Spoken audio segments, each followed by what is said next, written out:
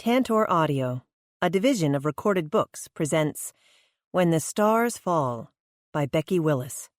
Narrated by Courtney Patterson. Chapter 1. Excuse me, ma'am. Did you just say you were going to kill someone?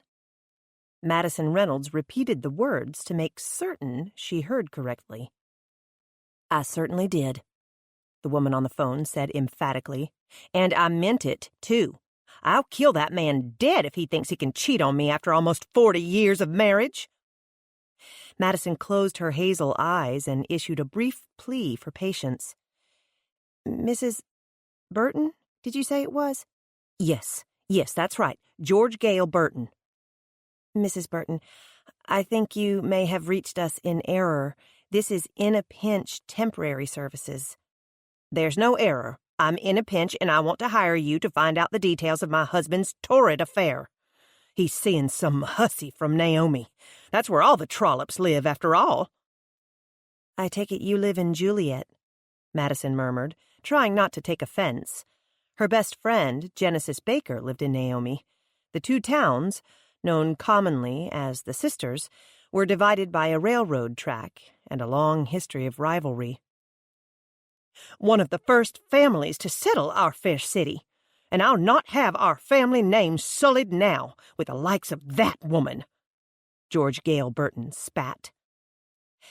I'm tempted to ask who that woman is, but I really am afraid you have the wrong impression about our company, Mrs. Burton. We're a temp agency. We fill in when employers are left in a pinch. I'm telling you, I'm in a pinch, and it's only going to be temporary because if I find out that scallywag really is cheating on me, someone is going to wake up dead. Her voice grew more shrill as she threw out the threat. Madison tried once more to instill reason into the conversation. I think you might be confusing our services with those of a private detective agency. The only confusion here is whether or not you want to take my money. Lucy Wynn said you charge $1,000. Is that correct? I'm afraid Mrs. Wynn may have given you the wrong impression. That may have been what she paid, but... Before she could explain her pricing structure, the other woman broke in. All right then, $2,000. Madison's mouth fell open, and her eyes went perfectly round. She sat up straighter, suddenly interested in what the woman had to say. What is it you want me to do, Mrs. Burton? I want proof. Proof that my Curtis is cheating on me. I want you to follow him, take notes of when and where they meet, snap off enough pictures so there's no doubt to what they're doing. I want hard evidence when I confront him and that two-bit hussy. Madison's conscience warred with her avidity. She needed the money. Her gig at the car dealership was winding down, and she had only a few odd jobs lined up. As long as Mrs. Burton understood she was not an official investigator and was merely performing amateur surveillance, surely there was no harm in taking the job. Forcing herself not to be greedy, Madison pushed out a sigh and said, $2,000 is too much, Mrs. Burton. Depending on the level of surveillance you desire, I'm sure $1,000 is more realistic. We'll need to meet to sign a contract and discuss what you expect from me. I expect you to clear the air once and for all. After 39 years, I know something is up with that man, and I plan to find out exactly what it is. Tell me when and where, and I'll bring you your money. Is cash money acceptable? Cash is good. Where is your office?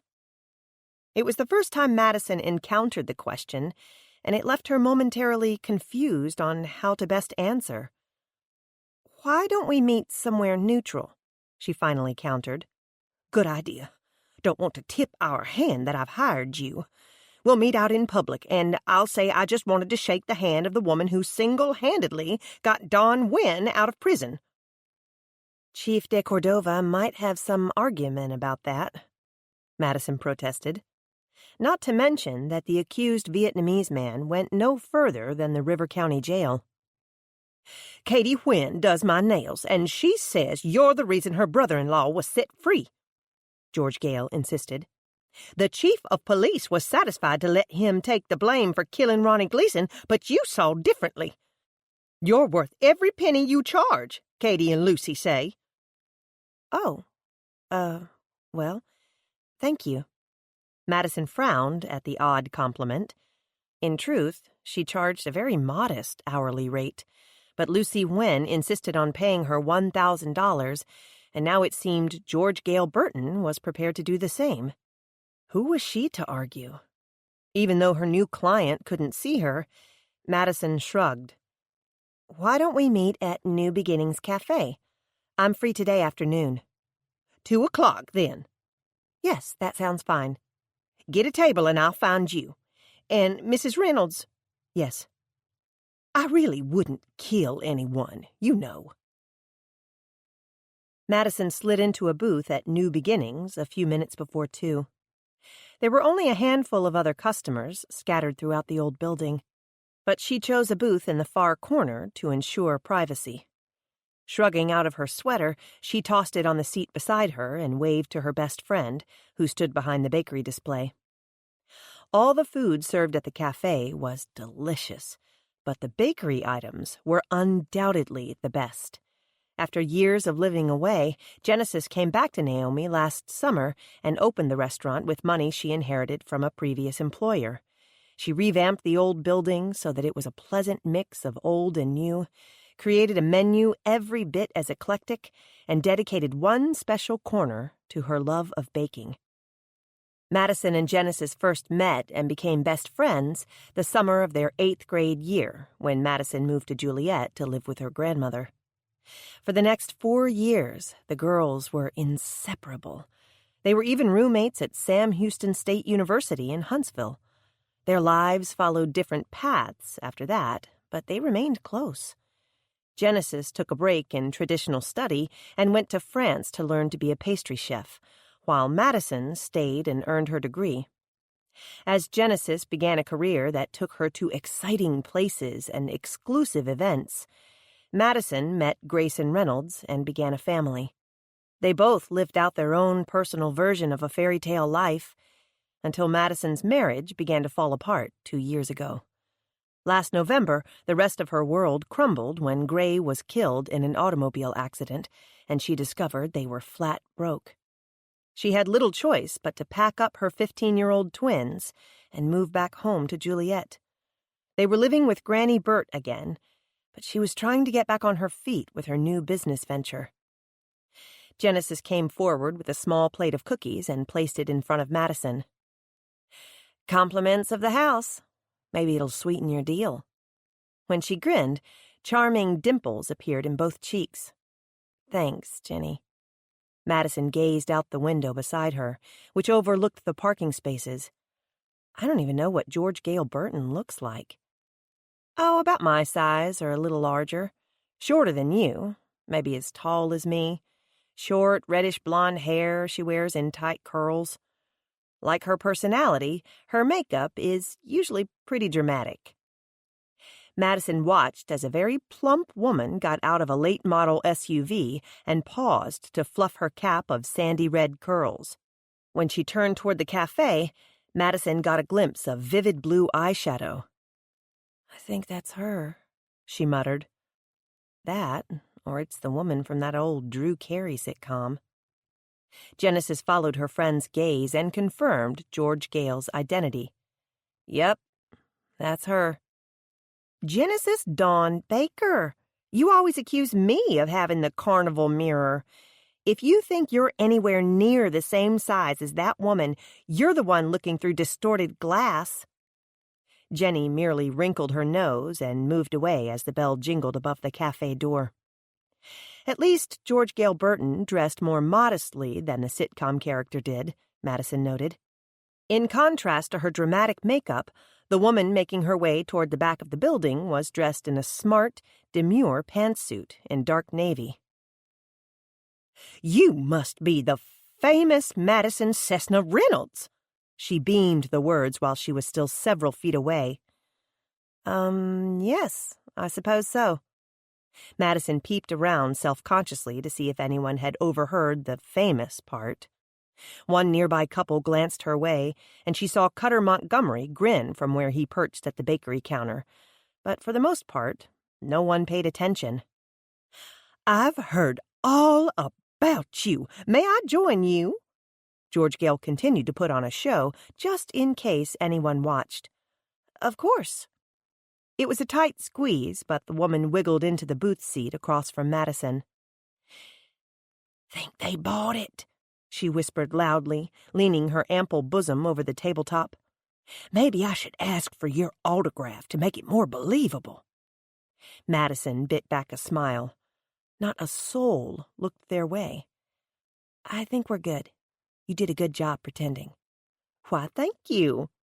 George Gale seemed genuinely pleased with Madison's comment.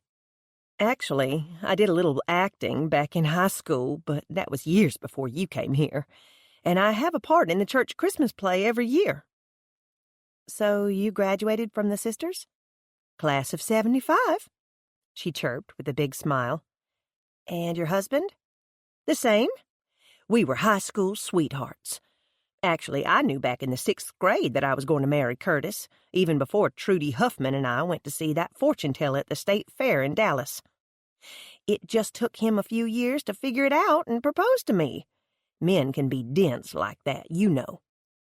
"So you've been married for almost 40 years and dated for several years before that. Why do you suspect that your husband is suddenly cheating on you after all these years?" George Gale's double chin quivered. Tears welled in her eyes. Madison wondered if a river of blue eyeshadow would pour down her face if she actually cried. "Because I found this." She reached into her oversized purse and pulled out a cell phone. She slid it across the table toward Madison. "Go on. Open it." With a bit of a frown, Madison hesitantly did as she was told. She worried for a moment about invading someone's privacy, but George Gale sensed her reluctance and said, "Don't worry. It's in my name, so technically the phone is mine. I'm giving you permission to read the text messages." Madison swiped her finger across the bottom of the screen to unlock it. As she did so, a series of text messages popped up on the screen. "Go on, read them. Just read what he and that hussy have been saying to one another." "Does she know? Not a clue. When can we meet? 2:00 Wednesday. Our usual place? Yes, can't wait to see your boobs." Madison looked back up at George Gale. She had to admit, the messages did appear incriminating. "Can you believe it? After I've given 3 children, my entire adult life and most of my childhood to that man, he goes off and has a torrid affair with that trollop." "What is it you would like me to do, Mrs. Burton?" Madison asked gently. It seemed fairly cut and dry to her. "I just admitted my deepest, darkest secret to you. Please call me George Gale. And I told you on the phone what I wanted. I want you to follow the weasel, get photographs and details. I want to flaunt it all in his face, just like he's flaunting her in mine." "Who exactly is her?" For the first time, George Gale seemed unsure of herself. She made a face as she admitted, "Well, I don't really know. The number is blocked. Text messages only." "Then how is he flaunting her in your face?" Madison wondered the thought aloud, just enough for the other woman to hear. "It was a figure of speech. But I'm sure he'll do just that. Once their affair goes public, he'll bring her to his family reunion and to all the ranch rodeo events. Get her to ride on the 4th of July parade float with him, have their picture made together for Christmas pictures, do all the things he and I once did together." Before the woman could dissolve into a flood of tears and smeared makeup, Madison broke in. "I think you may be getting ahead of yourself, George Gale. You don't even know for sure he's having an affair, much less that he will go public with his mistress and ask you for a divorce." "Divorce? Who said anything about a divorce?" "Well, I Madison stammered incoherently, realizing she had put her foot into her mouth with a thoughtless statement. With a glum sigh, her companion propped her elbows onto the table and cradled her full cheeks. "I guess that's to be expected, isn't it? That's the way it usually goes." Honestly, George Gale, there could be a perfectly good explanation for all this. George Gale raised perfectly groomed eyebrows, stretching the blue shadow to new heights. Really? Why else would they be meeting behind my back to look at her boobs? Well, your husband's not a gynecologist by chance, is he? Madison asked hopefully. Or a plastic surgeon? He's part owner in the cattle auction in Naomi. Yes, I heard they opened a new one off the highway, Madison murmured with a nod. He's partners with Jimmy Adams and your uncle, Jobert Cessna. A light of familiarity came to Madison's eyes. Okay, that's where I've heard this name before. And you and Aunt Trudy are good friends. We have been since first grade, George Gale confirmed. I've been too embarrassed to tell her about any of this. Have there been any other clues? Has he been keeping odd hours, staying out late, that sort of thing? If you know anything about the auction business, you know the hours are completely erratic. The sale starts at noon every Friday. If people bring in 300 head, the sale is over by 2 that afternoon. If they bring in 3,000, the sale isn't over until 2 the next morning. They often have special sales in the middle of the week or hold cattle over in the pens, so he spends a lot of time at the sale barn. Your uncle has his own ranch to run, and Jimmy is the ag teacher at school, so it's Curtis' responsibility to be at the barn most of the time. Has he been less attentive to you lately? Madison phrased her question carefully. What? Oh, you mean... No. A blush stained the other woman's cheeks, causing a similar shade to invade Madison's face. My Curtis is a very amorous man, no change there. So you're basing your assumption of an affair solely on these few text messages? With a huff, George Gale reached into her purse again. You obviously won't take me seriously, not until I've paid you, so here. She slid a bank envelope across the table. You count it, $1,000 in cold, crisp cash. Madison opened the flap and glanced inside, noting several $100 bills. Didn't you see the other messages on there? George Gale demanded. She scrolled back through the phone, flashing the screen toward Madison with every offending message. Like the pink behind's best. Work the ride. Hope we pull this off. There's definitely some hanky-panky going on, she declared. You'll take my case, right? Again, I must caution you that I'm not a private investigator. Can you operate a camera? George Gale asked in an exasperated tone. Yes, of course. Can you take note of times and dates? Well, yes. Can you drive a car? Of course. She didn't technically own one, not since her late-night rendezvous with an old pickup truck and a train, but she was driving a loaner from the dealership. As soon as her Uncle Glenn returned from his vacation, she planned to buy it. His return, of course, would mean the end of her job at Cessna Motors. But perhaps he would take the money in this envelope as the down payment. Then I don't care what you call yourself. I just want you to follow my husband, see where he goes, who he meets at what time, and take photographic proof that he's cheating on me. Can you or can you not do that? Madison could already think of a dozen things that could go wrong. She could also think of 1,000 things that could go right. Slipping the envelope into her purse, Madison accepted the challenge in the other woman's blue-shadowed eyes. I can do that, George Gale, she said with confidence.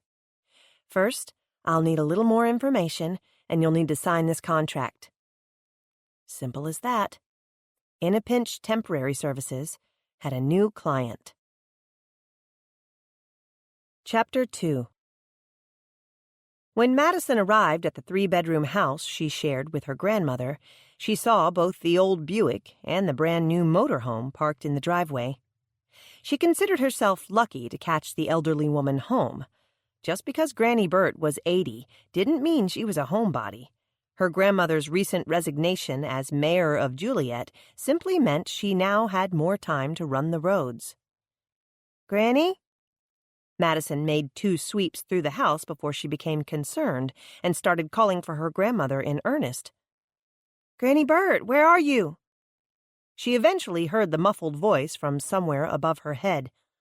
"Up here." "In the attic?"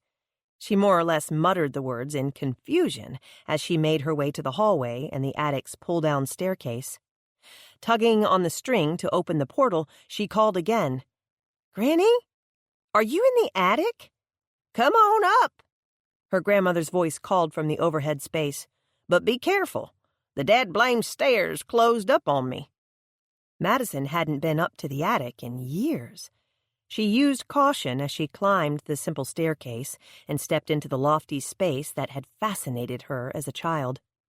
Tugged into odd angles and stretched across the varied corners of the old craftsman-styled home, the attic was large and rambling, and more crowded than she remembered. She spotted her grandmother beneath the low beam of a dormer, sifting through boxes by light from a window. "How long have you been up here? Are you all right?" Madison asked in concern. "I'm fine. Been here for quite a while, but I knew you'd be home sooner or later and come looking for me." Bertha Cessna brushed away her granddaughter's worry with a casual shrug. "What are you doing up here, anyway?" "Looking for some papers." "Do you need help?" Madison offered, ducking under a rafter to come closer. "Oh, I found what I needed an hour or 2 ago. I've just been visiting old memories. Seeing some of this stuff again is like discovering an old friend all over again." Madison understood what her grandmother meant when she glanced around, and her eyes fell on a familiar object. "You used to let me play with the hats in that old trunk," she remembered with a smile. "I would pose in front of that antique mirror and pretend I was somebody important." "You've always been somebody important, girl." Little words of encouragement such as those had helped Madison through many hard times. Granny Burt might be crusty, and certainly unconventional, but Madison knew she had her undying love and support. Even when she couldn't depend on her flighty parents, she could always depend on her grandmother. "So, what's that box you're digging in?" she asked conversationally. "Would you like me to carry it down so you can look through it in better light?" "Are you implying I'm too old and feeble to carry it down myself?" Madison laughed at the fiery comeback. "No. I figured you would have your hands full with whatever you came looking for to begin with." Granny Bert's only reply was to nod toward the box she pilfered through. "These are some pictures of the big house back in the day." That was what locals called Juliet Randolph Blakely's old estate. It dominated an entire city block and sat in prominent location off 2nd and Main, a grand 3-story structure that always reminded Madison of a wedding cake. "I'm sure it was really something back then," she murmured. After 100 years, it was in sad need of new paint and some major updating. "Oh, it was. And it will make a fine home for you and the twins." "Granny, I told you I can't afford to buy the big house, even if I wanted to." "So you're saying you don't want to live there?" "I didn't say that." "Not exactly. But you must admit it needs a lot of repair. That kitchen layout is a nightmare." "It was designed for the times, back before microwaves and dishwashers and pot fillers. It still has a wood stove and an icebox, mind you. Back then, room to roll out biscuits was more important than saving steps between the stove and refrigerator. But all that can be remodeled, you know. You have to look at the potential. There's plenty of room in that house for you and your young'uns." "Plenty of bedrooms and common rooms, yes, but very few bathrooms," Madison grumbled. "It's a grand house, Maddie, if you just give it a chance. I've always loved that old house, and it would make me pleased as punch to see you living there." "Why me?" Madison asked, not for the first time. "I told you. Everyone else is all settled. Except for your father with his chronic sense of wanderlust, all my boys have homes of their own. Same thing for my other grandchildren. But you need a house, and the big house needs an owner. More importantly, it needs a family to live in it. Seems like a perfect fit to me, even if some of the pieces have a few odd shapes." Still unconvinced, Madison chewed her bottom lip. "I don't know." Granny Burt ignored the negativity and continued. "Mama used to take me to work with her and let me play in the kitchen or on that long covered porch out back. While she whipped up dishes for Miss Juliet's dinner parties and afternoon teas, I would slip off and traipse all over that mansion. It has more than one hidden passage, you know." Her old eyes twinkled with the memory. "Your great-uncle Jubal and I would get into a mess of trouble hiding in some of those places, trying to spy on the grown-ups. A time or two, we heard things not intended for young ears, and one time I plumb near got stuck in a narrow spot beside the library fireplace." Enchanted by her grandmother's story, Madison forgot her misgivings about the house. "Did Miss Juliet ever catch you?" "No, but it's a wonder she didn't hear us giggling from behind the walls. We thought we were awfully smart, slipping through all those secret places." "So why did she have secret passages? I know why they did that sort of thing back in Civil War days, but she built the big house 50 years later. What, or who, did she have to hide?" There's no telling what she was thinking. Her daddy had the house built for her, an exact replica of the one he was building for Naomi across the railroad tracks. But rumor has it that both girls made a few modifications, no doubt trying to make her own house more special than the other. Miss Juliet was all about show, always concerned about appearances. She probably put in secret hallways so the servants wouldn't be seen carrying her dirty underwear. Madison laughed along with her grandmother, imagining uniformed maids carrying bundles of bloomers and old-fashioned corsets. Rose Hamilton, Granny Burt's mother, was the main cook at the mansion. Did she ever have to carry dirty dishes through those hidden halls? Shaking the visuals from her mind, Madison cocked her head. "So, I've always wondered, Granny, why did Miss Juliet leave the big house and almost everything else she owned to you?" "She left some money and property to my 3 brothers," Granny Burt was quick to point out. "Very little, compared to what she left you. She practically gave you her town." A look of sympathy flooded her grandmother's wrinkled face. "For all her airs and fancy ways, Miss Juliet was a lonely old woman. She wanted children so badly, but her husband died just a few weeks after they were married. I was just a baby when Mama first brought me along to work, and I think Miss Juliet liked to imagine I was her little girl. She would invite me to have tea with her, and she would show me her books. She loved to read, you know. I think it was her escape from a sad, miserable life. Even after I married your grandfather and started a family of my own, I would visit her at least once a week. Sometimes I think she may have lived her life through me." "Maybe that explains why she left everything to you, even though you're so different from her. Maybe you were brave enough to live the life she couldn't bring herself to live." Blake, Madison's teenage son, made a similar observation when she told him Granny Burt was heiress to the town. And maybe she knew if her town were to survive, it needed a new direction, one with strong leadership. "If you're trying to say I'm pushy and uncouth, you may have a point." She grinned as if the attributes were favorable. "You married the love of your life, raised 4 sons, have 7 grandchildren and a slew of great-grandchildren.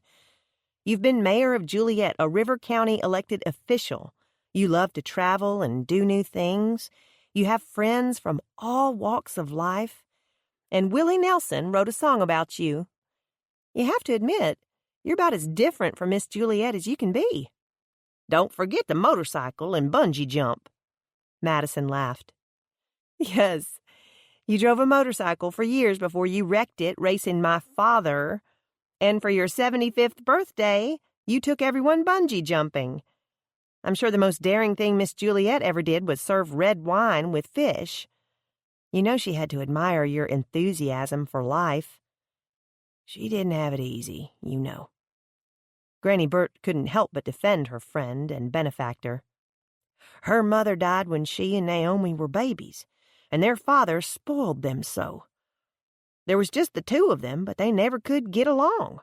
Their daddy had to give them each their own house and their very own town because the older they got, the bigger the rivalry." Familiar with the old story, Madison nodded in empathy. With no son to inherit his cotton plantation, Cotton King Bertram Randolph divided his dynasty into 3 distinct entities. Each daughter received plats to a town she could develop and manage to her own liking. Upon his death, the rich farmland went to his oldest and most trusted employee, Andrew de Cordova. It was a blessing Bertram Randolph never knew the final fate of his beloved daughters. "And then their father got sick, and they both fell in love with his new doctor," Madison recalled the sad legend. "They say Darwin Blakely was a real looker. Had some fancy doctoring degree from Philadelphia. Trouble is, the man couldn't make a decision without seeing which way his pecker blew." "Granny! Oh, don't act so scandalized," her grandmother chided. "You sound like Miss Juliet.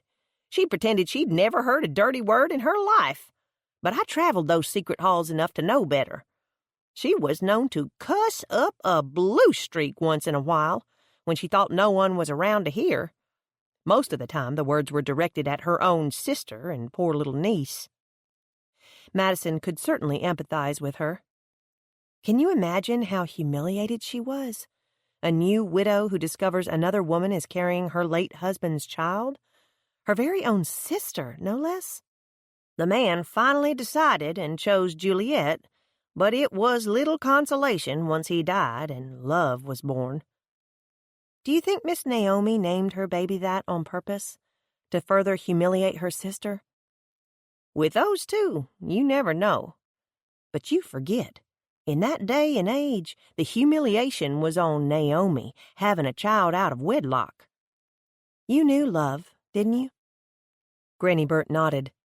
My mama never was one to put on airs or snub another soul. She didn't cotton to the notion of not being able to talk to neighbors just because they lived in the town of Naomi when she lived in Juliet. She was good as gold to everyone she met, and she encouraged me to make friends on both sides of the track. But the one person I wasn't allowed to talk to was Love Randolph. She felt she owed Miss Juliet that much. What about later, when you were an adult? Madison wondered. By then it didn't matter. Love married Hugh Redmond and died giving birth to their second child. Madison remembered going to school with some Redmond kids. Even though they had the money to buy nice clothes and nice cars and make-believe friends, they were never quite part of the in crowd at school. Back then, old prejudices still ran deep. I'd like to think the towns have finally evolved, have finally learned to be more tolerant of one another. What does it matter that 100 years ago someone's great-grandmother was born out of wedlock? What does it matter which side of the track you live on, what town your mail is addressed to? We share the same schools and public utilities. But I met with a new client today, and she is convinced that if her husband is having an affair, it's with a trollop from Naomi. That's where all trollops live, according to her. Granny Burt gave an unflattering grunt. She must not know Cherie Blackburn, Angie Jones, or Lana Kopetsky, she mumbled, only half under her breath. Louder, she asked, Who's your new client? Madison hesitated. Granny Burt could be an invaluable source of information, but she could also be an undeniable gossip. I'm not sure I'm at liberty to say. Her grandmother merely snickered. I understand. Customer confidentiality and all that. And you're probably undercover again, right? Madison squirmed uncomfortably, answering the question without saying a word. Okay, so I won't go around blabbing that you have a new client. I can be discreet. What do you want to know about this time? Again, Madison hesitated. She needed to follow Curtis Burton without being seen. Her only hope of catching him with his mistress was to catch him unaware, and that would be impossible if he heard about her surveillance through the grapevine. She warred with her options for a moment longer, before taking advantage of Granny Bert's uncanny knowledge of everything that went on in the sisters. What do you know about Curtis Burton? She finally asked. A fine, God-fearing, church-going man. Good father and husband. Your Uncle Joe Burt's best friend and business partner at the sisters' livestock auction. Practically raised that boy myself. He was in and out of the house so much. He was friends with your own daddy. All my boys, in fact. Granny Bert peered at her over the top of the opened box. You can't seriously be mentioning the name of Curtis Burton and Trollope in the same sentence. That man is as faithful as the sunrise. He dotes on George Gale. Crazy makeup and all. Granny Bert, you have to promise me that what I am about to say to you doesn't go beyond these walls. Madison stressed the words with a piercing gaze. Scout's honor. You weren't a scout.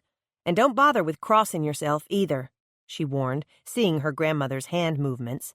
We aren't Catholic. Just tell me what you know, girl, Granny Bert said impatiently. Not until you promise. I promise.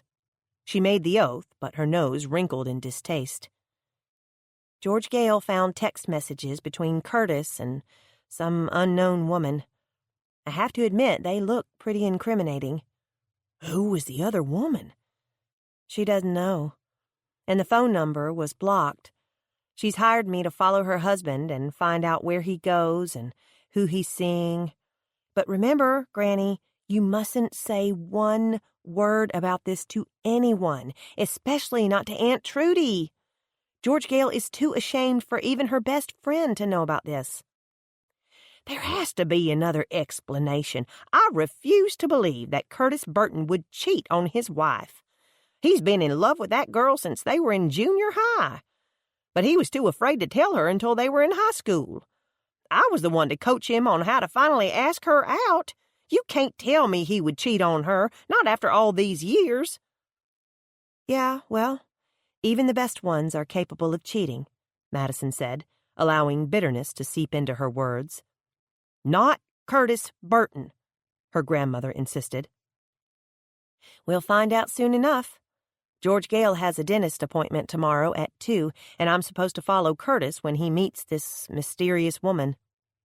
Won't do you any good because that man is not cheating on his wife. But I suppose you need to at least make a show of earning the money she's paying you.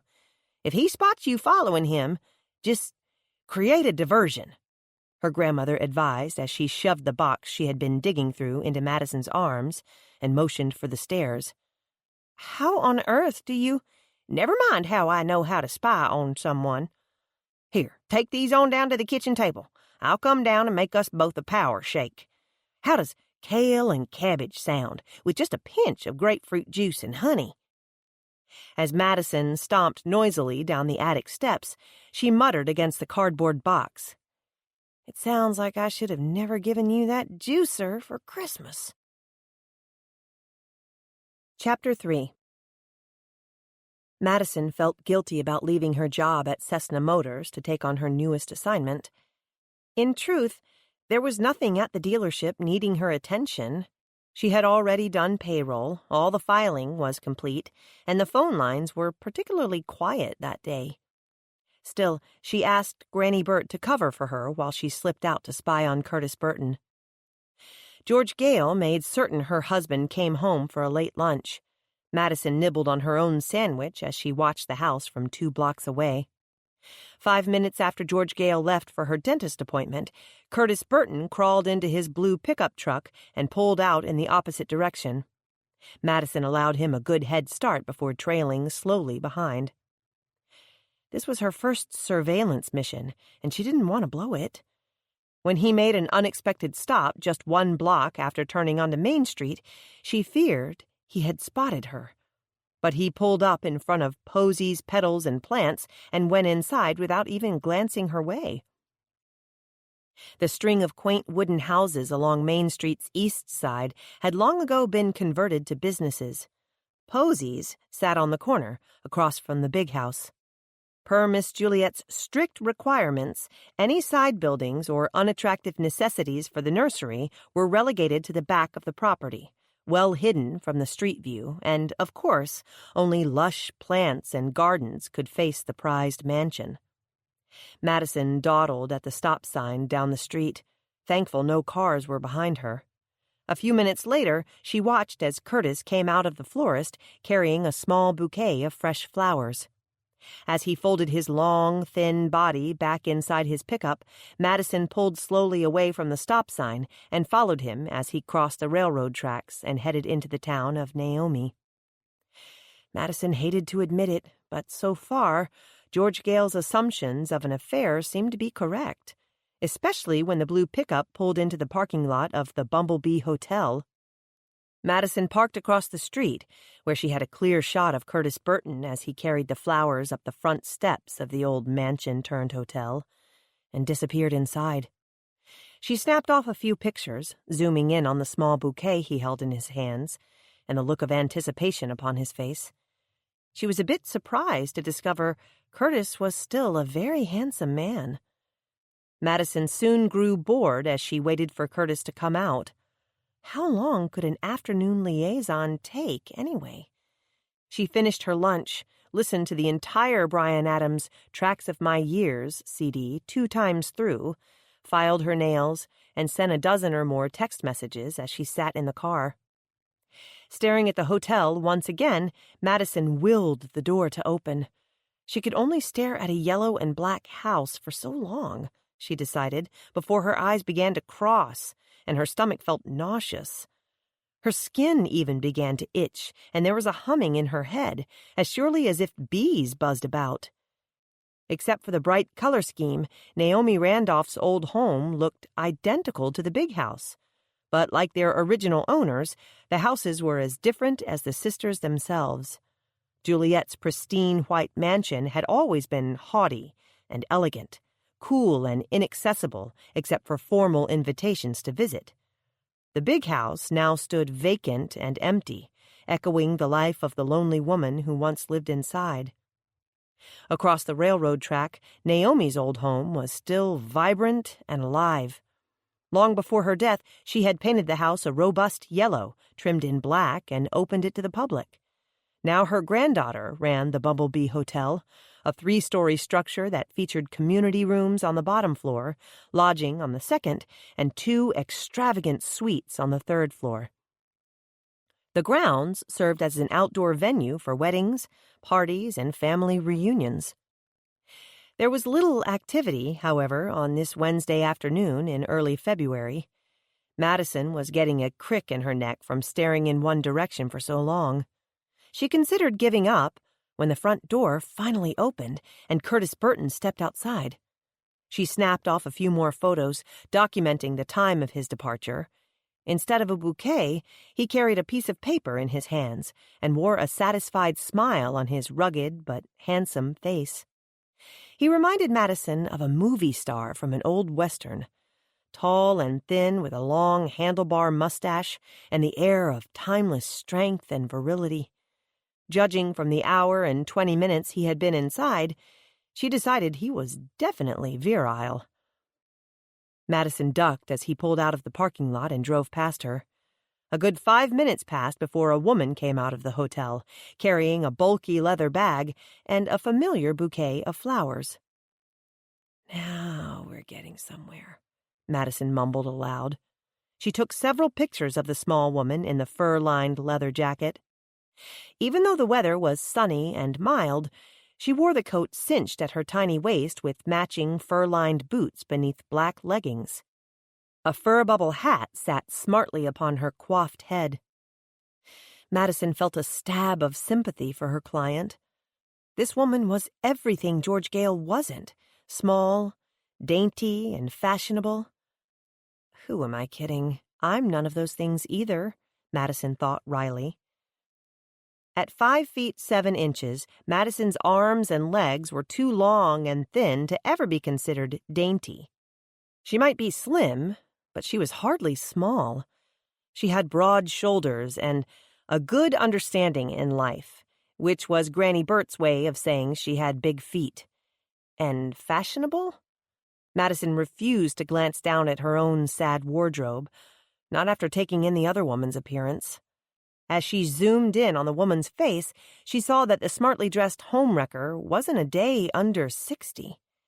The woman gracefully tucked her petite form behind the wheel of a late-model Lincoln. She took a moment to slide on designer eyeglasses and adjust her seatbelt before putting the car into gear. Jotting down the license plate number and car details, Madison noted the window sticker on the back glass. There were no trendy women's gyms here in the Sisters, but the franchised brand might be found in Bryan College Station or Waco. Even Houston was within easy driving distance. Judging from the woman's attire and overall aura of sophistication, Madison guessed she wasn't a local. She must be meeting Curtis here from out of town. Well, this poses a problem. Madison spoke aloud to herself as she trailed behind the white Lincoln through the streets of Naomi, heading toward the highway. She had enough gas to follow the car all the way to Houston, but did she have the time? The kids would be home from school soon.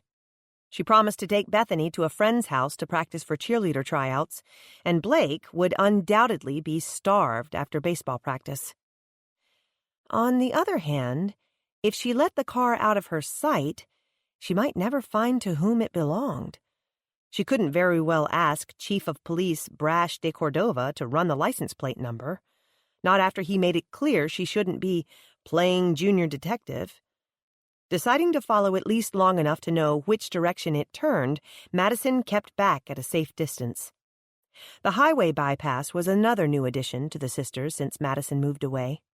The handy overpass sailed right over the railroad and the towns spreading out on either side. Newly constructed double lanes raced off in either direction, eager to offer an escape route.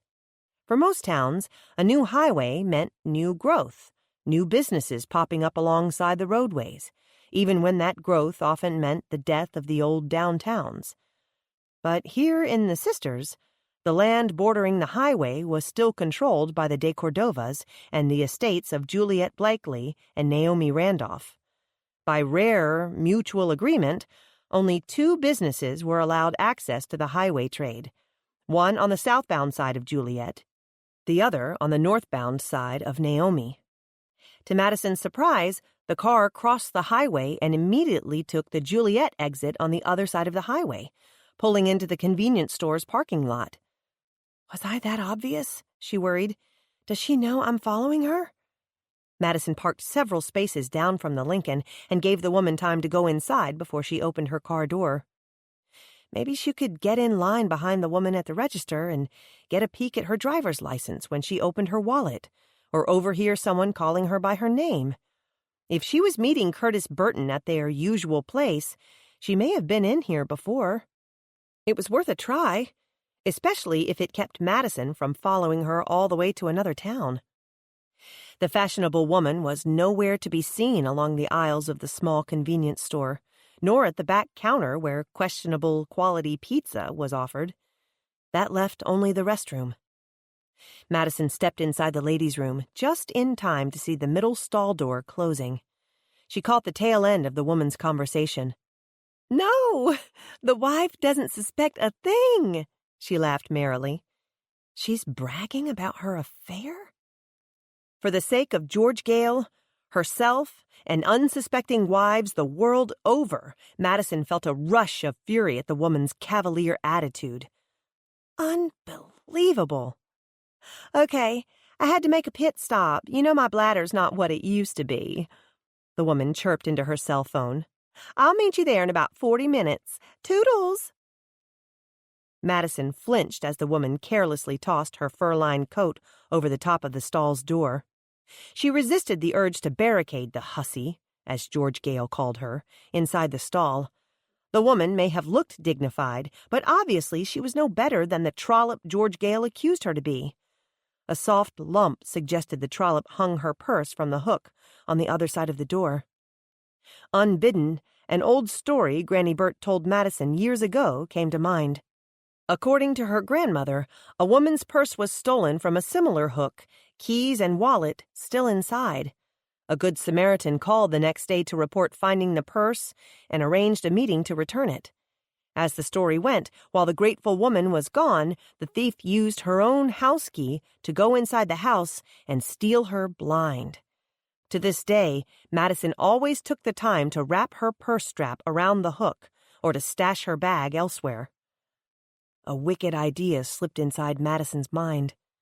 George Gale had paid her $1,000 to learn the woman's identity. But even if she followed the Lincoln all the way to another town, there was no guarantee of success. But there was another way. And Granny Burt had suggested a diversion.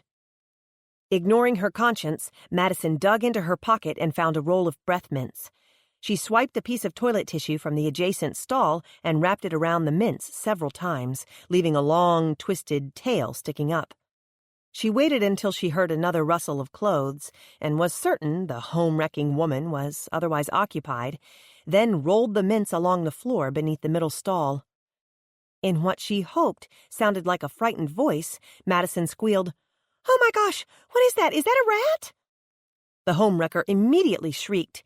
Madison's hands slipped over the door, snagging the purse as she heard the commotion on the other side. She could just imagine the woman jumping to her feet, black tights tangled around her knees, frantically dancing around the tiny space and scanning the back wall for a glimpse of the rodent. "Oh, it is a rat!" Madison cried again, even as her hand made quick work of jerking the wallet from the designer purse. A silver compact came out alongside the expensive wallet and clattered to the floor, adding to the noise and confusion. As it rolled into the stall, Madison added urgently, "Watch out! There it goes again!"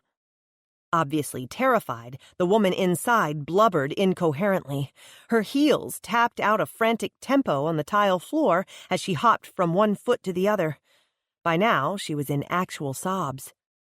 Tamping down feelings of remorse, Madison flicked the wallet open and quickly scanned the driver's license inside.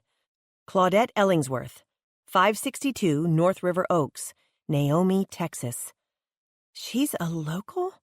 From right here, Naomi? Madison absorbed the surprise as she quickly slipped the wallet back inside the purse, yelled another warning that the rat was along the wall, and quickly dropped the purse over the stall door. Not bothering to find out if the strap snagged on the holder, she headed for the exit. "I'll call for the manager," she assured the frightened woman as she hurried out. By the time she reached the front of the store, guilt washed over Madison. That had been a cruel trick to pull.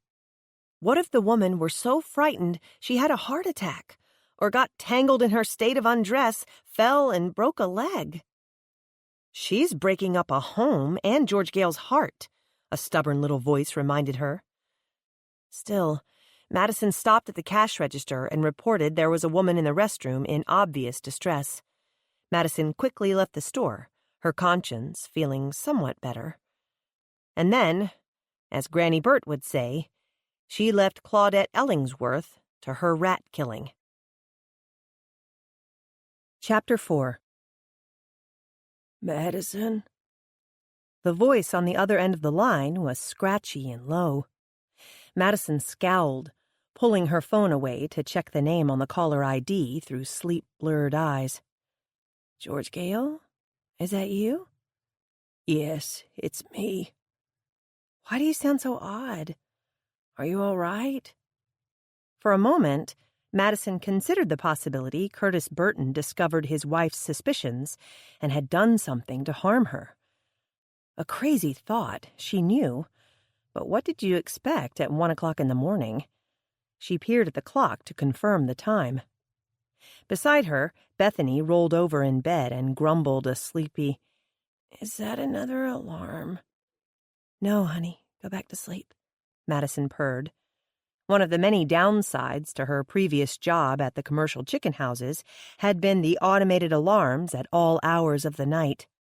If feed lines emptied out or temperatures changed too drastically, the computer called with an alarm, and she was required to go out to the farm to manually reset it.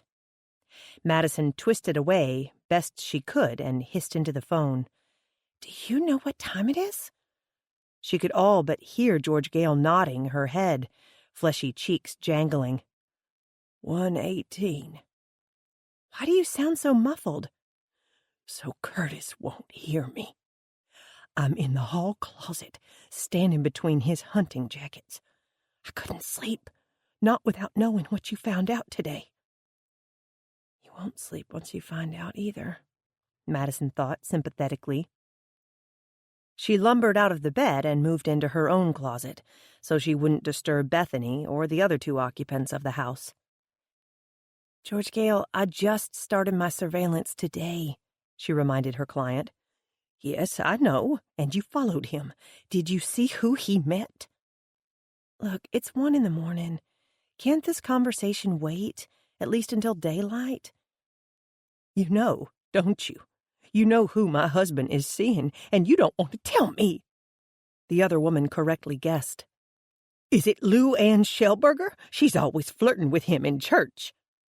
What? No. Madison had trouble imagining the timid second-grade teacher flirting with any man, much less a married one, and right under his wife's nose. Denise Adams. She called here the other day, claiming to have a question about selling her mother's cows. It's her, isn't it? No. George Gale guessed at least 4 more women before she made a desperate accusation. I bet it's Genesis Baker. I know she's your friend and all, but Curtis is always at her cafe. He carries on about how delicious everything is and how she's added a red velvet cupcake to her line, his very favorite kind. It's her, I know it is. Oh, for heaven's sake, it's not Genesis. Then who is it? George Gale demanded. It's Claudette Ellingsworth. The words no sooner left her mouth than she tried to recall them, but, of course, it was too late. Madison clamped her hand over her loose lips, horrified to have allowed sleep deprivation and exasperation to make her blurt out the truth in such a fashion. Where was her compassion? Her professionalism? Caress? George Gale breathed in dismay. Beautiful, dainty little Caress? The movie star? I thought her driver's license said Claudette. She had read the name upside down, so perhaps she had it wrong. The description sounded right, though. The DMV may know her as Claudette, but the world knows her as Caress. George Gale's voice was borderline reverent. With the next breath, it turned bitter. And now she has her claws in my husband, that backstabbing hussy. I'd like to give her a taste of her own medicine. I don't know for certain if anything is going on between her and your husband, George Gale. I just know that they met. Where did they meet? In Naomi? Where in Naomi? The other woman insisted. She would have to tell her sooner or later. At the Bumblebee, Madison admitted grudgingly. George Gale gasped. She stuttered an incoherent thought before quickly mumbling. I'm sorry to have wakened you. Good night. George Gale. The phone clicked off before Madison could finish. Pushing fingers through her hair, Madison lamented breaking the news to the shattered wife in such a heartless fashion, and in the middle of the night. But the damage had been done. Now, they would both have a restless night. Madison didn't look good in dark circles, but there they were, smudged beneath her eyes. After hanging up with George Gale, sleep was evasive. Around 3 a.m., she gave up all pretenses and got up to start her day. Luckily for her, the internet was open 24 hours and welcomed her online presence as she searched for a cheaper cell phone plan. Even on a full night's sleep, her day would have been hectic. Her tight schedule didn't allow for dealing with an irate customer at Cessna Motors or spending an hour on the phone with her insurance company, who seemed to blame her for last month's accident. She hadn't exactly encouraged being rammed into a train from behind, but the company failed to take that into consideration while bickering with her over every dime of the claim. By the time she locked up the office at 3 o'clock, she was late to Blake's baseball game. She only caught 2 innings before she had to leave to meet with a new client for In a Pinch. As with George Gale, she met him at the cafe. As soon as the client was out the door, Genesis slid into his recently vacated seat. "Penny for your thoughts." Madison pretended offense. "As badly as I need money? And you only offer a penny? What if I throw in a cup of coffee and Jenny Doodle cookies?" she asked, motioning to the very items in her hand. "Sold," Madison laughed. "What would you like to know?" "Why the long face? You looked pretty forlorn when I walked up, despite the fact you just signed a new client."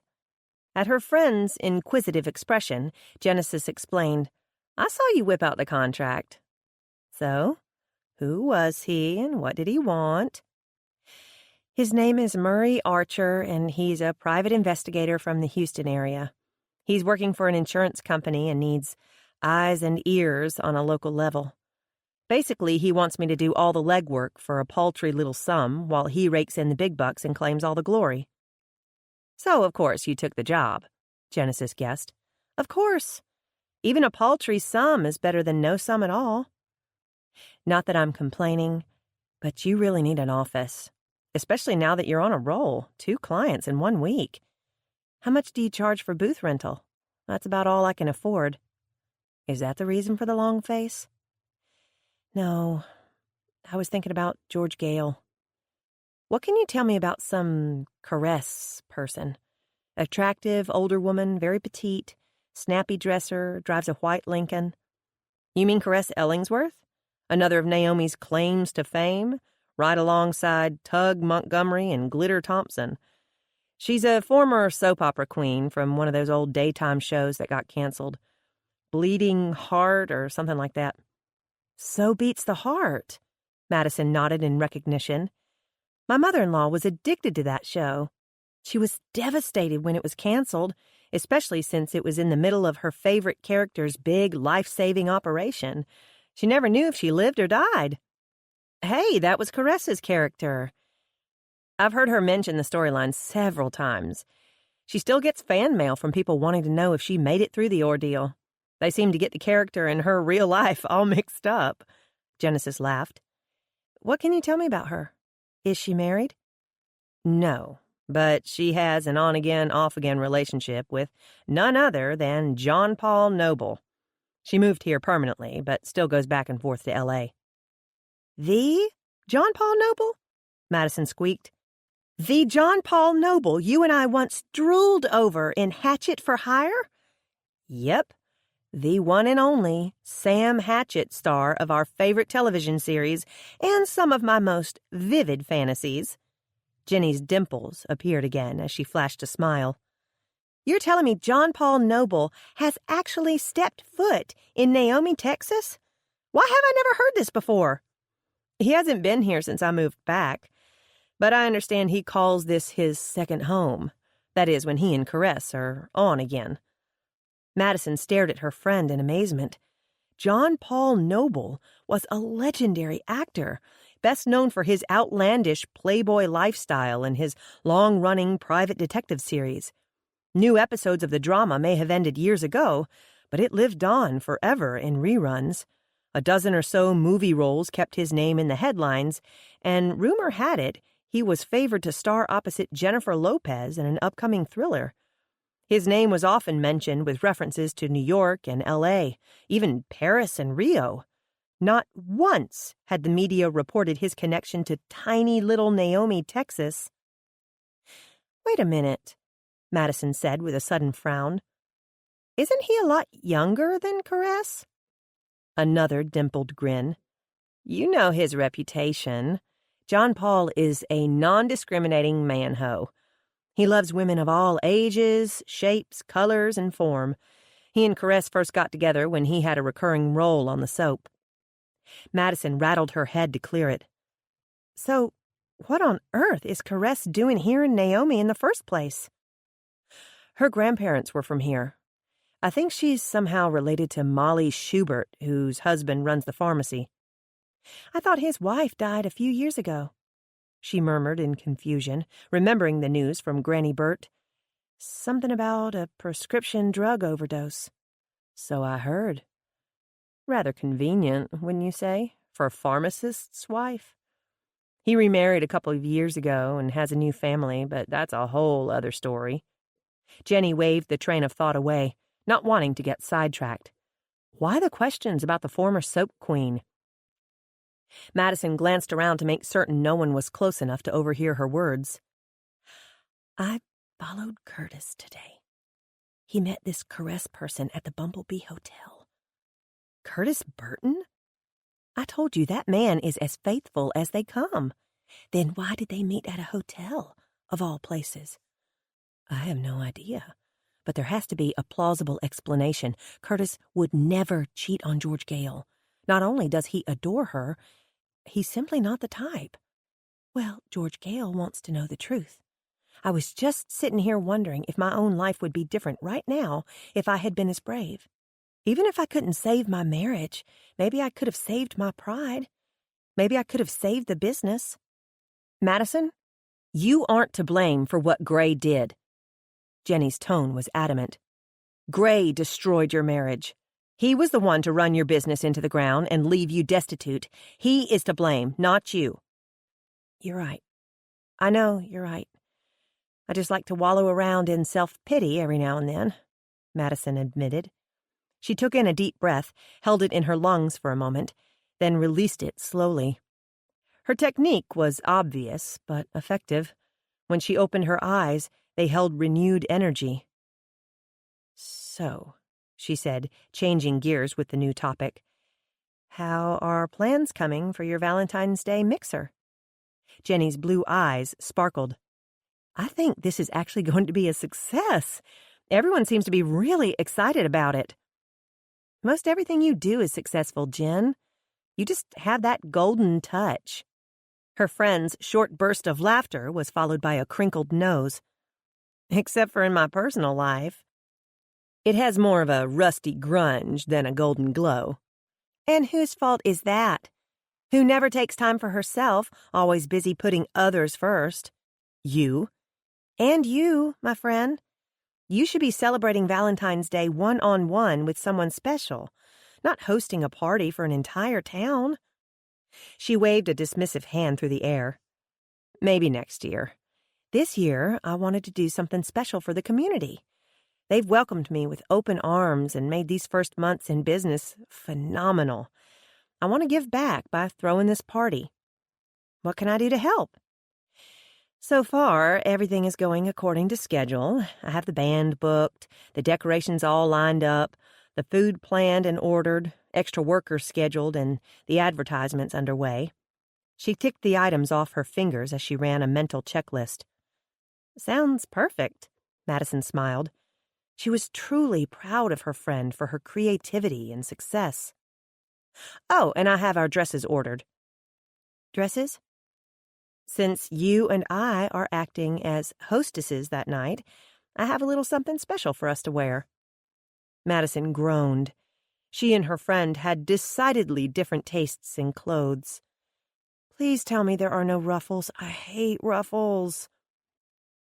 Genesis gave her a mysterious grin. All I will say is that you are going to be a knockout. Brash de Cordova had better step up his game, or he'll find he's missed his chance with you. Again. Stifling a yawn, Madison attempted a low-level threat. If I had the energy, I would insist on seeing the dress before agreeing to help you with the party. You've already agreed, Jenny reminded her. As Genesis touched up their coffee, Madison turned bleary, unseeing eyes toward the window. She idly watched as a white van pulled up outside, but she paid no heed to the fancy graphic painted on its side panel. Madison's sleep-deprived mind was elsewhere as her eyes lazily tracked the woman getting out of the van on the passenger side. She was dressed in a tailored red wool business suit and could easily grace the cover of a magazine, prompting Madison to make an abrupt declaration. "Valentine's Day dress aside, I need a new wardrobe." Agreed, but what brought on this sudden realization?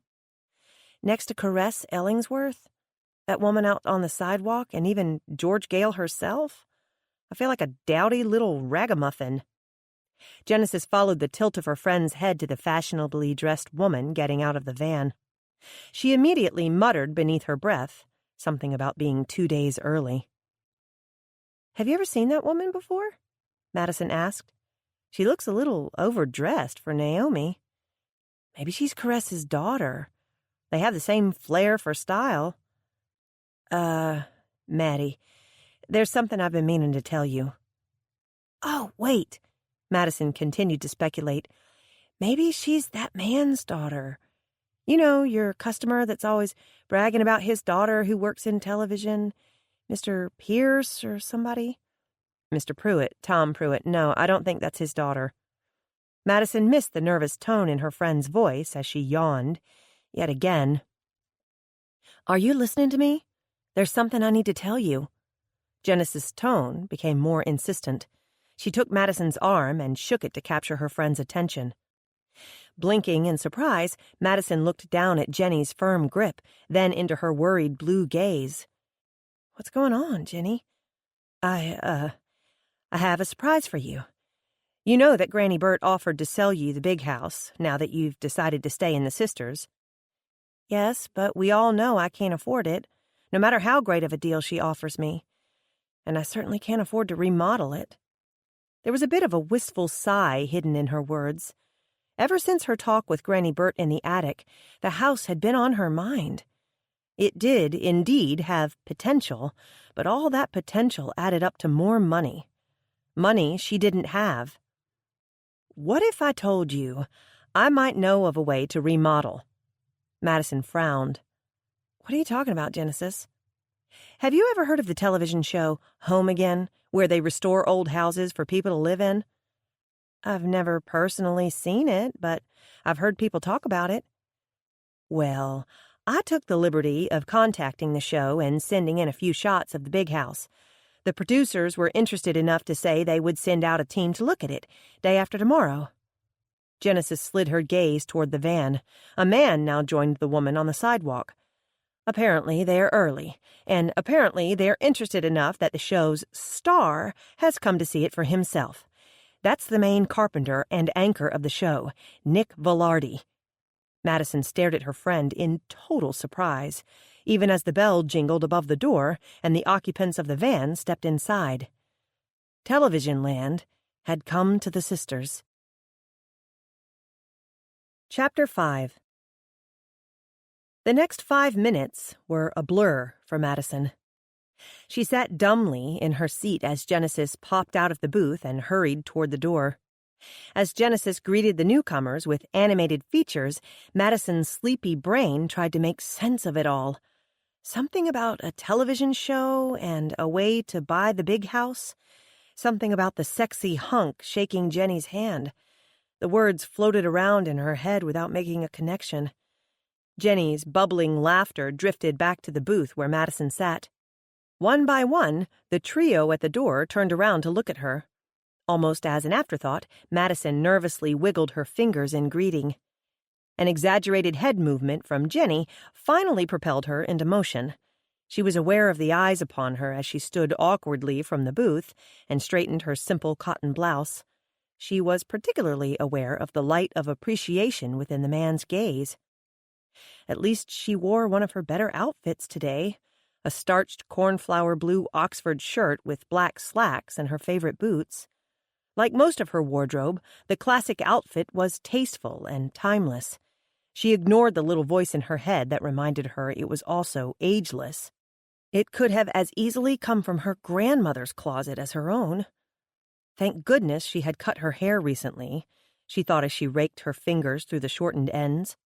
After years of wearing it long and straight, A sudden bout of wounded pride prompted her to give the stylist free rein on the style. The result was a very flattering bob that highlighted her cheekbones and made her nose look smaller and her eyes larger. The new layers added softness to her angular face and ended at a jaunty little angle just below her chin. Maddie, I want to introduce you to these people. This is Nick Velarde, star of the hit remodeling show Home Again, and his producer, Amanda Hooper. And this is Madison Reynolds. Genesis made the introductions as if Madison were the celebrity. The blonde woman in the red suit smiled warmly as she thrust out a hand in greeting. Mrs. Reynolds, what a pleasure to meet you. Madison's smile was hesitant and more than a bit confused. Hello. And I'm Nick. The deep voice, kissed with the faintest of Italian accents, immediately resonated with something deep within Madison. She lifted her startled gaze into a pair of dark blue eyes the color of a stormy sky. She thought she was prepared for the sizzle she instinctively knew was coming. Madison braced herself, but she literally jerked the moment his hand enveloped hers. A shot of electricity ricocheted through her arm, setting off sparks throughout her body. Embarrassment flooded her cheeks with a rosy red hue, but for the life of her, Madison couldn't pull her hand from his. The man wasn't handsome, not in the traditional way. Good-looking, yes, but there was an odd symmetry to his face. His nose was slightly crooked, his thick, dark brows not quite even. The distinct grooves in his cheeks were charming now, but she wondered how much the creases would deepen and change through the years. Still, there was something arresting about his face, something powerful. Other than Brash de Cordova, it had been years since any man, even Gray, caused her such a physical reaction. Surprise flashed in the depths of his stormy blue eyes. Did he feel it too? Or was he merely taken aback by her flinch? His voice seemed to have a new layer of warmth as he said, "It is definitely a pleasure to meet you." He still held her hand. Warmth crept up from his fingers and swirled low in her belly. In places Madison forgot even existed. She knew she should pull away, but she was held captive by the magnetism of his touch. Maybe I'm dreaming, she reasoned. I'm having one of those dreams where you try to move, try to speak, but your body won't cooperate. Or maybe I'm sleepwalking. I'm so tired. There was something intimate about his gaze. Their handshake lingered past the 2 to 5 second rule, stretching well into the 10-second range. As he finally released her hand, his fingertips brushed softly over her palm, setting off a new wave of erratic heartbeats. She had never seen his show, but Madison was suddenly his biggest fan. Amanda Hooper spoke up, filling the awkward silence. Miss Baker tells us you have an intriguing house you'd like for us to see. Is this a convenient time for you? Her smile was expectant. Well, Madison knew she was stuttering, but her mind refused to work properly. I suppose so, she managed to say. Wonderful, we can take the van. The television producer gave a bright smile that said everything was decided. Would you give us a minute? Jenny was already taking Madison's arm and tugging her friend toward the back booth. The moment they were out of earshot, she whispered, What is wrong with you? You act like you're in a trance. I think I am. What did you do? I told you I sent in pictures of the big house to have them consider it for the show. And don't worry, I have the key. How did you? Seeing the dazed expression on Madison's face, Jenny gave her arm a comforting pat. Don't worry. Granny Bert and I took care of everything. Go get your purse while I tell the staff I'm leaving. She stepped away before Madison could ask questions. Genesis asked Shiloh Dawn Ned Balick to watch the cafe in her absence. Who is that? The young woman asked in a dreamy voice. The waitress' eyes were glued to the man at the door. He looks kind of like the guy on that TV show Home Again. Don't tell anyone? But that's exactly who it is. It is? You're kidding. What's he doing here? Shiloh Dawn all but squealed. I'll tell you later. Genesis turned to the young man sitting at the counter. It was a known fact that Shiloh Dawn, along with almost every other female in town, young or old, had a crush on the handsome young firefighter. Cutter, keep an eye on her for me, while she keeps an eye on the cafe. I don't see what all this fuss is about. There was a slight sulking tone in the young man's voice. Was he jealous of the way Shiloh Dawn all but drooled over the television star? You're staring at him like the heavens opened up and dropped him down to earth. When Genesis glanced up at him, his accusing gaze centered on her, not the waitress. She merely laughed. Hey, it's the same way most women in town look at you, she quipped. Her eyes wandered back to the man of topic.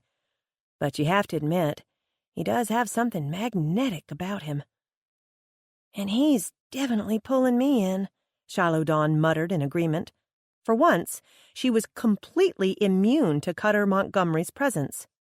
Jenny grabbed her cell phone and keys from behind the counter, laughing as she gave Cutter's arm a sympathetic pat. His face scrunched with a deep scowl as he watched her walk away. Are we all ready? Amanda Hooper smiled. She opened the door for Genesis to follow her out. At the back booth, Madison called home to say she was running late. As she hurried to join the others, Nick Velarde politely waited for her. He put a hand to her back as he held the door for her. Madison braced herself for his touch, prepared this time for the jolt of awareness that pricked her spine and radiated inward. His hand remained lightly on her as he fell into step beside her on the sidewalk. Madison stole a glance at him. He was taller than Gray, yet not quite as tall as Brash. Tall enough I can still wear my boots, she mused. Gray never allowed her to wear heels, insisting she was already tall enough. Unlike her late husband, the television star had a powerfully built body, more sinew than flesh. Macho was the word that sprang to mind and echoed within her soul. Long after he dropped his hand, she felt the reverberation of his touch. Amanda Hooper kept up a steady chatter as they followed her to the white van. As Nick hurried around the women to slide open the side door, she asked Madison, So, what made you call the show? Are you a big fan? Honestly? She slid an apologetic glance Nick's way. I've never seen the show. Jenny spoke up and saved her friend from further embarrassment. Actually, I'm the one who called, and yes, I am a fan. And I know the big house will be exactly what you're looking for. The big house? Amanda echoed. What the local people call Juliet Blakely's old mansion. Well, let's go see the big house, Nick said, offering Genesis a hand and climbing into the van. Genesis guided them over the railroad track and into the town of Juliet. 2 blocks, and they were there. Like its twin on the other side of the tracks, the estate encompassed an entire city block and featured a 3-storied house with tiers and curves and plenty of lattice edging. Large old trees, mostly oak and massive pecan, dotted the yard. A few pines mixed in here and there for year-round color. Tucked behind the house was an assortment of necessary outbuildings, a carriage house turned garage, a gardener's shed, a sagging gazebo, and a battered caretaker's cottage. Gazing at the big house through the windshield, Nick let out an appreciative whistle. The women were already out of the van while he still ogled the mansion. We can use the walk, Madison said, scurrying ahead to the footgate. An elaborate white wrought iron fence surrounded the property and featured an electronically operated gate for automobiles. But the smaller footpath served their purpose well. She opened the gate and led the way up the cobbled path edged with flower beds and small shrubs. Nick Velarde craned his neck, trying to see everything at once. Pure wonder stole over his features. His mouth hung open as his lips curled upward in a smile. The look of enchantment somehow made him even more attractive, something Madison hardly needed. She was trying her best to ignore him so that she could get her reeling senses back under control. Amanda, I haven't even seen the inside yet, Nick murmured, still looking around. But I want this house. It is magnificent, isn't it? His producer agreed. Turning to Madison, she was clearly impressed. "And this house actually belongs to you?" It was more of a rhetorical question, meant as a compliment. "Well, not exactly," Madison admitted. "What?" The barked word came from Nick Velarde as he snapped his attention back to the woman unlocking the front door. The smile immediately died on his face, and suspicion crept into his eyes. "Is this some sort of prank? If you dragged us all the way out here—" "Nick, before we jump to conclusions, let's hear what they have to say," Amanda said calmly, but the friendly light had gone from her eyes. Madison huffed out a sigh as Genesis quickly explained. "As I mentioned, I was the one to call the show." "Oh, so you own the house?" Amanda looked relieved. "No, Granny Burt owns it, Madison's grandmother, but she's offered to sell the house to Madison." Amanda Hooper was clearly confused. Nick Velarde looked angry. "I'm afraid I don't understand." Irritation made the producer's words sharp. "Why did you call our show if neither of you owned the house? We came all this way to see a home we could remodel for the actual owner, not a prospective buyer." "Please let me explain," Genesis said. "This is a very historic home, built in 1915 by the founder of this town, but obviously it needs some major work. Madison's grandmother wants to see that the mansion remains in the family and is restored to its former glory, but that will take a great deal of money. Please don't be angry with Madison. Granny Burt and I took it upon ourselves to call your show and invite you here. Madison knew nothing about it." Amanda was not appeased. She fairly snapped. "Exactly what were you hoping to accomplish by inviting us here?" Genesis pointed toward Nick and offered a simple reply. His exact reaction? Seeing their scrunched foreheads, she hurried on to explain. "I think if you'll just step inside, you'll understand why I called you. This house would be perfect for your television show. I can see an entire season being dedicated to its transformation, but, of course, that's not my call. Madison doesn't have the money or the means to restore this house on her own. It will require a very talented and capable carpenter, someone who really knows their business. Please, just come inside and see if you agree." Jenny's heartfelt speech was so compelling, the couple followed her inside without another word. One step into the foyer, and Nick Velarde was practically drooling. He dropped to one knee and ran his hand over the old wood floor, his touch almost reverent. The finish was worn in places, its shine dull to none, but the beauty of the wood grain was undeniable. He rapped on the floor with his knuckles. "This is quarter-sawn hickory," he said in awe. "This is all original. And considering the age and high traffic pattern, it is in remarkable shape." Excitement glowed in his eyes as he peered around the room, his hand still touching the floor, as if to stake his claim. "Look at that lattice work in the corners. The carving on that chair rail." He stood so he could wander around the entryway. He seemed to be talking to himself as much as to them. "The plaster is in poor shape, but that can be easily fixed. And that staircase, that banister is absolutely amazing." He gazed around the room again, his mouth hanging agape as his dark blue eyes danced with imagination. When his attention zeroed in on Madison, she felt the jolt of his passionate enthusiasm. "This is incredible." Jenny grinned, displaying her dimples. "Just wait until you see the rest." Madison swept along with the others, trying desperately to hide the fracas brewing within her. The passion on Nick Velarde's face did strange and wicked things to her.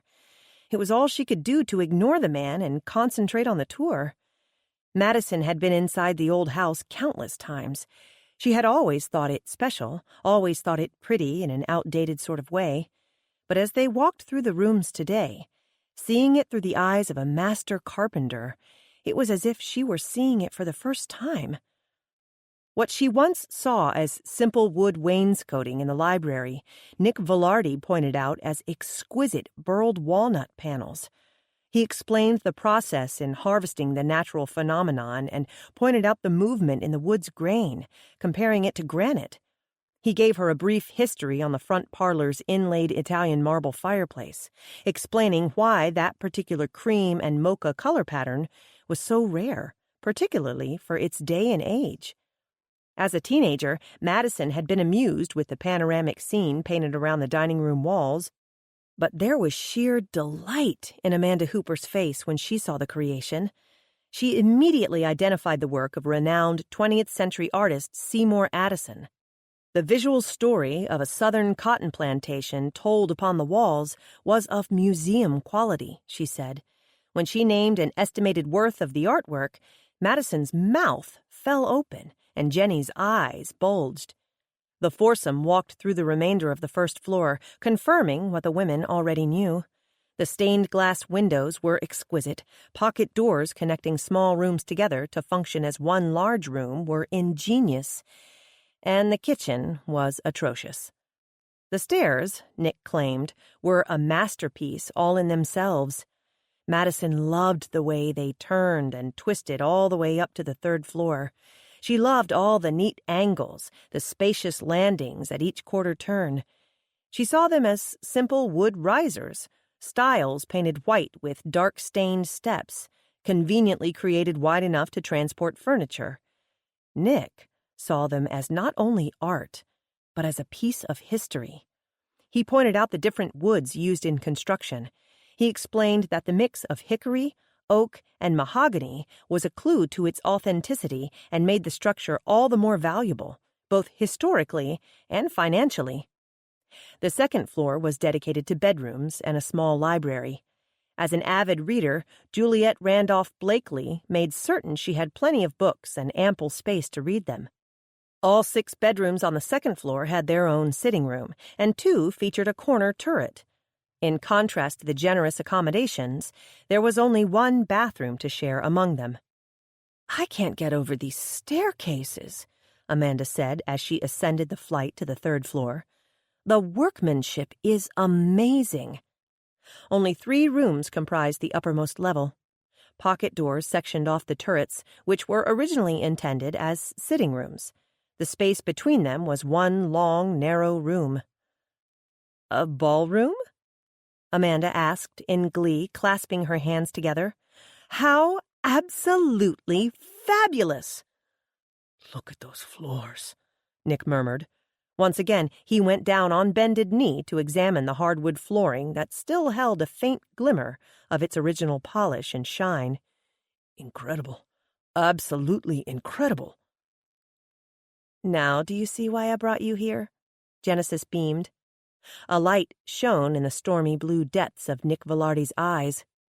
It could be described as excitement, perhaps zeal, but Madison decided the best description was hunger. There was no doubt he craved this house and the opportunity to restore it to its former glory. "So what is it that you propose, Miss Baker?" he asked, slanting a crooked eyebrow her way. His voice was a mixture of caution and eagerness, flavored with a touch of skepticism. "That you restore this house so that Madison and her children can live here." "You're married?" The surprise was evident in his voice as his eyes flew to Madison. She thought she saw disappointment flash in his eyes, but there was no denying the censure there. "Widowed," she corrected quietly. She waited for the look of pity that usually followed her announcement, waited for the sense of guilt that normally snuck upon her. Propriety dictated she feel grief over the title, particularly so soon after Gray's death. Her apathy most often created more guilt than any sense of actual mourning. "I'm sorry to hear that," Nick replied with sincerity. "Widowed and homeless with teenage twins," Genesis announced, bobbing her blonde head for emphasis. She refused to meet her friend's eyes, knowing they would be ablaze with embarrassment and indignation. In her opinion, now wasn't the time for pride, not when she was trying to make a deal. She's in the process of buying the house from her grandmother, but there's no money in her budget for renovations, not the way they should be done. A house like this deserves special attention, don't you agree? And that's why I called you. Would you or would you not be interested in featuring this house on Home Again? Of course we're interested. Amanda's voice trailed off with a silent but. She shot a glance at Nick, whose stormy blue eyes reflected his thoughts on the matter. Could we have a few moments alone? He suggested. Of course, take all the time you need. Do you mind if we take a few photos? Amanda asked. Take all you like, Madison offered. We'll go on downstairs. You can join us when you're done. Yes, take your time, Genesis agreed. We'll wait for you in the dining room. Now that you've educated me on that mural, I want to take a closer look at it. At the reminder of the mural, Amanda's eyes glowed, exactly as Genesis intended. Madison waited until they cleared the second floor and were descending the final staircase to hiss. I couldn't believe you back there. Why did you tell them I was homeless? Because you are. I am not homeless, she denied in an adamant whisper. You live with your 80-year-old grandmother because the bank forced you to either sell your home at a loss or have it go into foreclosure. Her gentle tone softened the harsh truth of the words. Madison looked glum. I've lost just about everything I have, Jenny. Do you have to take my pride as well? Oh, honey, I'm not trying to hurt you. I'm trying to get your house remodeled for free. Free? Are you crazy? There's no way they will remodel this place for free. It's going to cost a fortune. Yep, Genesis agreed glibly as they reached the bottom step, which is why you can't afford it and they can. But for free? There's no way. Didn't you see that look in Nick Velarde's eyes? He's already in love with his house. That look on his face tells me he's not about to let this jewel get away. And Amanda will go along with it, if for no other reason than the dining room mural. Where did you learn your negotiating skills, by the way? Having her meet us in the dining room was almost cruel. Not cruel, strategic. If for some reason they decide to pass, one more look at those walls will definitely change her mind. Jenny grinned with unabashed confidence. You should be the one working at the used car lot, not me, Madison mumbled. Clearly unconcerned with her friend's implied insult, Genesis looked down as her phone binged. Fishing the instrument out of her pocket, she frowned as she read the text message across the screen. It's the restaurant. I swear I can't leave that place for 10 minutes without things falling apart. And you love every minute of it. Yeah, I do, she admitted with a guilty grin. Excuse me while I call Shallow Dawn and see exactly what she means by the shit just hit the fan. Chapter 6. As Genesis went into the dining room to make her call, Madison wandered into the front parlor. She tried to imagine a time when homes necessitated so many rooms. The elegant home she and Gray occupied in Dallas featured both a formal living room and a comfortable den, but for years, Granny Burt had managed comfortably with one single room to serve both functions. Juliet Blakely, however, needed a formal parlor, a ladies' parlor, a library, a formal dining room, and a breakfast room.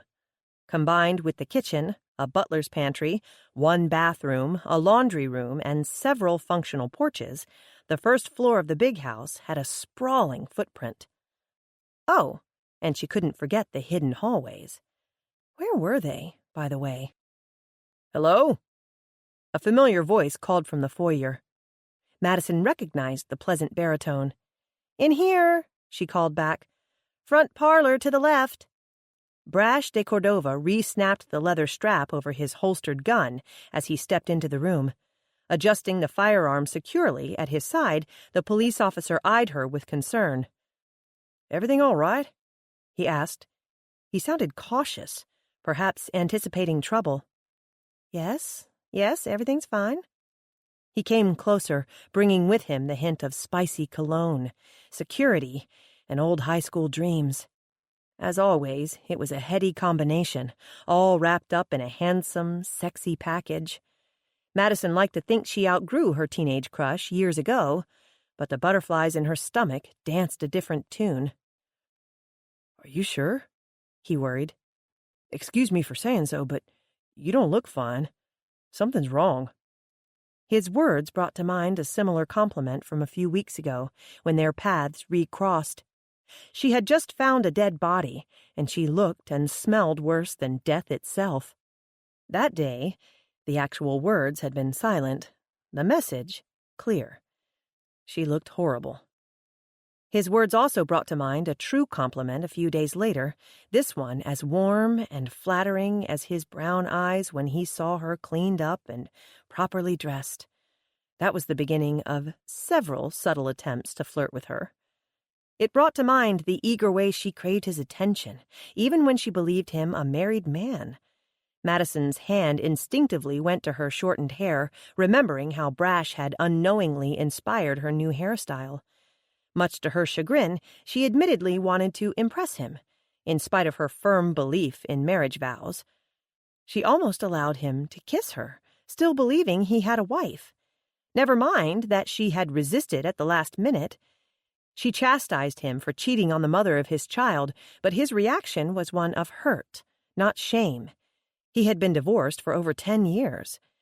He was disappointed that her opinion of him was so low. Since that time, encounters between them were awkward and few. His words brought to mind the situation she was in now, with no money, no home, no clear path for the future. They brought to mind the dilemma of the day. Walking through the big house, seeing it through the eyes of Nick Velarde and Amanda Hooper, made her yearn deep in her soul for something that could not be. She would love to own the house, to be the one to restore it and fill its vacant halls with love and laughter, to finally make the empty old house a home. The irony of today's tour was that it showed her how much she wanted to live here and how impossible that dream really was. Brash's words brought to mind Nick Velarde and the fool she had made of herself. How embarrassing, jerking like that from a simple touch. When had she become so pathetic? It seemed to be a special talent she had, behaving like an idiot in front of men she was attracted to. "Maddie?" Brash repeated, coming close enough to touch her cheek. "Tell me what's wrong." Ridiculously close to tears, Madison closed her eyes and leaned her cheek into his large palm. "That would take too long," she whispered. "I have time, if you do." His words were warm and reassuring, the first real promise she hadn't done permanent damage to their budding... what? Relationship? Romance? It was still too new and fragile to even have a name. Madison opened her eyes to look into Brash's face, hopeful she might find the answer there. Her attention, however, was snagged by the smiling man entering the room behind Brash. Nick Velarde stepped into the parlor with his producer close behind. Nick's stormy blue gaze went immediately to the uniformed man touching her face. When his eyes flickered back to hers, they held a quick flash of accusation. The look was gone in an instant, right along with the smile from his face. Brash felt Madison stiffen, even as he sensed the presence of others. He tried to bite back the irritation of being interrupted. Maddie had been on his mind for days now, weeks if he were being honest with himself, ever since he saw her again for the first time in 20-odd years. He had spent several restless nights since then, thinking about his botched attempt at a kiss, wondering what would have happened if he had been successful, dreaming about what she would taste like, what she would feel like in his arms. He had always known she had a crush on him back in high school, but he had foolishly taken her feelings for granted. He had thought about dating her back then, but somehow never got around to it. Soon, life took them down opposite paths, and he all but forgot about the tall, slim brunette, until suddenly she was back in town, and in trouble. She not only discovered a dead body, but someone tried to kill her. Twice. He almost lost her, before he hardly even found her again.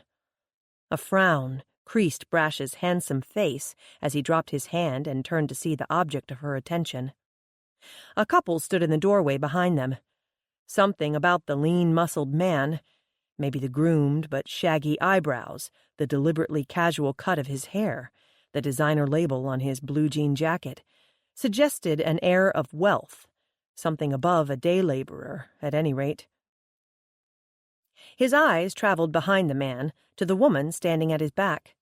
She was an attractive blonde with modest curves beneath her bold red outfit. Judging from their distance apart, the couple was more likely business acquaintances than lovers. The assumption was confirmed by the fleeting expression in the man's eyes when he looked at Madison. Brash didn't know who the man was, but he had no right to look at Maddie like that. Not his Maddie. He ignored the little voice that reminded him she wasn't his to begin with. Before Brash could mark his territory, the other man spoke. His words were as stiff as his movements. "I didn't realize you were expecting company, Mrs. Reynolds." I wasn't. He's not," Madison stammered. "Company, that is." She added the last, lamely, as she realized she was making a fool of herself in front of both men now, at the same time. "It's so much more efficient this way," a sadistic voice said in her head. Why was Maddie acting so guilty? Brash wondered. You would think they'd been caught making out, which, he acknowledged, wasn't at all an unpleasant thought. Brash stepped forward to instinctively shield her body with his as he extended his hand. He introduced himself in his official voice, the one reserved for exerting his authority. "Brash de Cordova, chief of police here in the Sisters. Nicholas Villardi." Brash appreciated the way the man used a firm, confident grip to shake his hand. He looked the lawman straight in the eye, something many men were too intimidated to do. Nicholas Villardi came up a few notches in Brash's esteem. Moving aside to make room for the woman behind him, the dark-haired man swept an arm in her direction. "And this is my producer, Amanda Hooper." "Ma'am." Brash nodded in polite greeting as he took her hand, noting the unusual violet color of her eyes. She darted a nervous glance at Madison as her hand lingered in his. "We do have permission to be here, don't we?" She looked back at Brash, her eyes dropping to the police insignia embroidered on his jacket. "What? Oh, yes, of course." Madison laughed in understanding. "Brash is a friend." Brash de Cordova. Nick tried out the name on his tongue as recognition dawned in his eyes. He nodded as he wagged a finger at the officer. "You played for Texas Tech, then went on to the NFL before coaching college ball. I knew I recognized that name." Brash gave a self-conscious laugh. "Careful, you're telling my age now." "I remember that game you had against Alabama.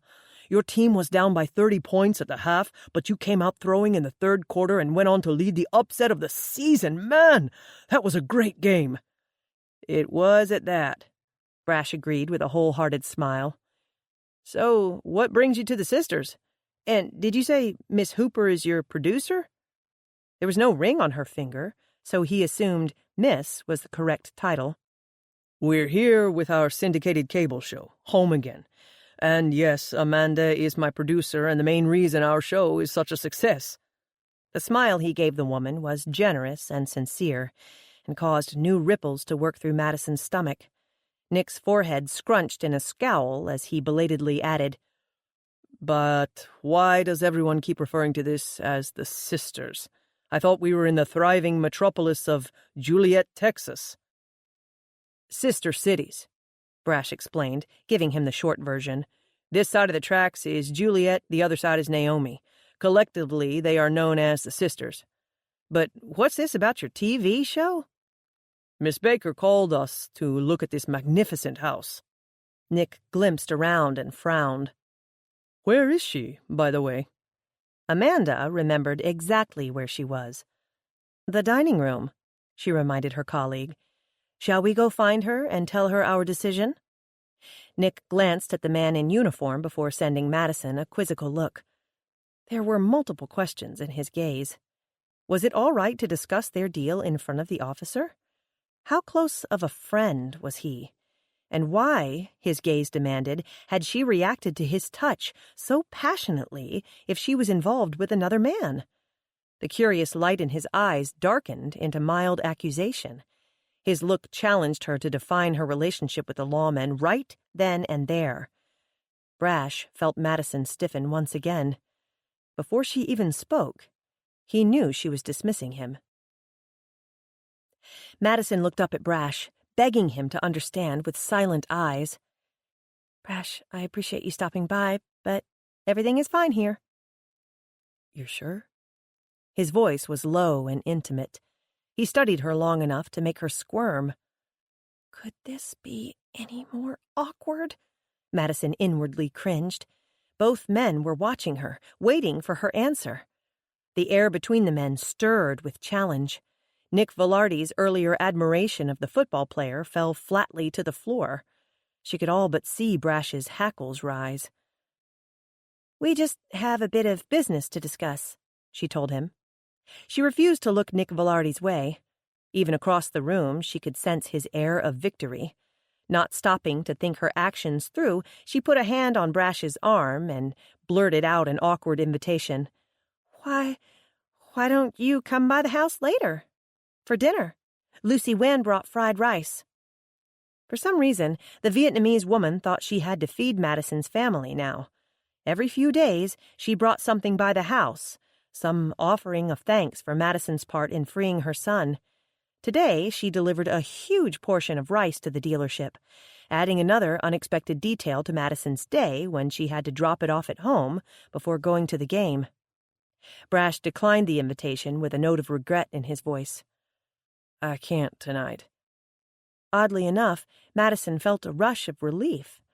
She wasn't ready to start a relationship with anyone right now, and certainly not one spurred by foolishness. What did it matter what Nick Velarde thought? She owed him no explanation. Her relief was short-lived when Brash asked lowly, "Rain check?" She jerked out a nod, dropping her hand from his arm. "I'll talk to you soon," she promised, but her eyes didn't quite meet his. Even as Brash said polite goodbyes to Nick Velarde and his pretty producer, Madison turned abruptly and hurried from the room. "I'm counting on you, Shallow Dawn." Madison caught the last of her friend's conversation as she entered the dining room. She watched as Genesis hit the end button with a frown. "Trouble at the cafe?" "The entire town. Make that plural, as in towns." With an exaggerated sigh, Genesis elaborated. Louise Crowder saw the Home Again van pull up at New Beginnings. So did Molly Schubert and Dolores Morse. They were also watching as you came out of the cafe and, I quote, "clinging to that handsome carpenter like a vine to a brick building." They are convinced the show came to do a feature in Naomi, but you somehow hijacked them and convinced them to explore the fairer city of Juliet. The three of them, plus 3 customers from the pharmacy, came marching across the street, demanding to know how you managed to snag the TV show away from Naomi, and why someone at the restaurant, presumably myself or Shallow Dawn, didn't stop you. In the meantime, Tanisha Dewberry and Latricia Jefferson passed the van as we turned onto 2nd Street, and they immediately called Jimmy Kate Hadley, who just happened to be in the cafe drooling over Cutter Montgomery. When he heard all the commotion and the buzz about the famous TV star, Cutter got disgusted and walked out without paying his bill. Of course, I'm hardly worried about that. There does, however, seem to be a mild riot taking place at the cafe as we speak, and I'm afraid to look out the front door. I hear the van is already being surrounded by gawkers and curious residents from both sides of the track. Madison stared at her friend, mouth agape with fascinated horror. She had forgotten how quickly news traveled in a small town. She managed a small chirp. "I hijacked them?" "Don't look so wounded." Genesis hooked her arm through her friend's. "You can't take this personally. It's just a bunch of busybodies stirring up trouble between the towns again." "But I had nothing to do with all this." Madison's voice was borderline shrill. First, the mean trick she pulled on Caress Ellingsworth yesterday, then the fiasco with Brash and Nick, now the ire of half the town of Naomi. Hardly her finest week. "Of course not," Jenny murmured soothingly. She threw a glance overhead. "Have they come down yet?" The answer came through the door before the words could die away. Amanda chuckled at Jenny's eager anticipation. "From the 3rd floor? Yes. Off the cloud? No. Nick is still floating around on number 9. Nick offered a dimpled and charming smile. "Guilty as charged." "So, what is the verdict?" When Genesis squeezed her friend's arm with a nervous pinch, Madison knew she wasn't as cool and collected as she sounded. "This is an amazing home," Amanda stated the obvious. Her hand moved lovingly over the mural once more, her eyes taking on an enamored glow. She visibly forced her attention away from the story on the wall as she turned to the women with a bright smile. "And we think it would be a wonderful addition to the Home Again lineup." Jenny squealed in delight and clapped her hands together, skewing Madison's arm into an awkward angle as she did so. As Madison disentangled herself from her friend, she wore a pragmatic wrinkle on her brow. "Mrs. Reynolds?" Amanda asked in concern. "You don't seem as pleased as I thought you would." Nick Velarde merely watched her, his own forehead crinkling. "Please call me Madison. And, of course, I'm pleased. I'm just cautious. How much money will I be out of pocket?" These days, it seemed everything came down to money. "That's a very fair question, and one that is more in Nick's line of expertise than mine. Nick?" The carpenter took a step forward at her invitation. "At this point, I only have very rough estimates, of course. The first order of business will be to see how sound the foundation is. That, in itself, could be a deal-breaker. Then we would need to draw up a design of the finished product and get estimates for supplies. I can have a very crude estimate by tomorrow, but it will take at least a week to get a better idea of actual costs and to check out the foundation." "But you have a ballpark figure." It was a statement, not a question. "You must have some idea of how much it will cost to renovate this house." He appreciated her direct approach. He knew the figure would make her intriguing hazel eyes cloud with worry, but he wouldn't sugarcoat the truth. "A full restoration could climb into the hundreds of thousands," he told her honestly. "If this were to be a museum or to maintain the home's full historical value, the costs could be staggering. But I understand this is to be your family's home, and it needs to be functional for a modern family. Assuming the roof and the foundation are in sound shape, if we gut and remodel the kitchen, keep remodeling on the 2nd and 3rd floors to a minimum, except for adding bathrooms, paint inside and out and replace rotting boards, and bring the plumbing and wiring up to code, I think we could safely put the estimate at just over $100,000. Madison regretted having loosened herself from Jenny's grip. She grabbed for her friend now, needing the support as the astronomical numbers swirled around in her head. She gave a short, humorless laugh.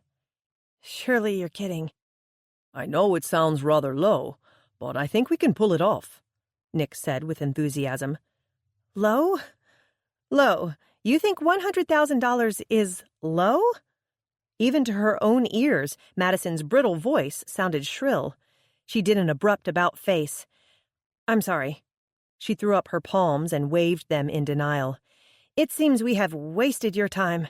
I apologize for the inconvenience, but this entire idea is simply ludicrous. There is absolutely no way I can possibly afford to have this house remodeled." She started to walk away, but Nick Velarde's hand, warm and tingle-inspiring, even now, shot out to stop her. "Please don't go," he said in beseech. "You didn't let me finish." She waited without saying a word. Still holding her arm, Nick gave her a pleased smile. "The show is prepared to cover half the costs of renovations, meaning your part would be just over $50,000.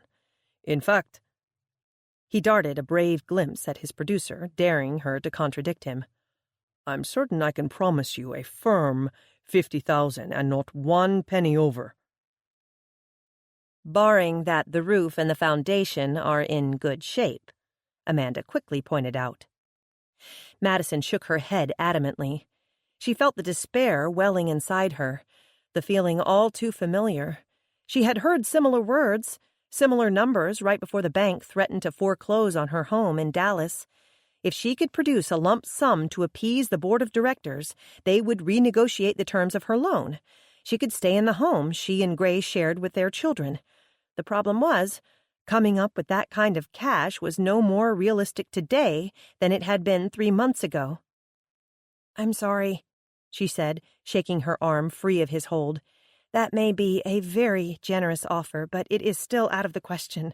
I simply don't have that kind of money." "How much do you have, Mrs. Reynolds?" Amanda asked in a clear, direct voice. It echoed in her candid eye contact. "I want you to know we are very interested in this house." Madison's brows drew together. "You don't understand.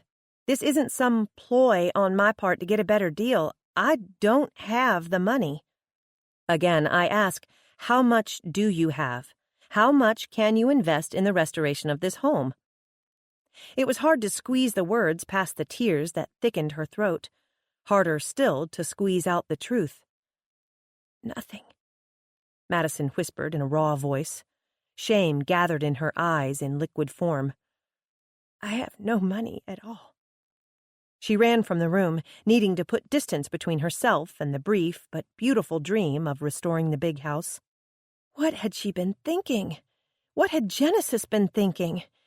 She had no money, absolutely no money at all. Not even enough to buy the house at a bargain, much less restore it. It had been a foolish, hopeless dream. Madison threw open the front door and ran down the cobbled walk, her eyes downcast as she maneuvered the uneven stones. She shielded her eyes as she ran, trying to keep the tears at bay. When she reached the gate, she struggled with the latch. Her hands were too unsteady to open it. As she haplessly rattled the latch back and forth, she became aware of the buzz of voices around her. With startled eyes, Madison looked up at the small crowd assembled around the Home Again van. A dozen curious faces stared back at her as a hush fell over the crowd. The gate swung suddenly outward, and she stumbled forward. It was the only catalyst needed to take the crowd off mute. A dozen voices buzzed again, all full of questions, some with accusations. Madison stood on the sidewalk in utter shock, even as the more aggressive onlookers surged forward and their excited tones took on a menacing note. Brash swooped in to rescue her. With a strong arm flung around her waist, he literally dragged her forward and away from the crowd. In a move normally reserved for fleeing reporters and paparazzi, Brash opened the front door of the police cruiser and quickly tucked her inside. He demanded the crowd stand back. He jogged around to the driver's side, slid inside, and whisked Madison away, just as Genesis and the Home Again duo stepped out of the mansion. Chapter 7. "Oh, my Lord." Stunned, Madison sat back against the seat of the police car. If she had the energy, she would slap her face with both palms. She made a half-hearted attempt anyway. Her hands fell limply to her lap, pulling her mouth into an odd sag as they traveled downward. Hysterical laughter welled up inside her. It came bubbling out, mixed with the tears from earlier. I can't believe this town. What was I thinking, planning to live here permanently? This place is unbelievable. They were like vultures back there." Brash frowned, throwing a glance into the rearview mirror. The crowd swarmed forward, already forgetting about Madison the moment they caught a glimpse of the television star. Putting thoughts of the simple-minded mob aside, he zeroed in on what she said. He tried to keep his voice even, casual. "You're staying?"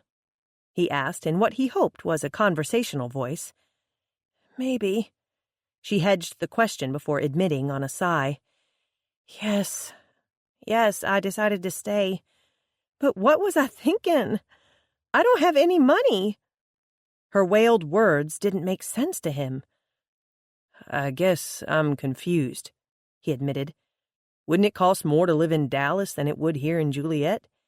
Yes, but Granny Bert offered to sell me the big house, and for one crazy moment, I thought it might work. But even pulling strings, Nick Velarde says it will cost over $50,000 to remodel. She angled toward Brash with wide, shell-shocked eyes. Where on earth would I get $50,000? She demanded. He didn't answer immediately. He seemed intent on crossing the railroad track, taking the ramp across the highway and driving west out of town. They passed the convenience store and the entrance to the Sisters ISD. Brash didn't speak until he turned onto the farm-to-market road. Even then, his voice held a cautious tone. Didn't your husband have life insurance? Madison couldn't restrain the whimper that leaked from within her weary heart. Yes, but he borrowed against it. She refused to acknowledge why and how he spent the money. Her voice was low as she made the painful admission. It took every penny that was left to get out from under my mortgage in Dallas. I sold at a loss. Just for a moment, she allowed herself to mourn the beautiful house on Willow Circle. 2 stories, triple garage, in-ground pool, upgraded everything. And, for the past 2 years, an empty bed.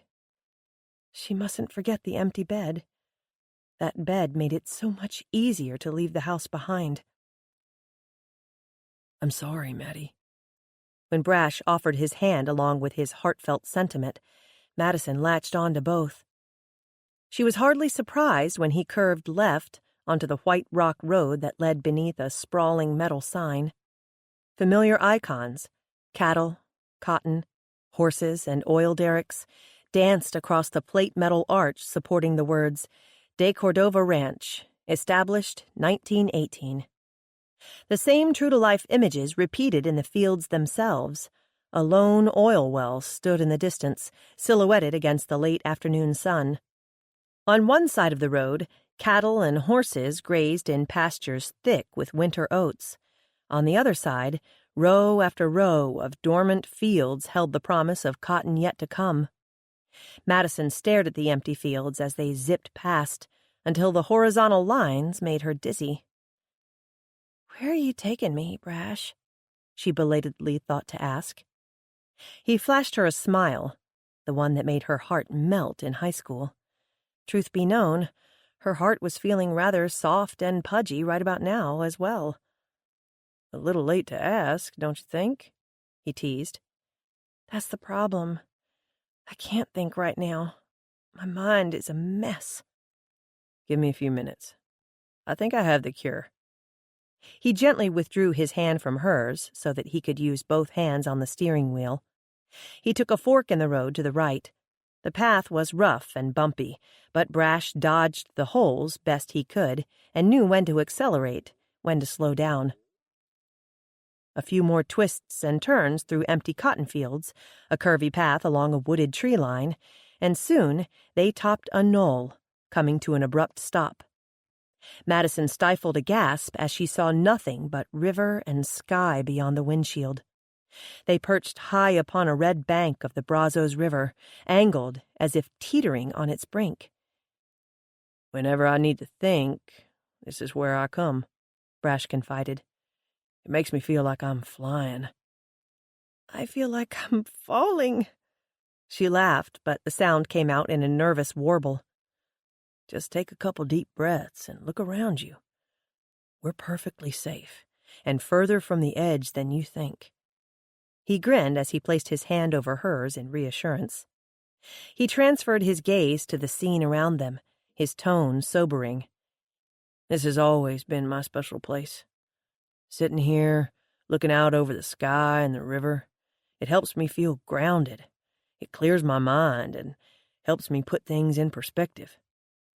Trying to be brave, Madison drew in an unsteady breath. She did as he suggested, surveying the magnificent scenery before her and praying they did not fall. Just in case, she clung to the security of his strong hand. After several minutes without tipping forward into the river, Madison began to relax and loosened her death grip on his hand. Instead of moving away, Brash turned his palm over and wove his finger through hers. Very casually, as if it were the most natural thing in the world, he pulled their joined hands over to rest on his knee. "Okay, so maybe it's not so bad," she admitted. She pretended to be talking about the steep, red dirt banks edging the muddy waters below. She also pretended not to notice how her pulse raced at his touch.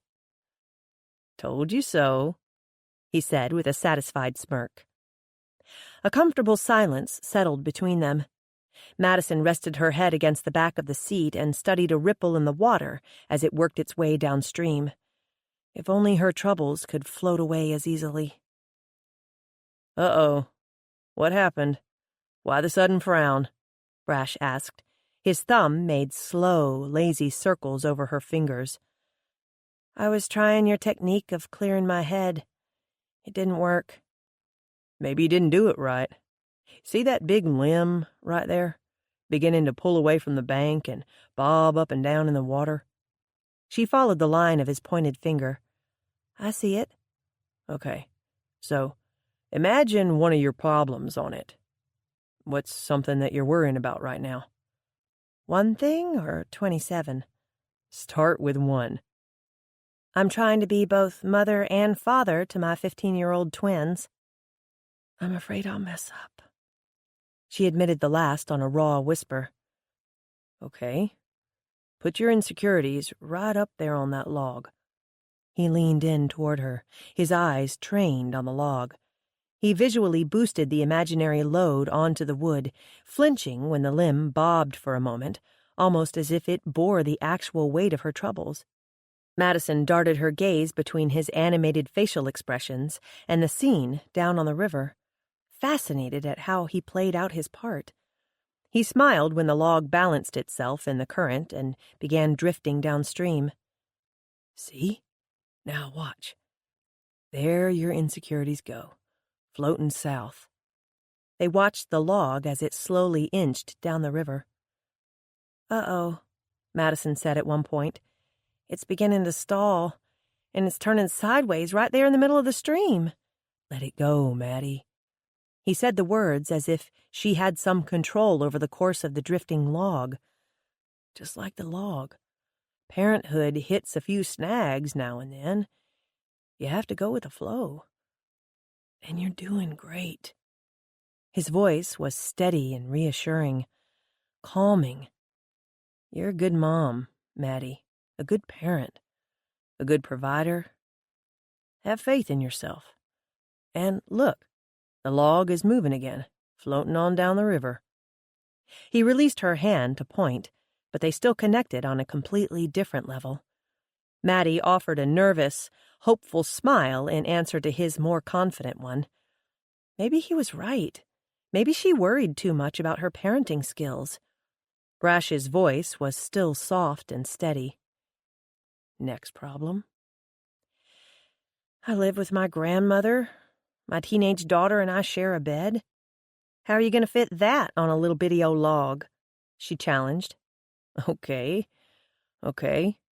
He studied the water for a moment before opening the car door. "This requires a closer look," he explained. The engine had cooled enough for him to hoist himself onto the hood of the patrol car.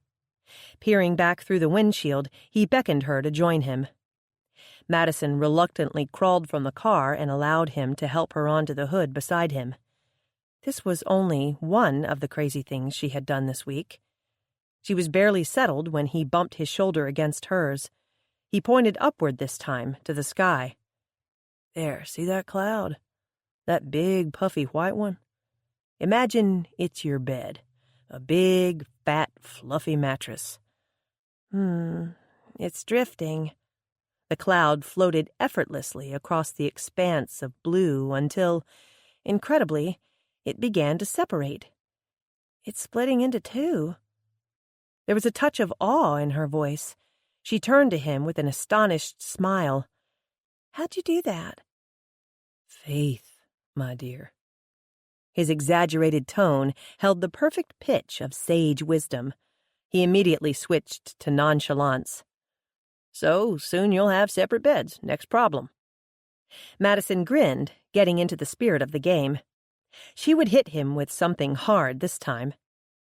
Today, I realized just how much I would love to remodel the big house, but it's going to cost a minimum of $50,000. That kind of obstacle isn't just going to float away on a breeze, you know. Look down there at the river, Maddie. Can you see the rocky bottom from here? No, the water's too muddy and too deep. But the bottom's down there. You just can't see it as plainly as you would like. In this exact spot, the water is deep and cloudy, but move along a little way, it gets clearer, more shallow. Sometimes you have to travel upriver, sometimes down, but eventually you can see the bottom. It's the same way with your money troubles. You might not have everything all at once, but give it time. Eventually, you'll be standing on solid ground again. A silly grin spread across Maddie's face. She was clearly impressed. You're pretty good at this, you know? I've had plenty of practice. I come here often enough with my own troubles. So let me return the favor. What problem can I carry away for you, kind sir? I see a nice steady current coming down the river. Let me toss your latest problem right into the water and let it travel off downstream, never to worry you again. She giggled as she emulated tossing something into the river. My current problem, eh? He seemed to contemplate the matter, his blue eyes twinkling as he looked over at her. Maddie's gaze collided with his, triggering an instant spark. The look in his eyes changed, just like the rhythm of her heartbeat. She tried to hear his lowly spoken words over the clamor. Well, he drawled thoughtfully, his attention dropping to her mouth. It seems there's a pretty lady who's back in town, but she has a rather low opinion of me. Any ideas on how to solve that little problem? Maybe her opinion's not as low as you think, Maddie murmured, her own eyes slipping down to watch the slight smile skip along his generous lips. An hour ago, it was Nick Velarde who made her pulse race. 30 minutes ago, she decided she wasn't ready for a relationship with any man. But right now, she craved the feel of Brash's lips upon hers. It was a familiar ache, born 20-something years ago, but it had never been this strong, this viable. She drew in an unsteady breath and whispered, "Maybe you should let that worry float away on a cloud." For one crazy, heart-stalling moment, she thought he would kiss her. She wouldn't be foolish enough to stop him this time. She even leaned forward, encouraging him with her silent invitation. As he began to move, the police radio squawked. The beauty of the moment was shattered. As Maddie blinked in confusion, Brash muttered a complaint and slid off the car to answer the call. After a brief conversation with the dispatcher, he poked his head out of the car. "I'm sorry, Maddie, but I have to get back. There's a problem in town." Madison hopped down from the hood and returned to the front seat, where Brash had pushed the door open from the inside. "Sorry about that," he apologized as she tucked her long legs inside the car. His eyes registered true regret. "I completely understand," she insisted. "You told me you had plans for the evening, yet you took time out of your schedule to bring me out here and make me feel better." She smiled. "Thank you for that." "Did it work?" "Magically." "Told you," he said again, his smile smug. He put the car in reverse and retraced their tracks across the pasture. Despite their latest botched kiss attempt, the silence between them was comfortable. Brash broke it by saying, "So you never did tell me the whole story about the television people. Why are they in town?" Madison relayed the story as they traveled back into Juliet. After Brash's insightful assessment of her financial situation, $50,000 no longer sounded quite as scary. It was still impossible, but somehow less frightening. "Where do you want me to drop you off?" he asked. Madison almost had to think about it. "My car is at New Beginnings," she remembered. "Hopefully all the hoopla will have died down by now." "Oh, things should be rather peaceful at the cafe," he predicted. He pursed his lips ruefully. That's because, according to dispatch, most of the town is at the Bumblebee Hotel, once again swarming around the television van and its occupants. They can't even get out for fear of being attacked by eager fans. In response, Madison bit her lip and stifled a helpless laugh. It was past dusk when he pulled up at the cafe. Brash shoved the gear into park and jumped out to open Madison's door. He walked her the few steps to her own car door, where he held it open as she slid in behind the wheel. "Thank you for coming to my rescue earlier. And thank you for the very insightful exercise in getting my head on straight." Your head's always been on straight, Maddie. That's one of the things I've always admired about you. He smiled down at her with a compliment. "Sometimes it doesn't feel that way," she admitted, tugging on her neck as if to make sure it was secure. Brash placed his large hand over hers, letting his thumb trail over her cheek. Things have a way of working out for the best, you know? "I know," she acknowledged softly. "And Maddie?" "Yeah?" He leaned in closer, his voice dropping with an intimate promise. "One of these days, I am going to kiss you." She was woefully out of practice, but she offered him what she hoped was a flirty smile. "I think I might just hold you to that, Chief." Chapter 8. Nick Velarde shut the door behind him with a firm click, allowing the stiff smile to die upon his lips. Sometimes it was hard to remember that these aggressive fans paid his salary. No matter the inconvenience, he had to smile and pretend to enjoy the way they clung to his arm or yanked on his clothes. Not that he didn't appreciate their enthusiasm. After all, it was what allowed him to make a living doing what he loved most, working with wood and restoring old homes to their former glory. Without the fans, there would be no sponsors, no syndicated show, no career. It was just that he was a private person. He would be perfectly content to hole up in one of his old houses and not see another soul until the job was completed.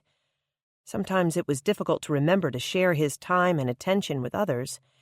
It was an effort to welcome the cameras and the crowds, and to allow them to see his love affair with wood.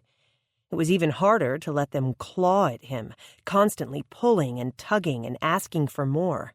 One more smile, one more hug, one more autograph as the camera flashed in his eyes. Nick shrugged out of his jacket and slung it across the foot of the four-poster bed. It had been a long day, first traveling, then touring the magnificent old mansion only to find a resistant owner, and not even the actual owner at that. Topped off by the throng of eager fans who stood between him and his bed. His stomach growled in hunger, but he wasn't sure he was up to fighting the crowds again. Maybe he would take Genesis Baker up on her offer to have dinner delivered to his room. He took his phone from his pocket and flipped back through the photos he had taken at the big house, as locals called it. He didn't need the digital images to remind him of the stately old mansion. The impressions were burned into his mind, filling his head with grandiose visions of its restored state. He had to have that house. No matter what it took, he would find a way to persuade Madison Reynolds to jump on his bandwagon. And if, for some reason, she couldn't, well, he would find a way to make it work. Even if he had to fund the project himself, he would be the one to restore this house. The thought of someone else doing the work, or worse yet, doing inferior work, like that done here at the Bumblebee, was unacceptable, almost physically painful. The house, he knew, was going to be an obsession with him. One look at its magnificent staircase, at its hand-hewn floors, and he was a goner, instantly in love with the stately old house. Yet, oddly enough, when Nick settled his weary body into the easy chair and closed his eyes, it wasn't the elaborate curve of a banister that he saw, but the graceful curve of a long, slender neck, and the wide hazel eyes of the widow, Madison Reynolds. Chapter 9. Madison tried going to bed early that night. Granny and the kids had already eaten by the time she got home, so she reheated a plate of Lucy Wen's fried rice, gobbled it down, and announced she was going to bed. She had only been asleep for a short time when her cell phone rang. Madison was in no mood for pleasantries. "George Gale, you have to stop calling me in the middle of the night," she hissed by way of greeting. "It's 11:52. You were in bed?" "Yes, I was in bed, asleep." "Oh." She heard the air deflating from George Gale's lungs. She imagined her blue-powdered eyes drooping in disappointment. With an exasperated sigh, Madison attempted to disguise the irritation in her weary voice. "What did you need, George Gale?" "He left. He got a call and said he had to go out, something about an emergency at the sale barn." "I assume you mean Curtis." With great reluctance, Madison eased out of bed and made her way to the closet. These late-night calls were getting ridiculous. "Of course, Curtis. He just up and left the minute she called." "Do you know it was her?" "Well, no, not exactly. He took his phone with him. But I'm sure it must have been her. Who else would it have been?" "Maybe someone at the sale barn?" Madison suggested. "Doesn't someone stay there all night before and after sale day?" "Yes, but—" "I'm sure it is exactly what he said. A problem at the barn."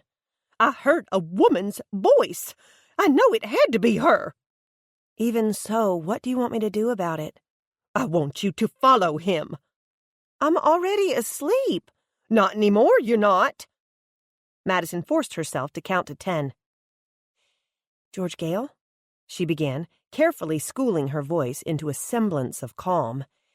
"When you hired me, we didn't discuss middle-of-the-night phone calls. This has to stop. I'll give you another $500, the distraught woman blurted out. "What?" "Consider it overtime. I'll pay you $500 if you'll follow him and see where he went." "Wouldn't it be easier if you just went to the sale barn and saw for yourself whether or not he was there?" Madison could hear the disdainful sniff over the phone.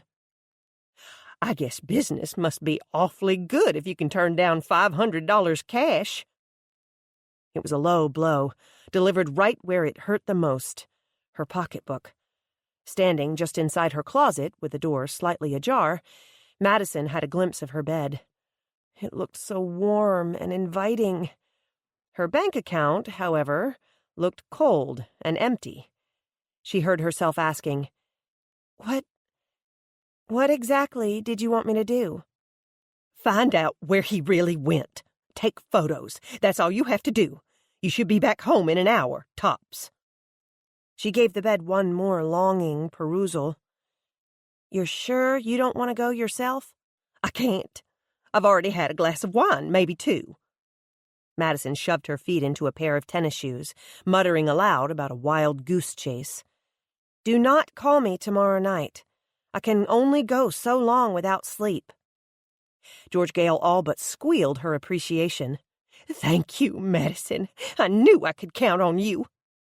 Madison stuffed the phone into the pocket of her flannel sleep pants as she tugged a Texas A&M sweatshirt from its hanger.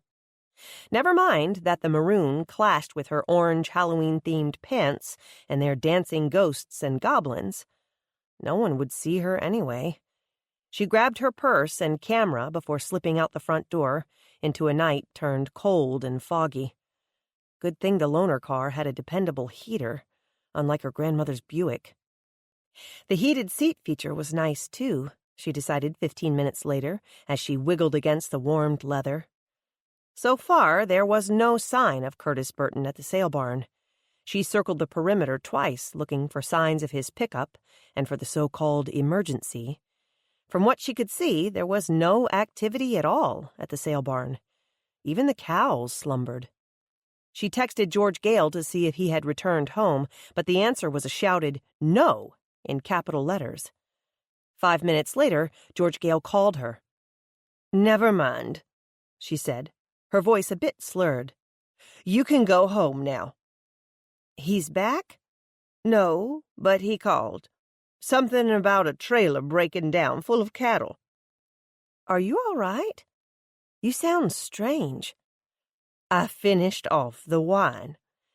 It always makes me sleepy. I'm glad you had sense enough not to drive, Madison told her. Putting the car into gear, she didn't bother to hide her growled retort. Just wish I had the same sense. I'm sorry, Madison. Go home and go to bed. What was that noise? Are you outside? The television is on. Go on home and go back to bed. Believe me, I will. Despite her emphatic reply, Madison's foot faltered on the gas pedal. Something bothered her about George Gale's sudden change of heart. 30 minutes ago, the woman begged her to follow her husband, not believing his excuse. Suddenly, she believed him and wanted Madison to go home, insisted upon it, in fact. It didn't make sense. Since she was already out, it wouldn't hurt to drive a few streets over and see if Curtis Burton's truck was parked in front of Caress's house. Although surely the man would have sense enough to park down the street, she reasoned. He was having an affair, after all. Madison looked for the blue pickup as she turned onto North River Oaks. There was only one vehicle parked alongside the entire street.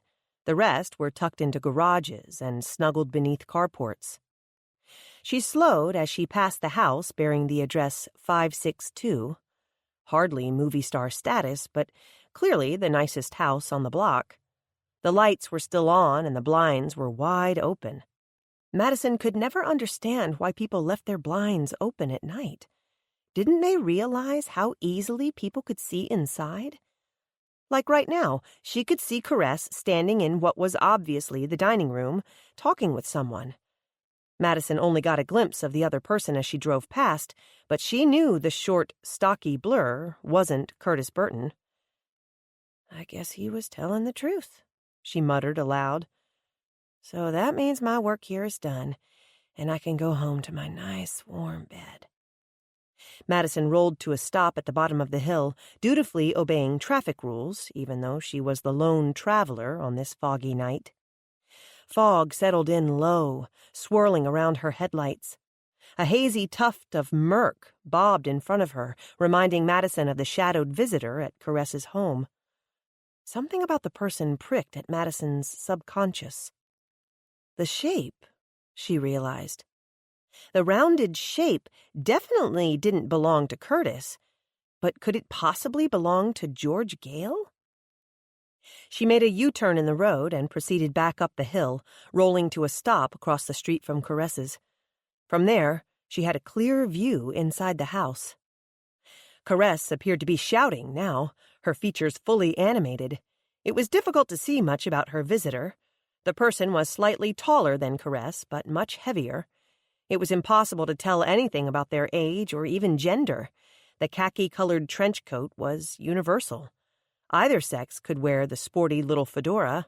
With no hair visible beneath the hat and no facial features showing, Madison couldn't rule out the possibility of it being George Gale. The size and shape were about right. Madison thought about the background noise from George Gale's call. She claimed it was the television, but it sounded more like a car engine. Was George Gale just drunk enough to confront Caress herself? Was that why she insisted Madison forget the stakeout and go home to bed? Madison watched for a few more minutes as the argument appeared to escalate. At one point, Caress shoved the other person, pushing them completely out of view. The one Madison dubbed Trenchcoat stormed into the frame again angrily, broad back to the window, advancing toward Caress. Even Madison could sense the menacing atmosphere. She watched as Caress shrank back in fear. Madison gasped aloud when she saw Trenchcoat's hand suddenly dart out, striking Caress across the cheek. The actress's reaction was so melodramatic that Madison wondered if the two of them were rehearsing for a scene. The two people inside the house engaged in a brief push and shove contest. Caress slowly edged out of view of the window, except for the occasional slender wrist shooting forward with a slap or shove. Just because she was the smaller of the two didn't mean she was the weaker. The 60-something woman gave as good as she got. Okay, this has to be pretend. Madison spoke aloud in her car, trying to convince herself she witnessed a make-believe fight. Otherwise, shouldn't she call the police? And say what, exactly? That she was sitting outside, spying on the occupants of a house as they had a domestic argument? Never mind that the blinds were open and she could plainly see inside, even at this distance. Propriety dictated she refrain from looking. What about domestic abuse? Shouldn't she at least report it? The problem was, she saw Caress push first, and there was something about the way Trenchcoat held his or her body, something about the hands. They were almost feminine. And if that was the case, it wasn't domestic abuse. Caress and her guest were fighting. Is there a law against that? An ordinance, maybe? What if she called the fight in and the person turned out to be George Gale after all? Getting her own client arrested would probably mean forfeiting the bonus money for tonight. Madison still couldn't get a clear view of the face or see the telltale blue eyeshadow. But that didn't rule out George Gale, come to stake her claim on her husband. She wouldn't be the first woman to confront or to accost her husband's mistress. Just for a moment, Madison imagined the satisfaction that must come with such a brave act. She imagined lifting her palm, swinging it back with self-righteous fury, and slinging it forward. She imagined the feel of a resounding smack against a smooth, creamy cheek, that little sting of pleasure and pain that came with delivering a heartfelt slap. "Don't go there," she spoke sharply, pulling herself back on task. No time for daydreaming, not when she had a decision to make. Should she call the police or not? Brash would want to know why she was there in the first place, and then she would have to explain her latest gig. Not that it was any of his business. What she was doing was perfectly legal. She hoped. In the end, she decided to call George Gale. She would probably wake the other woman, which she definitely deserved, but at least Madison would know her whereabouts. And if she didn't answer, well, there would be no clear determination, but it was still worth a chance. There was no answer on the other end of the line. Madison watched the scene playing out through the plate glass window. If a phone rang from within Trenchcoat's pocket, neither person gave any indication of the intrusion. They continued to argue without pause. In truth, in the few moments while she dialed the phone, the scuffle had turned into an all-out brawl. Caress flew forward, flinging her small body onto Trenchcoat. Then she staggered backwards, pushed by the force of a lowered, beefy shoulder. No matter who the other person was, the fight was real. Madison's breath hung in her chest. There was another body smack from Caress. Was that something in Trenchcoat's raised hand? Madison strained to get a better view, but a flurry of sudden movement changed everything. Trenchcoat surged forward, knocking Caress to the ground and out of Madison's line of vision. What's happening? Even to her own ears, Madison's voice was shaky. She had a sinister feeling about what was transpiring inside the house. If only to soothe her own taut nerves, she talked aloud inside the car. Where is she? Where's Caress? Where's Trenchcoat? Oh, wait, I see movement. Trenchcoat! Now where's Caress? As she watched, Trenchcoat lumbered slowly up, teetering for a moment to regain equilibrium. Madison saw a flash of something red before Trenchcoat turned away, quickly moving out of Madison's line of vision. Madison was intent on watching for signs of Caress. When a car came flying out of Caress's driveway, headlights glaring directly at her, she never thought to duck. She was like the proverbial deer caught in the blinding headlights. The car careened past her in a blur and flew down the hill. Even if her mind had been in working order, the dark fog made it impossible to see any details about the vehicle. Madison sat in her own car for another long moment, willing Caress to appear at the window. A cold sense of dread welled within her. By now, Caress should be up and moving. She should be at the door, demanding her guest to return and apologize. She should be on the phone, sobbing for a friend or an official to come to her aid. She should be showing some of that fighting spirit Madison witnessed earlier. The memory of something red haunted her mind. With shaking hands, Madison punched in the number on her cell phone. 911, what is your emergency? Her voice was weak, but her words strong. I think I just witnessed a crime. Chapter 10. Brash killed the siren as he pulled up to the house on North River Oaks. He left the strobe going, casting red and blue lights into air thick with fog and gloom. He informed dispatch of his arrival on scene before crawling out into the chill of the night. He was the first to arrive, but he would hardly be the last, not if a crime truly had taken place here. Details were sketchy, but the caller mentioned a possible homicide. Thankfully, murder wasn't a common crime here in the Sisters. Theft, yes. Illegal drugs, unfortunately. Even illegal gambling. But murder? Other than Ronnie Gleason's death last month, the last murder had taken place over 2 years ago. Even that had eventually been ruled as involuntary manslaughter. Snapping on a pair of latex gloves, Brash studied the house where he stood. Single-story brick home, nice yard, drive-through carport with one car parked beneath the double space.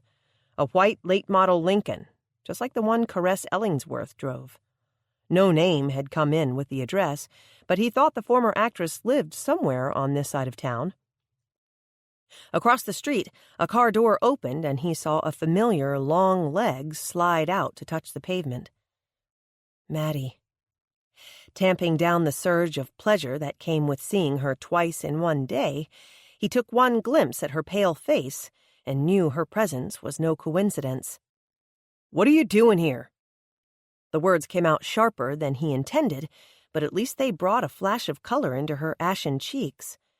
Anger had a way of doing that. She lifted her chin with defiance as she crossed the street in her long, smooth stride. "I'm the one who called 911. "You?" He threw a glance to the house behind him, trying to establish the connection. None came to mind. "Why were you here?" She didn't answer directly. She tipped her head backwards, indicating the car behind her. "I was parked over there. I saw a fight take place in the house. Then someone ran out of the house and drove off in that direction. But I never saw Miss Ellingsworth again after that. I think something bad happened to her." A dozen questions ran through his mind. Why was she sitting out here in a parked car after midnight? How did she know Caress to begin with? Why was she always in the thick of trouble? Why was she dressed in a baggy sweatshirt and those ridiculous pajama pants instead of the threadbare t-shirt he had seen her in before, the one that turned almost translucent when wet? Why did he still wonder what it would be like to kiss her, even now, when he had other things that he should be focusing on? And where was his backup? Shouldn't the emergency crews be here by now? Brash shook his auburn head, hoping that by doing so, some of the answers might fall into place. He settled on asking the question uppermost on his mind. "Again, what are you doing here, Maddie? It's after midnight, and you don't even live in Naomi." She answered with a question of her own. "Shouldn't we go in and check on her?" "I should check on her," he corrected her. "You should stay here." He turned away abruptly, then wheeled back around to say sternly, "And don't think I haven't noticed how you keep avoiding my question." Madison squirmed uncomfortably beneath Brash's long, pointed finger and his laser-blue gaze. So much for their new flirtatious banter. She knew he would demand a straight answer sooner or later, but she hoped it would be later. Maybe by then she could invent a plausible excuse for her presence here tonight without ratting out George Gale. She breathed a sigh of relief when Brash dropped his inquisitive stare and started up the driveway. Madison scampered behind him. No way would she stand out here on the sidewalk in the dark. The driveway led to the side entry, where the door stood slightly ajar and a porch light shone like a beacon into the fog-shrouded night. Brash didn't acknowledge her presence, but he had to know she was right behind him. He knocked as a perfunctory gesture. After a brief moment, he carefully pushed the door open wider. Miss Ellingsworth? He called into the empty room. Caress? Are you home? May I come in? There was no answer in the quiet house. Stepping across the threshold, Brash twisted back toward Madison, his look nothing less than a glare. Do not touch a thing, he warned darkly. Too nervous to speak, Madison started to nod in agreement, then changed to a negative shake. Realizing that still wasn't quite right, she nodded again. Brash rolled his eyes and turned away, leading the way through the room. As he called for Caress again, Madison glanced around the utility room. It appeared even former daytime television stars were burdened by menial tasks, such as laundry. If she expected wispy pieces of satin and silk, complete with boa feathers, she was sadly disappointed. The laundry basket contained typical undergarments, no different than most Naomi residents. Or so she supposed. For a moment, Madison imagined a dozen backyard clotheslines, all draped with sexy underwear and plenty of red satin. A nervous giggle escaped her lips, earning her another angry glare from Brash. The laundry room opened into the kitchen. All new stainless steel appliances winked beneath pendant lighting. Top-of-the-line amenities decked out the small but efficient space. Miss Ellingsworth, we've come to check on you. Brash's voice echoed across the empty, tiled floors. Madison clutched his arm and stopped him mid-stride. In there, she whispered, nodding toward the dining room that opened off the kitchen. He glanced down at the death grip she had on his arm. His tone softened as he gently suggested, Why don't you stay here, Maddie, and let me take care of this? I'm going with you, she said bravely. The truth was, she was too frightened to stay behind. Logically, she knew that whoever had harmed Caress was long gone. She had seen them leave with her own eyes. But right now, logic didn't play into the emotions shooting through her. Brash curled his body into a protective shield so that he led the way through the doorway, while still allowing her to cling to his arm. Madison hovered close behind him, colliding against his broad back when he stopped abruptly a few feet past the dining room table that seated 8. You might want to go back into the kitchen, Madison. This time, his somber tone came out flat. Scrunching her face up in preparation for what she knew would be an unpleasant sight, Madison peeked around the solid form of the police chief. At some point, her hands had come up to cling to either side of his waist. The first thing she noticed was the odd angle of Caress's legs. Instead of the feathered slippers she expected to see, a pair of thick socks cloaked the older woman's feet, even though they lay too far apart to be in a natural pose. She was already dressed for bed, an odd mix of satin gown and flannel robe. Hidden half behind Brash, Madison did not immediately see the knife, but she saw the damage it had done. Caress's clothes were ripped in long, angry slashes. At first, all Madison could see was the side of the other woman's body, spilling out of the thrashed nightclothes. A very inopportune thought flashed through her mind. That was the boob Curtis Burton couldn't wait to see? She expected something full and perky, not something wrinkled and sagging. Madison was immediately ashamed of herself, even before she saw the blood. A tiny shift to the right, and her vision was suddenly awash in red. The dark liquid still gurgled out of the half-dozen knife wounds on Caress's chest and throat, the cruor collecting beneath her body on the once white carpet. Who puts down white carpet? And in a dining room?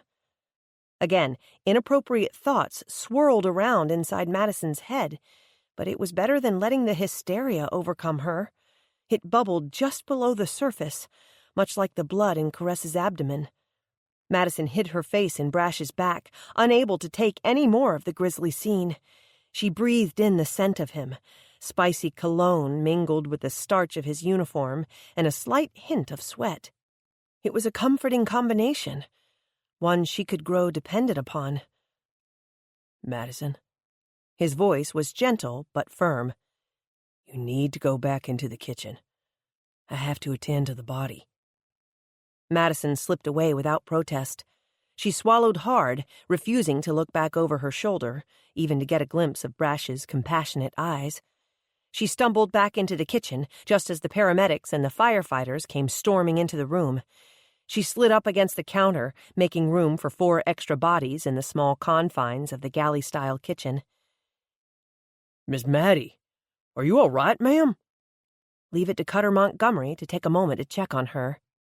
She already had a soft spot for the handsome young firefighter, and this gesture endeared him to her all the more. He had been the first to respond when she found Ronnie Gleason's mutilated body in the chicken house. She would always remember Cutter's calm, reassuring presence that awful day, and how he called to check on her later in the afternoon, even when no one else thought to do so. "Yes," she managed a nod and a weak smile. "She's in there." Cutter put a comforting hand on her shoulder and gave it a squeeze. "Hang in there, ma'am," he murmured before he passed through the space and joined the others round the body. Another law officer trailed him into the room. Bits and pieces of their initial probe floated out to her. A dozen or so lacerations, all presumably inflicted by knife, 5 of them deep and potentially life-threatening. Level of violence suggests a crime of passion. The attacker must have known the victim. Wounds are deep and severe. Whoever did this was strong. And very angry. Next of kin? Might call Darla Mullins, they're good friends. What time did this happen? Eyewitness puts time of death around 12:45. Witness? Who's the witness? Madison Reynolds. That found Ronnie Gleason. What are the odds of finding? Madison stifled a cry. What, indeed, were the odds of finding 2 dead bodies within a few weeks of one another? And here in the Sisters, no less. Leave it to her to be a long shot. She heard Brash again, barking out orders about preserving the scene and taking photographs. As more emergency personnel arrived on the scene and neighbors came out of their homes to see what the commotion was all about, Brash directed the flow of traffic in, and mostly out, of the house. He posted Cutter at the door to keep unessential people from entering. Madison wondered how she had managed to make the very short list of essential people. So far, no one had taken her statement other than to confirm a timeline and to question positive identification of the assailant. Since she had no idea what the person looked like, her eyewitness account would have to wait, at least until they had secured the scene. That left her very little time to come up with her story. Chapter 11. Madison knew enough to not touch a thing. She had watched enough television to know that, theoretically, the police could fingerprint every room of the house, analyze DNA from obscure objects, or find trace evidence on mundane surfaces that might eventually track down the killer. She also knew enough about the small community of the Sisters to know that, realistically, none of that would be done. At best, the 3-man team of police officers would do a visual survey of the room. Seeing nothing amiss, only 1 place setting and 1 water glass in the sink, all washed and turned upside down to dry, they wouldn't waste precious resources by processing the room. Still, she was careful not to contaminate any potential evidence. She tried not to lean against the granite countertop, but her legs soon grew weary, and her back ached from holding herself upright. When she could take it no longer, she called out to the volunteer firemen who manned the door between kitchen and dining room. "Cutter, I need to sit down. Can I go out to my car?" He shot a glance into the dining room, where Brash was busy taking photographs. "It's probably best if you don't, ma'am."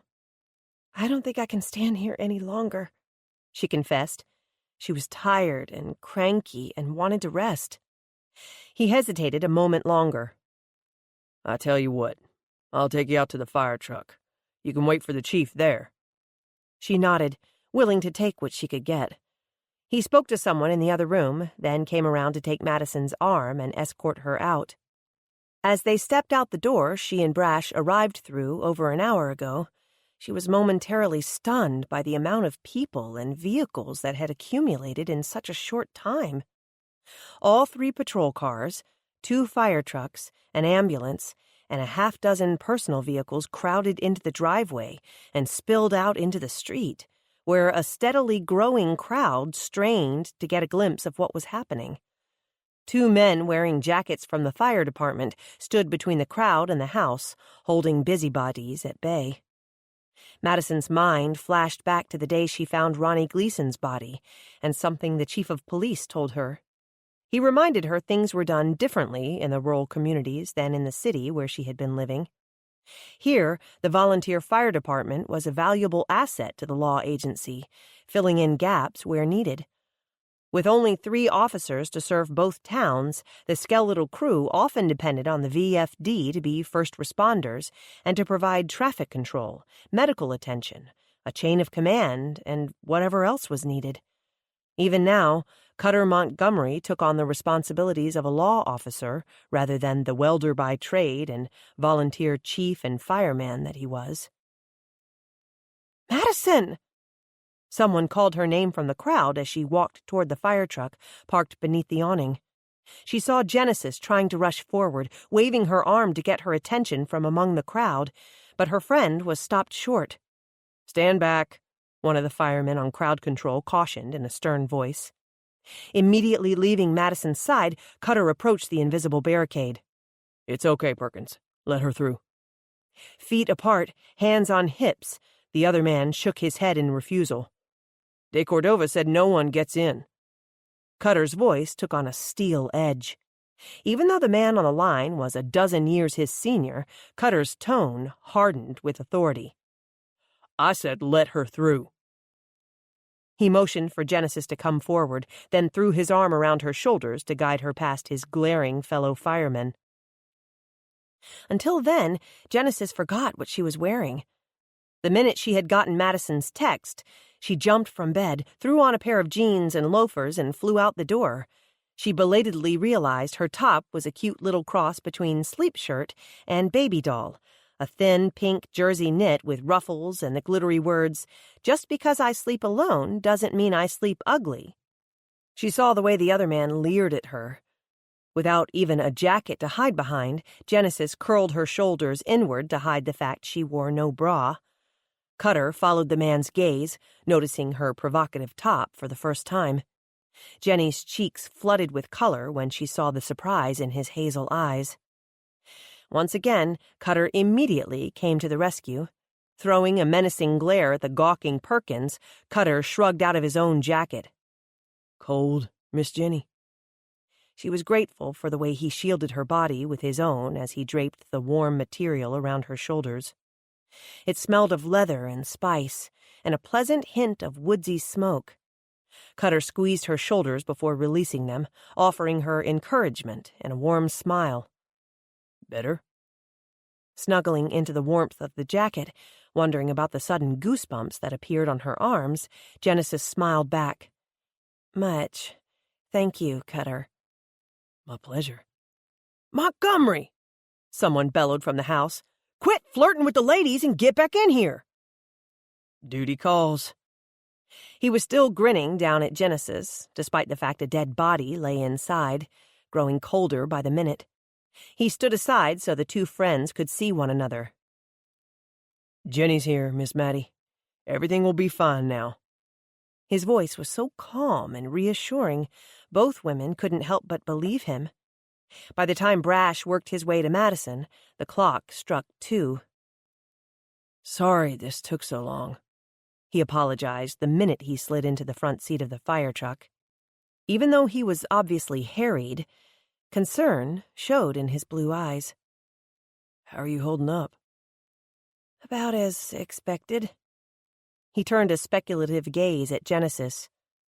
"What are you doing here?" "She texted me." "Ah, yes, the Bobbsey twins." Genesis made a face. "I guess you'd like to be alone with Madison." "Yes, but right now I just need to question her." Did he say those words aloud or in his head? When neither woman's face registered surprise, he supposed the impulsive thought remained his secret. His only answer was to lumber back out of the truck and open the door for Genesis. When we're done here, she can go. She peered around his broad chest to her friend. I'll wait for you at your car. Before getting back inside the truck, Brash asked Madison, Do you want to do this here or somewhere else? We can go back inside if you like. No! She had already spent over an hour inside the house with a dead body, thank you very much. He settled his large frame into the driver's seat, pulled his trusty notepad from his front pocket, and twisted to level his blue gaze upon the woman in the contrasting maroon and orange outfit. So, Madison. The heavy tone of those two words was enough to weigh on her nerves. She raised her chin a notch and looked at him as coolly as she could manage through sleep-deprived eyes. Yes? Explain to me why you were in front of Caress's house to begin with. That's where my car was parked. He completely threw her with his next question. Do you let your kids get away with that stunt? What stunt? When you ask your teenage kids a question, do you honestly let them get away with a smart little answer like that? He didn't wait for her reply, charging right in with an angry, I know your car was parked there, Maddie. What I want to know is why your car was parked there. She had practiced her answer, determined not to reveal her client's involvement just yet, particularly not until she could talk to George Gale and be assured that she was passed out at home at the time of the murder. Madison found a plausible excuse for her own presence. She pasted on what she hoped was a sheepish smile and looked at Brash through her lashes. I was stargazing, she admitted timidly. It's too foggy outside to see a dad-burned star unless it fell onto your nose. Not that kind of star. She crooked a finger toward the house and tapped the air. That kind of star. He was clearly dumbfounded. Caress? She's a famous soap star, you know. Madison tried to look suitably impressed. Until a couple of years ago, she was the Heather Lothario of the soap screen. Who? Heather Lothario. You know, Music to the Soul. He stared at her blankly. 2 for Vegas? She might have had a third eye the way he stared at her. Oh, come on, surely you've heard of Made You Say It? You have a teenage daughter. How could you not know who Heather Lothario is? She's a huge star. These are television shows, he guessed. These are movies, Brash. Huge box office hits. Huge. I don't have time for movies. And I know what you're doing. You're stalling. And I'm still waiting to hear why you were parked in front of Caress Ellingsworth's house tonight. I told you. I was watching for a glimpse of the famous actress. So you're telling me you've become a peeping Tom? Peeping Tom suggests slinking around among rose bushes, peering through the gap in the curtains. I was sitting out in my car on a public street, looking through a window that had the blinds fully opened. So you've become a stalker. Stalker is a harsh word, don't you think? I was merely looking through a window. Anyone could do the same. She pointed over her shoulder to the crowd out on the street. See? All of them are doing it now. Brash muttered a curse beneath his breath. Have they been watching the entire time? He stormed angrily, rooting around for the handheld radio clipped to his side. Don't worry, they can't actually see her. I couldn't see them either when they fell to the floor. But when only Trenchcoat came back up, I knew something was wrong. Trenchcoat? He asked, then held up a finger as in, hold that thought. He barked into the radio, demanding someone close the blinds in the living room. Only when he saw the disappointment on the faces of the crowd did he turn his attention back to Madison. Trenchcoat? He repeated. The person who attacked Caress. He was wearing a trench coat, so I nicknamed him that. You nickname people while you watch them commit murder? If I had known he was murdering her, I would have called the police immediately. Why didn't you anyway, Madison? The quietness of the question was more unnerving than his yelled words. I thought she was just having an argument in the privacy of her own home. I didn't think it was illegal. Obviously, this was much more than a simple argument. I didn't know that at the time. It started as a shoving match, a slap here and there. In fact, Caress's reaction was so melodramatic, I thought it was some sort of rehearsal at first. By the time I realized it was real, it was too late. He recognized the distress in her eyes, the guilt etched upon her face. He put his hand on hers. It wasn't your fault, Maddie. You had no way of knowing Caress's life was in danger. Not if it happened the way you described. It just seemed to escalate so quickly, she murmured, recalling the scene that went from face-slapping to murder in the time it took to make a quick phone call. Brash withdrew his hand from hers and got back to business. Tell me more about Trenchcoat. Only slightly taller than Caress, but definitely bigger, broader. She hulked up her shoulders to indicate the extra width. He was wearing a long khaki trench coat and a hat, and had his back to me the whole time. I never saw a face, not even a hair color. So how are you certain it was a man? Madison studied him covertly. Was this a trick question? Did he suspect George Gale? Maybe he already knew about the affair between Caress and Curtis. Well, I guess I just assumed, she murmured. You know what they say about assume.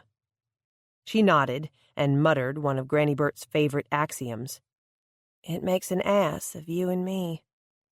So her attacker could have been a woman. Again, I only saw the person's back, and they had on a coat. So that's a yes? He persisted. I guess it's possible. Whoever it was, he or she was bigger and stronger than Caress, but she didn't seem to be afraid of them. She gave as good as she got. Madison's voice faltered. At least, until there at the end. Start at the beginning and tell me exactly what you saw. Madison relayed the details the best she could. Brash had her clarify several points, taking notes on his pad. They exhausted the subject, and after 30 minutes, she thought he was finally through questioning her. One last thing, Maddie, he said. Yes? He nailed her with one look. Tell me why you were really outside Caress Ellingsworth's house tonight. The man doesn't miss a thing, she fretted silently. I told you. I know what you told me. Now tell me the truth. I swear, I was watching for Caress. She returned his honest gaze, for she spoke the truth, just not all of it. Brash nodded solemnly. And I believe you. She almost grinned. Before a smile could work its way across her weary features, he squelched her sense of relief. What I want to know is why you were watching Caress. And before you give me some song and dance, please remember, it's almost 3 a.m, and Genesis is sitting out there waiting on you. I don't know why you don't believe me. I wanted to see what Caress really looked like. At midnight. I felt like it would give me the opportunity to see the real woman, not just the actress. Brash mumbled something that sounded like, You're a pretty good actress yourself. Pushing out a tired breath, he spoke loud enough for her to hear. I never took you for the type to follow those daytime soaps. There's a type? Brash had finally reached his limit. Cut it out, Madison, he demanded, his face set in hard, haggard lines. If you aren't going to tell me the truth, get out of the truck. His angry tone stung. Madison relented, but only slightly. She still felt the need to protect her client. Okay, you're right, she grudgingly admitted. I didn't watch her soap opera. But my mother-in-law did. She was a huge fan of the show, and she was devastated when it was canceled.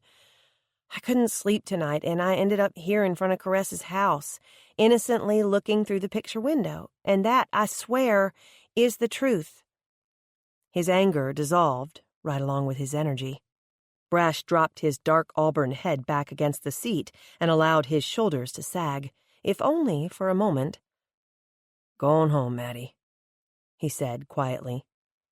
Are you still mad at me? I'm not mad. I'm frustrated. He made the admission with his eyes closed. A full beat went by, in which Madison wondered if he had actually fallen asleep. No such luck. After a brief respite, he opened his eyes and looked at her. You may be telling me the truth, but it's not the whole truth, which leads me to believe you're playing junior detective again after I distinctly told you not to. She sputtered helplessly, unable to lie, yet unwilling to tell the truth. She couldn't quite meet his eyes, either. After a moment, she reached over and groped for his hand. He pulled his hand just out of her reach. Go home, Maddie, he repeated softly. Because there was nothing left to say, she did just that. Chapter 12. Madison was late to arriving to her last day of work at the car dealership, but no one noticed. The place was abuzz with the news of Caress Ellingsworth's death. Madison went straight to her office. She closed the door, put away her purse, and almost jumped out of her skin when a voice whispered loudly, "I thought you would never get here." Madison literally squealed. After the night she had, her nerves were frayed. Having people hide in her office and jump out at her didn't improve matters. "George Gale, what are you doing here?" she demanded, clutching at her chest to keep her heart in place. Any minute now it might pump its way right out of her body. "Shh, don't say my name. No one can know I'm here." "Why are you here?" Madison asked bluntly, staring at the disheveled woman. George Gale's hair was unkempt, her makeup smeared, her clothes crumpled and stale. She looked terrible. "I had to see you. We have to plan our strategy." The frantic woman grabbed for Madison's arm with hands that were icy cold and trembling. "Strategy? What are you talking about, George Gale?" "Shh!" the woman hissed. In a loud whisper, she spoke frantically. "I told you don't say my name. Do you think anyone heard you?" "There are only 3 people out there, and they're all too busy talking about Caress to notice anything else." Her head bobbed up and down. "Good. That gives us time to develop a plan." "What on earth are you talking about? What strategy? Why do we need a plan?" "To throw the police off track." Madison eyed her cautiously. "George Gale, is there something you need to tell me?" On second thought, she didn't want to hear a confession. She threw up her palm. "Stop, never mind. If you have something to say it to Brash, or to a lawyer. Leave me out of it." "But you're working for me. You're already involved." "I've told you a dozen times, I'm not a private investigator." "You've been doing investigative work for me, in private," George Gale Burton pointed out. "I'm not licensed. What I find is strictly on amateur status. We've been through this." "But you were the one to discover that my husband was having an affair with her." Madison sighed heavily. "That still doesn't explain why we need a plan and why you are hiding behind the door." "I told you, no one can know I'm here." "The walls are solid, George Gale. You can have a seat in the chair. No one will see you." Madison tried to keep exasperation out of her voice as she seated herself behind the desk. The other woman was genuinely distraught. George Gale slumped into the nearest chair with gratitude. "What a night!" She blew out the words on a whimpered breath. "Tell me everything you know about Caress's murder." "I was thinking you could tell me what you know." "Nothing. I can't find out a thing. Cleo Bishop called all hysterical saying she was dead. That's all I know. I rushed over here as soon as I could." "Who is Cleo Bishop?" "She makes all the costumes for the church Christmas play." Madison's face puckered in confusion. "So what's her connection to Caress? Why was she so hysterical?" "Because Caress directs our play." George Gale's incredulous tone suggested Madison should already know this. "She has a role in it, too. Usually Mary, but one year she portrayed an angel. You should have seen the outfit Cleo made for her that year. Absolutely stunning. Yards and yards of... Before George Gale could go into full detail, complete with hand gestures, Madison interrupted her. I remember you saying you were in the play as well. Meaning you worked with Caress on them? Of course. Like I said, she was our director. I admit I only had a small part each year. This past year I was one of the wise men. Seeing Madison's quizzical eyebrows, she went on to explain. Not many men participate in the play. I managed to wrangle Curtis into playing Joseph, and your Uncle Joe Burt was a wise man along with me and Darla Mullins. They were the only two men willing to help out. As a new thought crossed her mind, George Gale gasped and made a scandalized expression. What was left of her blue eyeshadow appeared like a stormy streak beneath her tousled bangs as she threw a hand to her generous bosom. What if that was when it happened? She breathed in horror. What if I pushed him into her arms? What if their sordid affair started when they were playing parents to baby Jesus? From everything I have heard about your husband, George Gale, I sincerely doubt that, Madison assured her. And again, according to those very same people, he would also never cheat on you. Someone mentioned Darla Mullins last night. Who is she? She and Caress are best friends. They do everything together, just like your Aunt Trudy and me. You rarely see one without the other. Madison imagined how horrible it would be to lose her own dear Jenny. The thought was unbearable. Poor Mrs. Mullins, she murmured with empathy. I can't imagine what she must be going through. I'm sure she's desolate, George Gale agreed. They were practically inseparable. Madison drummed her fingers as she thought aloud. She probably knew whether or not Caress was having an affair with your husband. Too bad she hadn't known about her earlier. Talking to the friend would have been so much more pleasant than practically witnessing the actress's death. George Gale's audible gasp drew her attention back on task. We'll have to tell her not to say a word. You should be the one in Hollywood. Madison grunted the thought to herself. Definitely a drama queen. Schooling her voice to mask the irritation she felt, she asked, George Gale, was there something I could do for you? You have to help me. I need an alibi. Her hysterical voice rose higher than she intended. Her widened eyes swallowed all traces of blue shadow, and she clamped both hands across her mouth. As if the belated action somehow recalled the hurled words, she repeated them in a loud whisper. I need an alibi. Dread welled in Madison's chest.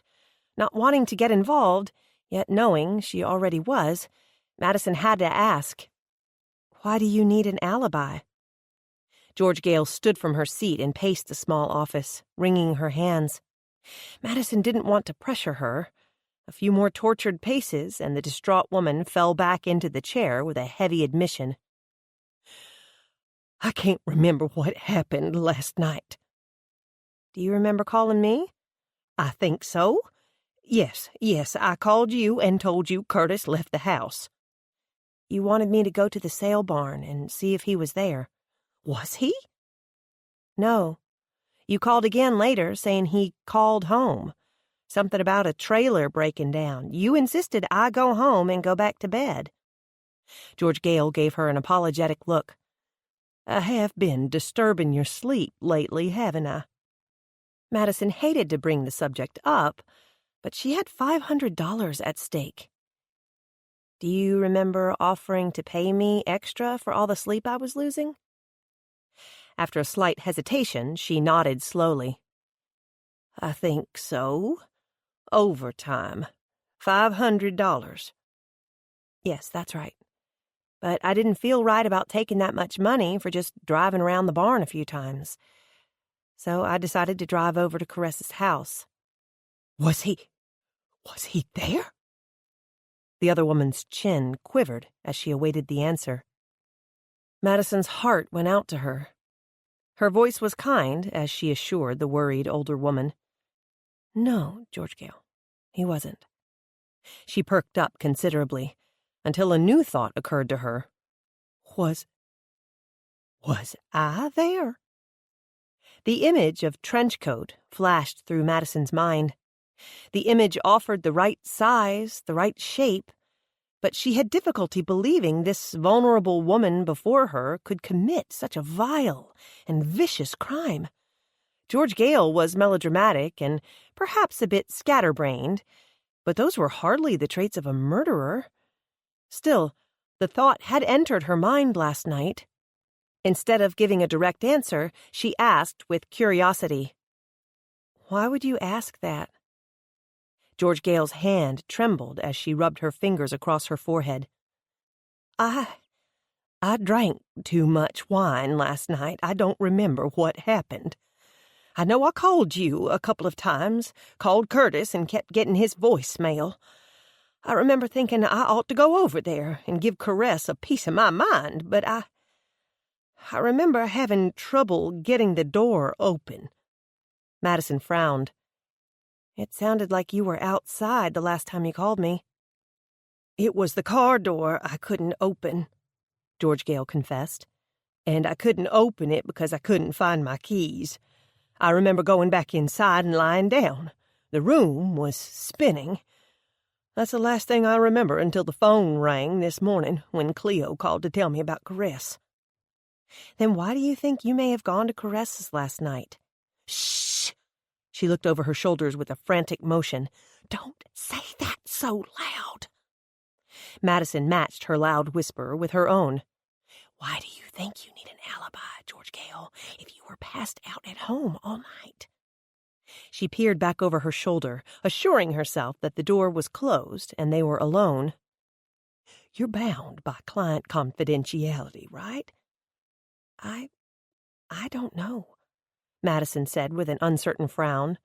You are my client, yes, and there's an implied and explicit trust between us, but it's not like I'm a doctor or lawyer and legally bound to secrecy.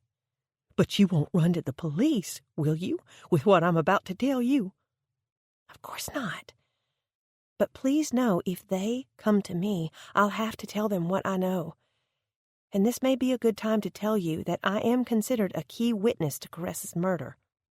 You saw her being murdered? George Gale gasped. Not exactly.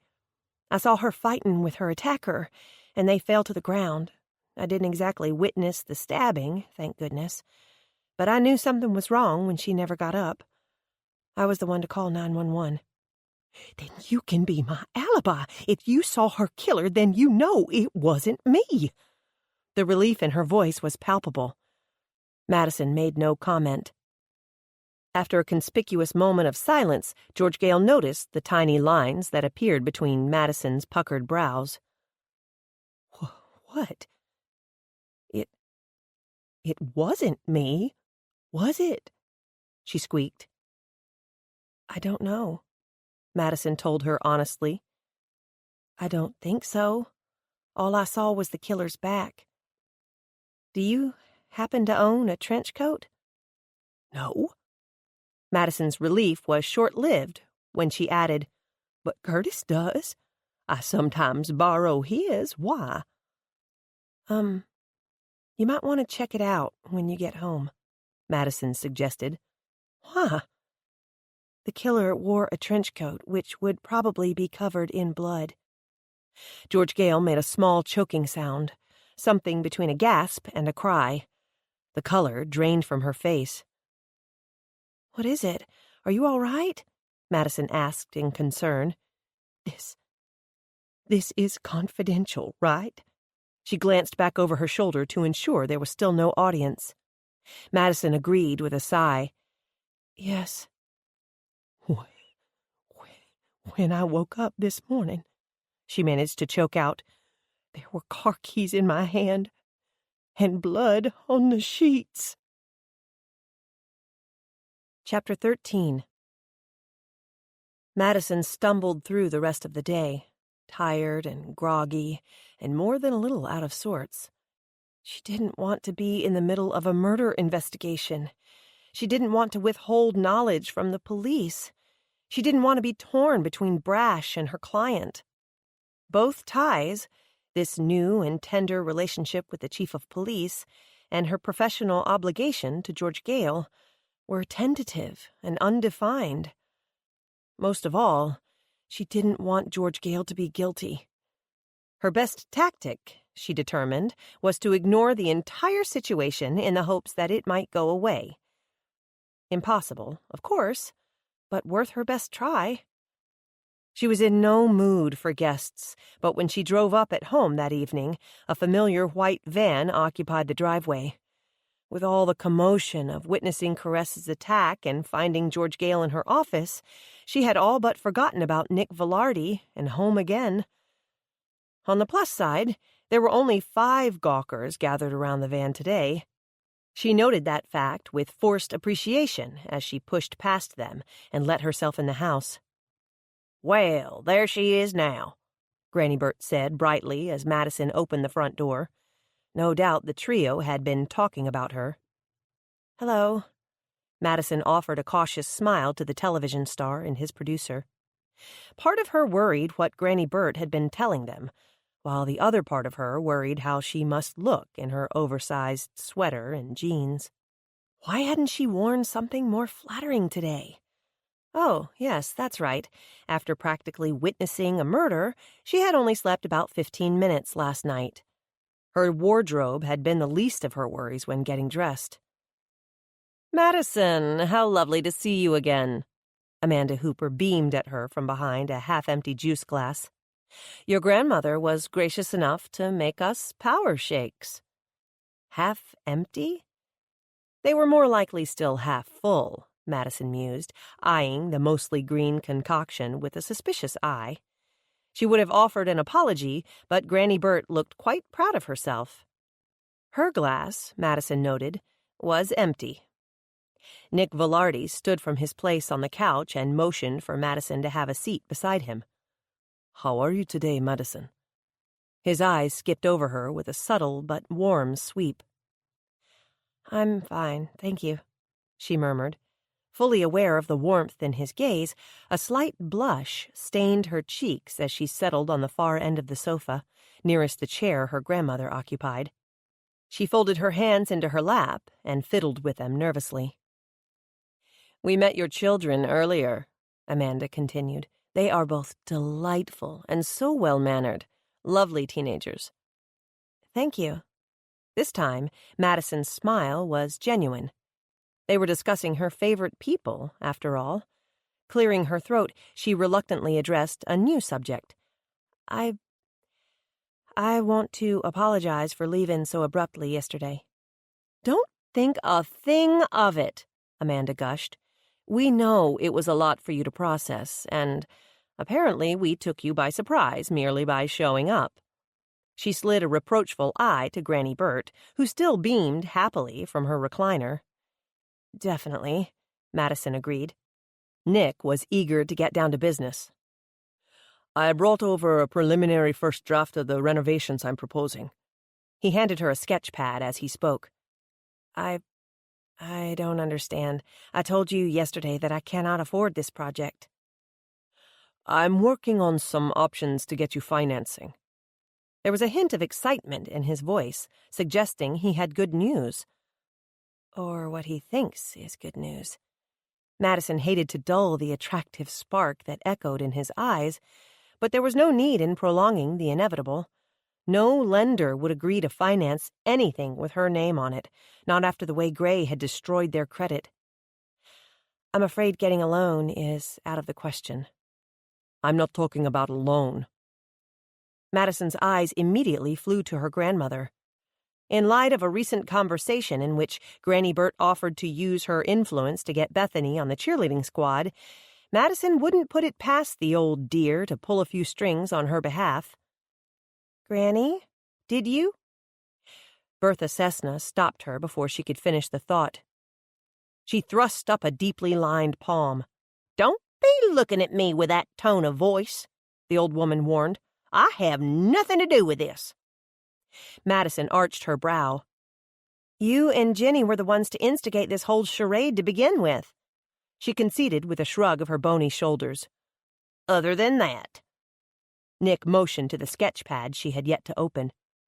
Please have a look, and let's not worry about the financial details right now. Easy for you to say, Madison muttered. $50,000 was hardly a detail to be ignored, but she did as he asked. She glanced down at a detailed rendition of the big house's exterior. It's a good drawing, but it looks the same. Ah, but look at this. His finger traced the pointed roofline of an additional turret added to the rear of the house. I propose adding a turret back here that will house new bathrooms on all 3 levels. It's the best way to work in new plumbing while keeping with the integrity and architecture of the house. You're right. I didn't even realize that was a new feature. She was duly impressed. She was also impressed by his cologne, which floated out to caress her senses as he bent his head near her own. Nick flipped to another page. This would be the newly designed kitchen. It would allow for maximum counter space, plenty of cabinets for storage, and an efficient footprint.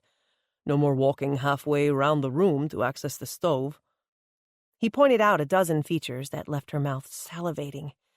His sketch made even her kitchen in Dallas look rugged in comparison, and it had been professionally designed and decorated. This design, complete with new appliances, granite, and the painted white cabinets she adored, blended a traditional turn-of-the-century farmhouse look with all the modern amenities she could ever need or want. There's more, he grinned, turning the page. He showed her the plans to relocate and enlarge the laundry room, along with adding a second bathroom to the ground floor. The next page in his sketchbook detailed the spacious new bath for the second floor. The old bath would be remodeled and turned into part of the master suite. By the time he finished explaining his vision for her private sanctuary and the added bathroom for the third level, Madison was drooling. The house was everything and more than she could ever want. When she closed the pad at last, he sat back with an expectant smile. So, he asked, do you approve? It's amazing. Amanda was the one to comment. Then why don't you look more pleased? Those plans are absolutely stunning. If money weren't an issue, I would have you start immediately. As Nick said, don't worry about the money for now. How can I not worry? Madison said in exasperation. She looked at Nick with accusation in her eyes. I know what you're doing. You think that if you dangle just the right carrot in front of me, I'll find a way to make this happen, but you aren't listening. I can't afford the renovations.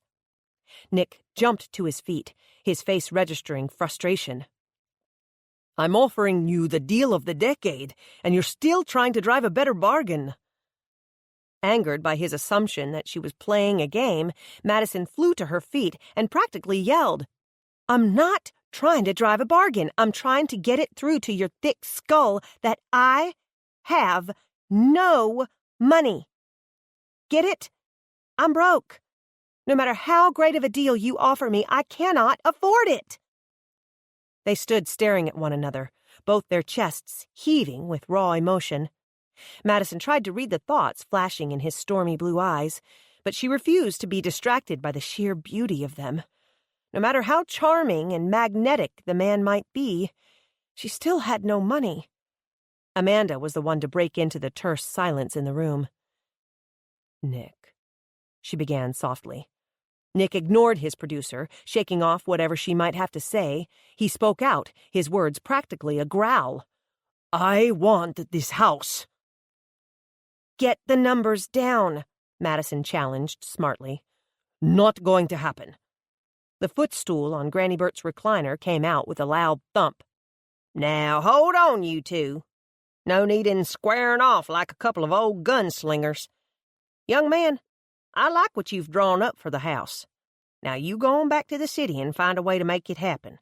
When you get those numbers down, you come on back and we'll talk business. Nick stared at the old woman in shock. Down? Get the numbers down?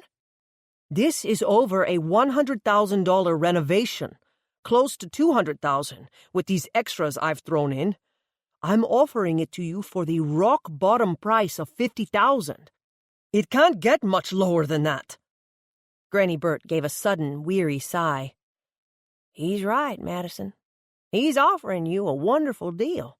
All of those bells and whistles for a mere $50,000. She shook her wrinkled head with just the right amount of awe. Madison stared at her grandmother in dismay.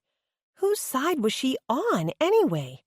I can't afford the bells and whistles, Granny, she practically hissed. Or the house. Of course you can't. Her grandmother reached out a bony hand and patted her arm. So you'll just have to live without the bells and whistles. The house needs a few walls knocked out here and there, but don't worry. Hank Adams is a fairly decent handyman. He has a nice little crew of ragtags and misfits, most of them trained right here locally at the high school shop class. She slid a sly glance at Madison the others couldn't see.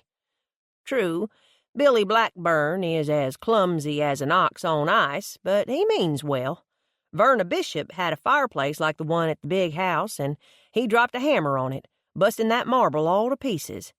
But do you know what he did? He took all those little bits and pieces and made her a walkway out to her pool.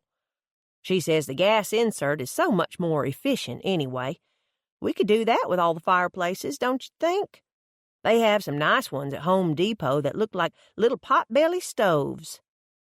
While Nick Velarde visibly blanched, the old woman continued. And no need to worry about redoing any of the wood floors. We'll just slap down some carpet, or those laminate planks they have these days. Almost look real. She marveled at the wonders of modern technology as she slid an eye to Nick's face. It was growing paler by the moment. Knowing exactly what her grandmother was doing, Madison chewed on her lips to bite back a smile. To their guests, it appeared she was contemplating her grandmother's suggestions.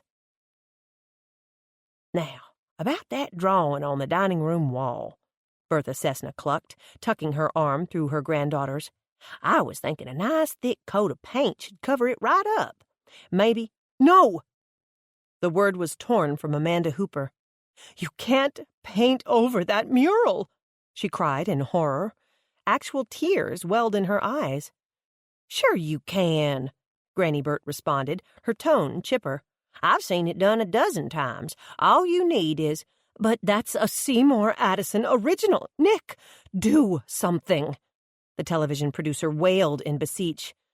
Ladies, he said hastily, a rare nervous quality in his voice. I'll need a little time to put something together, but I need your promise that you won't start on any renovations until you hear from me. I don't know, Granny Burt said uncertainly. How long are we talking? Do you have any idea what it's like sharing this little old house with 3 extra people? Never mind that her family of 6 had lived here comfortably for years. Having teenagers in the house can wear on the nerves something awful. All that noise and loud music and parties late into the night. No offense to you, dear. This thrown Madison's way, but I can hardly wait for you and those noisy teens to have your own place. None taken, she assured her grandmother. She knew it was all a show. The twins were extremely well-behaved and were always the first to bed each night. I'll need to talk to the network brass and some of our sponsors, Nick said. 2 weeks, tops. Can you give me that long? Really, I don't see the point, Madison said. At the risk of sounding like a broken record, I have no money to invest in this project. Granny Burt agreed. That pot filler doohickey was nice, but you can carry your pots and pans back and forth to the faucet like you've always done.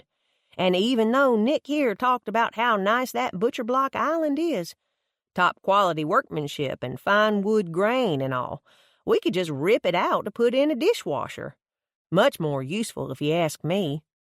She added a smart little nod that allowed her to cut her eyes again toward Nick Velarde's panicked expression. Again, let's not be hasty, the man pleaded. Let me see what I can do about getting those numbers down. All but ignoring him, the old woman offered more advice to her granddaughter. They have those nice big pieces of remnant carpet you can buy down at Carpet Barn. All the rooms might not match, but it beats that scratched-up wood floor. You could even get enough to do the stairs. The veiled threat to the staircase sent Nick over the edge. He snatched up his sketch pad and, with a jerk of his arm, motioned for his producer to stand. Come on, Amanda. We have work to do. The blonde woman scrambled to her feet as he directed, allowing Nick to pull her toward the door, where he whirled around and faced Madison, with a look that could only be described as a glare. I'll be back, he declared. I'm not about to let some two-bit carpenter lay a finger on that house. You have no idea what kind of treasure you have on your hands, and what damage one of your local yokels could do with a hammer and a bucket of paint.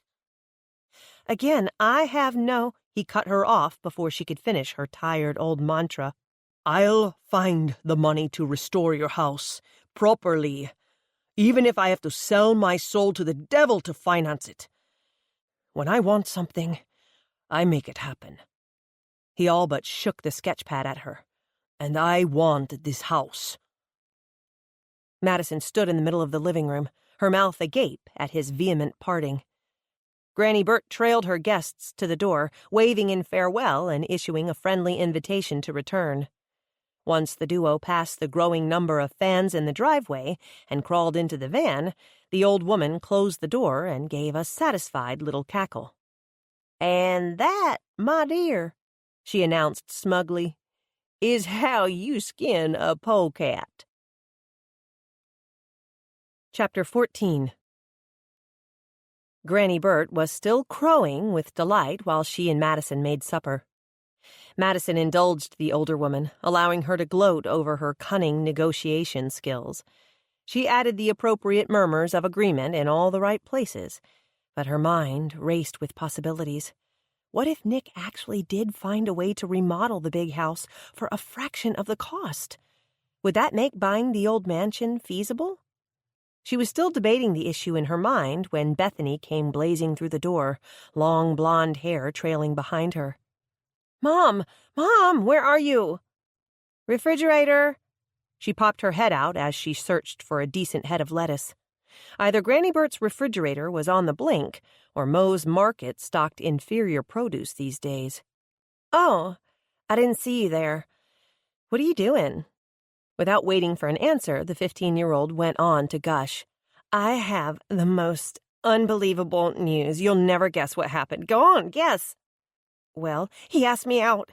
The cutest boy in school asked me to the Valentine's Day dance. Can I go, Mom, please?"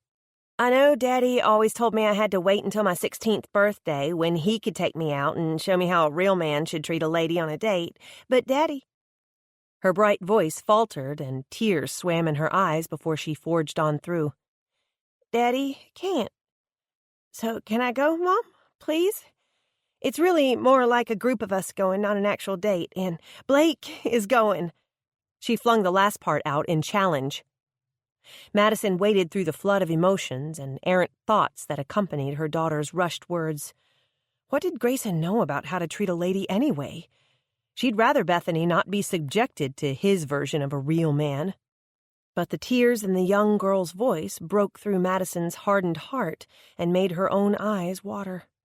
She was thankful that her daughter was happy and fitting in so well at school. Bethany's enthusiasm was contagious, right up until reality set in. Where on earth would she find the money to buy the teenager a dress for the dance? The teen gave her all of 5 seconds to respond before wailing. "You're not saying anything, Mom. You're not going to let me go, are you? Granny, do something." She turned beseeching blue eyes to her great-grandmother. "Whoa, whoa, whoa," Madison broke in. "I never said you couldn't go." "Then can I?" Hope gurgled in her baby blue eyes. "I assume we're talking about Drew Baines?" He was a junior and president of the Future Farmers of America. Until a few weeks ago, Bethany made fun of his organization. Funny how a handsome face can make a girl do an about-face, Madison mused. Visions of 2 other handsome faces floated through her mind. This wasn't about Brash and Nick, however. Madison brought her attention back to her daughter, just in time to see her frown. Drew? He's taking Terrell Perez. She wanted to go with Blake until they found out we were like fourth cousins or something. So now Drew is taking Terrell and Blake is taking Danny Jo Combs, since she and Sean Beals just broke up. Jeff Adams is taking Megan, so we're all going together in a limo that Mama Matt is renting us. Bethany tossed her blonde hair as she explained the intricacies of high school dating. Please, Mom, can I go? You just have to say yes. Megan de Cordova was Bethany's newly made best friend and happened to be Brash's daughter. The teen lived with her mother and stepfather, who were, respectfully, Madison's former arch-nemesis and high school boyfriend. As it turned out, Shannon Wynne Aikman wasn't nearly as horrible as Madison had imagined all those years, and Matt, a.k.a. Mama Matt, seemed intent on playing matchmaker between her and Brash. I still don't know who you asked. Flabbergasted, Madison managed to squeeze the words out between her daughter's rant. Mom, who am I always saying has the dreamiest green eyes? Josiah Burton. Burton? Is his grandmother George Gale Burton? I don't know, maybe. His grandfather is partners with your uncle at the sale barn. Josiah works there on weekends and during the summers. He's saving up to buy a truck, so he wanted to know if you could get him a good deal at the car dealership. As of today, I no longer work there. Uncle Glenn is back from his cruise, so I'm done with that job. But I can put in a good word for him, she offered. So I can go? The teen bounced up and down, taking the offer as a sign of general goodwill and approval. I want to meet him first. Bethany squealed in delight. You're the best, Mom, she said, throwing her arms around her mother and kissing her cheek. I'll go text him right now.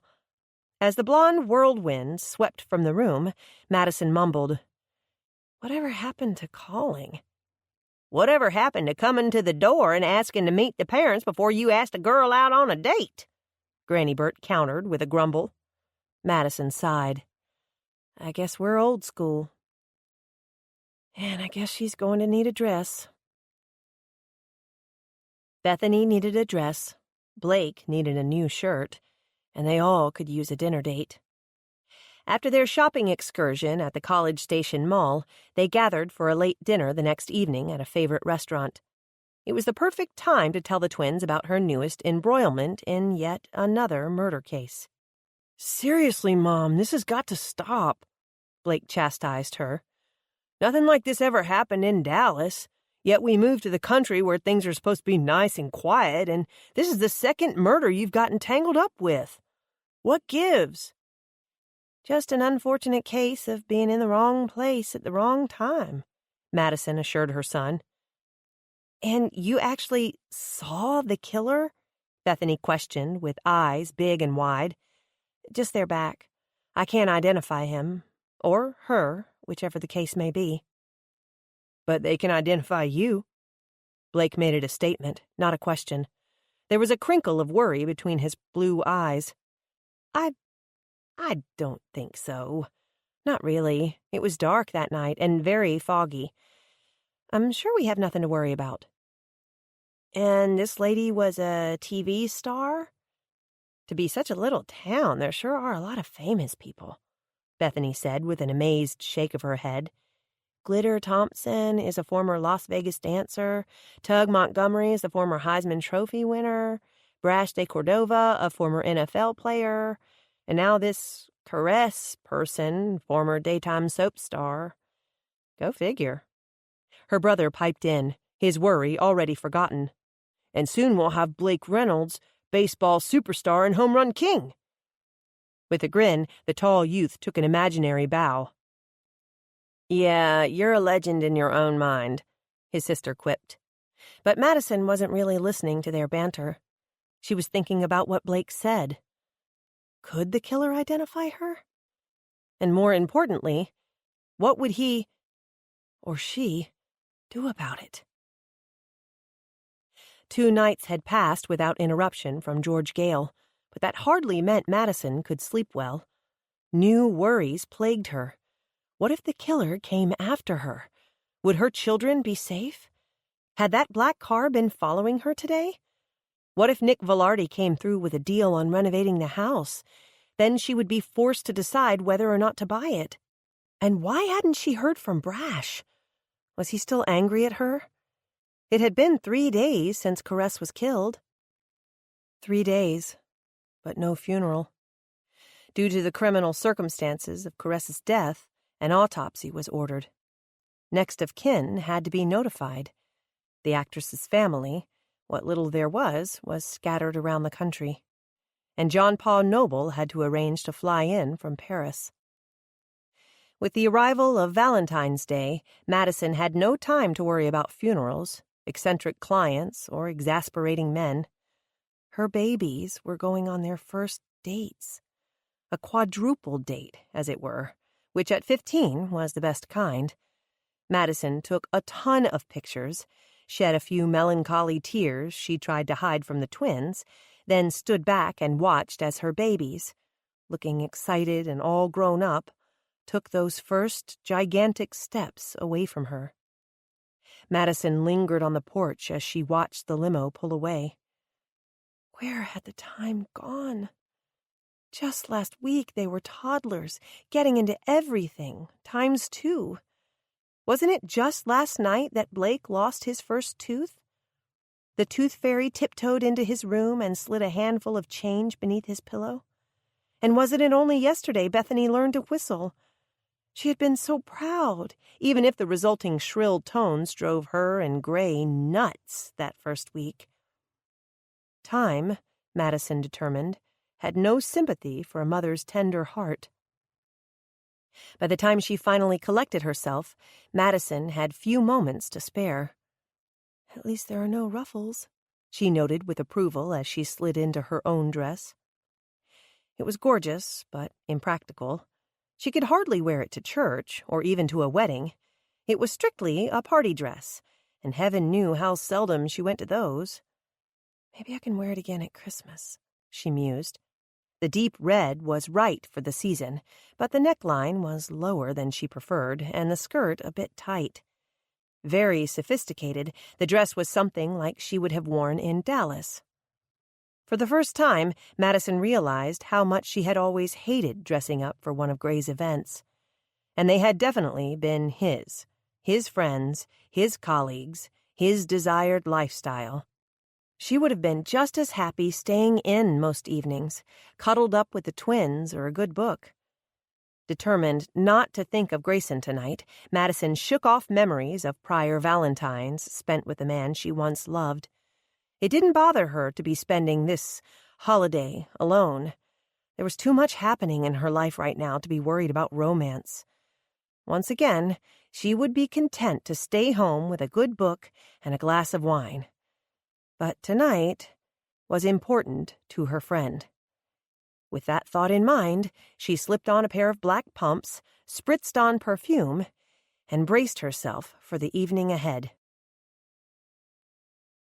Chapter 15. Jenny, this place looks amazing! Despite her having spent most of the day helping her friend decorate, the place looked different by the time she returned 2 hours later. Jenny had added the finishing touches to make the atmosphere absolutely perfect. Twinkling white lights crisscrossed the room, interspersed here and there with strands of red luminance.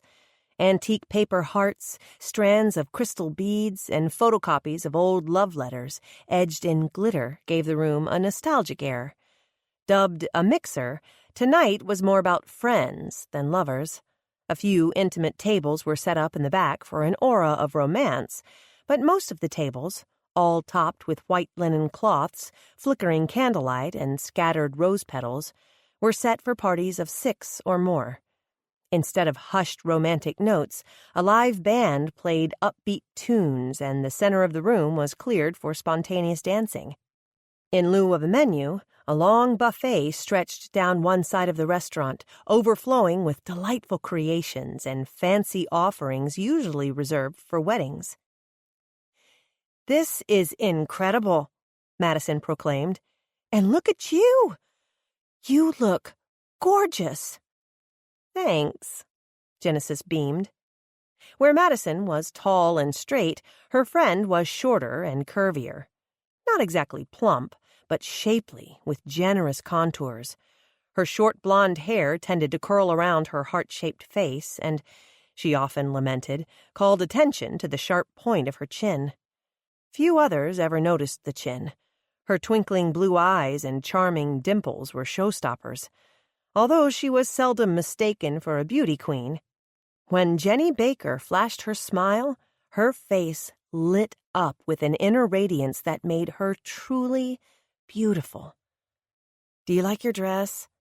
Jenny worried.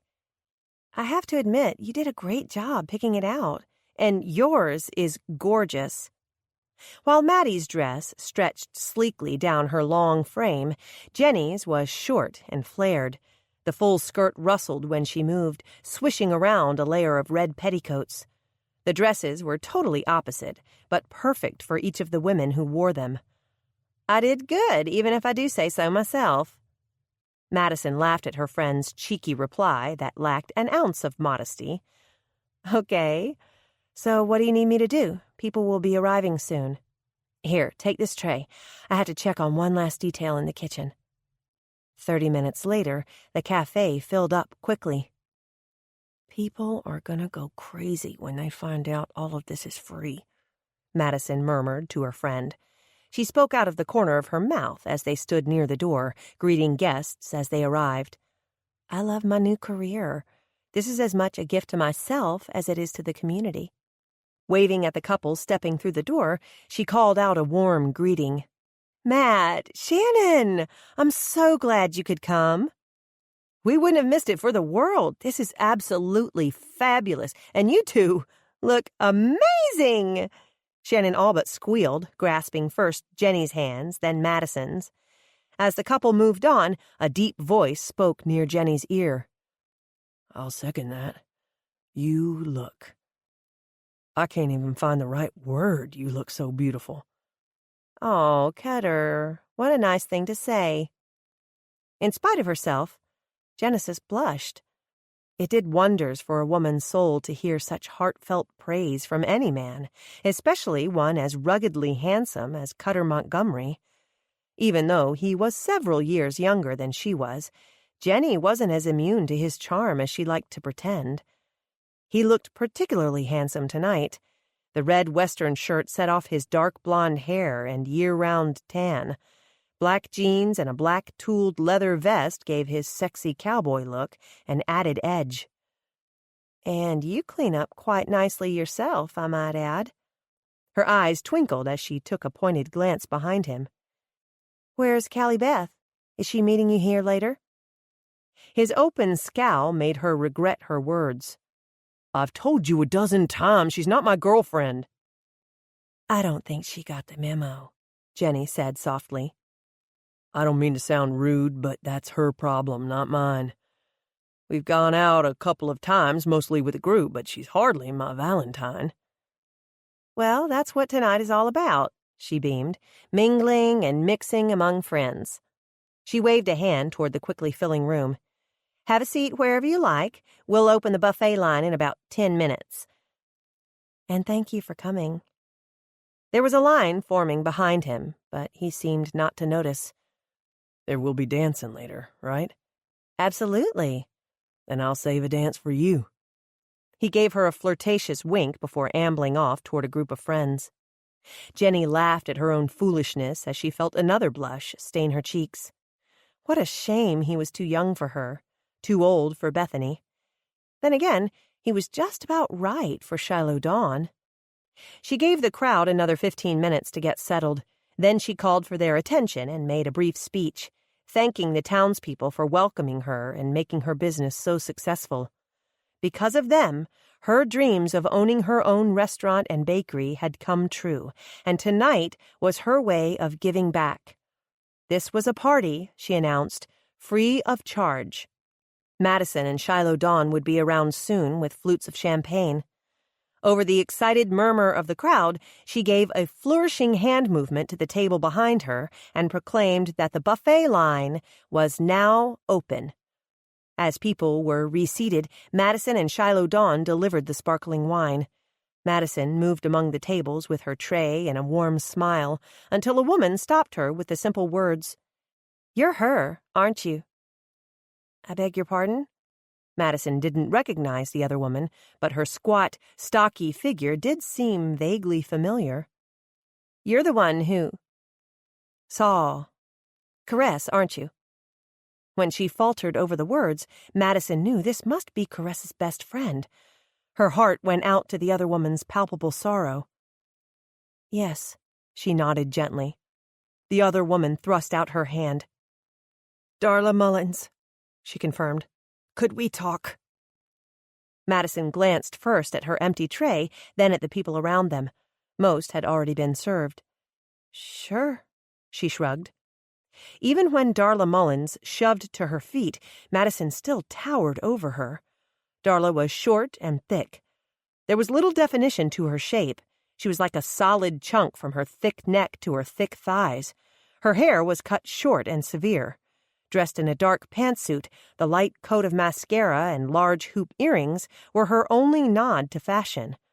Like she and Genesis, this other duo of friends were exact opposites. "I keep thinking we have met before," Madison said. "You're probably thinking of my sister, Myrna Lewis." "Oh." For a moment, she could think of nothing else to say. Myrna Lewis was hardly her favorite person. After making a terrible scene with Bethany here in this very restaurant, the woman had tried to tarnish the teenager's credibility and Madison's business reputation with vindictive verbal attacks. Few people in town even liked the woman, but there were some who listened to her bitter lies. "Dean told me what a wonderful job you did filling in for him and Myrna at the insurance agency," the sister said as she led the way to a less populated area of the room. "Thank you." As irony would have it, and much to Myrna's dismay, Dean Lewis had hired in a pinch to fill in while they were out of town for a few days. They came to a stop in a dimly lit corner. "As you may have heard, Caress was my best friend." "Yes, and I am so sorry for your loss." "I still can't believe she's gone. We were inseparable. We had just talked on the phone an hour before." "Before?" Darla Mullins put a chubby hand over her mouth as if to hold the horrible words inside. Collecting herself, she asked, "What did you see, Mrs. Reynolds? I need to know what her last minutes were like." I really didn't see the end." "I thought you were an eyewitness." "I saw her arguing with someone, yes, but I didn't see her actually I didn't see it happen." Do you think she was in pain?" Madison couldn't help but frown. She was brutally stabbed to death numerous times. Of course she was in pain. The words, of course, were never spoken aloud. She smoothed the frown from her forehead and went with a well-meaning lie. "I think it was very quick." Hopefully, she didn't have time to feel much pain. The other woman slumped in relief. "Thank the Lord," she breathed, making the sign of the cross across her saggy bosom. At least she had that in common with her friend. Appalled at her thoughts, Madison cleared her throat uncomfortably. "So you saw who did this?" Darla asked, gripping Madison's arm with a surprisingly strong hold. "Not really. I never saw a face." "Oh? Then you're really no eyewitness at all."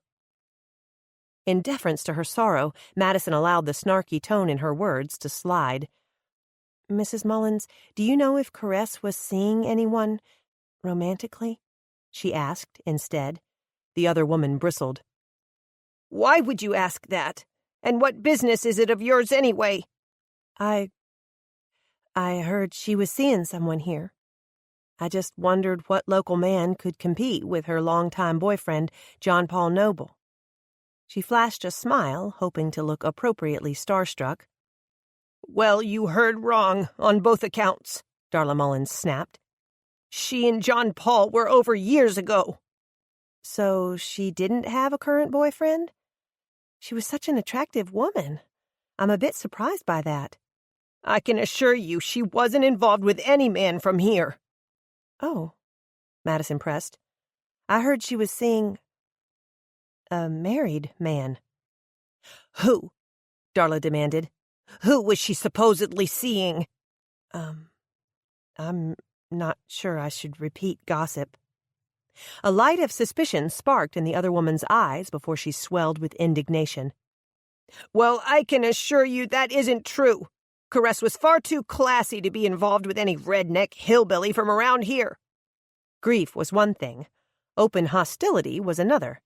Taking an immediate dislike to the woman, Madison gave her a false smile. Yes, I see the resemblance now. You and your sister are remarkably alike. So I've heard. She apparently didn't detect the insult in Madison's words and kept right on talking. While doing a mental shrug, Madison almost missed the words. I'd like to hire you. Hire me? Even Madison heard the squeak of surprise in her voice. Yes, you do own a temporary agency, do you not? Darla demanded. Yes, I do. Good. Then be at Boundaries first thing Monday morning. But... Darla looked her directly in the eye, challenging her to lie. Do you have another job lined up for Monday morning? Well, no. The other woman fairly smirked. Good. Then I'll see you sharply at 8 o'clock. The corner of 3rd and Juniper. Don't be late. She walked away before Madison could come up with a reply. Apparently done with the party, Darla Mullins kept walking, right out the front door. Madison had no idea how long she stood there, staring after the strange woman. She was finally aware of someone approaching. A familiar voice spoke near her ear, flavored with concern. Maddie? Snapping out of her trance, she looked up into Brash's dark eyes. Hi, she stammered. Are you all right? I'm not sure. She relayed the odd conversation and the way Darla practically ordered her to work at Boundaries. They're an odd lot, she and her sister. Yankees, he said by way of explanation. I'm of half a mind not to show up Monday morning. The other half? Lucky for me, that's the sensible half, the one that keeps track of my finances. A rueful smile played along the lines of her pouted mouth. His dark eyes zeroed in on her lips. A new energy charged the air as he came a step closer. Happy Valentine's Day, Maddie. Happy Valentine's to you, too. Why was her voice suddenly so husky? She didn't care a thing in the world about celebrating this day. You look gorgeous. Red is definitely your color. That was good, because it appeared in both of her cheeks. Thank you, she murmured. Her eyes fell to the starched shirt of his uniform. Working? It was a needless question, but it kept her from saying something foolish, like how good he looked as well. Yeah, but I thought I'd run by and take a chance at my luck. She gave him a quizzical look. In response, Brash held out his hand. Dance with me, Maddie? He asked lowly. She moved into his arms more eagerly than was proper. When he laughed, the sound did warm and wicked things to her fragile libido. It's the stupid holiday, she told herself. A made-up holiday at that. It made even sane people behave foolishly, all in the name of love and romance. Not that I want either, she assured herself. I've done without it for the past 2.5 years. I can do without it for another 2.5. By then the twins will be out of school, and I'll have time for myself again. I'm good till then. Maddie? Brash scrutinized her with a slight frown. Where did you go? I lost you for a second. She tried to push off her foolishness with a laugh. He tucked her hand deeper into his, curling it close against his very warm, very broad chest. Not that she noticed, or anything. She said the first thing that came to mind. I was just thinking working nights all the time must be murder on your love life. Lordy, where had that come from? I don't always work nights, he assured her, his voice sounding amused. Since she had already brought the subject up. So you never remarried after you and Shannon split up? Nope. Why not? Never met the right woman. She loved the way his deep voice rumbled within his chest. Madison allowed herself to sink into his warmth as she rested her head against his shoulder. Her arm tightened around his waist, and she could have sworn she heard him give a very manly purr. Any serious girlfriends? She pressed. There was one long-term girlfriend, but I wouldn't call it serious, he said. They were still in the darkened corner, swaying to the music more than actually dancing. Both knew it was a thinly veiled excuse to be close to the other. It ended when I moved back here. Waco isn't that far. You could have kept seeing one another. To be honest, I was glad for the break. What about once you came back here? Surely you've dated. Muscles flexed beneath her cheek when he shrugged. A little, he admitted. There was a female deputy in Navasota, but our schedules kept getting in the way. A substitute music teacher who was here only for a semester. I went out once or twice with Lena Kopetsky, a few more times than with Margaret Chatham. All in all, a pretty pathetic showing for a single man in the prime of his life. Lulled by the deep cadence of his voice and the warm vibrations rumbling off his chest, Madison felt completely content within his arms. Her limbs felt deliciously heavy and languid. She could stay right here forever, just like this.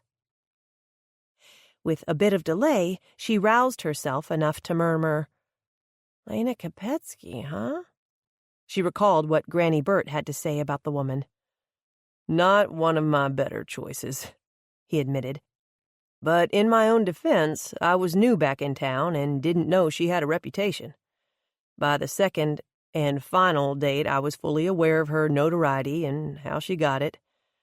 The woman was like a barracuda. He shuddered for effect. Madison chuckled. I'm sure you were fully capable of taking care of yourself. Barely. And Margaret Chatham?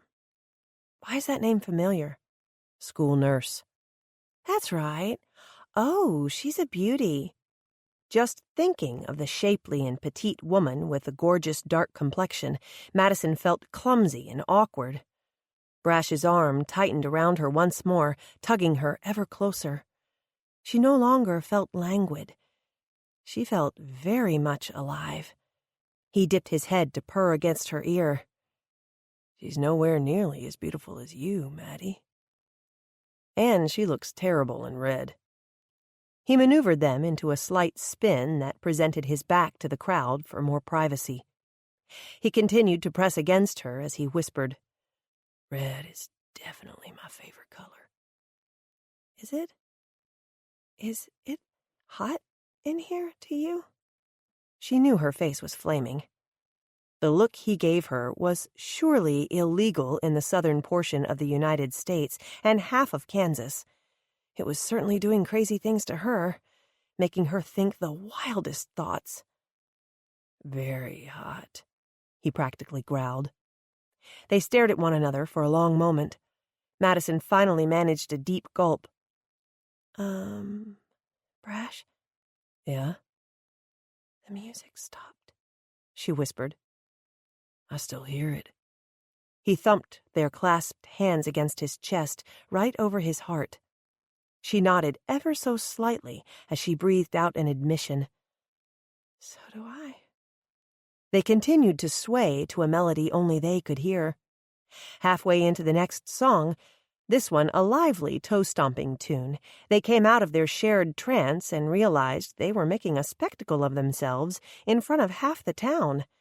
They moved apart with a minimum of fuss and cleared throats. Thanks for the dance, Maddie. I guess I'd better get back to duty. But you just got here, she protested. He gave her the smile that had starred in all her high school fantasies and far too many of her current ones. I got what I came for," he assured her. He tipped his fingers to the brim of his hat. "Night, Maddie. Happy Valentine's." Happy Valentine's to you too, Brash. She knew she was grinning like a fool. But this was the best Valentine's Day she could remember in recent history. Chapter 16. Standing beside the buffet table, Genesis's face glowed with happiness. Her party was a resounding success. The flyers she handed out and posted around town made no mention of the price for tonight's festivities. They merely dubbed the event as a Valentine Mixer, with great food, live music, and the promise of a good time. Those who came were expecting to pay for their meal, which made giving it away free all the more exciting. For the past 2 hours, someone was constantly at Jenny's side, thanking her for her generosity, telling her how much they appreciated her, and what a wonderful time they were having. Although she planned for tonight to be merely a party, it quickly became a promotional event. Several people asked about booking private parties and if she catered. She watched the crowd as they milled about, visiting and laughing and dancing. The atmosphere reminded her of a wedding reception, which probably explained why 2 people had already asked to have theirs here. Not many children were here tonight, but the few who attended were on the dance floor, doing silly imitations of their favorite dance routines. As with any local gathering, a group of old farmers stood off to one side, discussing the latest weather conditions and the price of hay and cattle and how their crops were doing. Their wives were scattered about the room, visiting with old friends, having another bite of this or that dish, with musings of, "What is in this? I must get the recipe," and exchanging tidbits of gossip.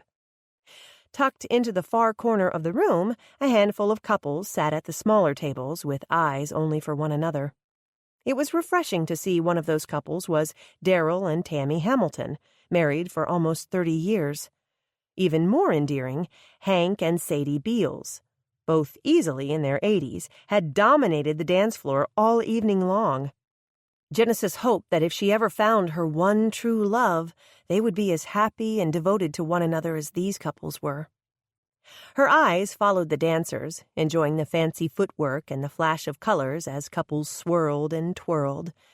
Spotting Cutter and Shiloh Dawn, she was surprised the rugged fireman knew the moves to the trendy dance step. She thought two-steps and line dances were more his style. Her gaze traveled among the crowd until a couple against the far wall caught her eye. She smiled as she recognized Brash and Maddie swaying in the shadows.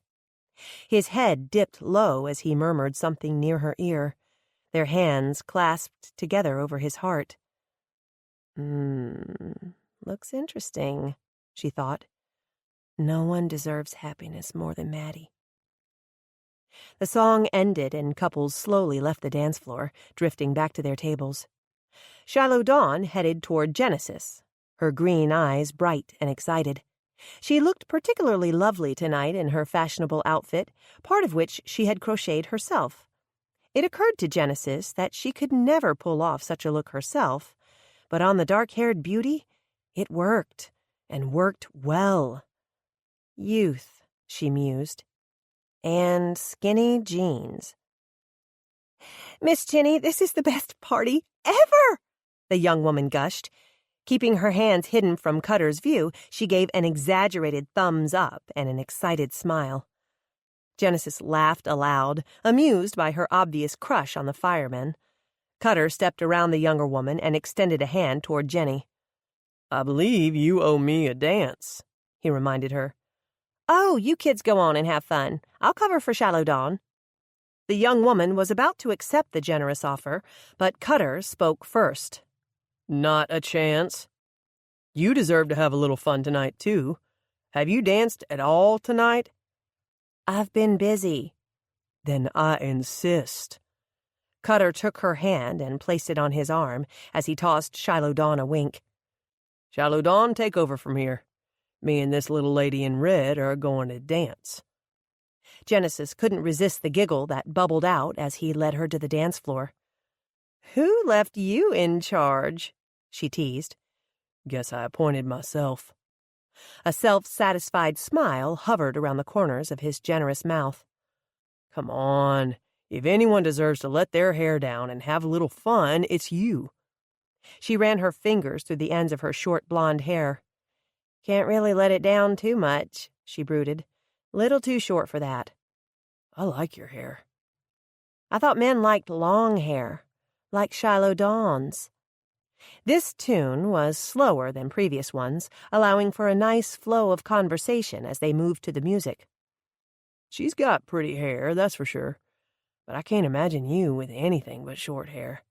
It suits you. He gave her a warm smile, the kind that engaged his entire face.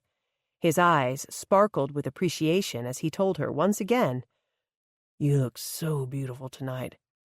There's really not an adequate word to describe it. Genesis ducked her head so that he couldn't see her blush. Thank you, she murmured. Embarrassed, she tried to deflect the attention from herself. You and Shiloh Dawn seem to be having a wonderful time. Maybe it's a good thing Callie Beth didn't come.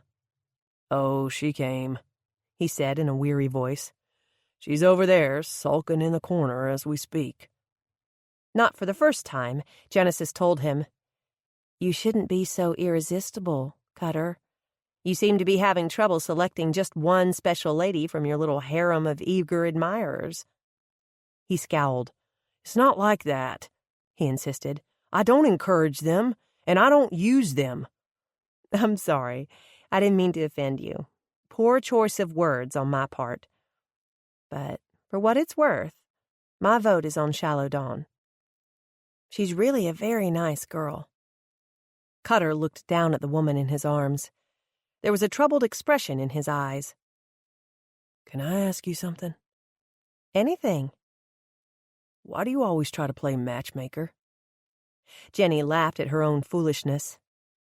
Just a romantic at heart, I guess. Yet you have no husband or boyfriend of your own. As an afterthought, he added, Do you? No, definitely not. And why not? I can't imagine how a wonderful woman like you has managed to stay single all these years.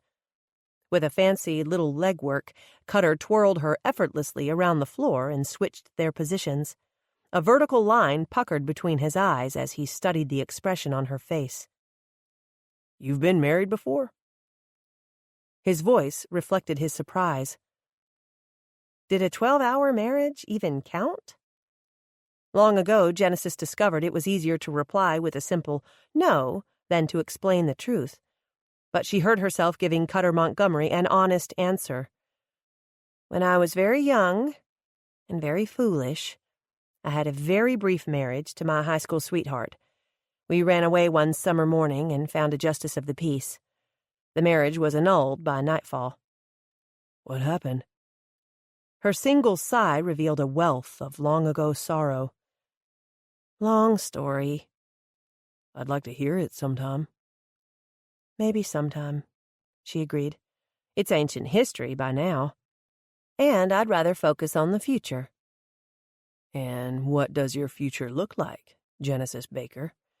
What do you see in your stars? She peered over his shoulder to the room crowded with friends and customers.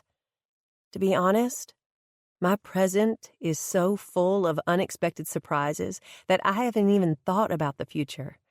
I'm perfectly content for now. Content and happy aren't necessarily the same thing, he noted with a philosophical air. Are you happy? Genesis considered his words.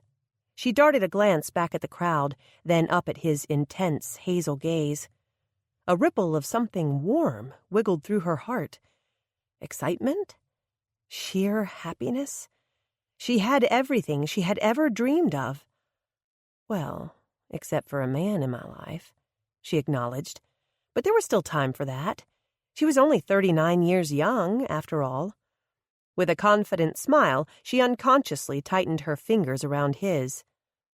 Yes, she said softly. Right now, I am perfectly happy with my life. His thumb rubbed across her fingers. There was no denying how much he admired the woman. She was a true asset to their small town. Her business was booming, and although he would never admit as much to his mother, she was the finest cook he had ever known. He idly wondered what it would be like to marry such a cook. He would definitely need new jeans and bunker gear, at least one size larger. He smiled at the image he had of himself, bloated from too many meals at her table. "You, of all people, deserve happiness," he proclaimed as the song drifted on its last notes. Their feet wound slowly down to a stop, but his arms were still wrapped loosely around her as the lead singer spoke into the mic.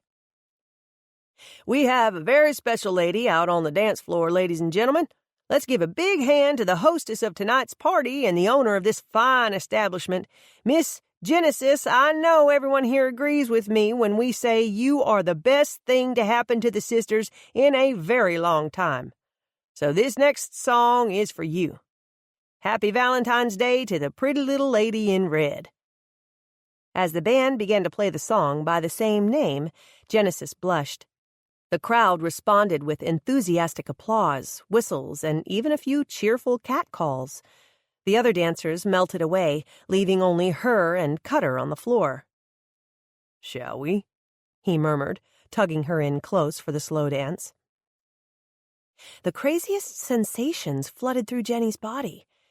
It was being in the spotlight, she told herself. That had to be the explanation for this sudden rash of nerves that assuaged her. She didn't want to make a fool of herself with all eyes upon her. Surely it had nothing to do with the firm young body she was pressed against. Nothing at all to do with the strength in his arms that held her, the warmth of his breath as it fluttered against her ear. Nothing to do with the sexy undercurrent of his cologne, or dancing with this particular man. He was almost young enough to be her son, after all. Much too young for her. "Relax, Jenny."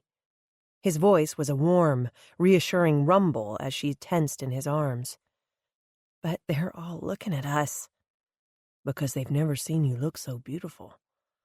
Just like the song says, they've never seen you shine so bright." His voice fell an octave. "And every man in the room wishes he was me right now, holding you close, touching you." Genesis drew in a sharp breath at his provocative words. He was a natural-born flirt, she reminded herself. Yet a part of her knew that wasn't so. She had always suspected that, deep down, he was a bit shy around women. He seemed fully confident now, however, as he dipped his handsome head to hers, cheek to cheek, even as the singer crooned those very words. "Relax, Jenny. Forget about them. It's just you and me and the music," he murmured. "Just me and the lady in red." Letting the warm timbre of his voice wash over her, Genesis released the breath she unwittingly held and relaxed against him. She felt his smile against her cheek. Tugging her a little closer, Cutter tucked their joined hands between them.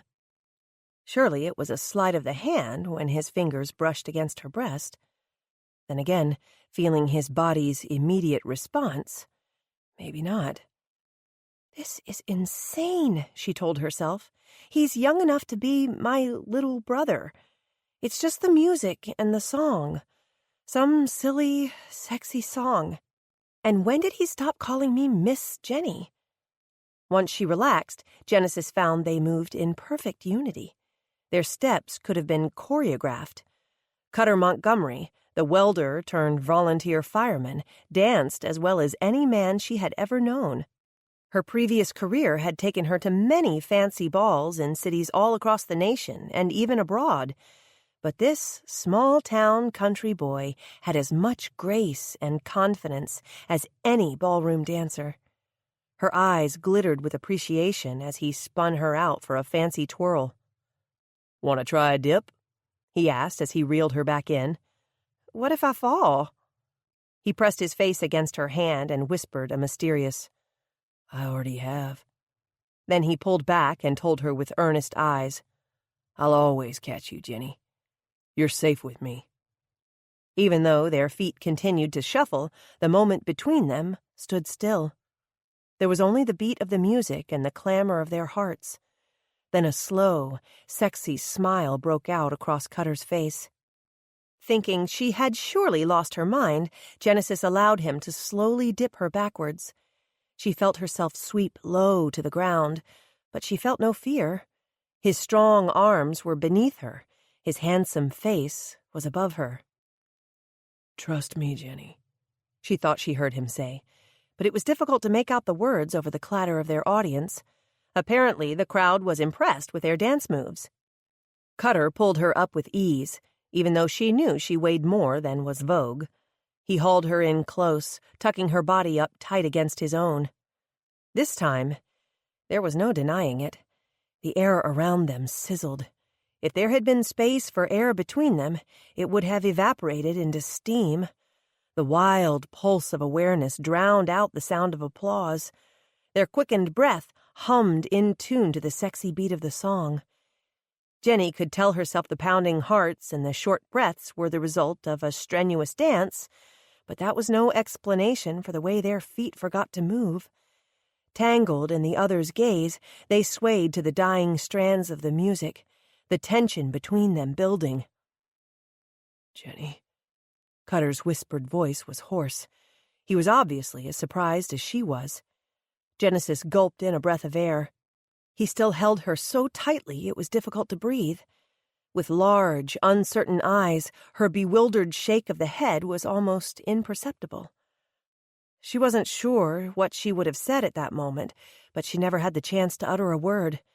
The applause had died away, and the crowd was oddly quiet, watching in confusion as the couple on the dance floor simply stared at one another. When Cutter's fire radio went off from where it sat on the table, the tone out was clearly audible, right along with the dispatcher's word. "River County Sheriff's Office to the Sisters Fire Department. We need you en route to the Sisters Sale Barn for a structure fire. Repeat, the sale barn is on fire." Chapter 17. The crowd thinned out immediately, right behind the 3 firefighters attending the mixer. Most followed along to the fire, some to offer help, some just to be nosy. Alan Wynne, who left his wife behind at the cafe, soon called back to say the fire was under control. The fire department contained the damage to some of the cattle pens out back, leaving the main structure unscathed. The few pens of cattle still at the barn awaiting pickup had scattered and were running scared through the streets of Naomi. Some even ventured out onto the highway. A group of volunteers mounted horses and four-wheelers, going out to gather the herd. Within an hour of the call, the party was over, and there was nothing left to do but clean up. "You can go on home, Maddie," Genesis told her friend. "I've got this." "Are you kidding? You let your staff go. I'm not about to leave you with all of this." "You need to be home when the kids get there. Find out how their first dates went." I'm trying to block the words first date from my mind. I still have a couple hours left before I have to acknowledge them. All the kids are going back to Shannon and Matt's after the dance. We parents pitched in for late-night pizza. The expense of having teenagers is never ending, huh? Jenny offered a sympathetic smile as she fell into a nearby chair and slipped off her high heels. Her sigh of relief was audible as she wiggled her toes. I hear it lets up in another 20 years or so. And I'm so glad you just did that. I've been dying to get out of these shoes since about 10 minutes after I arrived. Any more of that champagne you were toting around all evening? I could go for a bottle or 2 right now. Don't we need to clean up first? Madison suggested. She spotted a large opened bottle in an ice bucket and went to fetch it. Of course, it's already opened, and it would be a shame to let all that fizz go to waste. My thoughts exactly. Besides, the staff will be back in the morning to clean. I let them go tonight to celebrate what was left of Valentine's. She held out a flute, flashing her dimpled grin as Madison filled it. My, you pour that with such flair, my dear. Champagne was never my wine of choice, but Gray always insisted on serving it to our guests. Apparently he thought it showed class. She wrinkled her nose in distaste as she filled both glasses. It was unclear whether the expression was for the beverage or for the opinions of her late husband. Judging from her healthy gulp of the effervescent wine, Jenny guessed the latter. "Thank you for all your help tonight," she said. "I couldn't have done it without you. You had everything totally under control. All I did was smile and pour champagne. You did the hard stuff." They discussed the evening in detail, reliving the highlights and discussing conversations had or overheard. Madison told her friend about the odd encounter with Darla Mullins. "It appears I have a new client," she concluded uncertainly. "We never discussed money or terms or what I'm supposed to do, other than to be there sharply at 8 and not be late." She lowered her voice to do a stern and fierce imitation of the other woman. "With Darla Mullins, it's hard to say. She's an odd duck. That's what Brash said." I saw you dancing. So, what's it like, dancing a slow dance with Mr. de Cordova?" Jenny's grin had a conspiratorial air as she held out her glass for seconds. Or was it thirds? Her hand seemed a bit unsteady. "To be honest, I don't even know. Were my feet even touching the ground? My head was floating up somewhere in the clouds." She poured herself more champagne with decidedly less finesse than earlier. Definitely their third round. Madison swished the clear liquid around in her glass, watching as it sparkled and swirled. Am I pathetic or what? Almost 40 years old, acting like a silly schoolgirl. Genesis took a big gulp from her own glass before admitting on a raw whisper, "I'm even worse." "How so?" "I think I have a crush on a man half my age." Her words were only slightly slurred. "A 19-year-old? Seriously?" "He might as well be," Genesis moped. "What's another 5 or 6 years when I'm already old enough to be his cousin?" Even to her sluggish brain, the words didn't make sense. "There's no age restrictions on cousins." "I know, but it sounds better than admitting the truth, that I'm old enough to be his sister." One look at Madison's confused expression, and Jenny conceded. Okay, so I'm old enough to be his mother." The champagne made her mind fuzzy. Narrowing her eyes to focus on her thoughts, Madison ventured a guess. "Does this have anything to do with that X-rated dance you had with Cutter Montgomery?" "You saw that, huh?" "I was sitting behind old Mrs. Crowder and Gladys Peavy. They were practically drooling. And I think I may have gotten third-degree burns from the ricochet of Callie Beth Irwin's searing glare as she watched you two. My name is going to be dragged through the gutter," Genesis predicted with gloom. "Why? Every female in town has a crush on Cutter Montgomery, from Dolly Mac Crowder and my great-aunt Lurleen to Callie Beth and Shiloh Dawn. I even heard the youngest little Hadley girl, who's probably not even in kindergarten yet, tell someone he was her boyfriend." Genesis brightened somewhat. "That's true, isn't it? I'm not just some pathetic old woman, right, trying to cling to my youth. I'm simply taken in by his charms, just like every other woman in town. The man is a hunk, that's for sure." Madison held her glass up toward the light, surprised to find it empty once again.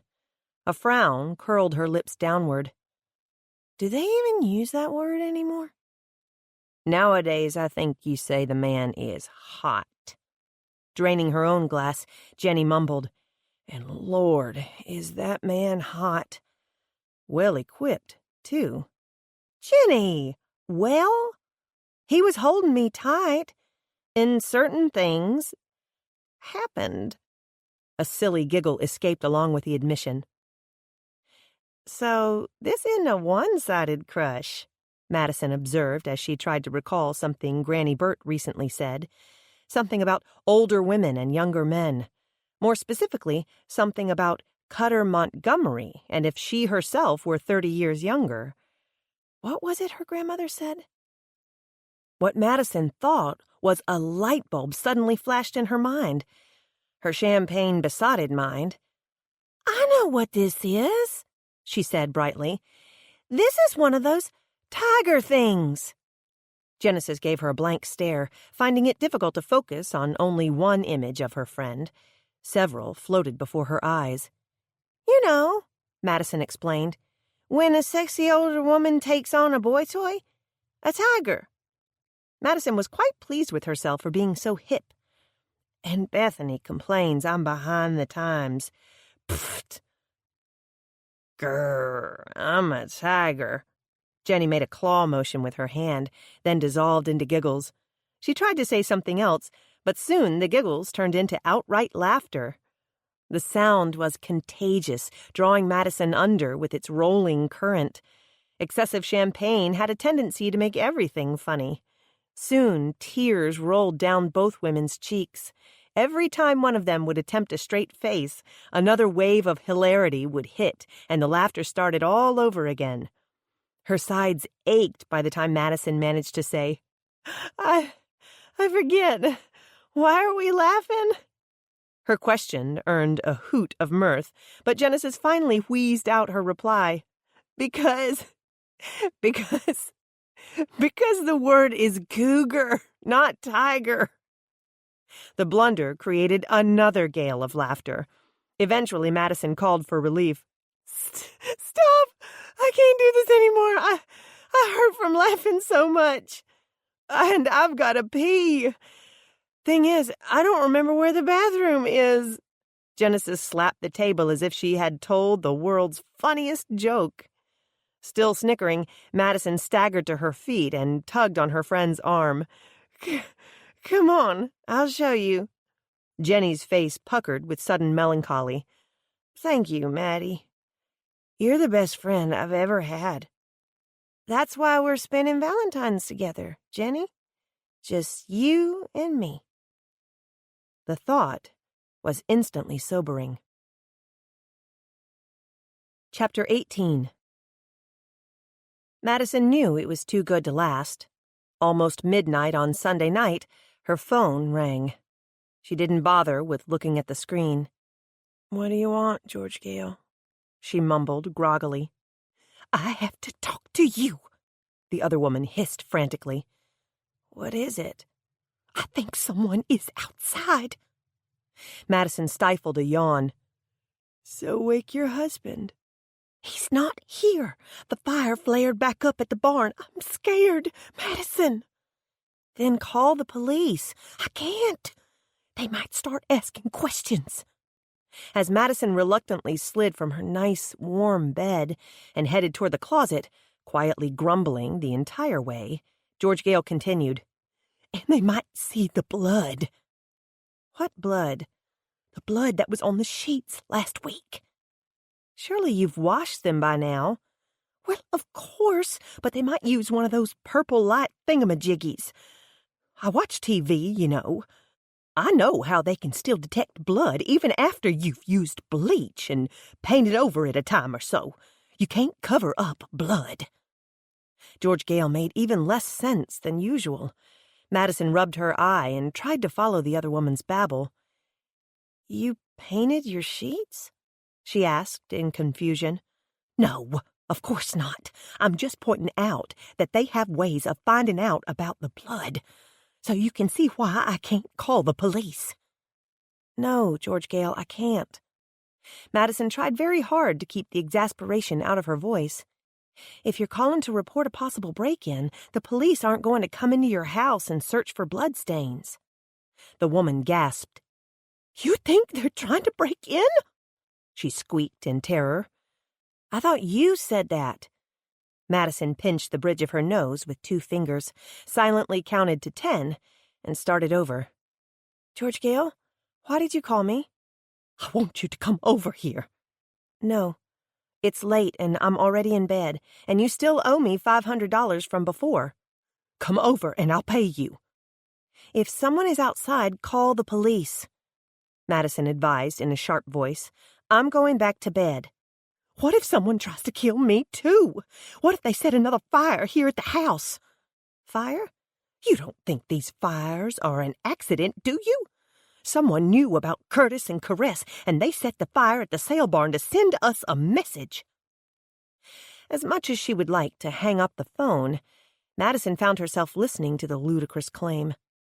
What if the fire really had been intentionally set? What kind of message? She ventured to ask. Come over and we can discuss it. You're just trying to trick me into coming over there. All you have to do is drive by. You could pull up in the driveway and shine a flashlight around. If someone's out there, you'll scare them away. I have a better idea. I'm listening. First of all, turn on all your outside lights. I can do that. Madison heard movement on the other end of the line as George Gale bustled about. I'm flipping on the back porch light right now, she confirmed, sounding relieved to have a solid plan. Perfect. Now, when I give you the signal, I want you to hang up the phone. What are you going to do? Are you on your way over? No, I'm calling the police, and then I'm going back to bed. Here's your signal. Good night, George Gale. Sharply at 8 o'clock the next morning, Madison parked in front of the large old building with its newly painted sign. The name Boundaries was neatly centered amid a border resembling a barbed wire fence. Checking to see that the contract was still snuggled inside its manila folder, Madison finger-combed the ends of her hair one last time and crawled from her car, into morning air frosty and sharp. Darla Mullins greeted her with 2 snapped words. You're late. Madison checked the clock on her cell phone. It's 2 minutes after 8. Precisely, I told you to be here sharply at 8 o'clock, so that makes you 2 minutes late.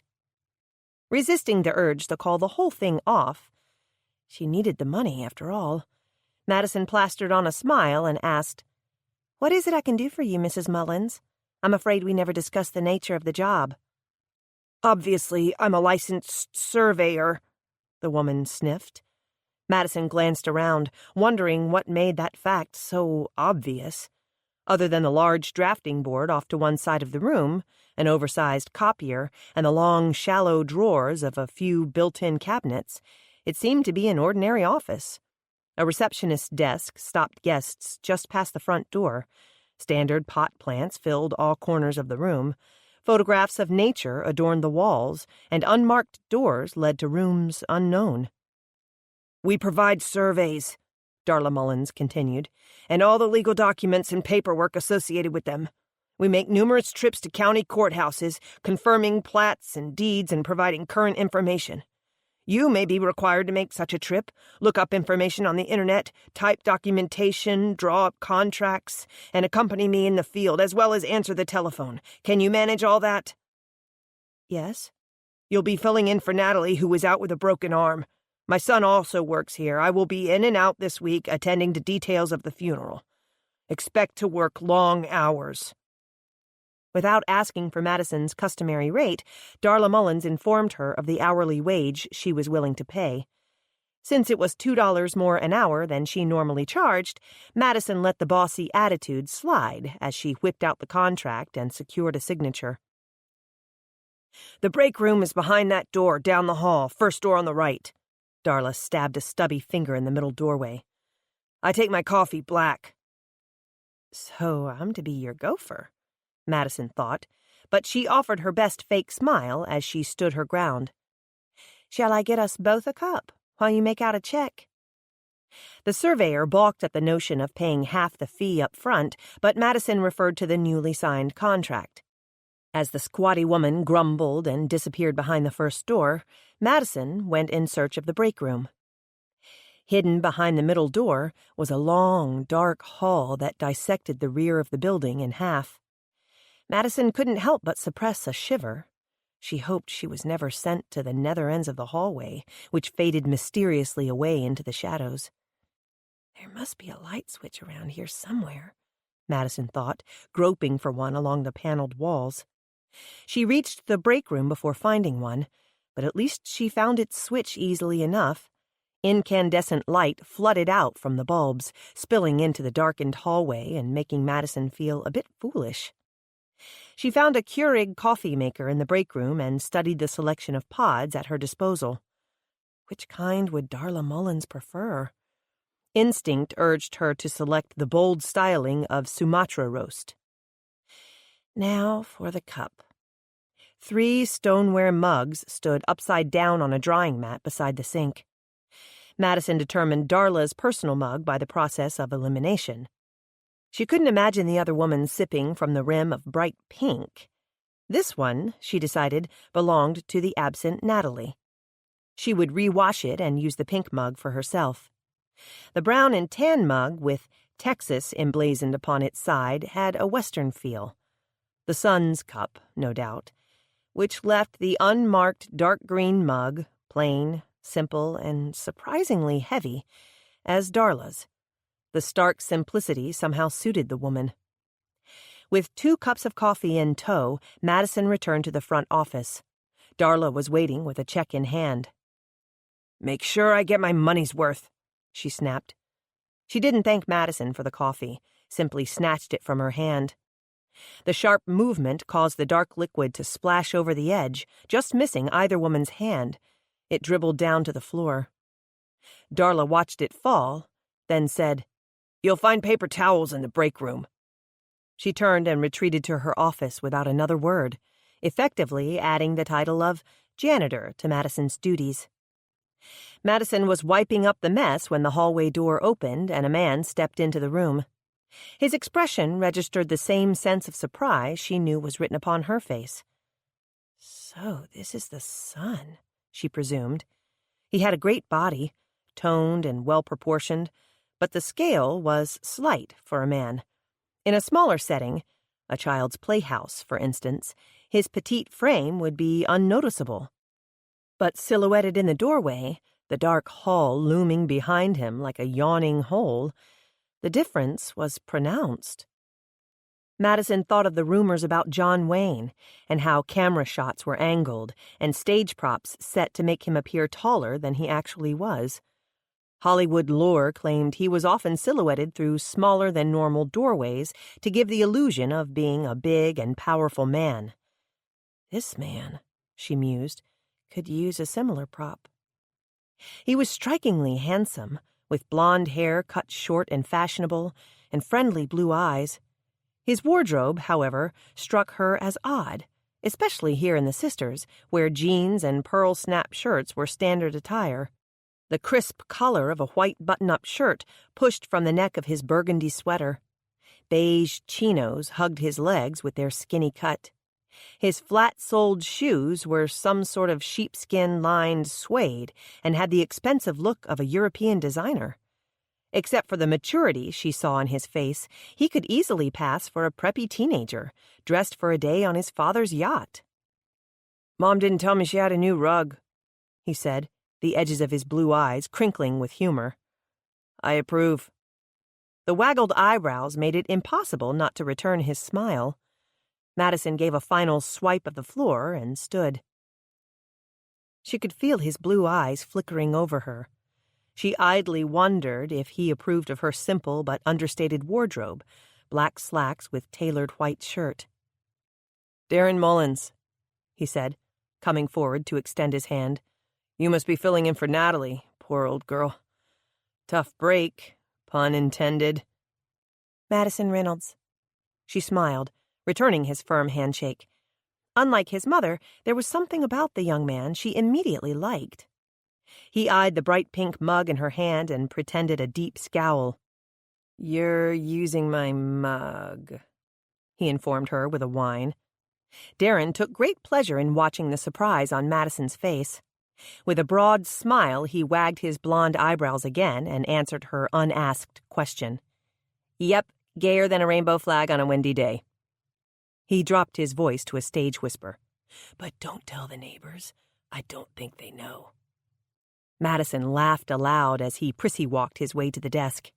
He fell into the chair, crossed his leg at the knee with excess motion, then dangled his foot as he batted his eyes and drawled, "Any questions?" "Yes. Would you like some coffee in your pretty pink mug?" "I'll let it pass this once, doll face, but don't let it happen again." He winked as he uncrossed his legs and rolled his chair up to the desk. Besides, we're all perfectly capable of getting our own coffee around here, Dragon Lady included. Don't let my mom bully you." Madison made a meek admission. "It's rather hard not to. The only way she'll ever respect you is if you stand up to her. Deep down, buried far, far beneath the rough layers, is another rough layer. 20 layers beneath that, she's a bit of a softie. But don't tell her I said so." "I wouldn't dream of it," Madison said, eyes twinkling. Darren Mullins voiced the thought running through her own mind. "I think we're going to get along fine, you and me." "I think so, too. So, tell me, what am I supposed to do around here? Is that my desk?" She pointed to the one where he sat. If she were guessing, she would say Natalie was the receptionist, while Darren worked one-on-one with his mother. The telephone rang, and Darren held up a hold-that-thought finger in her direction. With a surprisingly professional air, he answered the phone. "Boundaries Surveying, this is Darren. How may I help you today?" By the time he finished the call, Madison knew she had guessed wrong. Darren Mullins was a knowledgeable and efficient receptionist. Given his mother's disposition, he was, she decided, the personality behind the business, the PR man. Darren drew the clients in, Darla performed the surveys, and Natalie did something in between. But what? "Sorry, where were we? Oh, yes, you were hoping you were the receptionist." The blonde man flashed her a sunny smile. "Sorry, sweetie. This job belongs to yours truly. You, my dear, get the pleasure of working directly with Dragon Lady." Madison bit her lip, unsure if it was a grimace or a smile she suppressed. "Do you always call your mother that?" "Only on her good days. Sometimes she can be outright nasty." Darren's slim shoulders shivered in mock terror. "Let me show you to your office." As luck would have it, Natalie's office was down the dark hallway, almost to the very end. Even with the lights on, the switch was on the other side of the door in the front room. The passage was dimly lit and downright spooky. It was an old building with wooden floors that creaked and groaned, and 14-foot ceilings that allowed the wind to chase itself through the empty space, whistling and moaning, taunting and teasing as it rattled anything within its reach. "Sure you don't want to trade spots?" Madison was only half teasing as she followed him down the lonely path. "Sorry, I'm afraid of ghosts. But I hear they're remotely friendly back here, as long as you play Springsteen." "Will Bryan Adams do?" He shrugged, reaching around the doorway to flip a switch.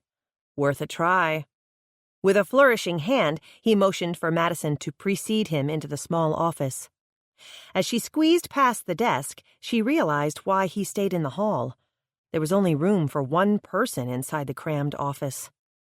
A large table stood in the middle of the room, leaving only enough clearance for the row of custom-made lateral filing cabinets that lined the far wall. The table, she presumed, was to unfurl oversized plats and renderings. The heavy oak chair shoved beneath it was one of those handy creations that unfolded into a stepladder, presumably to reach the top drawers. Weak light filtered in from horizontal casement windows slung high on the walls. Judging from the chill in the room, cold air seeped in around the windows. Dual stacks of cardboard boxes climbed high behind the door, threatening to topple over at any moment.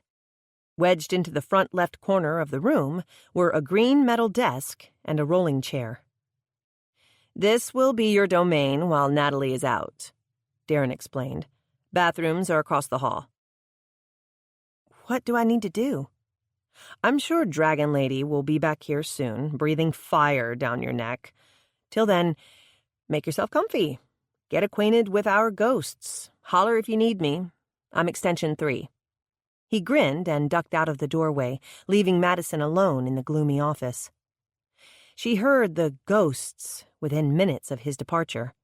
They howled their way through the cracks of the windows and sang a low, sad melody against the dropped tin ceiling of the old building. The lonesome sounds were more irritating than they were intimidating.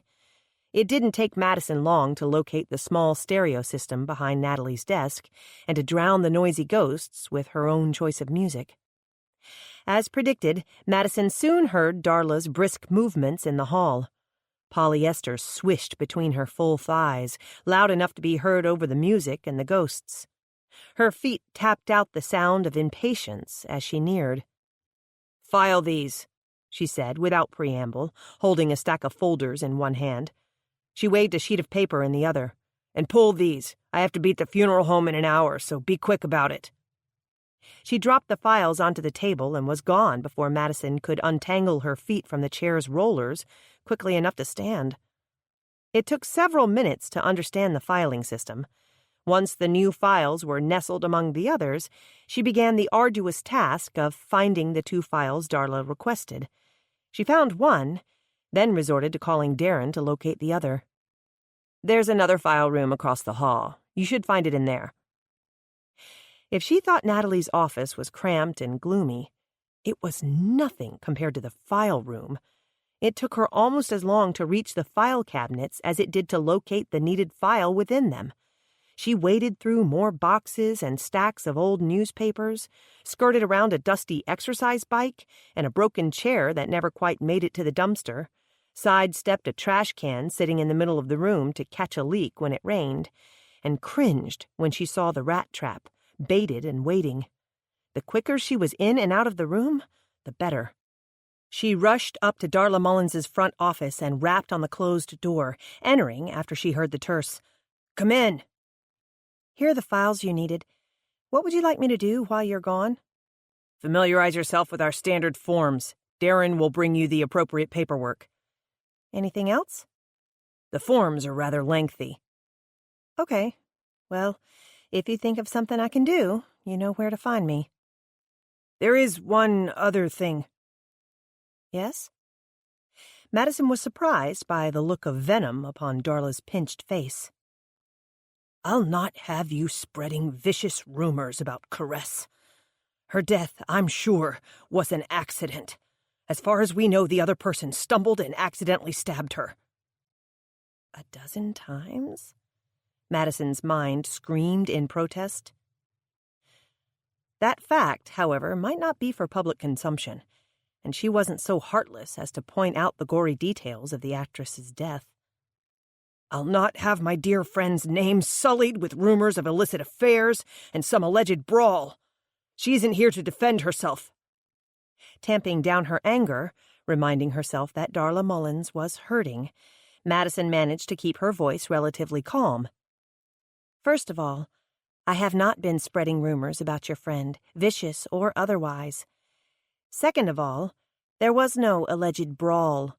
I witnessed a fight between Caress and her attacker. I have no idea what instigated it or why they were fighting, but I do know Caress was holding her own. Right up until the end."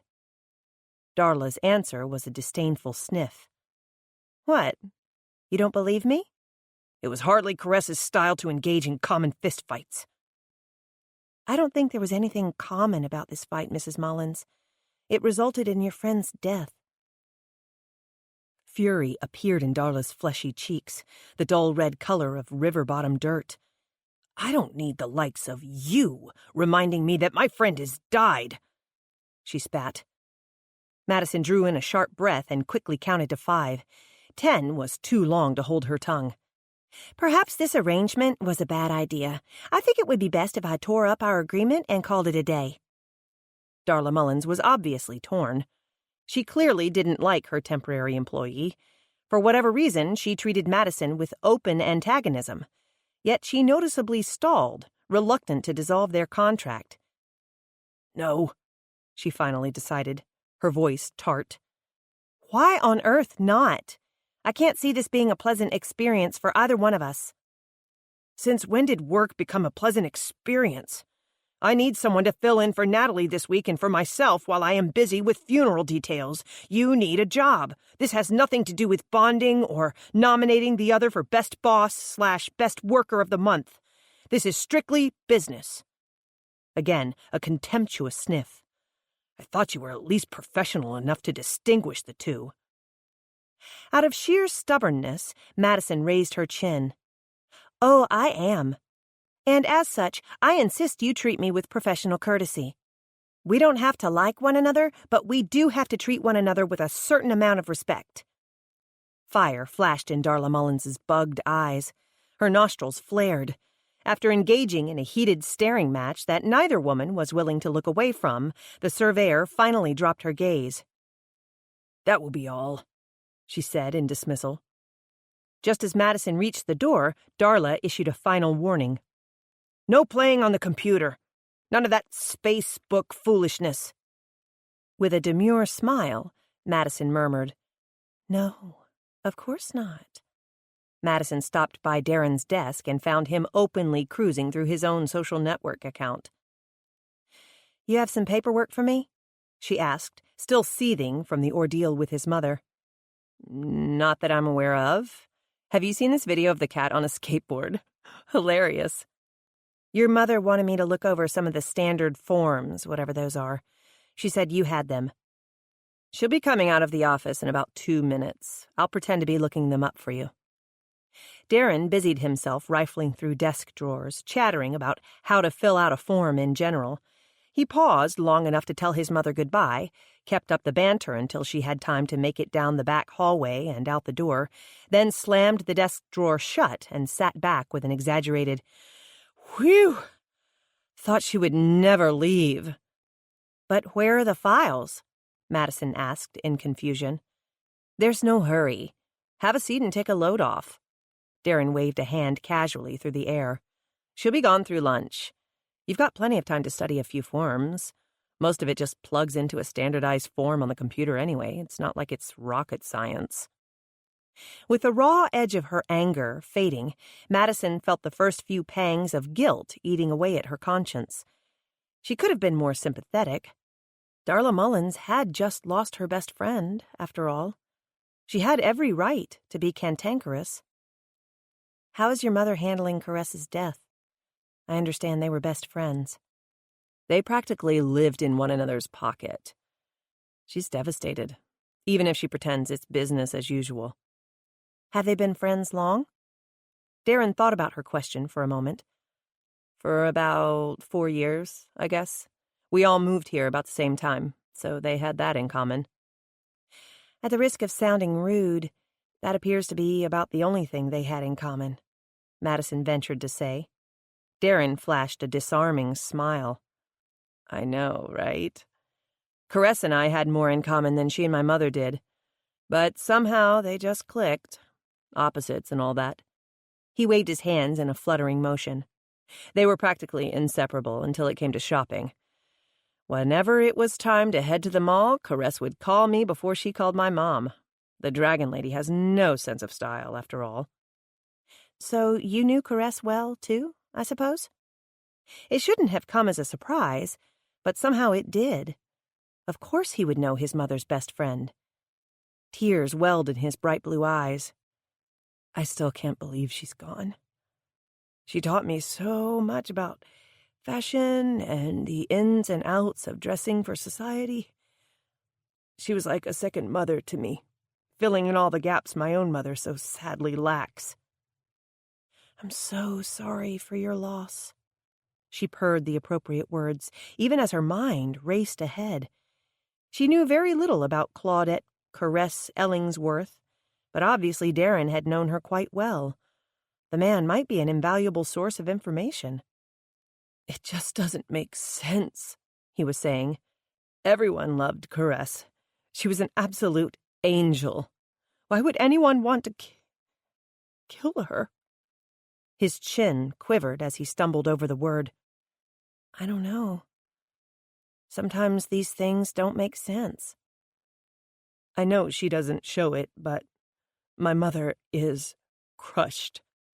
I heard her crying last night, late into the night." "You live with her?" Madison asked in surprise. He bobbed his head in affirmation. "It's always been just the two of us." "Your father?"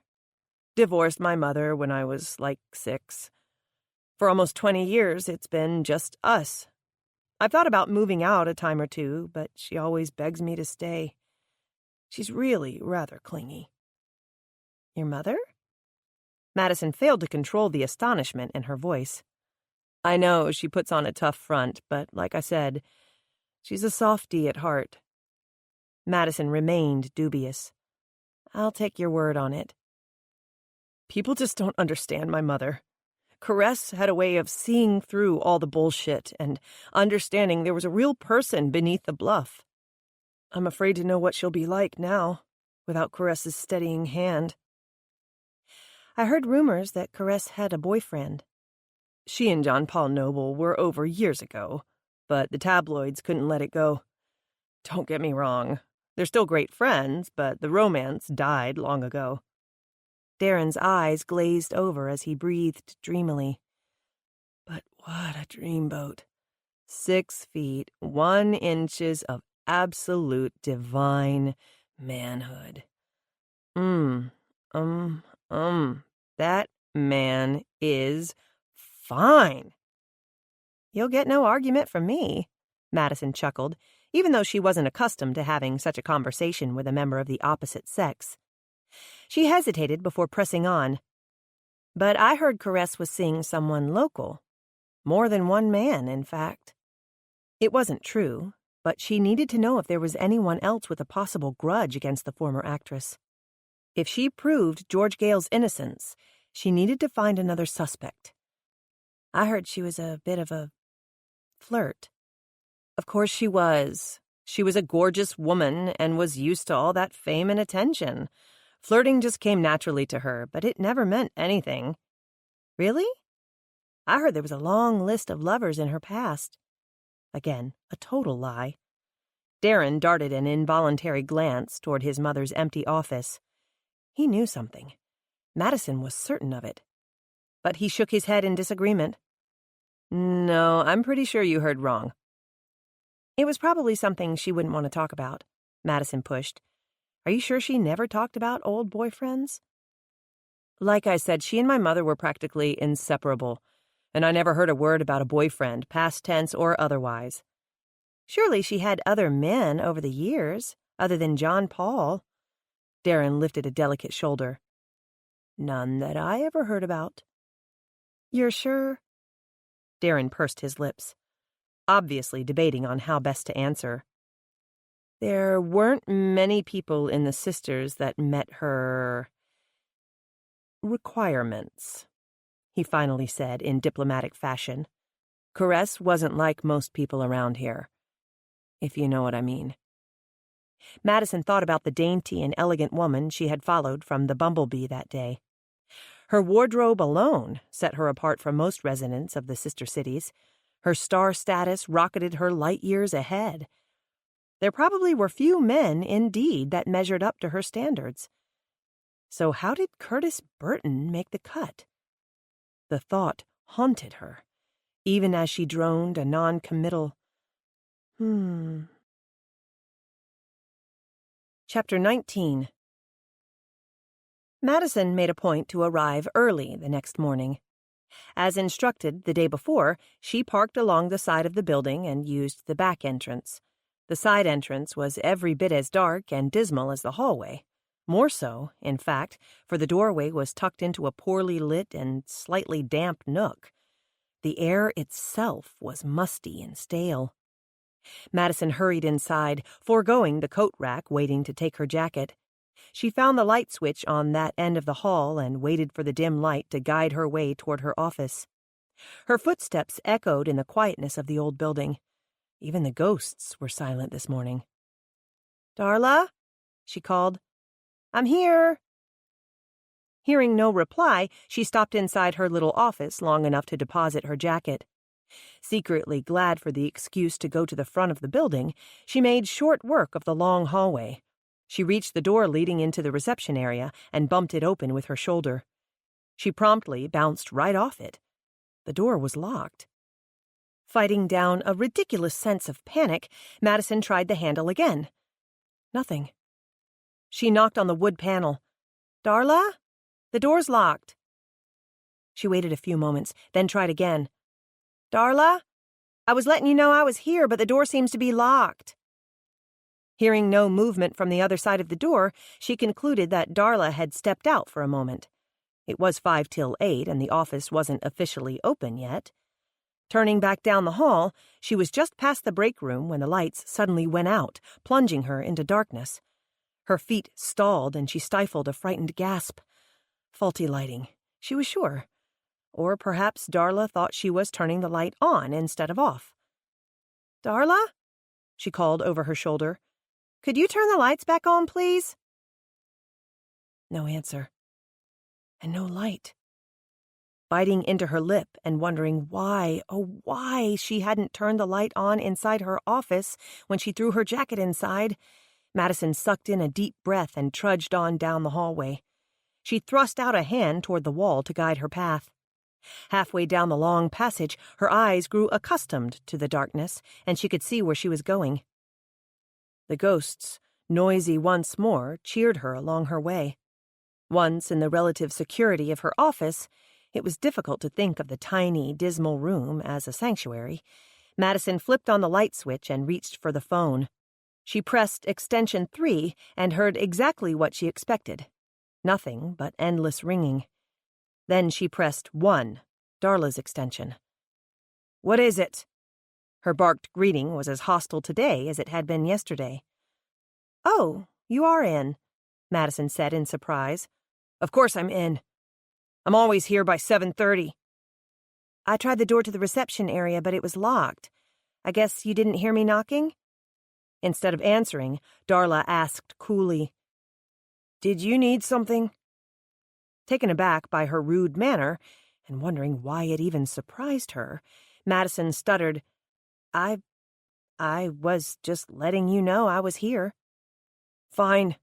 I'm leaving at lunch today, so you'll be the one going to the courthouse this afternoon. You know where it is, I presume." Riverton, the county seat of River County, was hardly bigger than the sisters. It would be difficult to miss the huge old courthouse that dominated the center of town. "Yes, of course." "Good. I left some files in your office. Put them away." With that order, Darla hung up the phone. Madison wrinkled her nose in distaste as she dropped the receiver back into its cradle. Apparently, office etiquette differed from social etiquette, which dictated that the caller be the one to signal the end of the conversation. That, or Darla had just hung up on her. Turning her eyes to the table in the middle of the room, she saw a huge, sloppy pile of papers and manila folders. She half suspected Darla had upended one of the cardboard boxes and dumped its contents onto the table, just so Madison would have to file them away.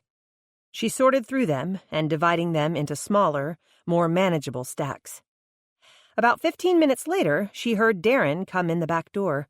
He flipped on the hall light and popped his blonde head in to say hello. He glanced at a few of the files she handled and frowned. "Why do you have those in here?" "Your mother left them here. She told me to file them." "Those belong in the file room. Anything dated 5 years ago or earlier is stored in there." "But almost all of these are old files." Darren wagged his blonde brows. "You'll get your exercise today, dollface. That's a lot of files to carry." "I think that's the whole idea," Madison muttered. Darla had gone to extra effort so that Madison would be banished to the dark dimensions of hell, otherwise known as the file room. But, Madison gloated silently, the joke's on her. Darla was the one footing the bill for the dirty little trick. If she wanted to pay her to do non-existent busy work, Madison was more than happy to cash the check. By the time Madison sorted all the files and returned them to their proper home, it was almost noon. With Darren's blessings, she gathered the forms she needed to fill out at the courthouse and left Boundaries early enough to drop by the house. A quick bite to eat, and she was on the road headed to Riverton. She took the shortest route, even though it led down a series of twisting, farm-to-market blacktop roads. The scenery was prettier out here than on the major highway that connected the towns. At least this route was illustrated. Oat fields on her right were dotted with Howard Evans's herd of registered Brangus cattle. On the far horizon of Clem Johnson's land, oil field crews scurried to take down a workover rig. Across the road, 2 pump jacks rocked in steady rhythm, earning their nickname of a metal rocking horse. She slowed as she turned onto the county road that took her past the Gleason poultry farm. Ignoring the bad memories that still haunted her in the middle of the night, she concentrated on something positive. Don Huen had probably taken over by now, finally owning the farm promised to him for so long. Madison cranked up the radio, determined to drown out the unpleasant memories of being kidnapped and almost burned to death. She sped past the farm, pressing on the accelerator as she entered a straight stretch of road. There was no one else on the remote section of blacktop, allowing her a sense of freedom and spontaneity.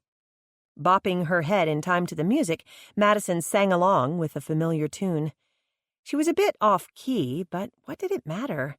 There was no one around to cringe at the sour notes. What she lacked in musical ability, she made up for with enthusiasm. She belted out the song, complete with facial gestures and body movements. Aretha Franklin might even owe her a little respect for this fully animated rendition.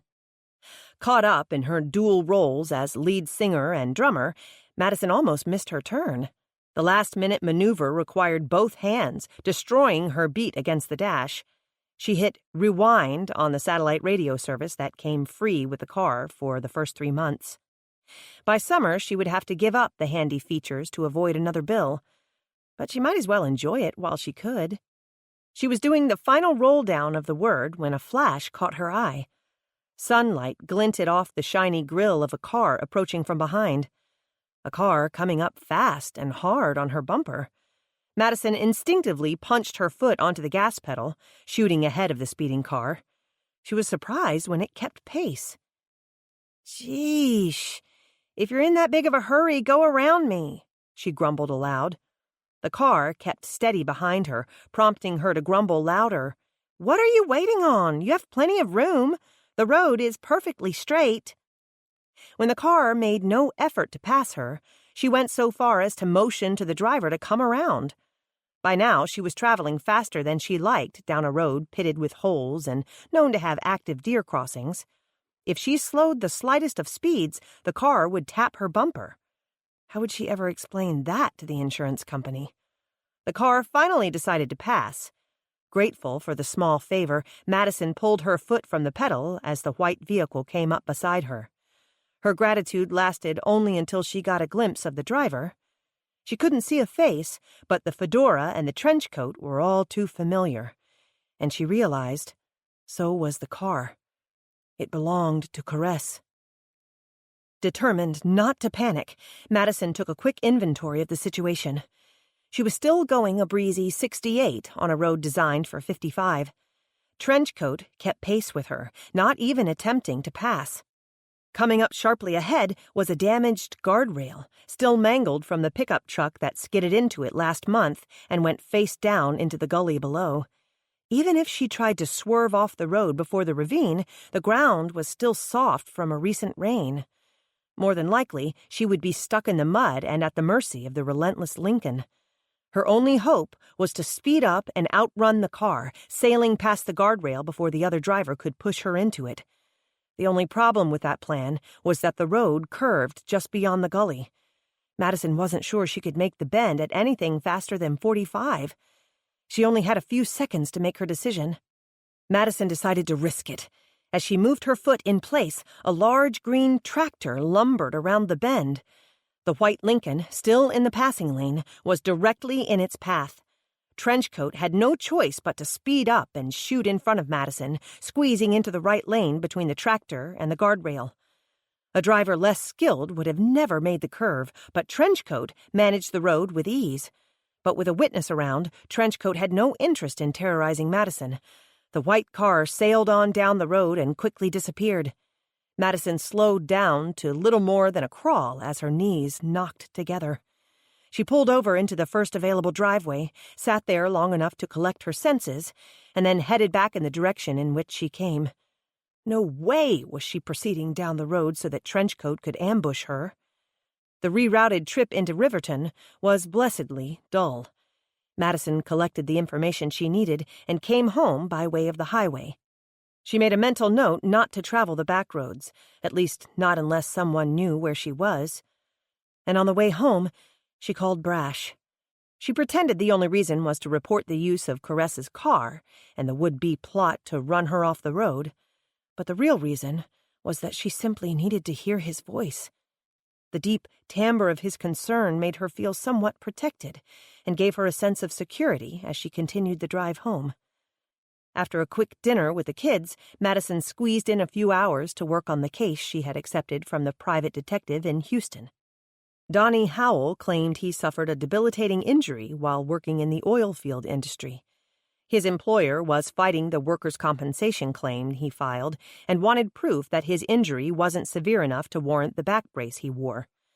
Her new job, via the private detective, was to follow Donnie and catch him engaged in any sort of physical activity. Madison found it ironic that the man lived on the same street as Caress, and that he, too, didn't believe in closing his curtains at night. After 3 boring hours of waiting outside his house, she knew for a fact he did nothing that evening but sit on his couch and drink a 6-pack of beer in front of the television. It must be some sort of prerequisite for living on North River Oaks, Madison mused.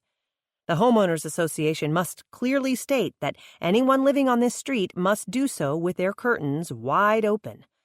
That way, there's no secrets from their neighbors, and it's so much more efficient than gossip. From where she sat, she had a clear view into Caress's kitchen window. A light was on beneath the overhead microwave, offering just enough light to see beyond the kitchen into the doorway of the dining room, the room where Caress had been murdered at the hands of Trenchcoat. A chill moved through Madison, but it had nothing to do with the frosty February air. Trenchcoat knew who she was. Trenchcoat made the threat clear today. Back off. Do not talk to the police. Somehow, Trenchcoat had known she was on that road today. The only explanation was that she was being followed. Trenchcoat knew enough about her life and her schedule to know where she was and when she would be alone. Trenchcoat, it seemed, knew quite a bit about her. She, on the other hand, had no idea who hid behind the hat and coat, and that lack of knowledge made her vulnerable. Could Trenchcoat possibly be George Gale? Her gut said no. Then again, Maddie's own husband had lied to her and deceived her for months, and her gut never once put up an argument, suggesting that perhaps her gut was no judge of character. If not George Gale, then who? Who else had reason to want Caress dead? According to Darla and Darren, everyone loved their friend. In fact, most everyone she had spoken to agreed on that fact. Caress Ellingsworth was a valuable and well-respected member of the community. She was famous. According to some, the star brought a touch of dignity and class to their community, not to mention a fair share of business. Tourists, though few and far between here in the Sisters, often drove by her house in hopes of seeing the well-loved soap star. People from neighboring towns attended the Christmas play each year, eager to see not only her performance, but also her vision for directing the story. Visitors meant revenue. Revenue meant the towns of Naomi and Juliet profited from the aged actress. So why kill the main attraction? Because, Madison knew firsthand, this had been a crime of passion, not premeditated murder. Trenchcoat and Caress had gotten into a heated argument, and somehow, Caress had wound up dead. Caress, in fact, had been the first to strike. So the question still remained, who knew Caress well enough, or was angry enough with her, to fight with her in her own home? Madison quickly discarded the idea of it being an intruder. When she first glimpsed them through the window, they were engaged in a conversation, not yet an argument, and Caress was clearly not frightened of the other person, judging from the way she had shoved and slapped. She hadn't cowered. Obviously, she knew her killer well enough to let him or her into her home. A lover, perhaps? It had to be someone other than Curtis Burton. Trenchcoat's size and shape was all wrong for the lanky cowman. And just because neither Darren nor his mother knew of a lover didn't mean there wasn't one. Somehow, Madison needed to find out whom else the actress had been involved with. Madison's imagination fizzled out after that. She could think of no one other than an intruder or a spurned lover who could have done this. She could not, allow herself to consider another possibility, no matter how obvious. A lover's jealous wife would have perfect motive for wanting Caress dead, but that category would include George Gale, and she wasn't ready to give up on the thought of her innocence. Not yet. As Madison stashed away her camera and acknowledged that tonight was a bust as far as catching Donnie Howell was concerned, she made another realization. If Brash discovered the affair between Caress and Curtis, he would naturally consider George Gale as a suspect, which might mean it would be up to Madison to help prove her client's innocence. Chapter 20. What was so urgent that you had to call me at the light of dawn and insist we meet? Madison asked as she slid into the booth at New Beginnings across from George Gale. Unfazed by the harsh tone in her companion's voice, George Gale pushed a plate of sticky buns toward her. Sparkly blue eyeshadow winked in the morning light. I know how early you go to bed at night, so I figured you must get up first thing. I wanted to catch you before you left the house. At 5:47? Where else would I be? George Gale offered an innocent shrug. Don't you ever sleep? Madison grumbled. Not much, not since this whole ordeal with Caress began. Wringing her hands with a sudden bout of nerves, George Gale fretted. How could I sleep these past few weeks knowing my husband was having an affair right under my nose? And how can I sleep now knowing I might have... She darted a glance around the room, then lowered her voice to a whisper. Killed someone. George Gale, I don't think you killed anyone. Shh! Keep your voice down. Look, there's no evidence that points to you. Then how do you explain the blood? She hissed. You probably cut your finger that night and just don't remember. George Gale visibly brightened. Say, that sounds good. I think that's what I'll tell the police when they come to arrest me. Madison frowned. The police aren't coming to arrest you. Then why did the chief ask to stop by the house today? Maybe to talk about the fire at the sale barn? The intruder at your house Sunday night? Maybe he's collecting for a food drive. I don't know, George Gale, and it's too early in the morning for me to have to think about it. I need coffee. To be such an early riser, you're not much of a morning person, are you? The heavy woman smirked. I'm not an early riser. You woke me up and insisted I meet you here. Madison pressed her fingers to her temples, feeling the beginnings of a headache coming on.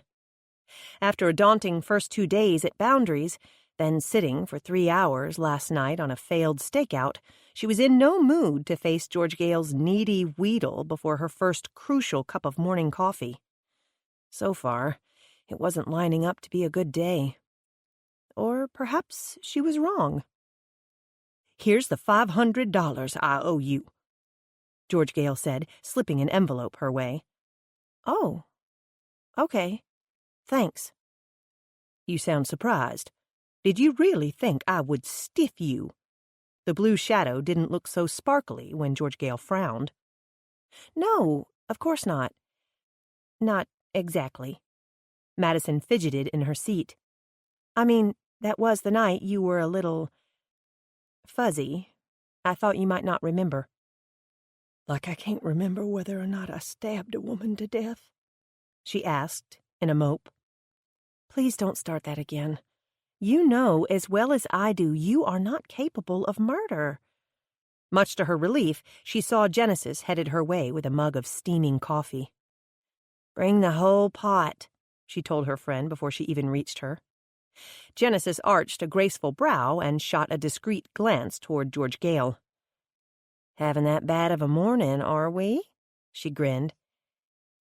You know, that's one of your major character flaws. You're always so disgustingly chipper in the morning. Madison grabbed the coffee mug and took a large gulp of the steaming liquid, welcoming the burn that slid down her throat. George Gale put a chubby hand to her mouth and spoke aside to Jenny in a poorly disguised whisper. She's just as grumpy at night.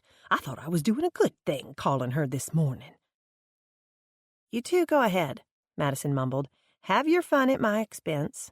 I'm the one who's sleep-deprived." Genesis merely laughed. "Give the caffeine time to kick in," she advised George Gale. "She'll be almost human by the second cup." Madison wrinkled her nose at her friend's departing back, resisting the childish urge to stick her tongue out. Pulling her bleary gaze back to her client, she said, "Tell me again why you dragged me here." "We have to come up with my statement, the one I'll give to the police. Did you bring paper? Write that down about cutting my finger. I liked that." Madison ignored the directive. "What exactly did Brash say when he asked to drop by?" "Just that he wanted to come by and talk to us this afternoon." "And you think that means he's coming to arrest you?" "I can't imagine why else he would come over." "If he was coming to arrest you, I doubt he would call and make an appointment first. They tend to spring that sort of thing on you, trying to catch you unaware." "Maybe." She sounded doubtful as she plucked another sticky bun apart. She was stuffing it into her mouth when she suddenly froze. Her eyes widened, and she practically choked on the mouthful of glazed, yeasty bread. "George Gale? Are you all right? What's wrong?" Madison asked in alarm. Her companion clamped one hand over the mouth, while with the other she pointed a chubby finger toward the door. "Him!" she squeaked. Madison followed her gaze. She heard the excited buzz of other patrons as John Paul Noble stepped inside the restaurant. In spite of herself, her own heart rate sped up at the sight of the famous actor. Exactly as Darren Mullins claimed, the man was a prime specimen of manhood. Just over 6 feet, he stood tall and straight, a fascinating blend of toned muscle and good bone structure. Even if his hair was a bit too black to be natural and his tan a little too dark to be authentic, he wore the look with finesse. Who cared about the fine details? The man was beautiful. Bright blue eyes and a row of white, even teeth set off his tan to perfection. He wore a tailored suit of pale gray and a blue tie that highlighted his eyes. A cream-colored cashmere coat was thrown casually over his shoulders. Madison tried not to drool. "That is most definitely not the trench coat I saw," she muttered to herself. Even though he wore a fedora atop his head, there was no mistaking John Paul Noble's powerful physique with the squatty image she had seen through the window. She couldn't resist a starstruck, before turning back around in her seat. "What a dreamboat!" George Gale propped her elbows on the table, her chin into her hands, and stared unabashedly as the actor made his way into the restaurant. Her eyes traced his every move as he gave the staff a charming smile and ordered coffee. All 3 waitresses rushed to his side, until Genesis pulled them away with a soft reprimand to allow the man some space. "It's just not fair," George Gale pouted. "Why did Caress have to be so greedy? Wasn't it enough that she had John Paul? Why did she have to go after my husband, too?" "I don't know. Why don't you ask him? Isn't that him coming inside right now?" George Gale was obviously flustered. "What on earth is he doing here? He said he'd fix his own breakfast this morning. And how on earth am I going to explain sitting here with you? I told him I had a hair appointment." "At 6:30 in the morning?" "He's a man," George Gale said with a shrug. "His eyes glaze over when I mention anything that has to do with beauty products. He has no idea what they even do in a salon, much less what time they open." After stealing another wistful look at John Paul, Madison turned her attention to Curtis Burton. She knew the exact moment he spotted his wife. A look of genuine pleasure stole over his face, and a smile lifted the corners of his handlebar mustache. His long stride made short work of crossing to the back booth. "Well, this is a pleasant surprise. I get to have breakfast with my beautiful bride after all." He swooped down to kiss his wife on the mouth. He purred in appreciation. "Sticky buns." He kissed her again. licking her lips in the process. Giggling like a schoolgirl, George Gale scooted over and made room for her husband. As he tucked his arm around her round shoulders and dipped his head for another kiss, she swatted him away and pointed to Madison. "I have company." "Well, so you do." The rugged rancher offered Madison a lazy smile. "No offense, but even after 39 blessed years of marriage, when George Gale is in the room, she's the only woman I can see." It took Madison all of 5 minutes to know what Granny Burt had claimed all along. Curtis Burton wasn't having an affair with Caress Ellingsworth. The man was clearly smitten with his wife. He hung on her every word. When he looked at her, which was practically the entire time he sat there, his eyes had a gentle glow that could only come from his soul. He touched her constantly. Before his breakfast came, he entwined his fingers with hers. While he ate, he sat close enough that their thighs touched. As they lingered over a last cup of coffee and the couple shared another sticky bun, he kept his arm loosely around her shoulders. His devotion to his wife was so touching and so sincere, Madison found herself growing misty-eyed. That was the sort of marriage she wanted. That was the kind of love and devotion missing from her own union with Gray. "It was nice to finally meet you, Curtis, but I really must be going," Madison said. She was surprised to see almost an hour had slipped by. Curtis Burton was a good conversationalist, and she had actually enjoyed visiting with the couple. Even George Gale. With her husband around, the woman didn't act nearly as ditzy. "Come by the house any time," he invited, standing up as she slid from the booth. He tipped the brim of his cowboy hat in gentlemanly style. "Any friend of George Gale's is a friend of mine. And, of course, I practically grew up as a Cessna. Tell Granny Burt I said hello." "I will. And George Gale?" Madison paused to send the woman a pointed look. "That little problem we discussed? The first one? Believe me, you had to have been mistaken." On her way toward the door, Madison allowed herself one last lingering perusal of the handsome John Paul Noble. Indeed. Caress's funeral was set for Thursday morning. Darla brought a black wreath to hang on the door of Boundaries. Since Caress was family, she said, it was only proper to close during the services. Although she and Darren would take all of Thursday off, she expected Madison to open the office in the afternoon. Alone in the big old building, Madison found it to be more than a bit spooky. Howling ghosts aside, the place was dark and depressing. She spent the afternoon at Darren's desk, thankful not to be stuck in her own office in the back. The afternoon was long and boring. The phone rang exactly twice, and one of those calls was a telemarketer. Just to hear another voice, Madison let the man go through his entire spiel and even pretended interest, right up until the part when he asked for her credit card. At 5 minutes before 5, Madison began turning off lights and computers. She made sure the break room was tidy, the furthest she had ventured into the dark hallway today. She had even avoided going to the restroom to save herself the long walk among the ghosts. As she was about to leave, the telephone rang. Without caller ID, she had to rely on her sixth sense to predict it was Darla calling. "Boundary surveying," she said cheerfully into the receiver, deciding to end the day with a little fun. "And no, Darla, I didn't leave early." She heard the disdainful sniff on the other end of the line. "What if I had been a customer and you answered in such an undignified way?" "But you're not." "You didn't know that." "Sure I did. That's why I answered that way." Another sniff. "Enough foolishness. I need you to retrieve a file for me." "Right now?" Madison's playfulness turned to dismay. All the file cabinets were in the back, in either Natalie's office or the dreaded file room. "Yes, right now. You're still on the clock." "For another 30 seconds or so. Can't this wait until morning?" "No, I need you to review the file before we leave in the morning." "You'll be out of the office tomorrow?"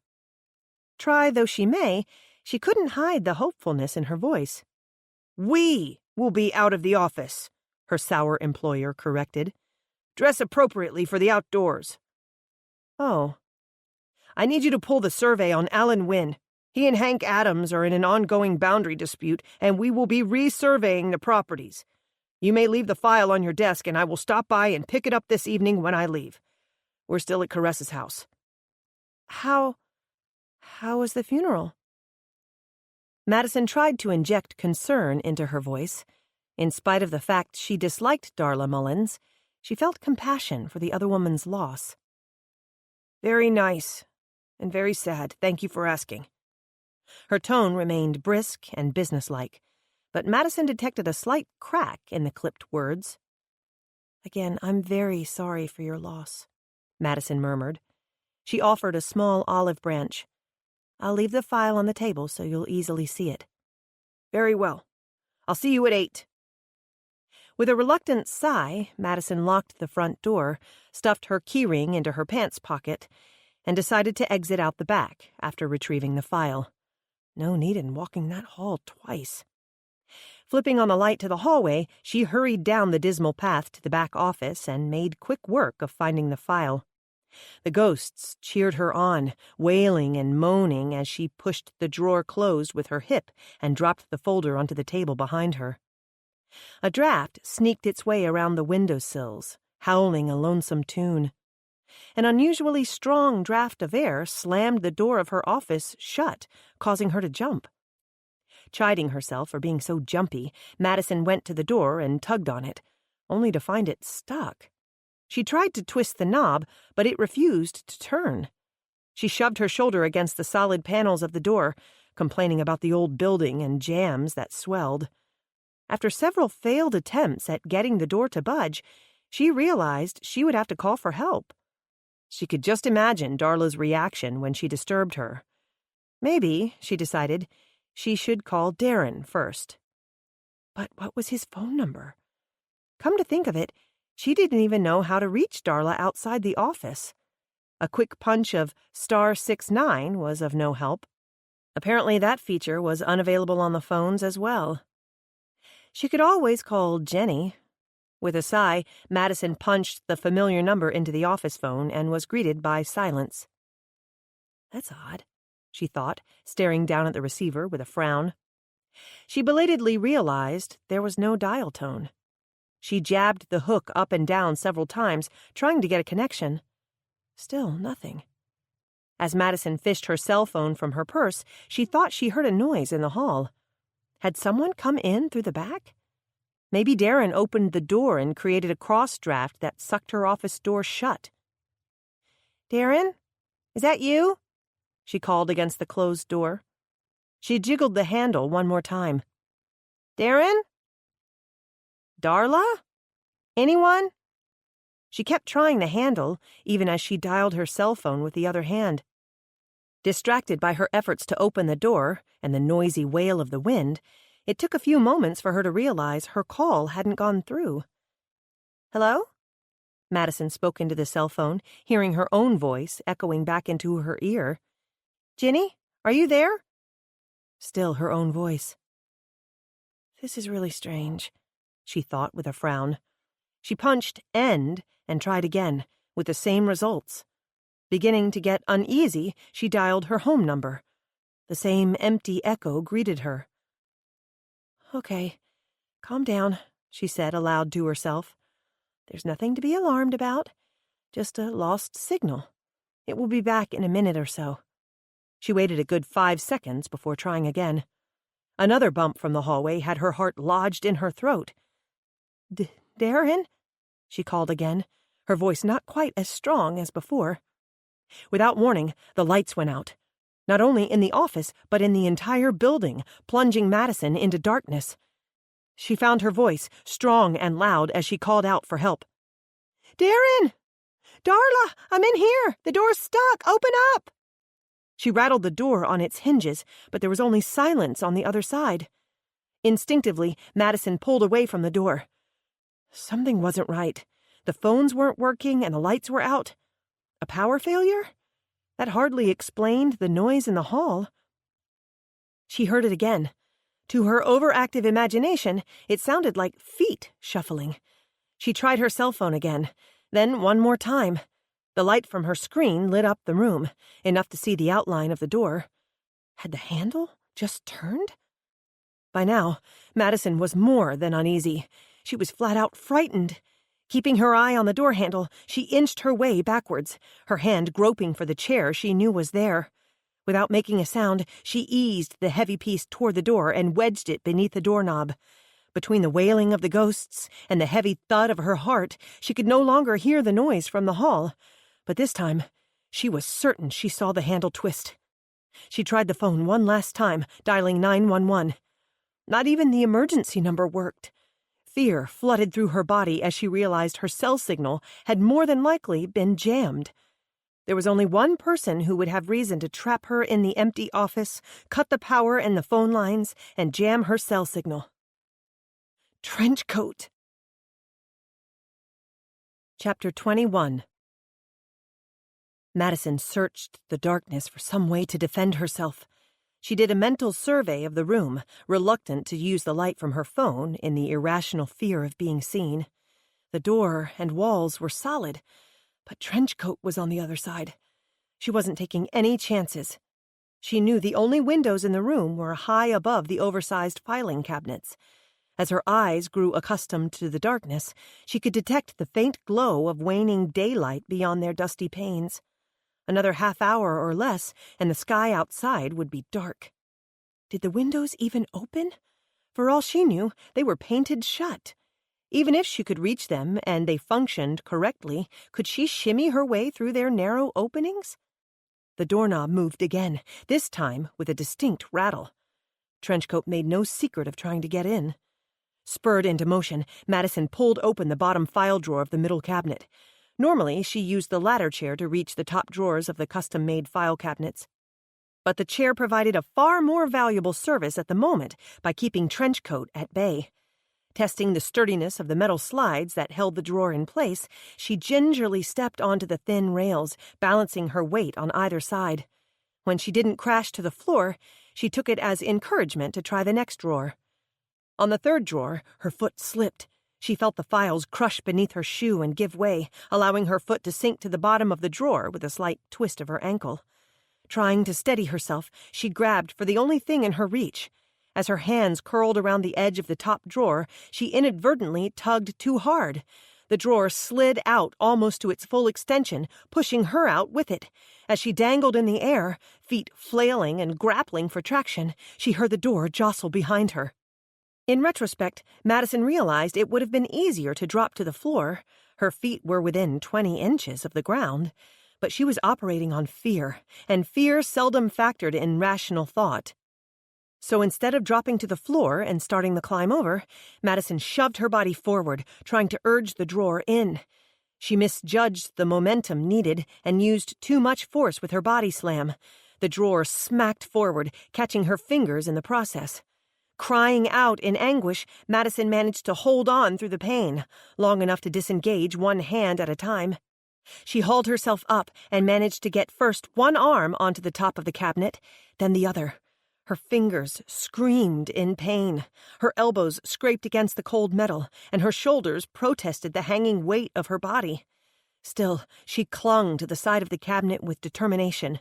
She lost a shoe in her attempt to scale the side of the cabinet and find a foothold among the drawer pulls, but Madison finally managed to crawl her way to the top of the monstrous cabinets. She rested for a moment, panting from her efforts as she lay on her back. So this is where the ghosts hang out. Wisps of cold air howled in around the windows, finding the tiniest cracks to whistle their way through.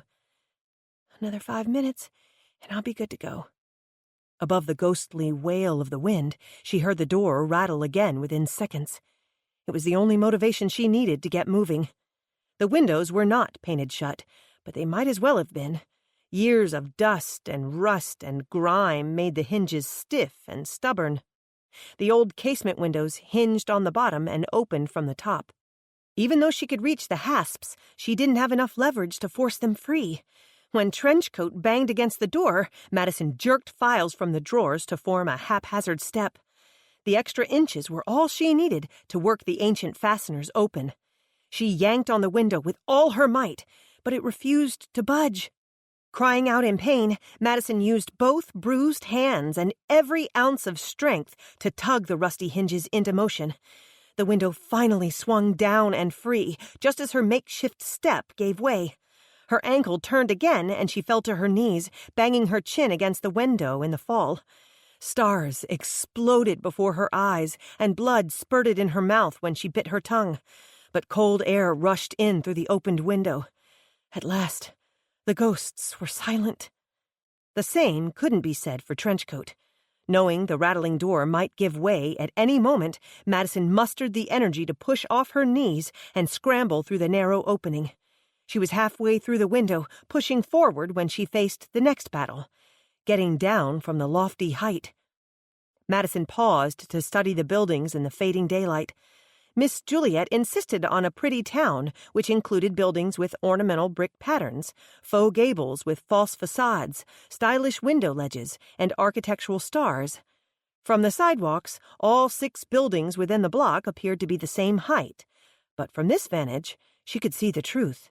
The flat tops of the back-to-back buildings were staggered. Her temporary office was on the interior wall of Boundaries, so the windows opened to the inside of the block. Getting onto the lower, pebbled roof of Juliet Title Company wasn't the problem. Getting off it would be the problem. The title company was the shortest of the buildings, flanked on 3 sides by its towering neighbors. Craning her neck upward, she could tell the roofline of Boundaries was another 8 feet over her head. The empty building to the rear was only slightly shorter. Her best option would be City Hall. Balancing herself on the windowsill, Madison threw her remaining shoe off, then dangled long legs in the air as she gathered the courage to continue. She instinctively knew the jump would hurt, not to mention the journey up. Her ankle was already twisted, her hands were bruised and bloody, and her muscles ached from climbing.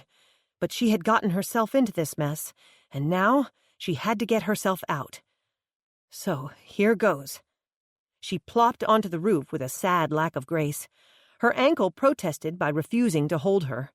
After a few staggering steps, she hobbled the rest of the way until she collapsed against the wall of City Hall. She tried her phone again, but the signal was still jammed.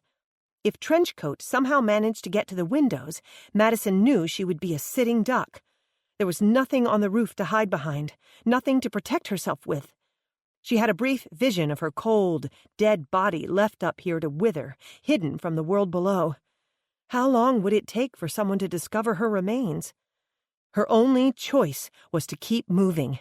She lumbered to her feet, balanced best she could on her tiptoes, and stretched as far as humanly possible.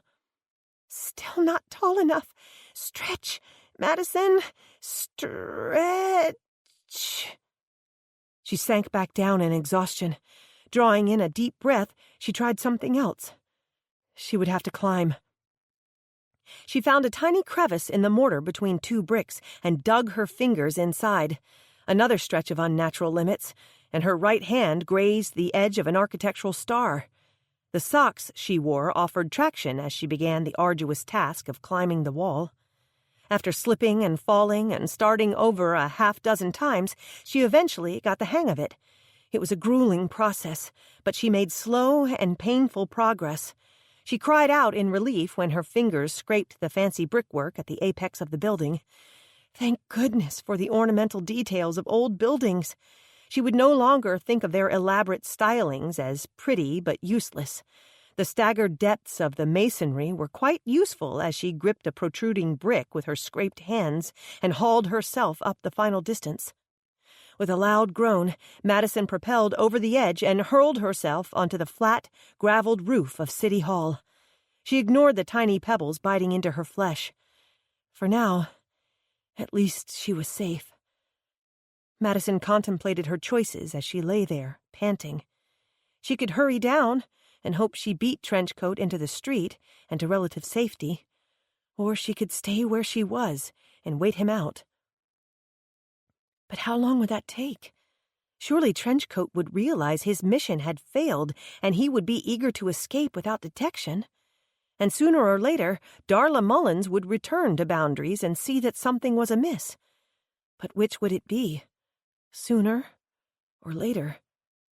She was down the rickety old fire escape in no time, skipping steps and stumbling a time or two in her haste for freedom. It was after 5 o'clock, and the only business still open was Moe's Market, directly across from Boundaries. She didn't dare take the chance of Trenchcoat catching her before she made it there. Instead, Madison ran across Main Street toward the florist. With any luck, someone might still be there. She was out of luck. With Valentine's Day and Caressa's funeral behind them, the flower shop and nursery were locked up tight. Undeterred, Madison slipped behind the house-turned-business and made her way through the backyard. She could surely find refuge at the big house. It was dark enough now that the street lights had flickered on, throwing a peculiar glow into a night still hovering in twilight. Staying out of the bulb's glow, Madison moved in the shadows of gathering darkness as she scurried across 3rd Street. She crossed to the corner lot near the back of the property. With still no sign of Trenchcoat, she blended with the shadows of the trees and shrubs until she found the gate she was looking for. She unfastened the latch, slipped inside, and ran toward the safety of the house. From there, she could call for help and wait until it arrived. Her first 2 attempts to call were unsuccessful. Her cell signal was still jammed. The night air was cold as she sat in the shadows of the porch, so she drew her long legs up close to her chest and hugged her knees for warmth. By now, she was shivering, as much from fright and spent energy as from actual cold. Huddled on the porch, Madison surveyed the street for any sign of her stalker. She was feeling optimistic when something across the street caught her eye. It was the most difficult time of day to see, but was that a person beneath the bank's awning? Wasn't that the hem of a coat she saw? A khaki-colored trench coat? Her eyes had trouble focusing in the darkening twilight. Madison pushed her way further into the shadows and slowly stood, keeping her back flat against the wall. Her eyes never wavered from the dark shadow beneath the awning across the street. Cars zipped back and forth between her and the object she focused on, but she barely blinked. She inched toward the front entrance of the big house, pulled open the screen door, and poised her hand over the doorknob, all without taking her eyes off the shadows. She glanced down only long enough to search for the key on her keyring, the one she added after Genesis hijacked her and the Home Again duo.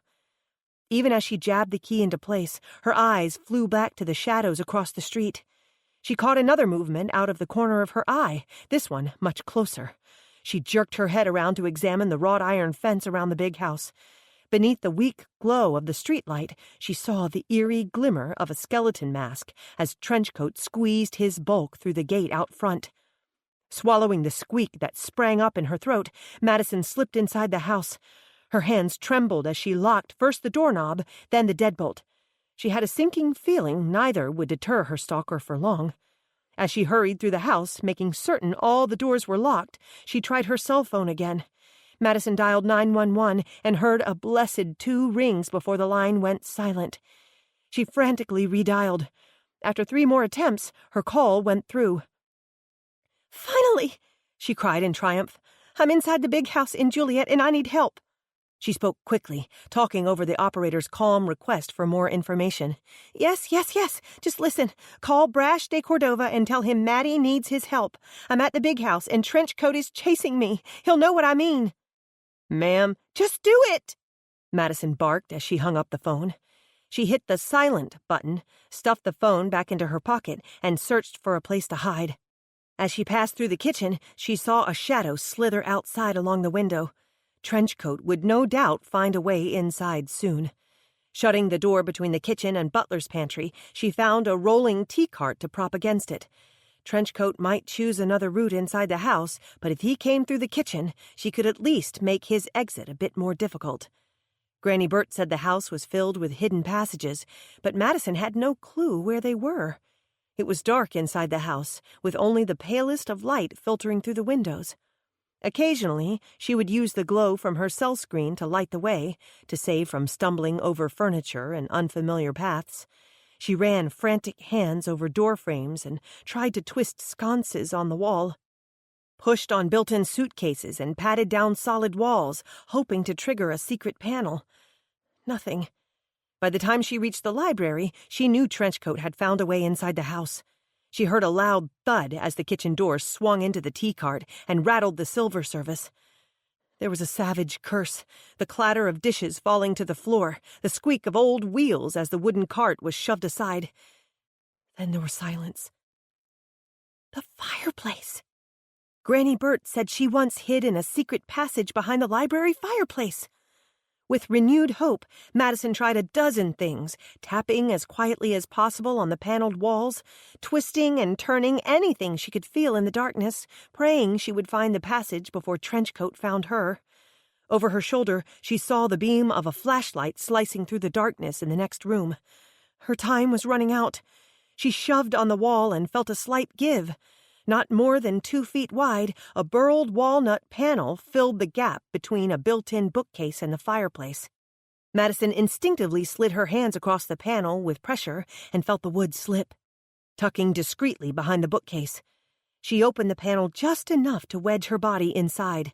It was a tight fit, but she sucked in her stomach and tugged on the wood to close it. The panel hung on some unseen obstacle and refused to slide back in place. Using her stockinged feet to feel along the bottom of the panel, she detected a piece of cloth hung in the track. Pinching her toes together, she managed to pick the cloth up with her lower digits and free the path. She slid the panel in front of her face, nearly clipping her own nose, as she watched the beam of the flashlight bob ever closer. She stilled as Trenchcoat stepped through the threshold into the library. Madison shrank back into the narrow passage as far as the walls would allow. The panel didn't close completely, but she dared not take the chance of moving it again. Fearing the light might detect the white of her eyes or the buttons on her blouse, she hovered just beyond the opening. She couldn't see a thing through the slim crack, other than the sweep of the flashlight crisscrossing the room. The light bounced around the wall she stood behind. Tiny pricks of white stabbed through crevices of the bookcase. Madison didn't dare to even breathe. If only her heart wouldn't clamber so loudly. Surely Trenchcoat could hear the racket inside her chest. The erratic pace echoed noisily inside the small confines of the secret passage. When the flashlight swung the other direction, Madison dared to take a deep breath. She pushed herself further into the shadows, behind the bookcase. The passageway led along the wall and connected to some other part of the house. But where? Did she dare press her luck and find out? What if it led her straight into Trenchcoat's path?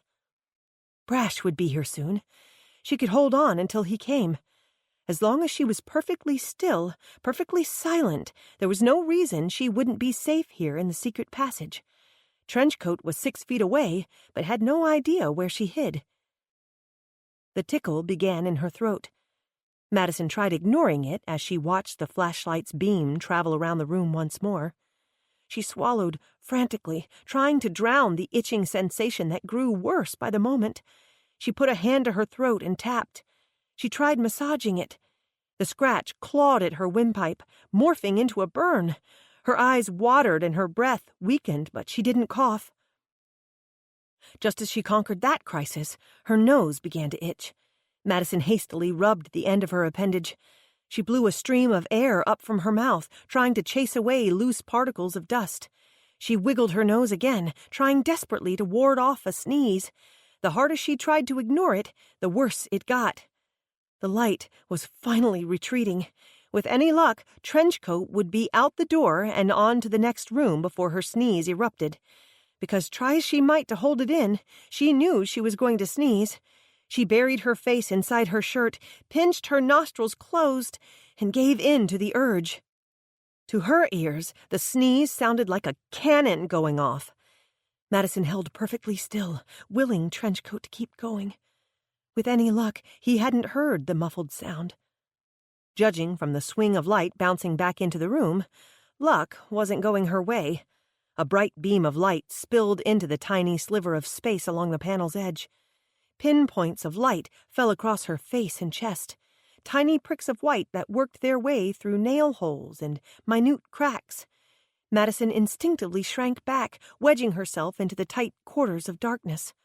Another sneeze burst forth, unannounced. It gave no warning as the sound tore from her body and echoed in the small space. Her secret location was no longer a secret. The light came closer, bouncing around in a frantic motion as Trenchcoat tried to find the secret panel. No longer having a choice, Madison knew it was only a matter of time before he found her. She would have to go down the dark passage and see where it took her. Madison slid to her right, pushing her way into thick cobwebs and dark, empty space. She managed to bite back the next sneeze, but the twisting motion brought her shoulders forward. When she tried to straighten, she found she was stuck. "This can't be happening," she inwardly wailed. She tugged and pulled and strained, but there was no doubt about it. She was wedged inside the narrow space, with no means of escape. No longer worried about being stealthy, Trenchcoat banged around on the other side of the panel, trying to find a lever to reveal the secret passage. Between his banging and the frantic tempo of her heart, Madison almost didn't hear the sirens. The sirens grew louder. Trenchcoat switched off the flashlight and quietened. Madison strained to hear what was happening on the other side of the panel. The rustle of cloth told her he was still in the room, more than likely hiding. The sound was faint, but she heard Brash's voice call her name. She willed him inside, imagining him drawing his gun as he slowly approached through the darkened house. He was probably through the foyer by now, trying to decide whether to go left or right. "Right, Brash, right," she willed the thought into his head. She heard his voice getting stronger. "This is the police. Who's there? Identify yourself now."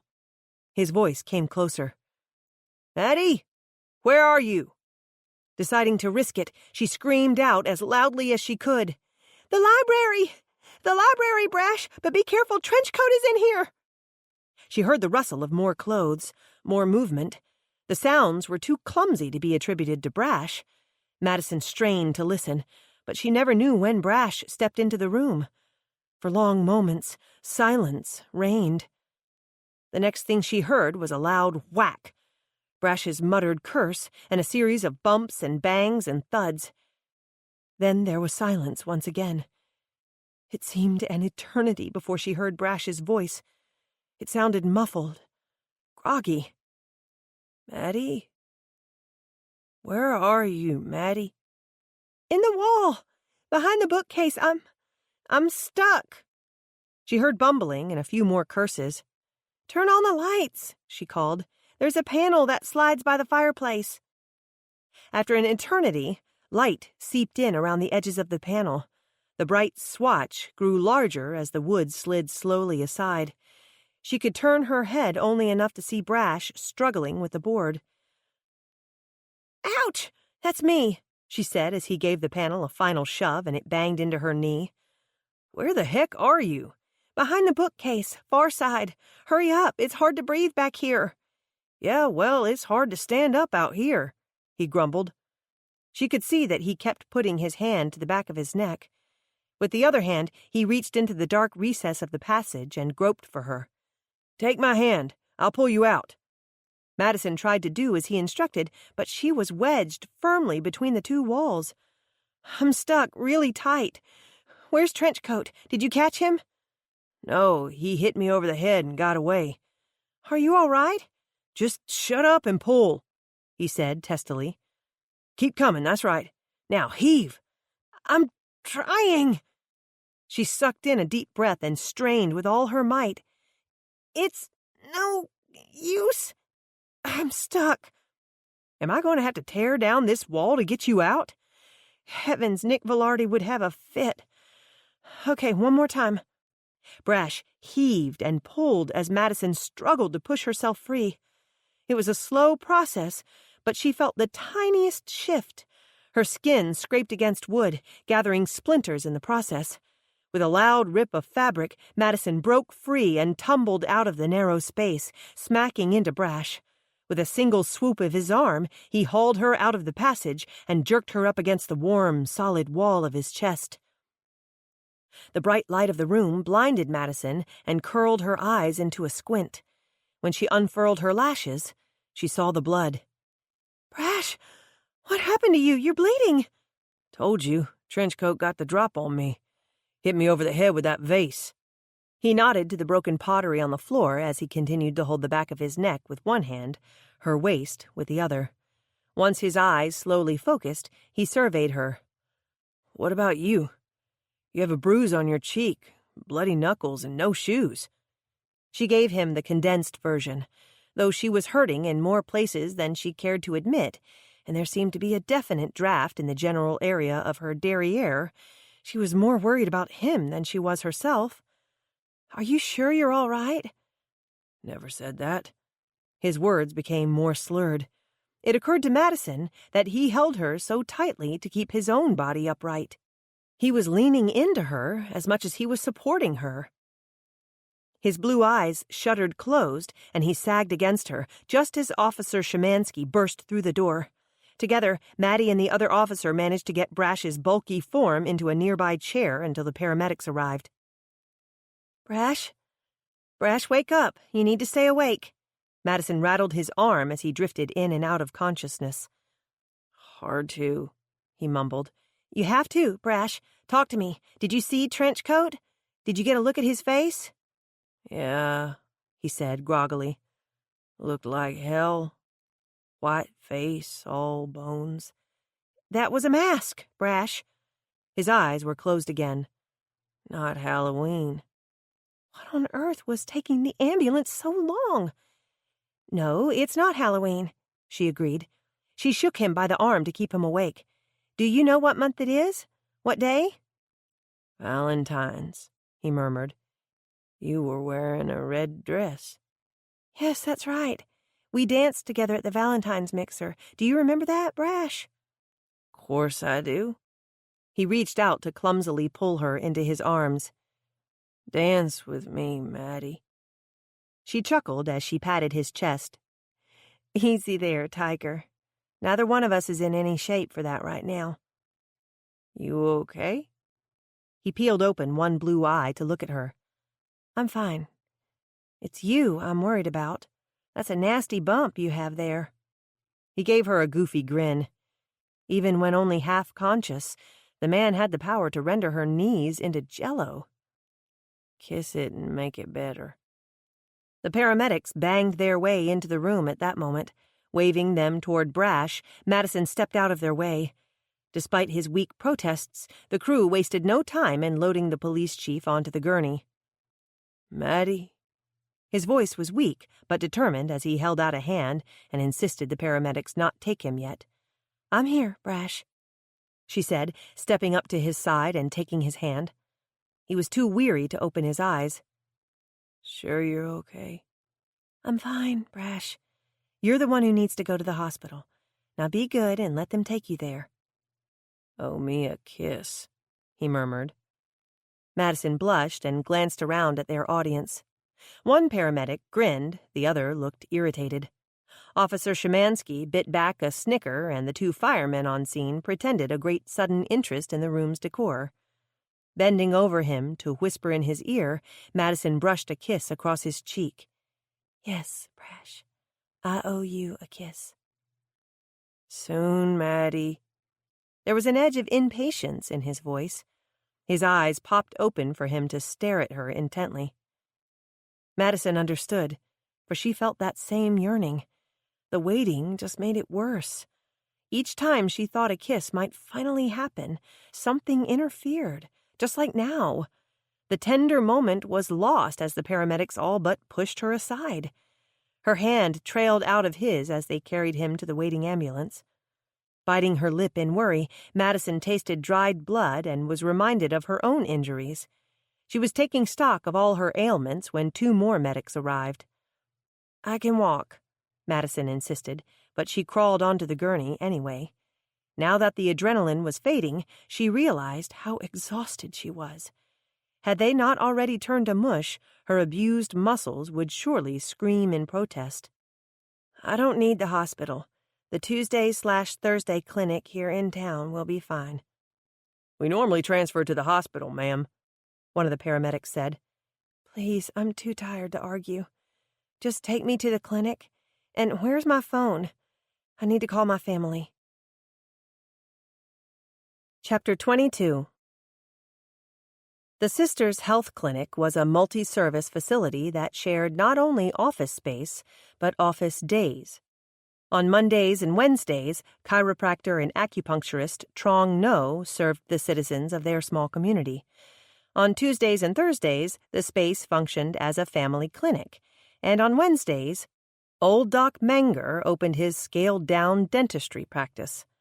Luckily for Madison, it was Thursday and the clinic was open for another 30 minutes. Other than a little girl being treated for a rash, she was the only patient that late in the day. "We'll get you cleaned up and out of here in no time," the nurse assured her with a smile. "Aren't you the school nurse?" Madison asked in confusion. She even checked the name tag to make certain. Margaret Chatham. The pretty brunette looked up from her task of cleaning Madison's knuckles. The solution she used stung like the devil, but at least her manner was gentle. With a nod of her dark head, the nurse smiled. "Yes, that's right. But I pick up a few hours here and there.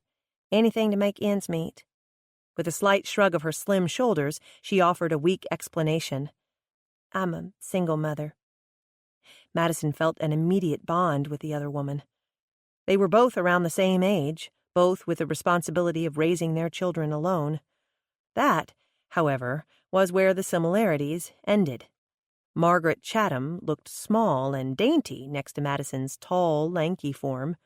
She wore her auburn-kissed brown hair long and curly, held out of the way with a simple silver clasp. Next to Madison's peachy skin tones, the nurse's skin had a healthy olive glow, the kind Maddie had always envied. With her coffee-brown eyes and full lips, the woman was a true beauty. And no matter what Brash tried to tell me, I know she looks gorgeous in red, Madison thought. Still, she decided she liked this Margaret Chatham. "Ah, say no more," Madison commiserated. "I'm a single mother myself. Teenage twins." "Yes, I know. Bethany and Blake. And you've done a wonderful job with them, by the way. They are both very polite and well-mannered." Liking the nurse even more, Madison gave her a sincere smile. "Why, thank you. That's always nice to hear." "I know, right? We try to raise them right, teach them their manners, and to respect their elders, but we never know how they actually behave when we're not around. It's a bit like the tree that falls in the forest, don't you think?" She offered a light laugh as she swiped Madison's knuckles once more. Seeing her patient flinch, she said, "Sorry, I know this stings. Almost done." "So how many children do you have?" It helped to keep her attention focused on something other than the antiseptic's bitter bite. "Just one, Samantha. She's 14 and the light of my life." "Does she go to school here?" "Oh, yes. She's president of the freshman class, honor roll, newspaper staff, UIL contestant, a Girl Scout senior." She stopped with a self-conscious laugh. "Sorry. Proud parent-itis. Sometimes I don't know when to stop." "Why ever would you apologize? She sounds like a very bright and lively girl." "Definitely lively. I have a bit of trouble keeping up with her at times. We love to go camping and hiking, but there are days when she can run circles around me." "We used to camp some," Madison recalled with a touch of melancholy. "Back in the day." "Why did you stop?" Margaret finished with the knuckles and turned her attention to Madison's tender cheek. "That's going to be a beauty in the morning," she predicted. "Hope you don't have a hot date this weekend." Her dark eyes twinkled, revealing little flecks of gold. Madison harumphed. "Hardly." "Have you been divorced for long?" "Not divorced. Widowed." "Oh, I'm so sorry." She was truly contrite for the blunder. "I'm managing," Madison assured her. She was a bit surprised to realize she spoke the truth. In spite of the difficulties she faced, she was managing. And rather well, if she did say so herself. "It's always been just Samantha and me," the other woman confessed. "I'm already dreading the day when she goes away to college." "I know what you mean. The twins went on their first date Saturday night. I cried like a baby seeing my babies all grown up like that. think they'd mind if I went away to college with them?" Margaret Chatham laughed. "I say it's worth a try." The women chatted as the nurse attended to Madison's injuries. There was even mention of getting together for lunch one day. Madison was quite pleased with herself, making a new friend without the help of the vivacious Genesis. Jenny had a natural way of drawing people to her. Without her friend at her side, Madison tended to be more of a loner. She suspected Margaret Chatham might have the same tendencies. "Well, I think that should about do it," the pretty nurse concluded. "You need to watch for infection in all your scrapes and cuts." Madison held up a recently scarred palm and nodded. "I just got over a recent injury. I know all about keeping the wounds clean and dry." She had worn a bandage on her hand for a week after the ordeal at the Gleason poultry farm, and still it had become infected. "So be a good patient and keep an eye on these." When she lightly patted the gauze circling Madison's knuckles, the clasp of her bracelet snagged in the fibers. "Oops, sorry about that." "No problem. And that's a lovely bracelet, by the way." "Thanks. My friend Brash gave it to me for Christmas." Brash? Yes, you know him? Oh, of course you do," she chided herself. She didn't notice the sudden pallor of Madison's skin. "He's chief of police, former football star, and the most eligible bachelor in all of the sisters, or for our generation anyway. Cutter Montgomery claims the spotlight for the younger ladies." She flashed a smile as she collected wrappings from the gauze and threw away the trash. "This? Christmas?" Madison clarified on a squeak. "Yes, that's right." Margaret smiled and paused at the door. "The doctor will be in to give you your walking papers. Sit back and relax for now. I'll check in with you in a few minutes." Madison stared after her newly made friend. Brash's girlfriend, so it seemed. How dare he flirt with her, hold her so close, promise to kiss her, talk about Margaret so casually, as if she were part of his distant past, when he was still buying her Christmas presents. Seething with fury, Madison didn't bother checking the caller ID when her phone rang. She jerked the phone to her ear, her mind still on the two-timing police chief. If he thought he had a headache now, just wait until she was through with him. "Hello?" she snapped.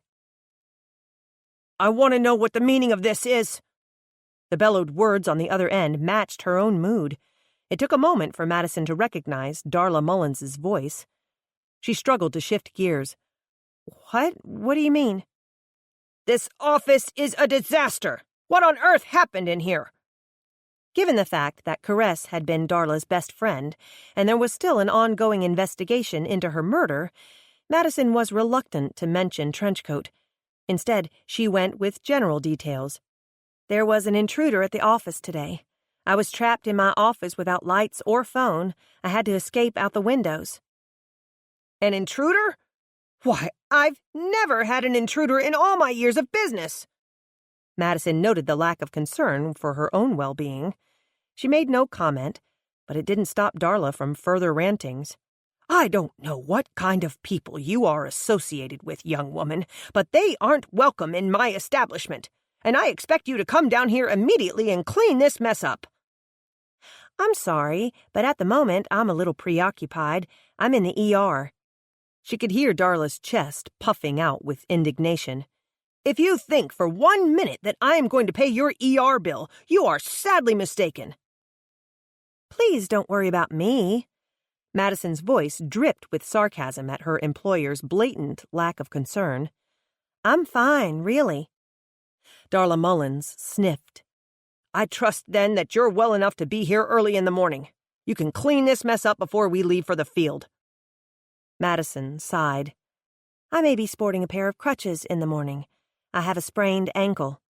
"Then I hope you can juggle, because your job is to carry the equipment."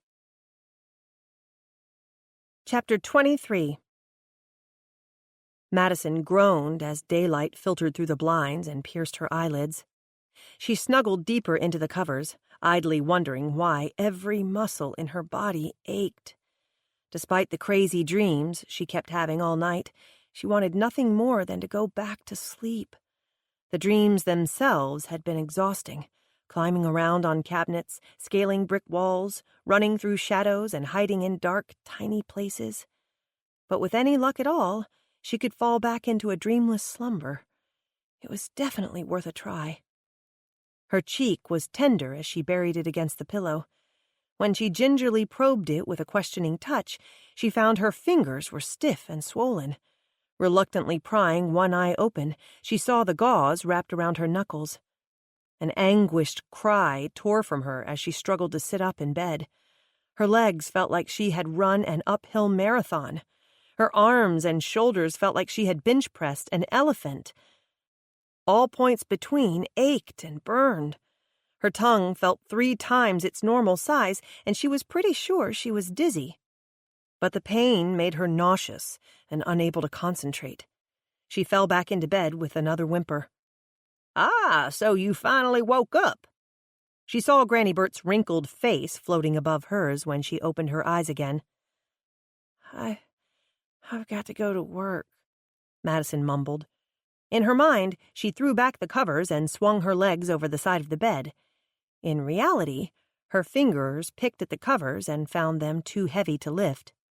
"Already took care of that," Granny Bert informed her. "You've got the day off." "What? You can't go to work, that's for sure. You can't even lift your head." "What I want to know is, what in tarnation gave you the idea that you were Spider-Man?" "I had to get away from Trenchcoat." With her tongue swollen from having bitten it the night before, her words came out thick and fuzzy. Her grandmother scowled. "They must have given you some powerful pain pills at that clinic. That's the same thing you kept saying last night. Between the thick tongue and the drugs, I can't make head nor tails of what you're saying. Something about trench coats and George Gale and bracelets and kissing Brash de Cordova." Madison attempted to scrunch down into the covers and bury her face. The effort was too painful. "Arrgh," she moaned instead. "Just cover me up and smother me." Instead, her grandmother laughed merrily. "The part about kissing Brash I understood perfectly. But what's this about coats and George Gale? You weren't making a lick of sense." "Whoever killed Caress thinks I can identify them. They wear a trench coat and are stalking me." "Time to get yourself a gun. I carry a sweet little .25 that fits in the palm of my hand." The thought of her feisty little grandmother armed with a gun almost made Madison feel sorry for anyone foolish enough to be on the other end of that barrel. "Don't like guns," she muttered through her swollen tongue. "Well, you're in luck then, because this trench coat fella prefers to kill people with knives." "Point taken." She made the acknowledgement silently, knowing how much Granny Bert loved to gloat. "So what does any of this have to do with George Gale?" her grandmother persisted. Madison explained how George Gale had motive and no clear recollection of events for the night of Caress's murder. Even before she finished talking, she felt herself withering under Granny Bert's searing glare. "I'm going to assume that's your thick tongue talking and not your thick head. Otherwise, I might just bite it off myself." Granny Bert propped her hands onto her hips and gave Madison a look mean enough to wither a bulldog. "I know I didn't just hear you accuse George Gale Burton of murder." "She can't remember, Granny. She woke up with keys in her hand and blood on the sheets. She told me herself that she'd like to give that backstabbing hussy a taste of her own medicine." "Don't mean she went and stabbed a woman to death," Granny Bert insisted. "And I've said it once and I'll say it again. Curtis Burton was not doing the nasty with Caress Ellingsworth." She had to agree, but that still didn't clear George Gale. At the time, the woman thought her husband was cheating on her. Rather than argue the point, Madison changed the subject. "What did Dragon Lady have to say about me not coming into work today?" "Between alternating threats of firing you and suing you for breach of contract? Not a lot." "Great," Madison moped. "Now she'll go all around town bad-mouthing me. Between her and her sister, my poor little business doesn't stand a chance." Of course it does. I reminded her that it might very well be you pressing charges. Me? Sure. How can you perform your duties in an unsafe atmosphere? Her lack of a security system and backup electrical power put your life at risk. Even without some goon on the other side of the door, you could have tripped in the dark and broken your neck. And you seriously have to unfold a chair into a ladder to reach the top filing cabinet? I see all kinds of potential dangers with that. By the time I finished with Darla Mullins, she wasn't only ready to send you a get-well bouquet, but she agreed to pay your doctor bills to boot. Madison stared at her grandmother in fascination. You must be joking. The woman is full of hot air and bad manners, and if she thinks she's going to pick on someone in my family, she's going to have to go through me to do it. With a deep sigh, Madison stared up at the ceiling. She had done it again. Once more, she officially qualified as pathetic. She was 39 years old, and her 80-year-old grandmother was still fighting her battles for her. Brushing that subject away, Granny Burt changed topics. Now, tell me what you meant blabbering on about bracelets and Christmas presents and kissing Brash de Cordova.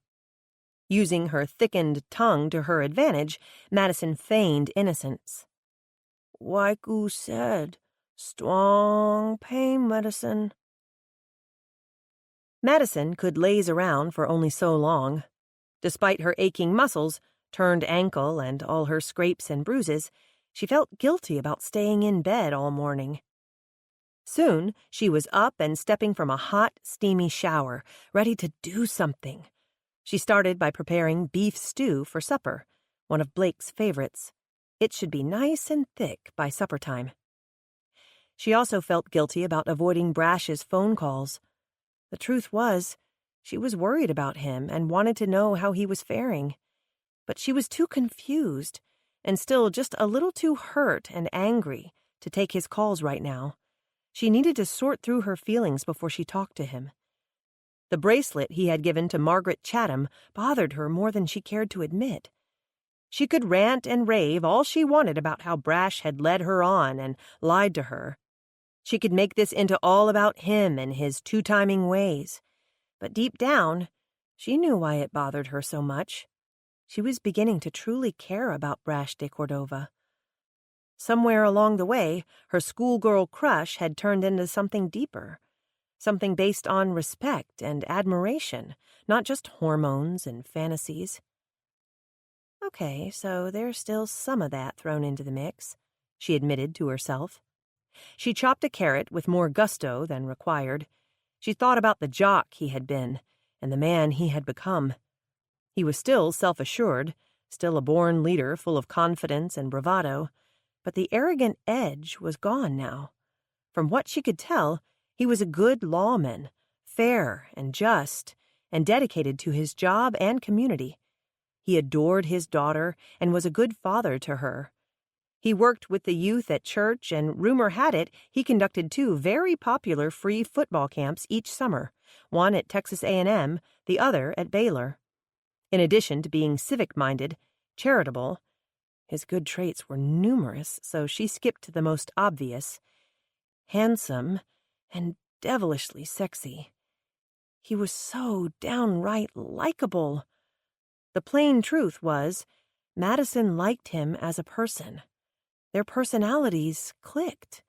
She enjoyed talking to him and spending time with him as a friend. And if that friendship deepened into something more, she was okay with that. Madison frowned in the middle of peeling an onion. Where did that come from? I am not ready for a relationship with Brash or anyone else. Men are too much trouble. I don't have time to be falling in love right now, not when I'm trying to pull my life back together. The fact that the words falling in love even entered her mind scared her silly. That wasn't what she was doing. When and if she ever did give her heart away again, it would be to someone who was worthy, someone who loved her the way Curtis loved George Gale, someone fully dedicated to her, to them as a couple. Not someone like Gray, who betrayed her in the worst way possible. And not to someone who had given a piece of jewelry to another woman less than 2 months ago. The onions were strong enough to make her eyes water. That had to be the explanation for the sudden tears clouding her vision. Turning on her sauté skillet, Madison concluded that all this had been Brash's fault, after all. He was the one to lead her on with the promise of a kiss. He was the one who called for her to be by his side as he lay on the gurney. He was the one who made her think of crazy things like the future and growing old together. He was the one to talk about music and the heart and dances and that offhanded remark about a few dates with Margaret Chatham. Not once had he mentioned those dates were recent. Not once had he mentioned Christmas presents. Working herself into a frenzy, it was easier to blame Brash than to admit the possible truth of caring too much about him already. Madison cranked up the heat on the burner. The skillet sizzled when she dropped the onions in, and it gave her perverse pleasure to watch the edges curl and char. If only some two-timing police chief would curl up and wither that way. She pushed the vegetable around in the skillet, watching as the thin strips became translucent. Too bad men weren't this easy to see through. She tossed in the stew meat, searing the edges all the way she would like to sear a certain someone's lying butt. For good measure, she turned down the heat and smothered the skillet with a lid.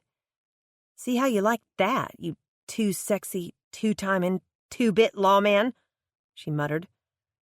It was still early in the afternoon, but Madison decided to cook with wine. Pouring herself a glass, she thought she might even add some to the food. Chapter 24. Still restless, after supper Madison went out for a while. The fact that it was Friday night, less than 1 week after Valentine's, and that she was spending it alone, didn't escape her attention. She called Genesis, the one person guaranteed to understand her mood and cheer her up. Jenny answered her call with a bright, "What you doing, girlfriend?" "Oh, just driving around, thinking." "Uh-oh. Sounds dangerous. What's wrong?" With Jenny, there was no need to pretend. She went to the root of the problem. "Why didn't you tell me that Brash and Margaret Chatham were dating?" "Because I didn't know they were. Are you sure?" The bracelet on her wrist, her slim, dainty, nicely tanned wrist, as opposed to my big, bony, lily-white wrist, says they were involved as recently as Christmas, which, I might point out, was only 8 weeks ago. About the time you came back to town, and several weeks before you ran into him again. "Stop clouding the issue with facts," Madison grumbled. "Have you asked him about it?" "No. I'm avoiding his calls, even though I'm secretly dying to know how he's doing. Have you heard anything?" Genesis laughed. "Oh, yes. Everything from him being in a coma to how he single-handedly pushed a falling beam off his own neck and pulled you to safety right before the ceiling crashed down and nearly killed you both." "Funny, that's not the way I remember it happening." "No, but the rumor mill makes it so much more interesting." Speaking of rumors, guess what Miss Sybil told me when I made a bladder pad run for her today? "The new brand leaks?" Jenny guessed. "I don't know, what?" "2 things, actually.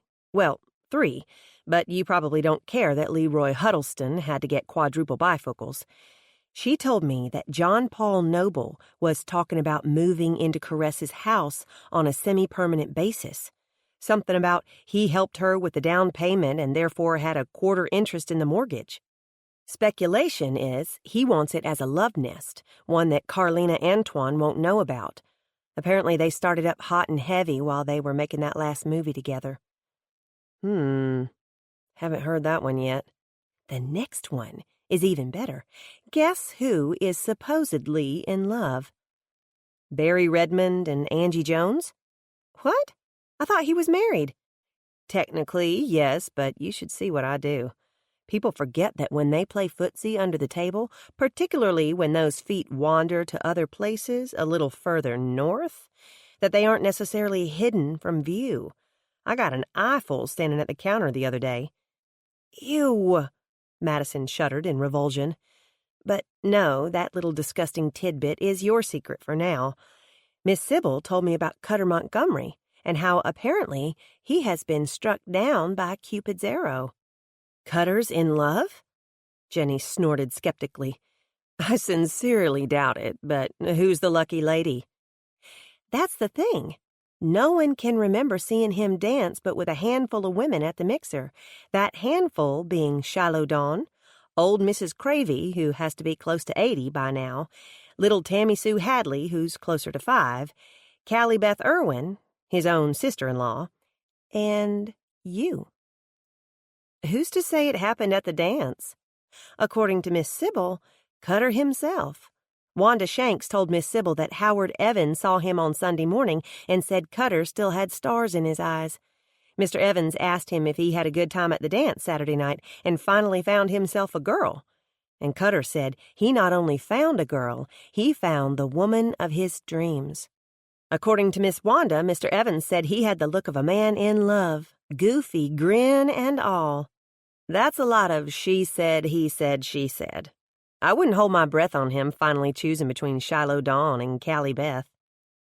Even though her friend couldn't see her, Madison waggled her eyebrows mischievously. Maybe it's neither one of them. Ever think of that? No. So, have you seen him since the dance? Madison teased.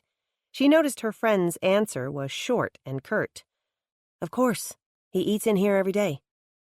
Has he mentioned the dance to you?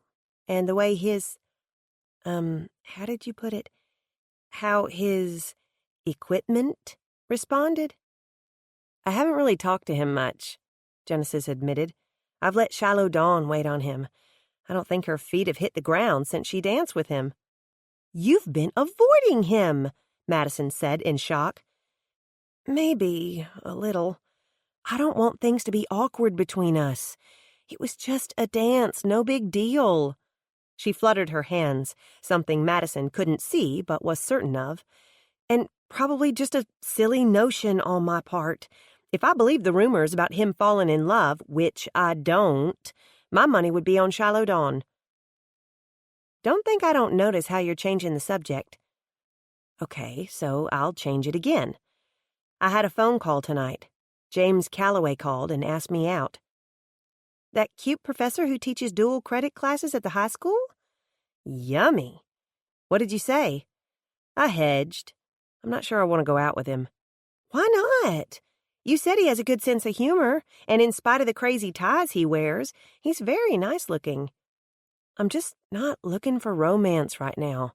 There's too much going on in my life to muddle things up with a man thrown into the mix. I understand completely.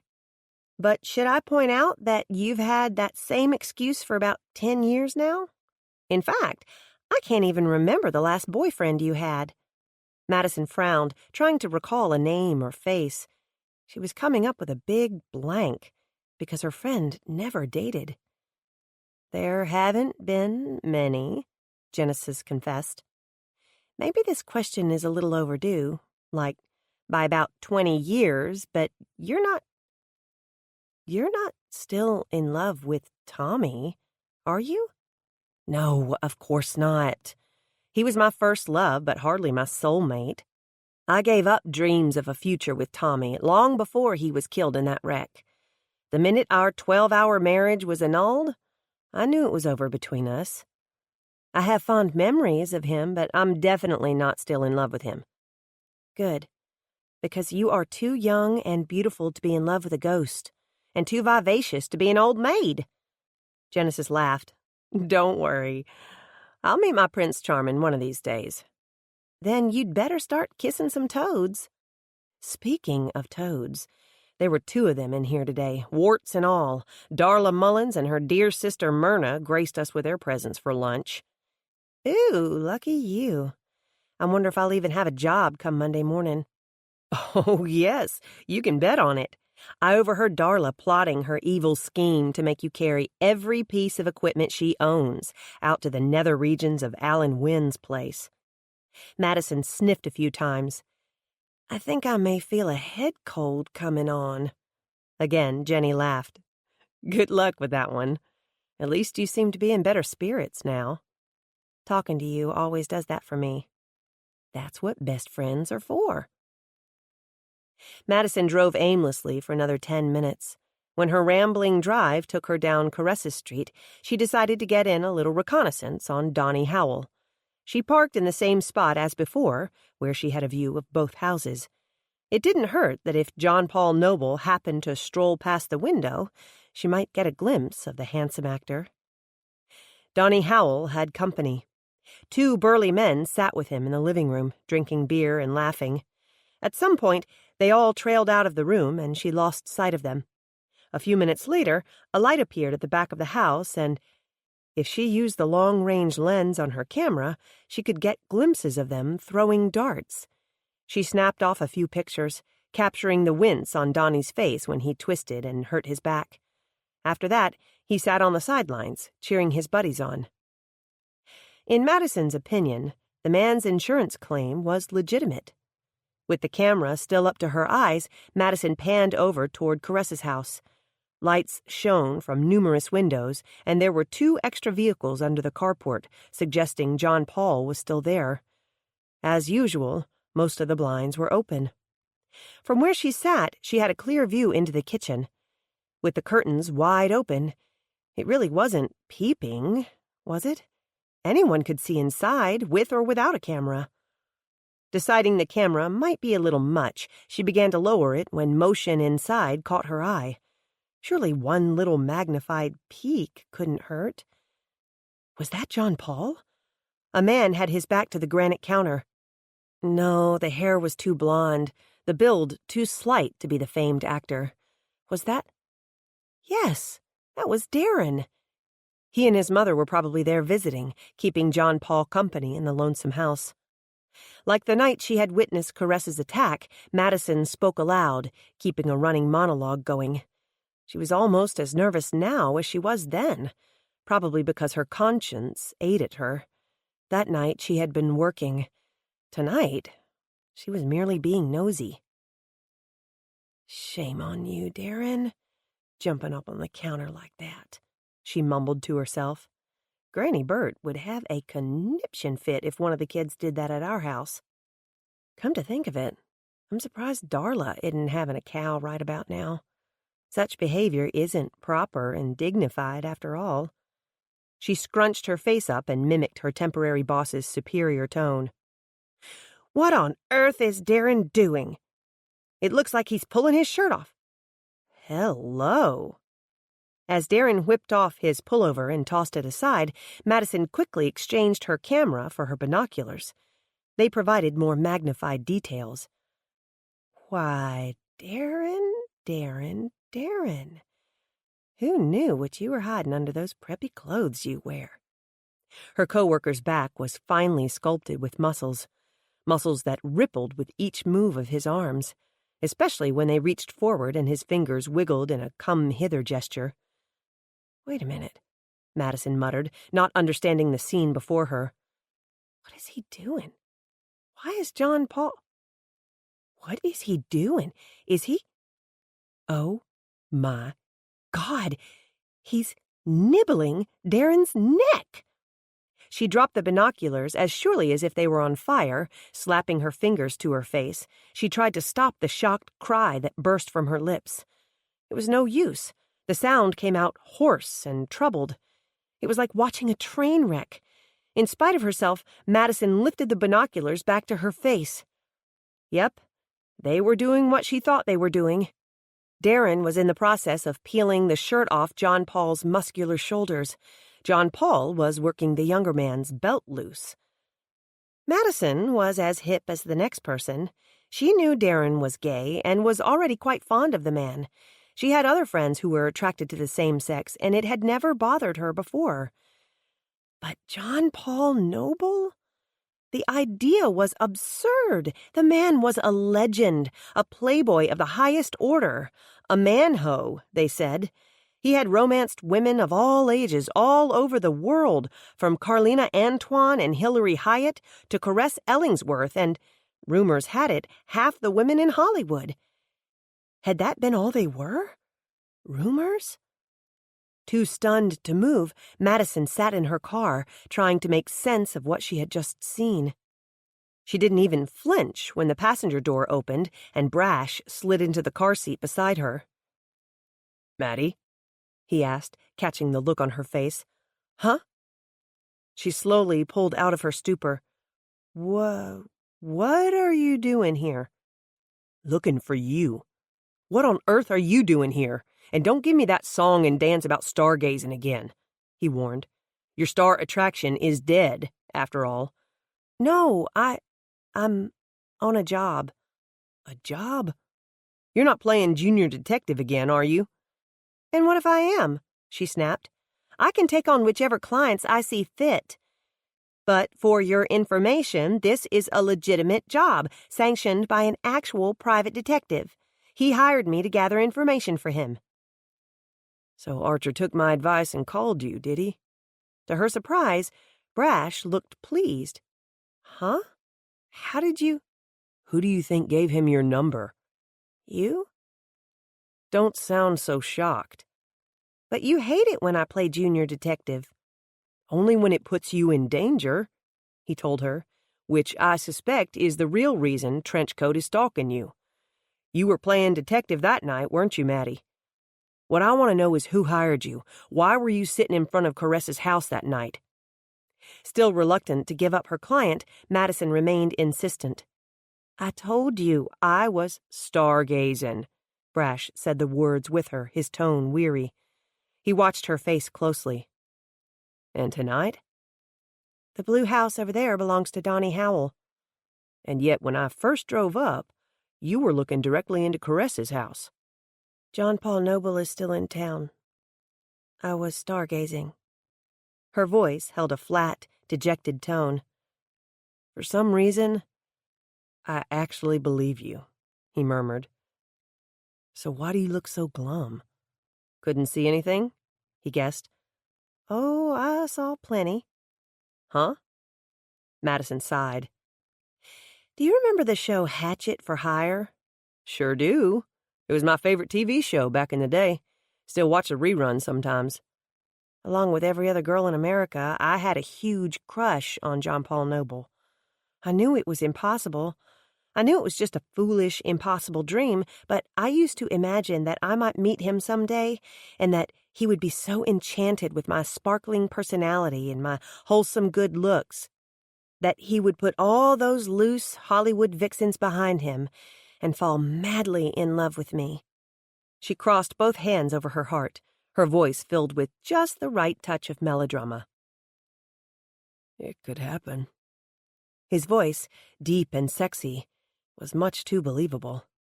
She ignored his flirtations. "Some daydreams are so delicious," she told him, "that even when you know they are impossible, it's still fun to hold on to them, somewhere deep in your heart."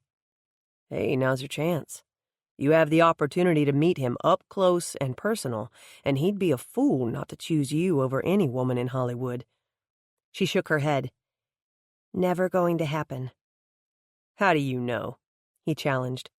"You're a fine-looking woman, Maddie." "I'm not his type, but he's found someone who is." Without further explanation, she handed him the binoculars. It took Brash a moment to focus the lens and locate his subject. He finally zoomed in on the kitchen window. "I can't really see anything. He's leaning down. He has something in his—" "Good Lord, Maddie, why didn't you warn me?" Brash jumped back, dropping the binoculars in his haste. His eyes were round with shock. That's... He's with a man!" Her voice was resigned. "Yes, I know."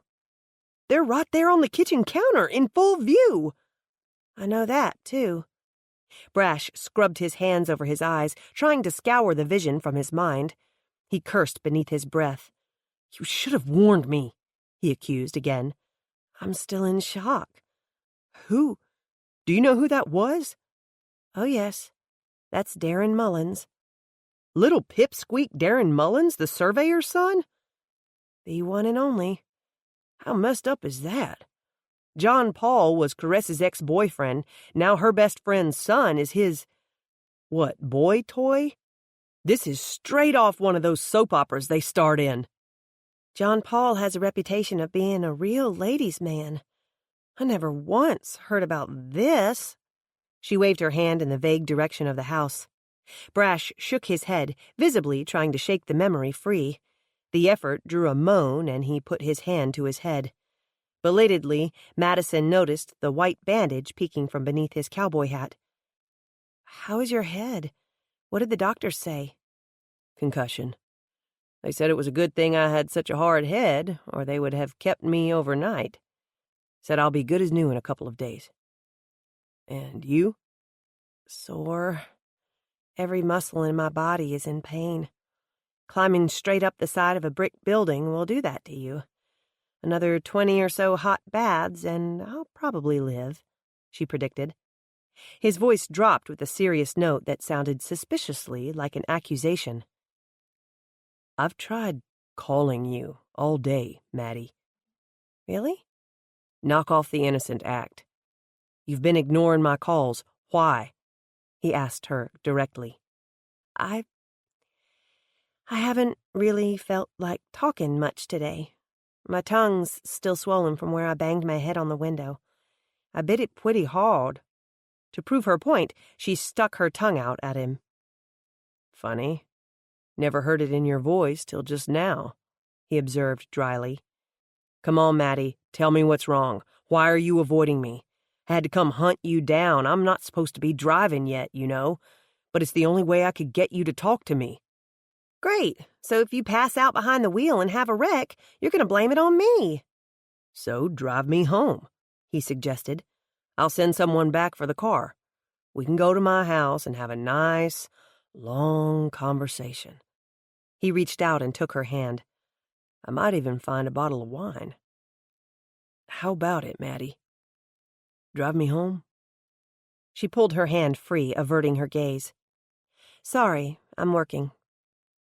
"Really?" "I passed Donnie in the car with his buddies when I turned down the street." "Oh. Well, good, I can go home now." She gathered up her equipment, still avoiding eye contact with him. Brash made no move to get out of the car. "I get the distinct impression that you're mad at me, but for the life of me, I can't imagine why." He studied her for a long moment before making a few guesses. "Is it because I mentioned the kiss you owe me in front of my men? Did you not want people knowing about us?" "Us? Us? Brash, what us?" She fairly screamed the words at him. "Real smooth, Maddie," she chided herself. "Way to hide your true feelings." So much for her plans to remain aloof and unaffected. His voice remained steady and low, and so beautifully sincere it brought the prick of tears to her eyes. "The us that knows there's something here, Maddie, something real. The us that can't sleep at night because we keep thinking about that kiss that never seems to happen. The us that's willing to wait for that kiss, because when it finally does happen, we want it to be perfect. We want it perfect because we both know that one kiss is going to change our lives." His voice was pure velvet. "That us, Maddie." Madison bit her lip, willing herself not to melt right then and there. Who knew the man was a poet? "Talk to me," he begged. "They took me to the clinic." Her voice was small and tight, spoken around the tears gathered in her throat. His brow puckered in confusion. "And that's why you're mad at me? Because I went to the hospital and you didn't?" "No, of course not. I insisted they take me there." "I'm lost here, Maddie. What does that have to do with you and me?" "The nurse on duty was Margaret Chatham." He nodded in approval. "Good. I know she took excellent care of you. She's a good nurse." "Why didn't you tell me, Brash?" she cried, turning an accusing glare upon him. "Tell you what? That she worked there?" "No, that you're still dating her." His answer was simple. "Because I'm not." "You were 8 weeks ago." "No, I wasn't." Don't you even dare try to sit there and lie to me, Brash de Cordova." "I'm not lying, Maddie. Margaret and I haven't dated in well over a year. Last I heard, she was seeing a cardiologist from Waco. I saw the bracelet, Brash. The one you gave her for Christmas this Christmas, in case it slipped your mind. And that proves you're lying. Why else would you give her a Christmas present if you weren't still dating her? Especially something personal like a piece of jewelry. Brash rubbed his fingers over his aching forehead. His voice was resigned when he answered, I didn't think the bracelet was all that personal, since it had some nurse's creed engraved on it, and nothing to do with me. I gave her a gift because I drew her name in our Sunday school class. We all exchanged presents at the church Christmas party after the play. Madison was crushed. She felt horrible about having accused him yet again of lying to her. Oh, Brash, I'm so sorry, she breathed in horror. I'm so embarrassed. I Did it again, he said for her. I did, didn't I? Why, Maddie?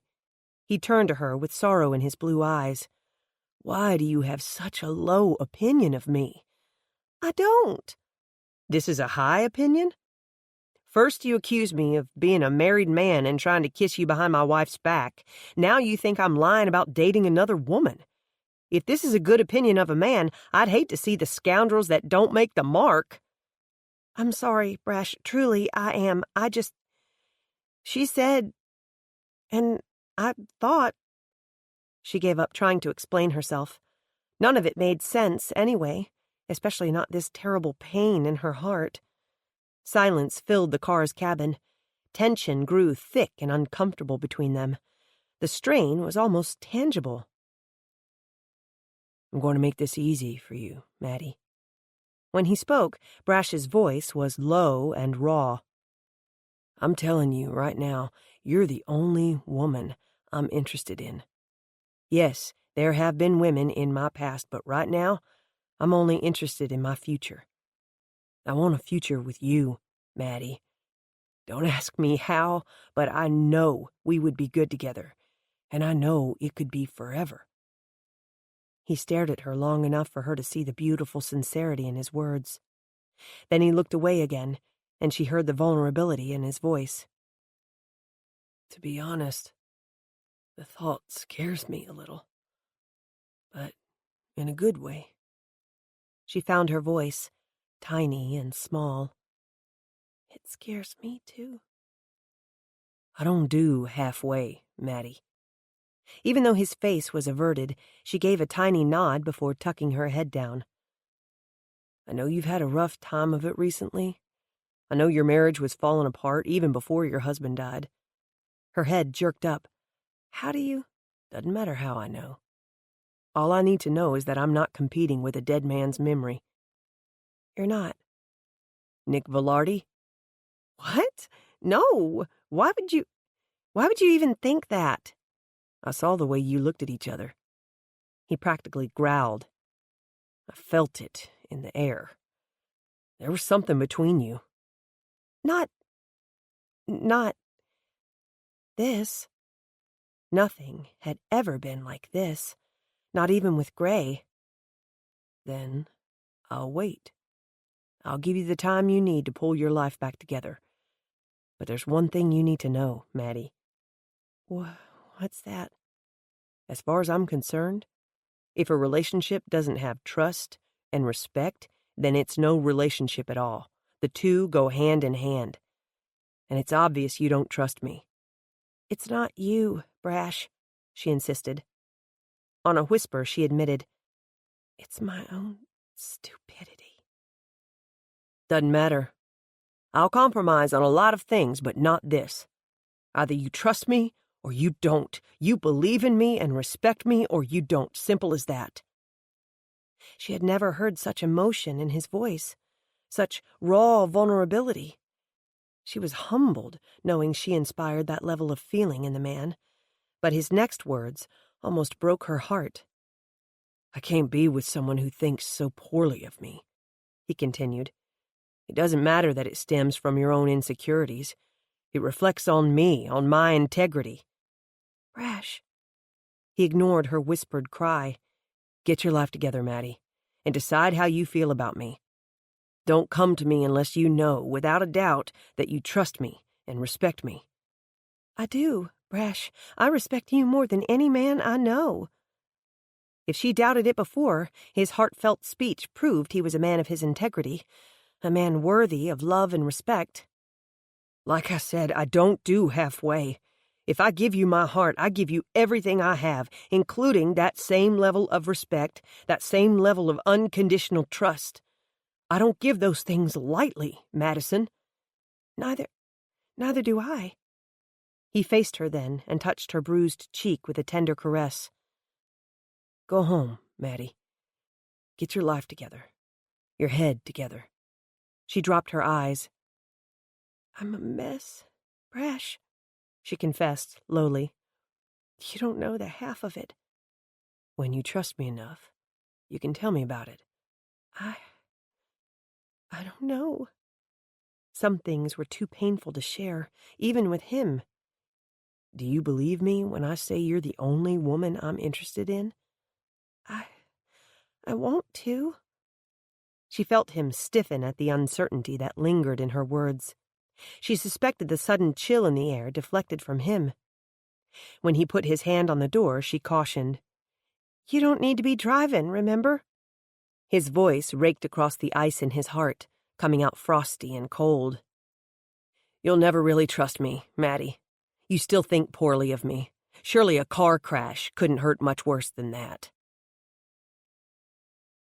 Chapter 25. Mom, we've got to talk. Blake wore a serious expression upon his face as he plunked down into the chair across from his mother the next afternoon. Madison was at the dining room table, working on her appointment book. She kept thinking if she looked through the calendar enough times, new jobs would miraculously appear within the pages. So far, she wasn't having much luck. Assuming she even still had the job with boundaries like Jenny claimed, it was scheduled to run out in another week. When she was done with surveillance for Murray Archer, she would be down to just the weekly drugstore runs for Miss Sybil. Shoving aside the dismal book, Madison eyed her children warily. Bethany fell into the other chair and hunched her shoulders into a defensive stance. Uh-oh. When the two of you gang up on me like this, I know it's not going to be good. You know we love Granny Burt, Blake began.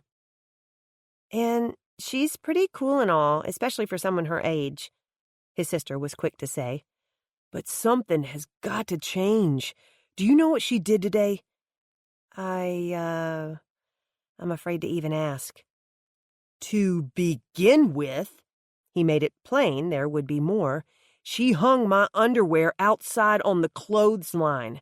I didn't even know we had a clothesline until I saw my whitey-tighties flying high out there on a breeze. And my bra, Mom. She hung my bra out there for all the world to see. Bethany chimed in as she hid her face with her hands.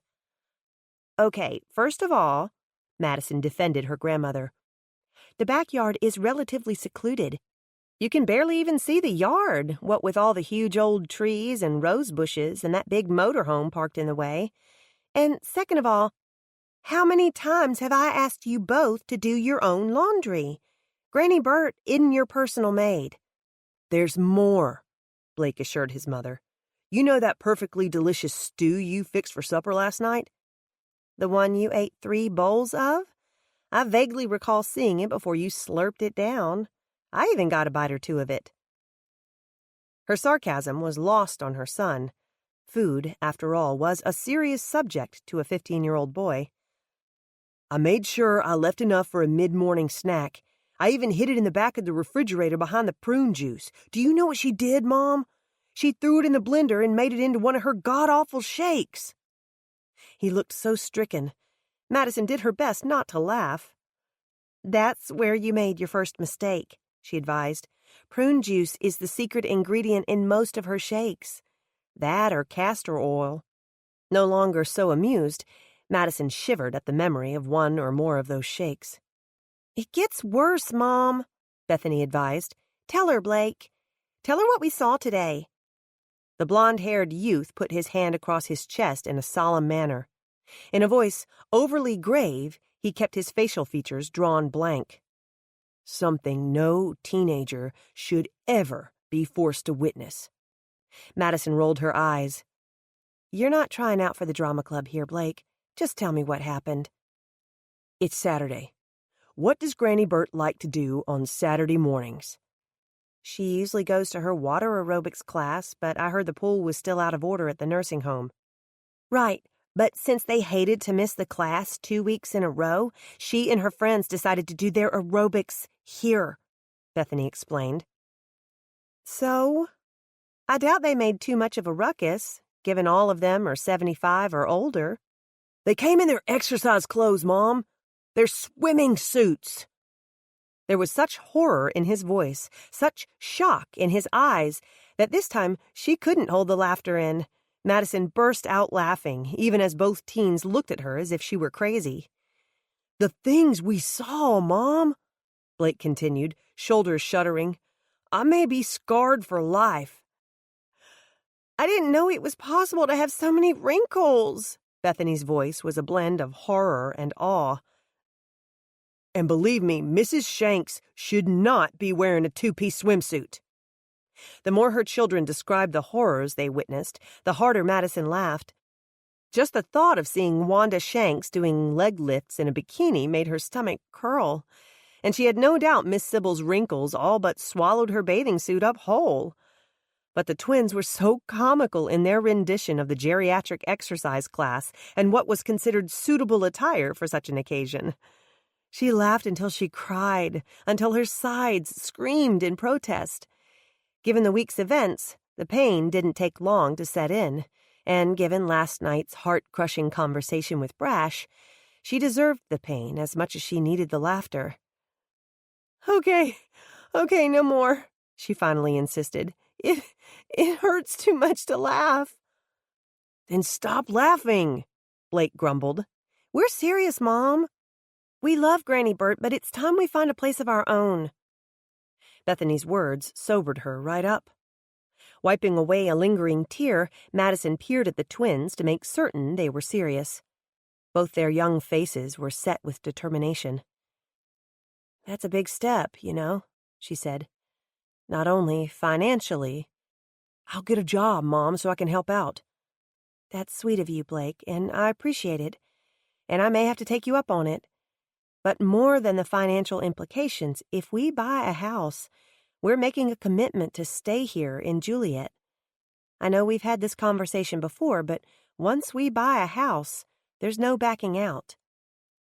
What about renting? Bethany offered. Does that mean you're having second thoughts about staying here and graduating from the sisters' high school? Madison asked her daughter softly. Until recently, Bethany had been dead set on returning to their old neighborhood in the Dallas suburbs. A new best friend and the opportunity to try out for cheerleader had done wonders for her opinion of the small community.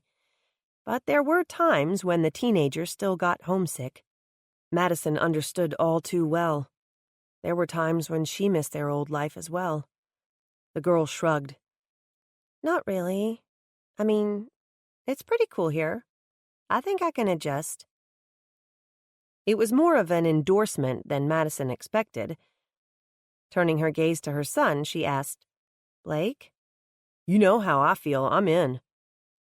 Then I guess I should tell you that Granny Burt offered to sell me the big house. I'm actually considering it, in fact, if I can find a way to afford it. She ventured a nervous glance into their faces. How would you feel about living there? It's a little creepy, but as long as there's no clothesline and no granny aerobics, I'm cool with it, Blake proclaimed. I haven't seen the inside, said Bethany, but the outside looks pretty neat, as long as we paint it. Will I have my own bedroom? You can have 2 bedrooms if you like. The place is huge. Can we go check it out? Yes, but I need to caution you. It needs some work. Okay, it needs a lot of work. But that's where Home Again comes in. Can we go over there now? Bethany asked. Well, I guess. Granny's gone this evening, so it's just us. I call shotgun. Madison laughed at her son. She only hoped she was still able to laugh after hearing the twins' assessment of the big house.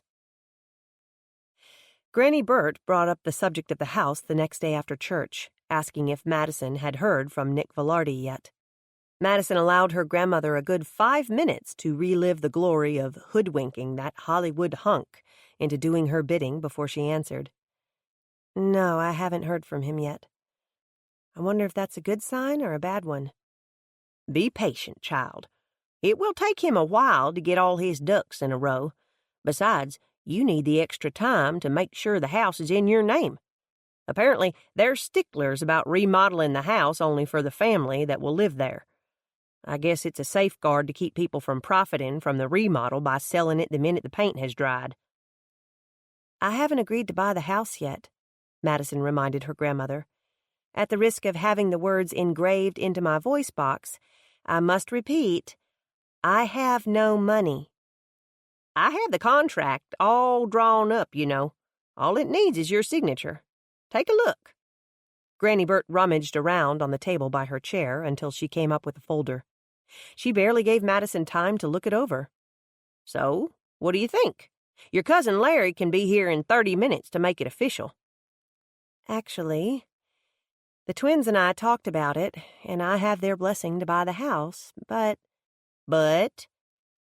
"Granny, I don't mean to sound ungrateful. I know it's probably below market value, but there is absolutely no way I can afford a $500,000 house."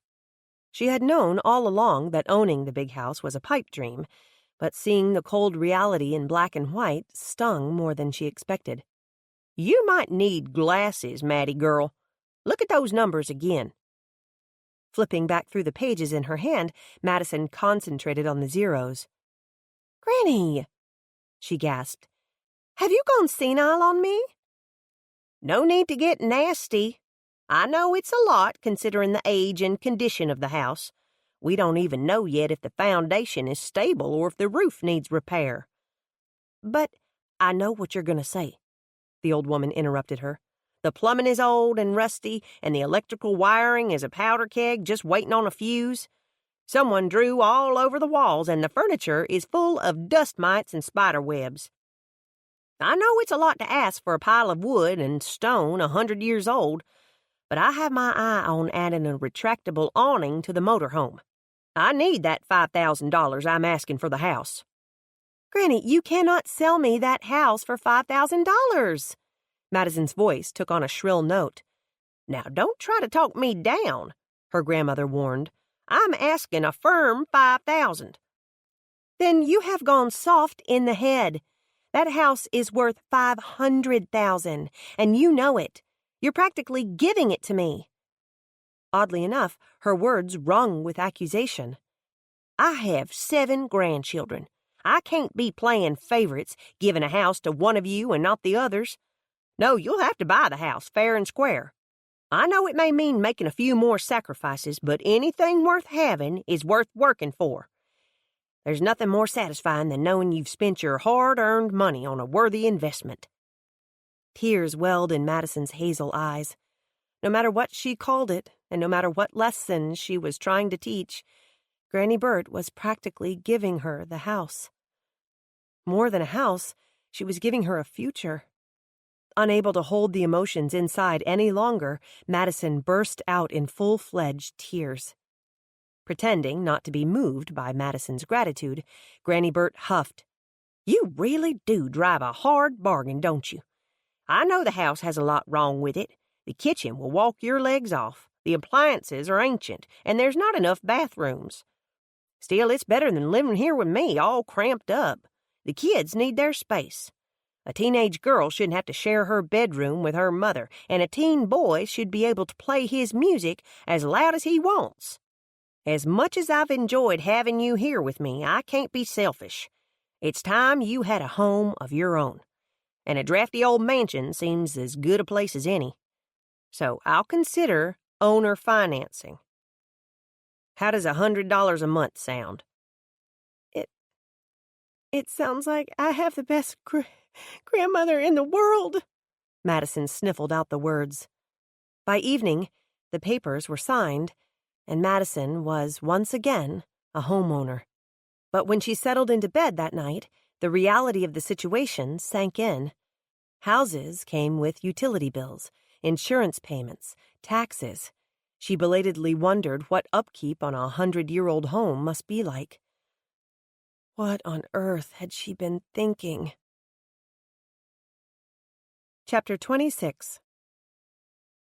It was difficult to face Darren on Monday morning, knowing what she did about his personal life. Not that she begrudged the man a little happiness. With a mother like Dragon Lady, he deserved all the love and affection he could get. And if her newly made friend could somehow live out her own foolish schoolgirl fantasies, more power to him. Still, the images were hard to get out of her mind. "Word of warning," Darren said, breezing past her in the break room. "Dragon Lady is on the warpath." "Great," Madison moaned, taking a swig of hot coffee and immediately wincing. Her tongue was still sensitive. "At least she cleaned up my office." "Correction. Yours truly took care of that." "Thank you, Darren," she said with sincerity. "I appreciate it." "It was the least I could do. You had a terrible ordeal. Are you sure you're up to coming back to work so soon?" "Can't sit around the house forever." "Is it true that hunk of a police chief saved you from a burning house? I drove by the big house, but I didn't see any smoke damage." "No, that is not true," Madison laughed, shaking her head at the way rumors spread in this town. "Too bad. I'm sure you wouldn't mind a little mouth-to-mouth with the chief." He waggled his brows. "I know I wouldn't." Madison squeezed her eyes shut, trying to block the image that sprang to mind. "Do not go there. Do not remember that you saw him kissing John Paul Noble." "You okay, Dollface?" "Just a little dizzy still," she glibly lied. Again, be warned. I saw the old bat loading the van with lots of heavy equipment. Don't be surprised when she mistakes you for a pack horse." "Thanks for the heads up." 40 minutes later, Darla Mullins piled Madison's arms with yet another expandable tripod. When a camera slid from her sagging shoulder, the surveyor slapped it back into place against Madison's back. "There. Just one more transit level and we'll be set." You really expect me to carry all this?" Madison cried, dipping just in time to catch the tribrack that slid from the haphazard pile she tried to balance. "Yes, and be careful with that. Do you have any idea how much that piece costs? It has an optimal plummet, which makes it more expensive." "I don't even know what this thing is," Madison admitted. "It allows for precise plumbing of surveying instruments," she said impatiently. "Now follow me." "What are you carrying?" "Field notes, of course, and flagging tape." Beneath her breath, Madison muttered darkly, "Don't strain yourself." Of course, she carried the two lightest items. "Did you say something back there?" Darla asked, turning to give her a condescending glare. Madison wouldn't give her the satisfaction of knowing she struggled. "Lead on," she said with a falsely bright smile. She shifted the load upon her back and set off after the Dragon Lady. Darla took the most difficult path. She led the way straight through a narrow gap in a row of brush and undergrowth, instead of going 15 feet out of the way to avoid the brush altogether. She took them up a hill without stopping, knowing it had to be difficult for Madison when carrying such a load, particularly with a sprained ankle. She marched relentlessly along, even when Madison begged her to stop so she could regroup. The stubborn little tribrack finally slipped from Madison's hold, bouncing as it hit the ground. Because it was a 3-sided object, Madison was fascinated by how easily it rolled. She chased after it, stumbling as she did so. One leg of a tripod dipped low enough to snag a pile of dirt. It was the catalyst that toppled her entire load. Both tripods clattered to the ground, followed by a set of stakes and the surveying rods. The Abney level was next, then the brush axe. "Darla, wait!" she cried. She looked around, but the other woman was nowhere to be seen. She had disappeared beyond the next row of trees, leaving Madison alone in the small clearing. "Since I'm already stopped, I might as well rest for a minute. She'll turn around to boss me sooner or later and discover her pack horse is missing," Madison grumbled aloud. She swung the camera and huge coil of rope off her shoulders but left on the backpack. With only one item to weigh her down, she could almost stand up straight. Despite it being mid-February with temperatures hovering in the low 40s, Madison had already worked up a sweat. She swiped her hand across her forehead and allowed the cool air to blow over her. With her clothes damp with perspiration, it didn't take long to become chilled. Madison was gathering up her collection, trying to assemble the items with a modicum of care and precision, when she heard the rumble of a motor. Good. Maybe Darla had gone back for the van. There was no reason they couldn't have driven closer. The ground wasn't that soggy, nor the terrain that heavily wooded. She tried to stack the tripods with their widest points on opposite ends to steady her load, but they kept tangling with the stakes. In frustration, she tugged on one rod and the entire bundle came tumbling down. "This is like wrestling an octopus," she wailed. She stood to rest her back, realizing the sound of the vehicle was coming much closer. It gunned its motor, somewhere just beyond that last row of bushes. Without warning, the bushes parted, and an oversized dirt bike leapt from the tangled growth. It sailed through the air, with a projected landing of exactly where she stood. Maddie flew out of the way at the last second, feeling the heat of the tailpipe brush against her leg as she flung herself sideways. She landed hard on her shoulder, dazed by the impact. She shook her head to clear it. She managed a few ragged breaths before she heard the bike circle and charge again. Scrambling to her feet, Maddie began to run. Her choices were limited in the small clearing. She couldn't reach the trees before the bike reached her, but she could run in a circle. She yelled for Darla as she took off in a crazy zigzag pattern that left her dizzy and spent. As the bike kept an uncanny pace with her moves, Madison took in as many details as possible. For a dirt bike, it was huge and heavy. The motor looked particularly menacing, as if it had been beefed up aftermarket. Naturally, the paint color was blood red, just like the helmet the rider wore. The face mask hid his identity, but there was no mistaking the familiar khaki trench coat that he wore. By now, nearing exhaustion, Madison's movements grew clumsy.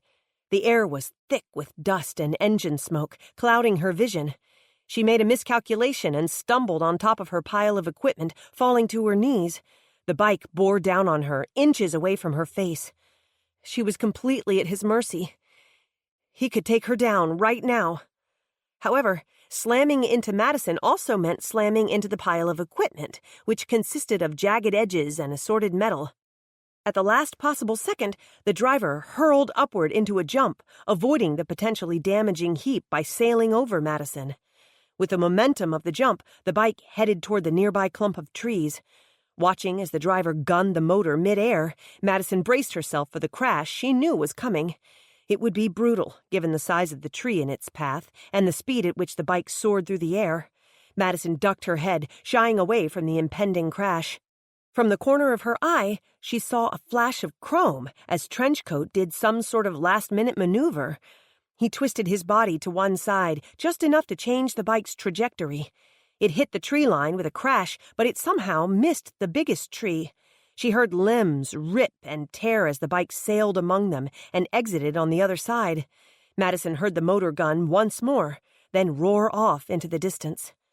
She was still staring into the bushes, trembling in shock, when Darla burst into the opening. She was clearly out of breath and flushed, but her eyes zeroed in on her equipment without missing a beat. "What on earth happened?" she demanded. "What was that motor? Why are you on the ground? And why is my equipment scattered all over the place?" Madison tried to explain. She started 3 times only to be interrupted by Darla's rantings. The surveyor was more concerned about her equipment than any damage Madison might have suffered. "What is it with you?" Darla screamed at her. "You invite trouble. I've never had a moment's trouble until you showed up, and now suddenly everything is ruined. Everything you touch is in shambles. You've messed up everything." Madison made a snap decision. "You know what, Darla? I quit." The woman was outraged. Her face turned an unattractive shade of mottled red. Her round eyes bulged and her hands clenched into fists. "You can't quit," she bellowed. "Who's going to carry all this back to the van?" "I guess you are." Because I'm walking back." Madison was proud of herself for sounding so calm, when inside she was quaking. She turned to walk away and felt the first strike upon her back. She whirled around, eyes flashing. "Did you just throw that at me?" "Yes, just like I'm throwing this!" Darla flung a stake directly at her. If her aim had been true, the heavy rod would have hurt. As it was, it fell short of its mark and into the dirt at Madison's feet. Darla Mullins, however, wasn't a quitter. She tried again, and again, and again, until she finally struck Madison on the knee. For the most part, Madison allowed her to play out her anger. The efforts tired her, causing the overweight woman to huff and puff and molder a darker shade of red. When she paused to catch her breath, Madison offered the ultimate insult. She turned her back to her and began to walk away. "Don't you dare walk away from me, you imbecile!" With renewed ire, the woman hurled everything she could find toward her retreating assistant. It wasn't until she made a lucky shot and hit Madison upside the head with the tribrac that Madison came to a halt. At almost 2 pounds, the instrument did its damage. Maddie almost went to her knees, but sheer determination kept her upright. Hand to the back of her head, she turned to stare at the crazed woman in shock. "Are you insane? You could have killed me." "You'll wish you were dead when I get through with you," she threatened. "I'll sue your skinny ass for breach of contract. You can't just walk out on me like that." "Watch me." It was a grand exit, full of dignity and superiority. In actuality, she made it no further than the other side of the trees, but Darla didn't have to know that. The minute she was on the other side of the tree line, Madison fell to her knees and sucked in a deep breath. Her head felt like it was splitting in two. Judging from the blood on her fingers, she decided that might not be too far from the truth. From her side of the clearing, Darla screamed obscenities that would put any sailor to shame. "I'm leaving," she warned. "You don't know the way out. You'll be stuck out here in the woods with that maniac on the loose. This is your last chance. If you don't come back this instant, I'm leaving you out here to fend for yourself." Making her voice sound as if it came from a distance, Madison cupped her hands over her mouth and threw an answer into the wind. "Thanks, but I've already called for a taxi," she yelled. Jenny, bless her heart, was already on her way, thanks to a quick text. She listened as Darla cursed some more and huffed and puffed her way out of the clearing. She stomped noisily away, her heavy footsteps making quite the racket as she retreated down a different trail. It wasn't until all was silent that Madison began to worry. What if the maniac really did come back? What if Trenchcoat was still out there, waiting to run her down? Suddenly, not so brave, Madison struggled to her feet. She kept to the tree line, slowly making her way back in the direction she had come. She stopped occasionally, straining to listen for sounds of the dirt bike. She caught enough faint snippets from Darla's angry tirade to know she headed in the right direction. The longer she walked, the more her ankle throbbed, her head ached. It was getting harder to focus, and she felt lightheaded. She was thinking of sitting down and resting when she heard the vague sound of a door slamming. She assumed that was Darla peeling out of the graveled gateway, but there was a sudden rushing noise inside her head. Why was everything so dark? It was still morning, wasn't it? Madison was no longer sure of anything, not even of where she was. All she knew was that she needed to rest. She was still there, slumped at the base of a tree, when Genesis and Cutter found her 5 minutes later. Chapter 27. "Do you want to press charges on Darla Mullins?" What? No. No, I just want to forget this whole ordeal, including the fact I ever knew her. Madison was propped up on the couch in the living room, nursing a major headache and a hot cup of coffee. After a fitful night spent in the hospital, she was still every bit as uncomfortable, but at least she was home. Brash sat nearby in a chair, jotting down notes in his ever-faithful pocket-sized spiral. "Did you find the dirt bike?" she asked. "Yep. It was registered to Luis Gonzalez. He reported it stolen from his garage about a half a mile from the survey site. Said it was taken sometime over the weekend. Did you find the coat? Cutter found it stuffed into the bushes, not far from the bike. Could you see bloodstains on it? Actually, it appeared to be a brand new coat. Still, I've sent it to the lab in Austin for analysis. I guess they can collect DNA and loose fibers and trace evidence to determine Trenchcoat's identity. Brash rolled his eyes. You watch too many of those television shows, Maddie. It works great on TV and in record time, too, but it doesn't quite work the same in real life, and there can only be a match if Trenchcoat's DNA is already in the system. If he's a law-abiding citizen, chances are we won't catch him that way. How can he be a law-abiding citizen and a cold-blooded killer at the same time? Brash shrugged. This was a crime of passion.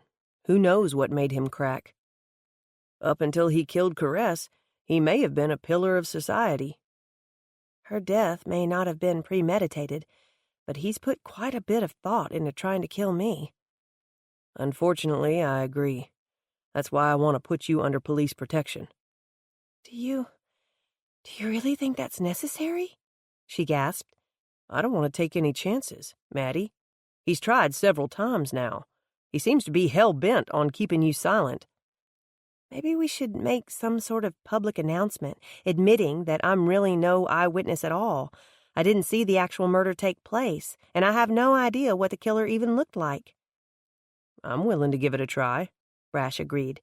Then he added, in addition to protection.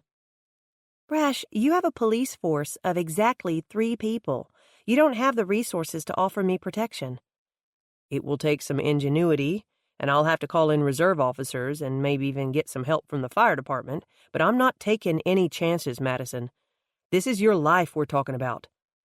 The light in his blue eyes warmed her heart, even as the implications behind his words chilled her soul. Someone wanted her dead, and they showed no signs of giving up until they had succeeded or been caught. Thank you, Brash. Thank you for wanting to protect me. And thank you for not letting our differences come between us. Instead of taking her words as a compliment, he took offense. He jumped from the chair and paced the room. Jesus, Madison! Just when I think your opinion of me can't sink any lower, you prove me wrong. What kind of lawman, what kind of person do you think I am? Do you honestly think I would put our personal problems before your safety? You must think I am a total and complete jerk. No, that's not at all what I meant, she tried to assure him. Please, Brash, sit down and listen to me, please. He remained standing. A pained expression filled his eyes.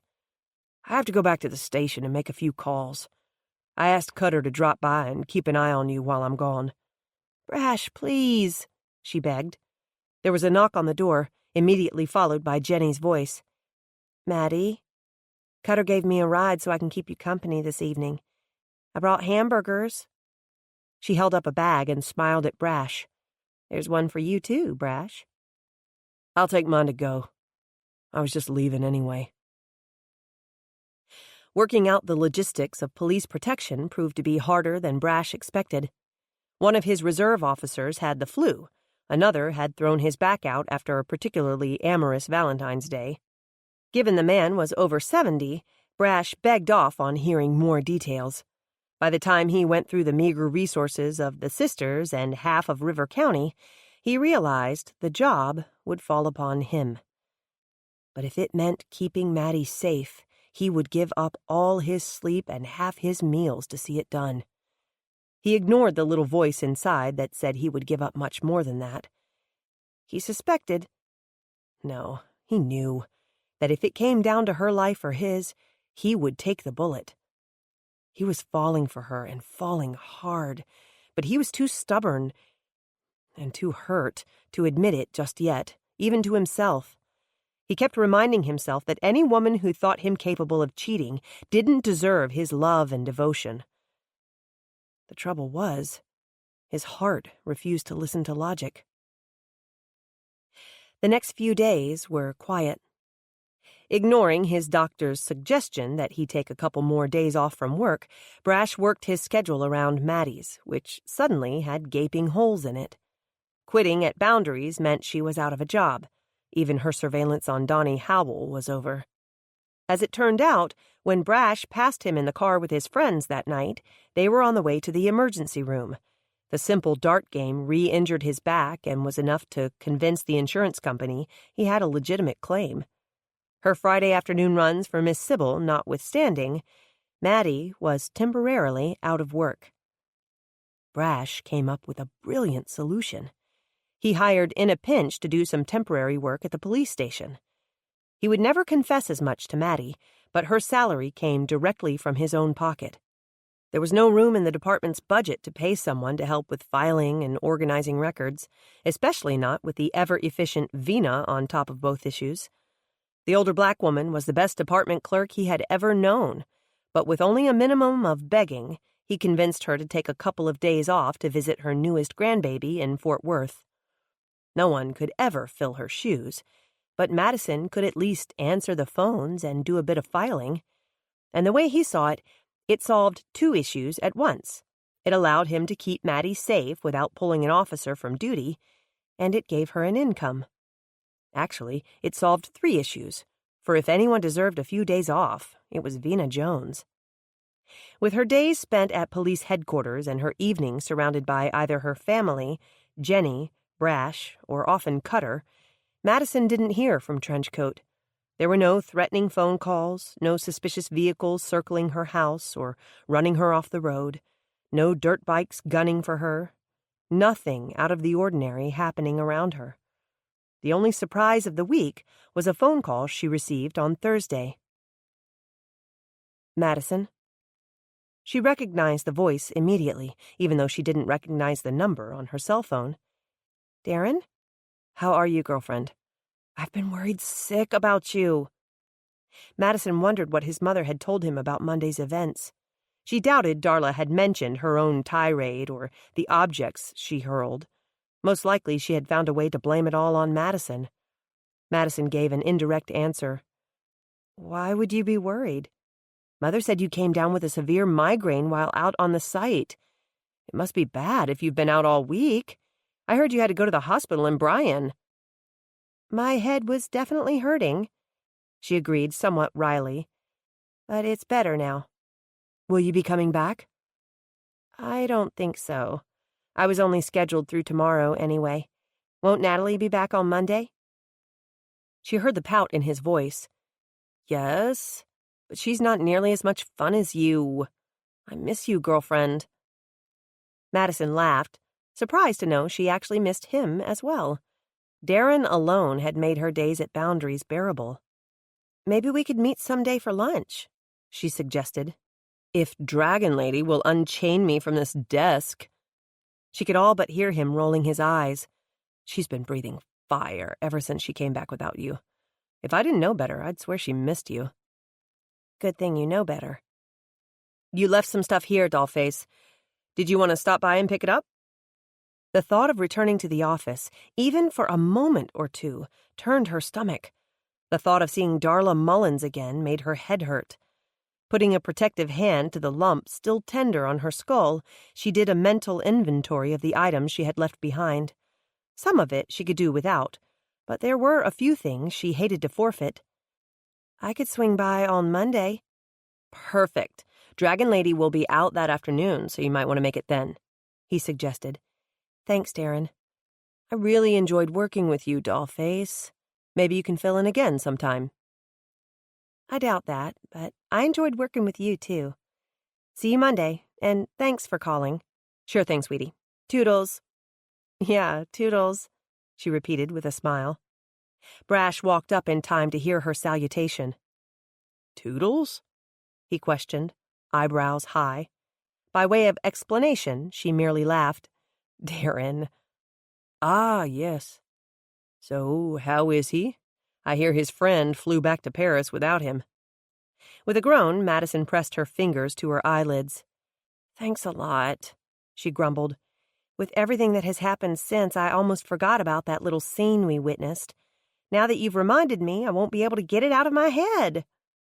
Not sure how you could have forgotten it to begin with. I see it every night when I close my eyes. A shudder worked through his wide shoulders. Madison laughed at his expression, encouraged to see him joking with her again. She worried she had done irrevocable damage to their relationship. The last thing she wanted was to hurt him, but her emotional state was still so fragile after her disintegrating marriage to Gray. She needed time to heal, time to learn to trust again. She only prayed that in the meantime, she didn't lose him, not when she already cared so much about him. So, just for putting the image back in my head, she informed him smartly, keeping up the light banter, you now owe me lunch. Ginny has a new recipe on the daily special. Deal. His eyes twinkled, but only because I'm starved, and because anything Ginny makes is delicious. The rest of the week went smoothly, with still no threats from Trenchcoat. Granny Burt left for her annual camping trip to Galveston with a group of friends.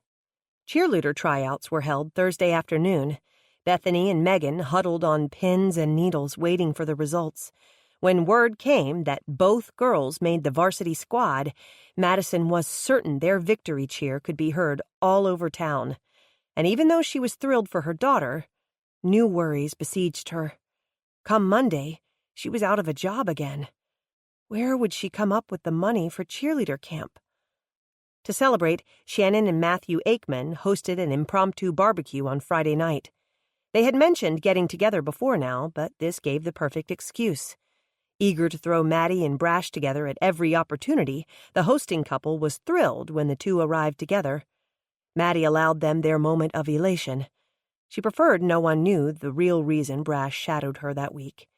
Let the rumor mill make of it what they may. They would anyway. Chapter 28. She thought the late-night phone calls from George Gale were over. With the case surrounding Caress's death growing colder by the day, and with no one even considering her as a suspect, George Gale's obsession with being arrested seemed to lessen. Madison thought the after-hour interruptions were behind her, until her phone rang just before midnight, late Sunday night. Not again, she mumbled groggily. Madison, something's wrong. It seemed something was always wrong where George Gale was concerned. By now, Madison knew to take her dramatics with a grain of salt. What is it this time? I'm not sure, but I need your help. Someone called Curtis out to the sale barn about an hour ago. Now I got this really strange text from him. It says, need hemp. Hurry. The only things Madison knew about hemp were that it could be used to make rope, and it came from the same plant as marijuana. Since Curtis Burton hardly seemed like the type to smoke pot, she made a guess. He needs a rope? I think he meant help. He's not very good at typing. Fingers are too long. Have you called him back? Go straight to voicemail. I'm worried, Madison. Would you go with me to the sale barn? When Madison took too long to answer, the other woman's voice took on a wheedling whine. Please, I'm really scared, Madison. What if someone sets another fire while he's up there? Maybe you should call Brash. Didn't you hear? There was a bad wreck out on the highway, Juliet's side. Half of both towns and all the emergency crews are out there. From what I hear, it's a real mess. How do you always know these things? Halfway into the rundown of who was passing by and who called whom with the news, Madison interrupted her. Never mind. Give me 10 minutes and I'll be over. Thank you, Madison. You're a real lifesaver. It's going to cost you. I only have $300 in cash. Is that enough? The other woman readily offered. Madison was going to demand a promise of no more late-night calls, but cash was good. Just be ready when I get there, she grumbled. Brash, of course, would have a fit. He had finally agreed to drop her protection, but he warned her of being extra vigilant. Madison knew rushing out into the night wouldn't meet his approval. But, she reminded herself, he was on a call and would never know. With any luck, they would locate Curtis safe and sound and be back home within the hour. At 12:13, Madison pulled up in front of the Burtons' ranch-style home. George Gale slipped inside the moment the car rolled to a stop. At the sight of her, Madison was taken aback. What are you wearing?" "Sweatpants and pig slippers. Don't worry, I brought boots to change into." She held up a pair of rubber boots splattered with bright flowers and peace symbols. "Not the shoes, the coat." She glanced down at her husband's coat she was wearing. "It's cold," she defended herself. Trying her best to ignore the trickle of worry that pricked her skull, Madison eyed the khaki coat once more before putting the car into reverse. She couldn't freak out every time she saw a trench coat. She was being ridiculous to even consider the thoughts running through her head. George Gale was completely harmless. Wasn't she? Of course she was. Madison brushed away her own foolishness as she watched her passenger slip off her pink piggy slippers and stuff her feet unceremoniously inside the rubber boots. Slightly out of breath from the exertion, George Gale leaned back with a loud, "Whew! Oh, better now, especially if we have to crawl around in the pens." "Why would we crawl around in the pens?" "I have no idea where he was calling from or what was wrong. For all I know, he's being trampled by a pen of angry bulls." Unsure if she were serious or merely melodramatic, Madison eyed her with skepticism. "Has that ever happened before?"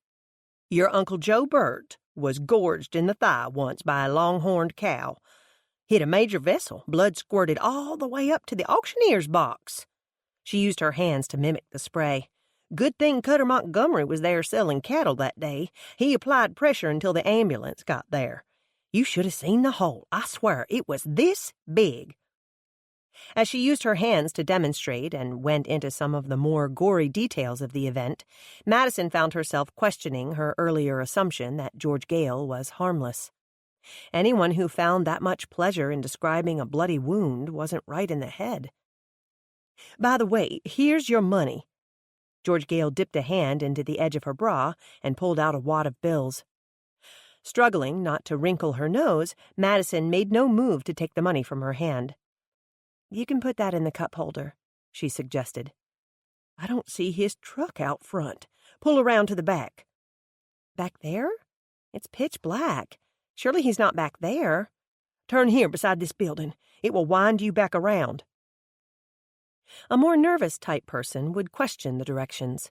A doubter would wonder why George Gale told her to drive down a dark path to the very back of the complex. A worrier would fret over the stillness of the night, the stark darkness around them. Madison discovered she was all three of these things. "Are you sure about this, George Gale?" she asked. Her eyes darted to the trench coat again. "See, there's his truck." George Gale jumped from the car as soon as it stopped, calling her husband's name. The only answer was from the lowing cattle in a nearby pen. "Where could he be?" she worried. "Are there any lights you can turn on?" Madison suggested. "Good idea. I'll go turn them on. You stay here and look for him."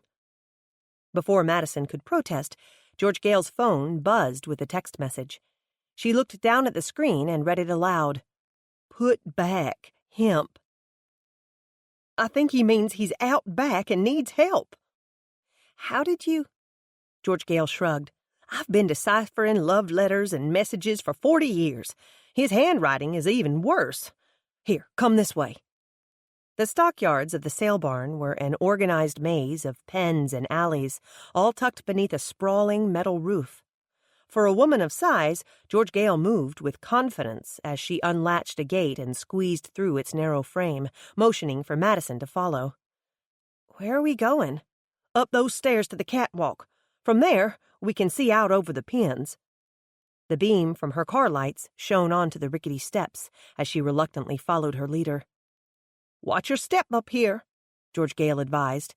"This is an older section of the pens.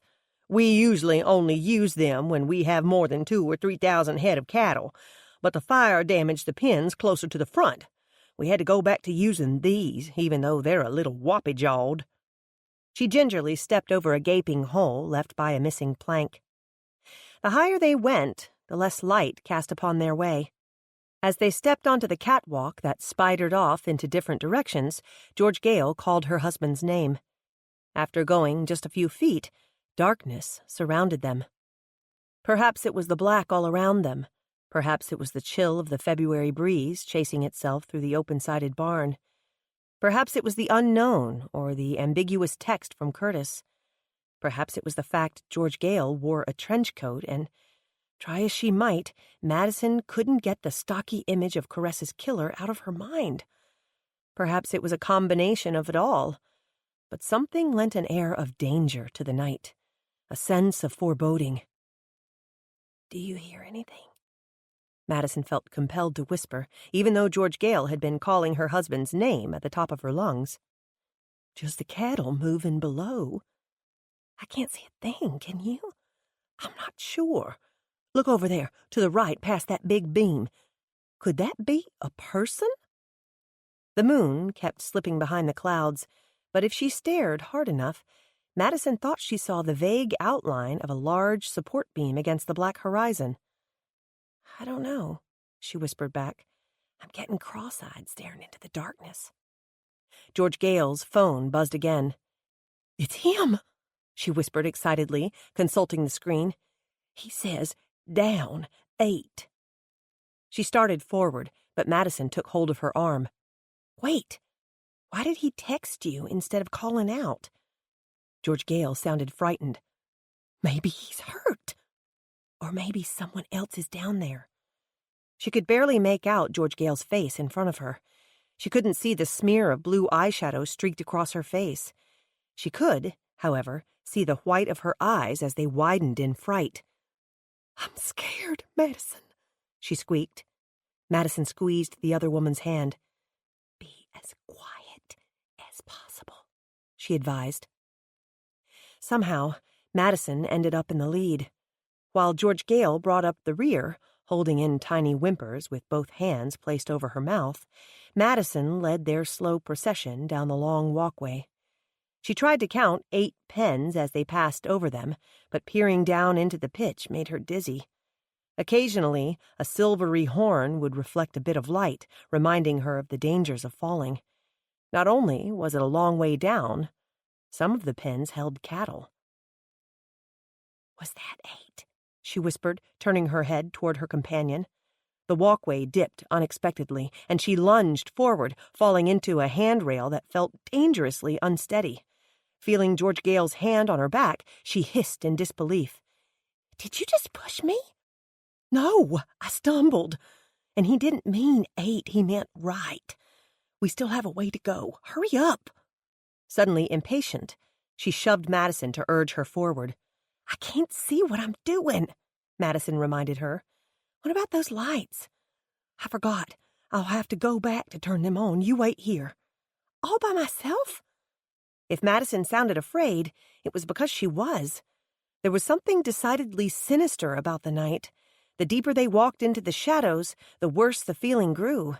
And they seemed to be no closer to the end now than they were when they began. Had she missed a crosswalk somewhere?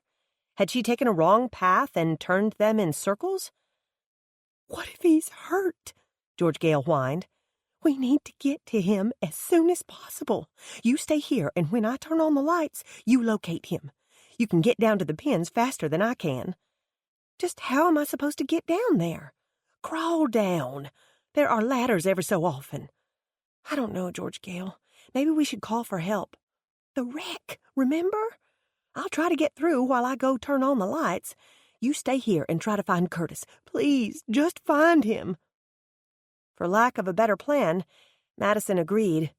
The walkway swayed a bit as George Gale waddled back the way in which they came. In a matter of steps, the blackness swallowed her whole. Not even her trench coat glowed in the darkness. Madison stood in the black night, trying to get her bearings. Earlier, she had seen the faintest hint of the sky to their right. She thought she had headed in that direction towards the largest support beam, but she was no longer certain. With the moon moving behind a cloud again, there was no light to guide her steps. Perhaps if she moved on, she might get a glimpse of starlight, if nothing else. After a few steps, she heard a noise below and stopped to listen. She could hear cattle moving beneath her, a slow stir of beastly bodies in the stillness of night. Deciding it was nothing more than the cows, she took another step.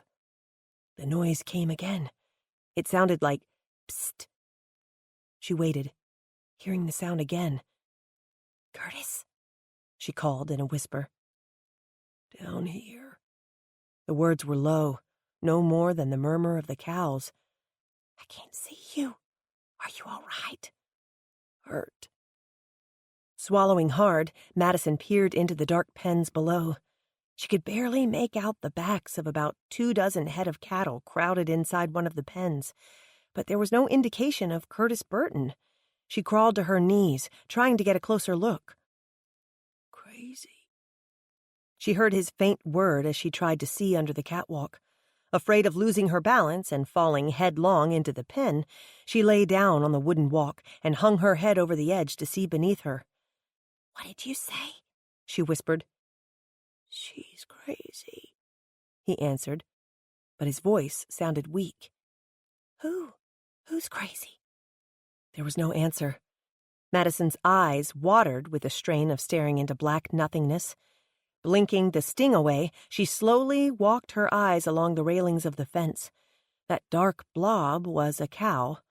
So was that one. And the one in the corner was a really big cow, curled horns and all. And was that? "Curtis," she whispered frantically. There was a dark shape draped against the fence, squashed between the railings and a large, white-faced cow. He answered, but with a discombobulated, "George Gale." Madison sucked in a sharp breath. Was he confused? Mistaking her for his beloved wife? Was he asking about her, wondering where she was? Or, Madison wondered in dread, could he be answering her question? Was he saying George Gale was the crazy one? No, that was impossible. Wasn't it? Think, Madison. In a strange, convoluted way, it made sense. George Gale believed her husband was having an affair with Caress Ellingsworth. From the very beginning, she claimed she wanted to kill someone. She couldn't remember what happened the night Caress was murdered, only that she woke up with car keys and blood. She herself was worried she might have actually done it. Or had it all been a brilliant act to pump information from Madison, to find out if she could identify her? She was wearing a trench coat, after all, just like the killer. She had directed Madison to the dark outer pens without hesitation, and she had translated her husband's mistyped text messages easily enough. Too easily, perhaps? Had she known all along where he was because she had left him there, injured and in pain? No, that's too crazy, Madison convinced herself, even for George Gale. Curtis said something else. She strained to hear his words. "Need to open the gate." "How?" "Have to crawl down here and swing it open. Stay on the fence." He struggled to get a deep breath before adding, "There's one cow in here that's plumb loco." Madison did her best to hide the fact that she was horrified, even from herself. A man was trapped and possibly injured. This was no time to be worried about her own fears. She had to help him. With the help of a few mumbled directions from Curtis, Madison found the ladder George Gale mentioned. In truth, it was nothing more than a few strategically placed boards nailed horizontally down the side of a support post. Madison felt like one of those people who climbed telephone poles, but without the safety belt. The climb down was frightening enough, but touching the dirt floor below was no better. She stood in almost total darkness.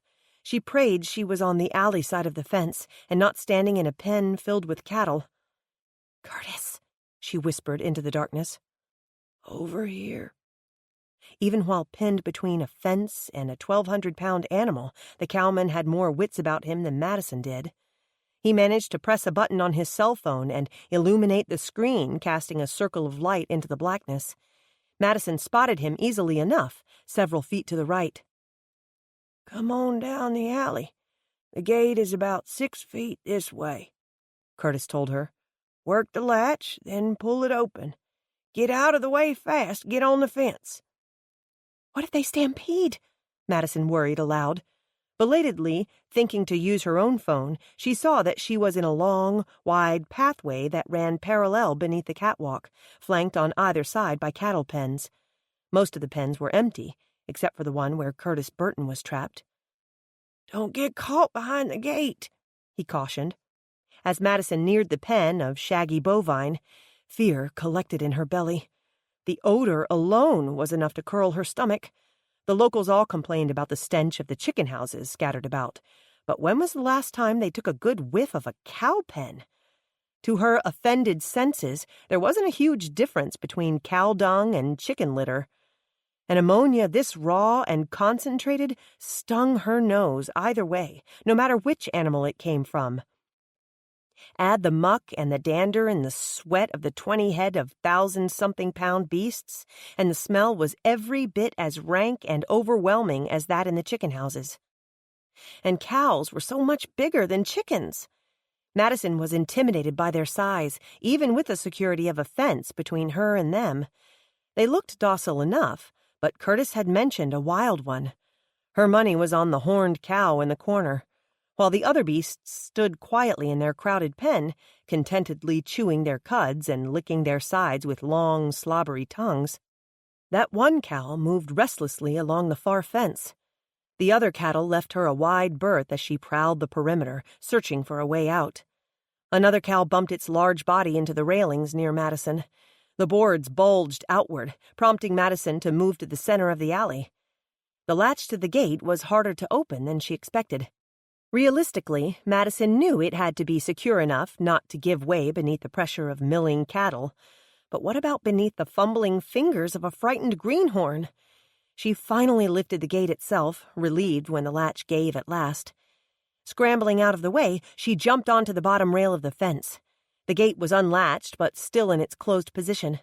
As Curtis reminded her again to stay free of the gate's swing, Madison stretched her arm out as far as she could to tug the gate outward. "It's not budging," she complained. She was too afraid to get off the fence and open it properly, afraid she would be either trampled by the cows or squished behind the gate. "Hit one of the cows," Curtis advised. "Slap 'em on the rump." She climbed to the top of the fence. Why did they build the sides so high? And leaned down into the pen. Afraid she might lose her balance and fall among the cows, her first attempt was a bit lackluster. "Harder!" This time she slapped the cow hard enough that it jumped. The movement started a chain reaction. Cows bumped into one another slowly, at first, just enough to shift positions in the pen. The cow pressing into Curtis turned with the herd, her backside now pressed into his chest. He popped her on the flank and was rewarded with a swift kick, but she moved forward. Curtis sagged to the ground and gulped in his first deep breath since being trapped. "Watch out for the horned piebald," he warned weakly. Madison wasn't raised on a farm. She had no idea which one was a piebald. Too many of them had horns. And the shift in movement frightened the herd, making even the most docile creatures lumber to life. 2 cows bellowed in protest. Another reared up on the backside of its neighbor, riding her around the fence. Feet quickened, bodies thumped, horns slung. It took a while, but one cow finally bumped its rear into the gate and forced it to swing open. Eyes wild, the bovine backed her way from the crowd and into freedom. The rest of the cows quickly followed suit. There was a mad scramble for the gate, making Madison grateful for Curtis's advice. The eager herd crowded into the opening, pushing and shoving in their quest for freedom. Madison clung to the top rail of the fence.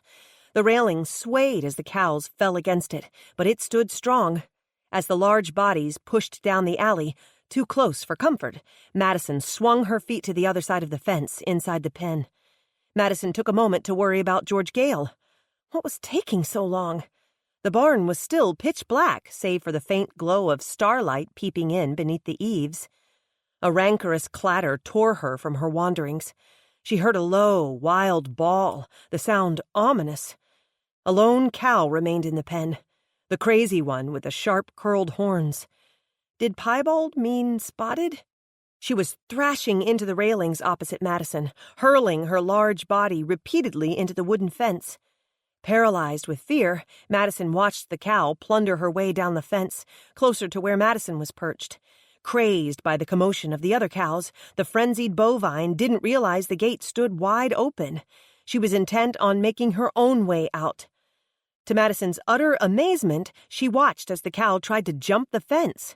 When her hooves cleared the top railing, Madison understood why the boards reached so high. In her wildest imagination, she never would have believed a cow could reach such heights. When the cow realized she was still trapped, she bellowed again in rage. She twisted and flung backwards against the fence. This was when she spotted Madison. Time played out in slow motion. Madison saw the angry cow paw the ground, flinging filth that splattered the fence behind her. She lowered her head. The whites of her eyes glowed like evil marbles as she trained her sights on Madison. Then she plunged, and all hell broke loose. Maddie squealed and dove over the side of the fence. Her foot hit the back of a cow still in the alley. Squealing again, she scrambled along the side of the fence, hanging by the top rail, frantically working her way toward the adjacent pen. As the angry cow threw her weight into the fence Madison clung to, the wall of boards trembled beneath her hands. The force of the second blow almost loosened Maddie's tentative hold.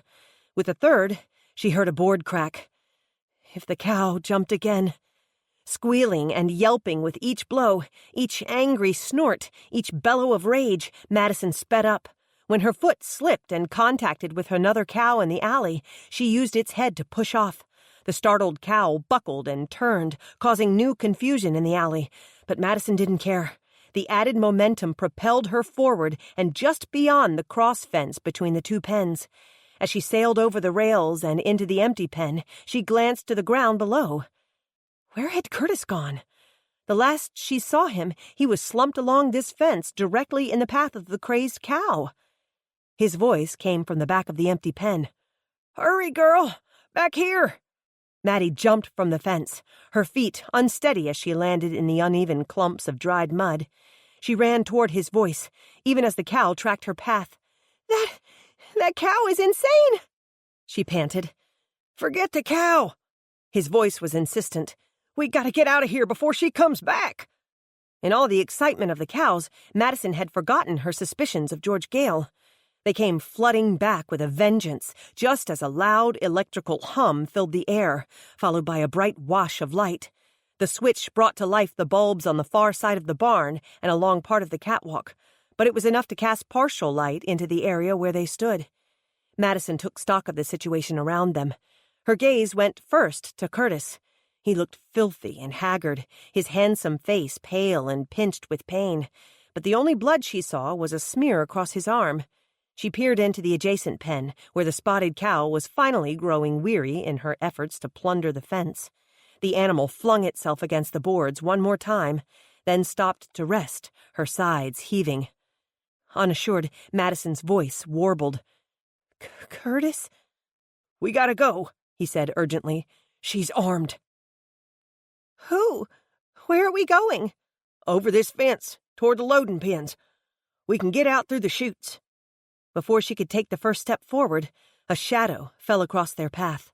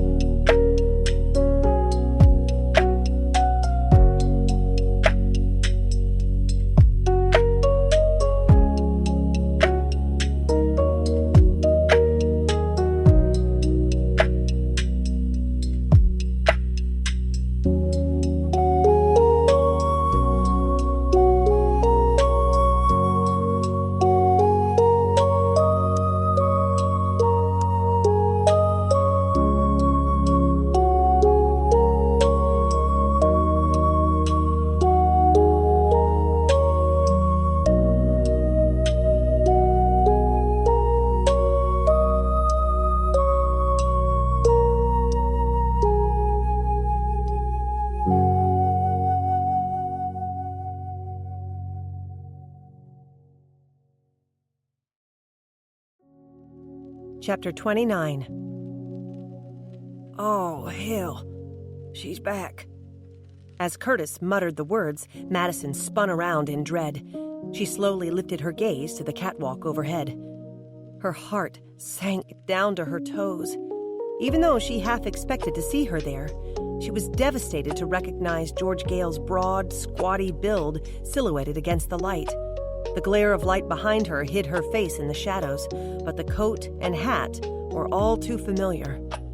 How could she have been so wrong? Was she really so terrible a judge of character? In spite of the other woman's late-night calls and her scattered-brained personality and needy whine, Madison had actually become rather fond of George Gale. It stung knowing she had befriended a murderess. "What do you want, woman?" Curtis snarled. "Why don't you come down here and fight me like a real man instead of standing up there?" Madison's head snapped in his direction, shocked to hear him speaking to his wife in such a manner. That day at the cafe, he seemed so enchanted with her. Then again, maybe she hadn't pulled a knife on him at that point. "Why are you doing this?" Curtis asked the woman on the catwalk. "The least you could do is tell me why you want to kill me." The only answer was a menacing raised arm. The glint of steel winked in the light as she raised her weapon. "She knows," Madison finally told him. "She knows about you and Caress." "What about us?" he asked in confusion. For the first time, George Gale spoke. Her voice was unusually low. "I know you were having an affair." "What in tarnation are you talking about, woman? I wasn't having an affair with that woman." "We saw your text messages," Madison told him. "What messages?" "The ones where you told her you wanted to see her boobs."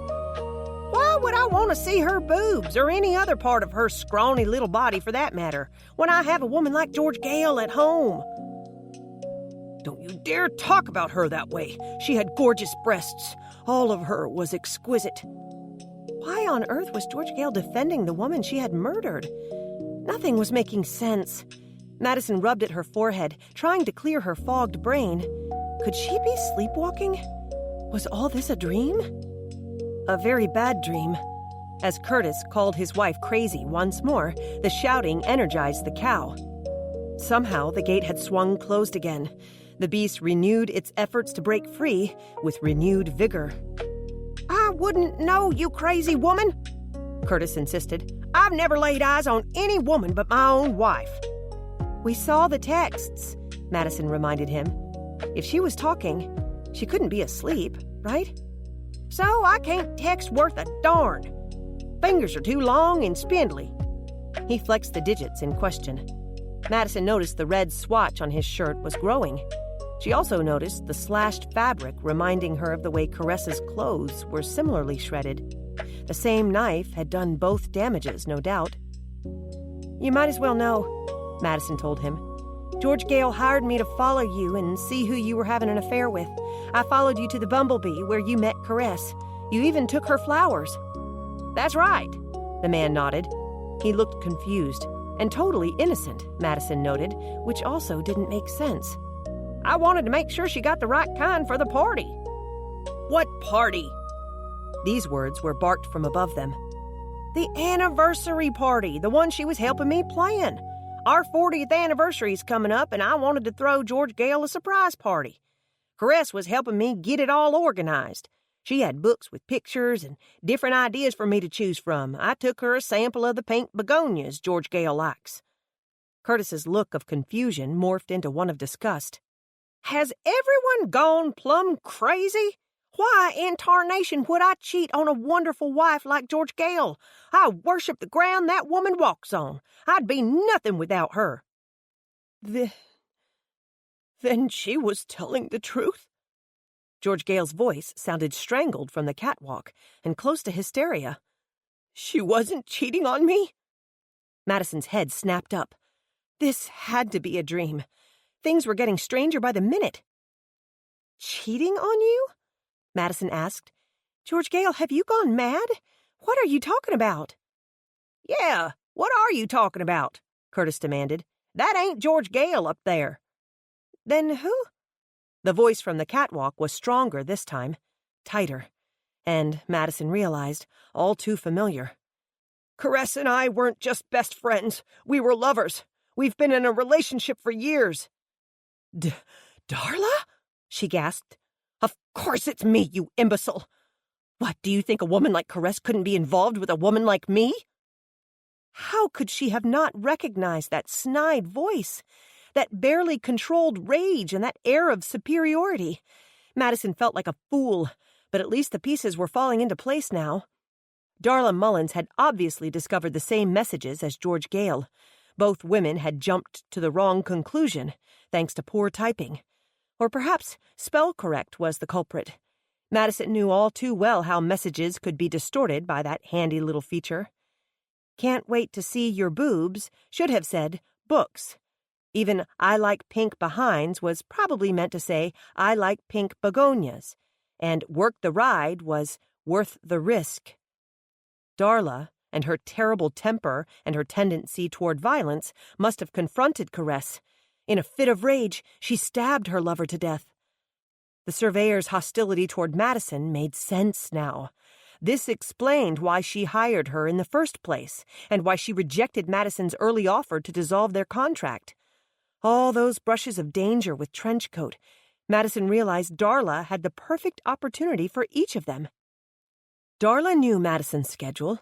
She had access to Caress's car. She knew how to shut off the power at the office and the lay of the land at the survey site. Even Darren's words made sense now. He was so adamant about the actress not being involved with any of the local men. What was it he had said? There weren't many people in the Sisters that met her requirements. Caress wasn't like most people around here, if you know what I mean. Until now, she hadn't known what he meant. She thought he meant Caress's celebrity status. But it made sense now. Even her relationship with John Paul Noble made sense. They weren't involved romantically. They were each other's cover. In a professional world dependent upon appearances, neither performer could afford to have their personal lives exposed. Each made their living selling sex appeal to the opposite sex. Times were changing, but if their sexual preferences were known, particularly a few years ago, their careers would have been over. Madison knew it wasn't wise to antagonize the demented woman, but she heard herself calling out the words loud and clear. You killed her. You killed your lover over some misspelled text message. She saw Darla raise her hands to her head, as if to block the words from her ears. I didn't know, she moaned. I didn't mean to. It just happened. She kept pounding her ears, perhaps to block the deed from her mind, perhaps to block the ruckus of the mad cow below. The spotted animal reared up on her hind legs again, trying to jump the fence while making a terrible commotion. Her hooves pounded against the wood rails, her soulful cries pitched in a high keen. The tortured sound added more drama to a moment fraught with tension. As Darla brought her hands down, Madison realized it wasn't a knife she held in her hands. It was a gun, and it was now pointed directly at Madison's chest. There was movement on the catwalk. Another trenchcoat rushed up from behind. Except for the brightly flowered water boots peeking from beneath the hem of one coat, the figures looked much the same. There wasn't even a struggle. Without pausing a beat, George Gale shoved the other woman from behind. Hard.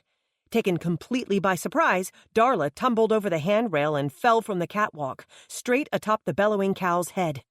Despite the woman's considerable bulk, the enraged cow shook Darla Mullins as if she were nothing more than a rag doll. Stubby arms and legs flailed in all directions.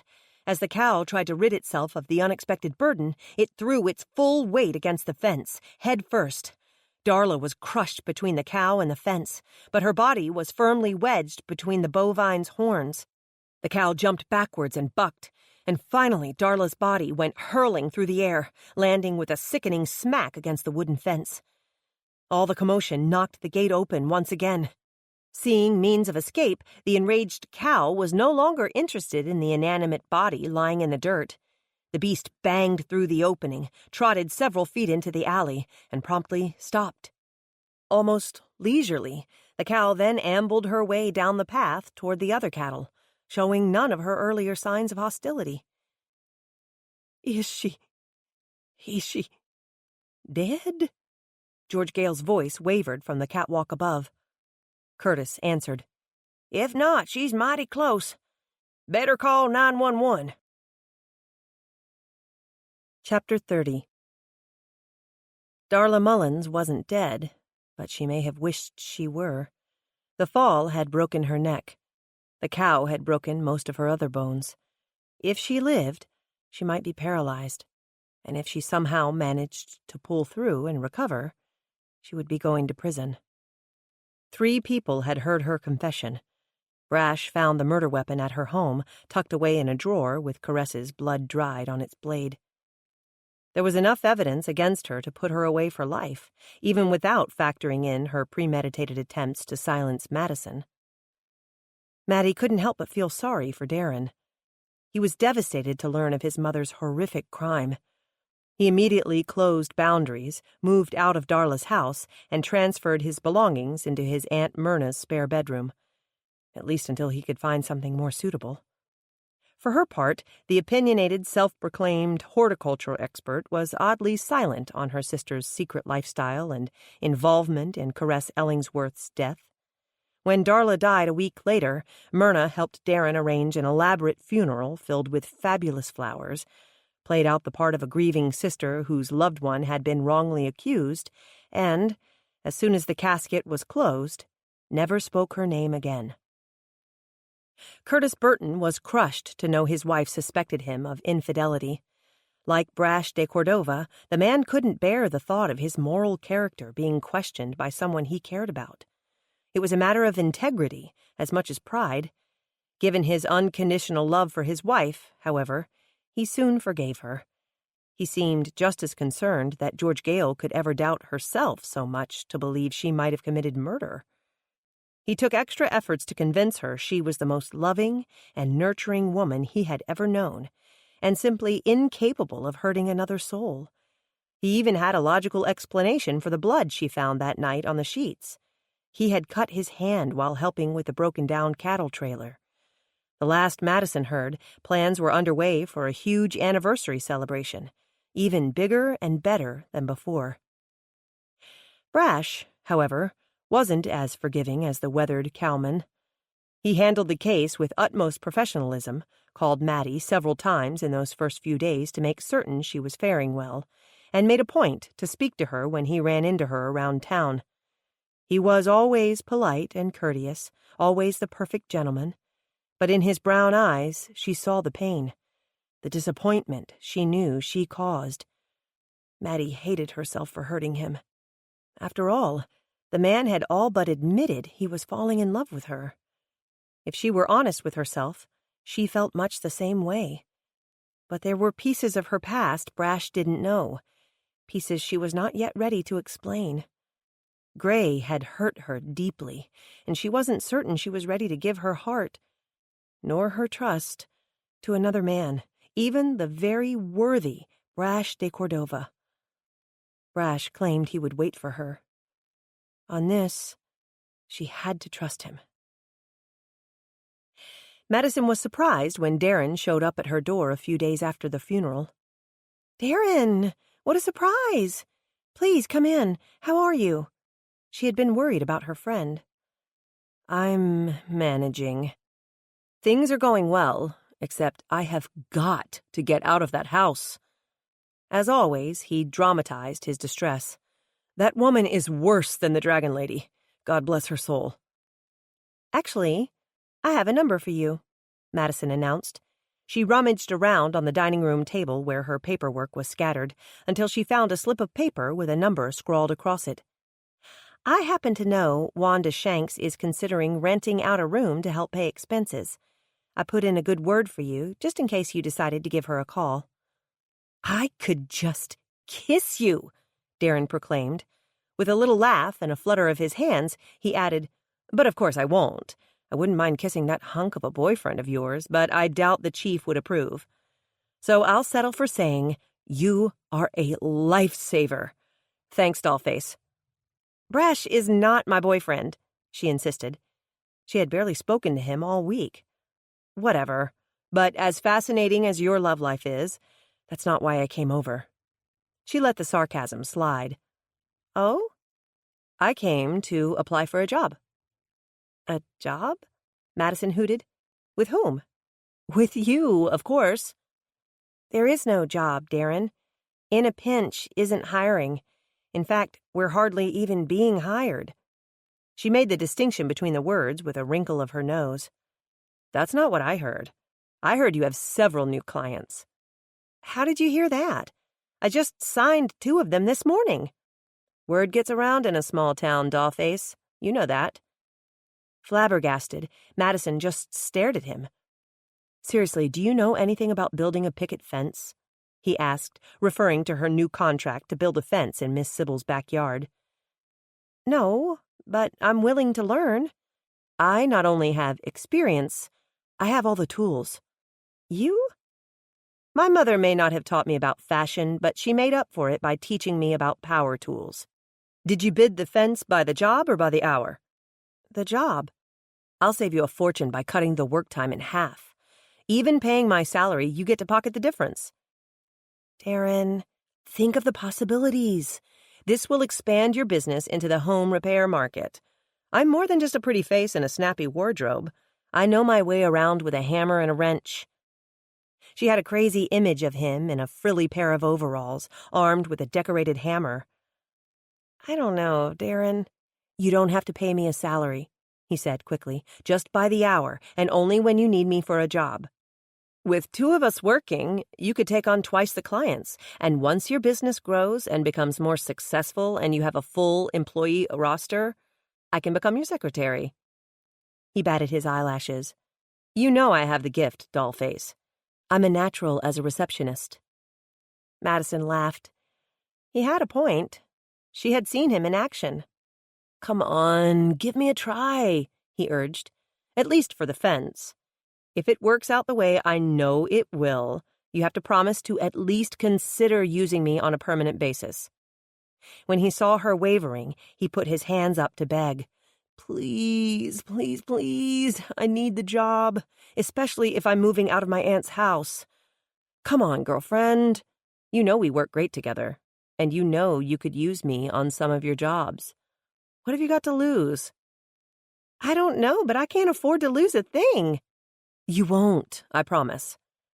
Well, we'll start with the fence. Madison finally relented. She really knew nothing about building a fence. At least this would save her the expense of one of those how-to for dummies books. We'll start with a fence, she agreed. Oh, goody! Darren clapped his hands and clicked his feet together, looking more like her teenage daughter than her new employee. However, he made her laugh, and she needed all the laughter she could get these days. Want to celebrate by going for lunch? My treat. I'll have to take a rain check. I'm expecting company. Another time, then. Besides, I'll have to go shopping. I don't have a thing to wear for my new job. She bit her tongue before she mentioned frilly overalls. Darren paused, a rare moment of uncertainty crossing his face. I want to apologize to you for all my mother put you through. You don't have to. Yes, I do. I feel like you and I are friends. In a strange way, I understand how she killed Caress. My mother was a troubled soul. She suffered from bipolar issues, probably because she felt forced to live a double life. She tried to be a wife, she tried to be a mother, but it just wasn't in her. She was never really happy, not until she met Caress. Caress changed her, made her a better person. I think my mother couldn't bear the thought of going back to her old, miserable self. Without Caress, she was just a mean, bitter woman with a horrible temper. She loved Caress so completely. She couldn't bear the thought of losing her. She was out of her mind with jealousy and anger, but when she went after you, she knew exactly what she was doing. I can't forgive the Dragon Lady for trying to kill you. It's over now, Darren. Let's just put it all behind us. After a comforting hug, she walked Darren to the door and bid him goodbye. You're not two-timing me with another carpenter, are you? Darren asked, pretending to scowl as he watched a vehicle pull into the drive. What? Looks like your company has arrived, dollface. And as much as I'd love to hang around and get a glimpse of that sexy Nick Velarde up close and personal, duty calls. He put a dramatic hand to his forehead. I'm off to buy a nice chambray to go under my Carhartt overalls. Blue and tan look good together, don't you think? He blew a kiss her way and wiggled his fingers in parting. Toodles. Madison was still laughing at his antics when Nick Velarde and Amanda Hooper got out of the Home Again van. Granny, they're here, she called for her grandmother over her shoulder. Then she turned back and greeted their guests with a nervous smile. It did not escape her attention that Nick Velarde was as handsome as ever and smelled as sexy as he looked.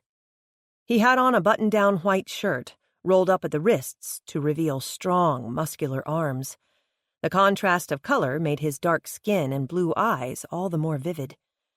Once the formalities were out of the way, and Granny Burt had served kale and watermelon shakes all around, the television duo got down to business.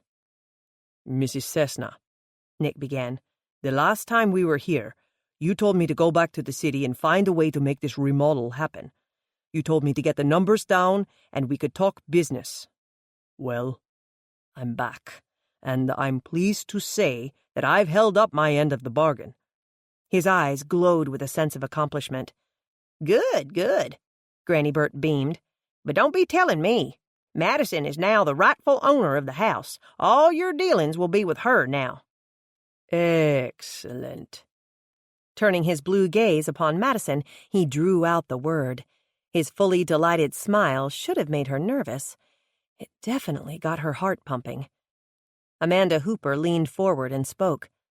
Madison, I want you to know everyone at the network is very excited about this project. Good. Madison was truly pleased, but she felt compelled to make things clear right from the start. And I hope that excitement translates into funding, because— We know. Nick broke in before she could get the words out. You don't have any money. Hearing the slight sting in his voice, she could only shrug. Sad, but oh so true. I think we found a solution to your pesky money problems. I wish, she muttered under her breath, but she only smiled and waited for him to continue. Amanda did the honors. When we were here before, your friend Genesis came up with a brilliant idea. She suggested we dedicate an entire season to remodeling your house. It's a concept embraced by several other shows out there, but one we have never tried before, primarily because we had never found the right house. It has to be just the right one, a home we are passionate about, one spectacular enough to use as our centerpiece for an entire season. She flashed a smile before continuing. I am pleased to announce that I think we have finally found the perfect house for the perfect season.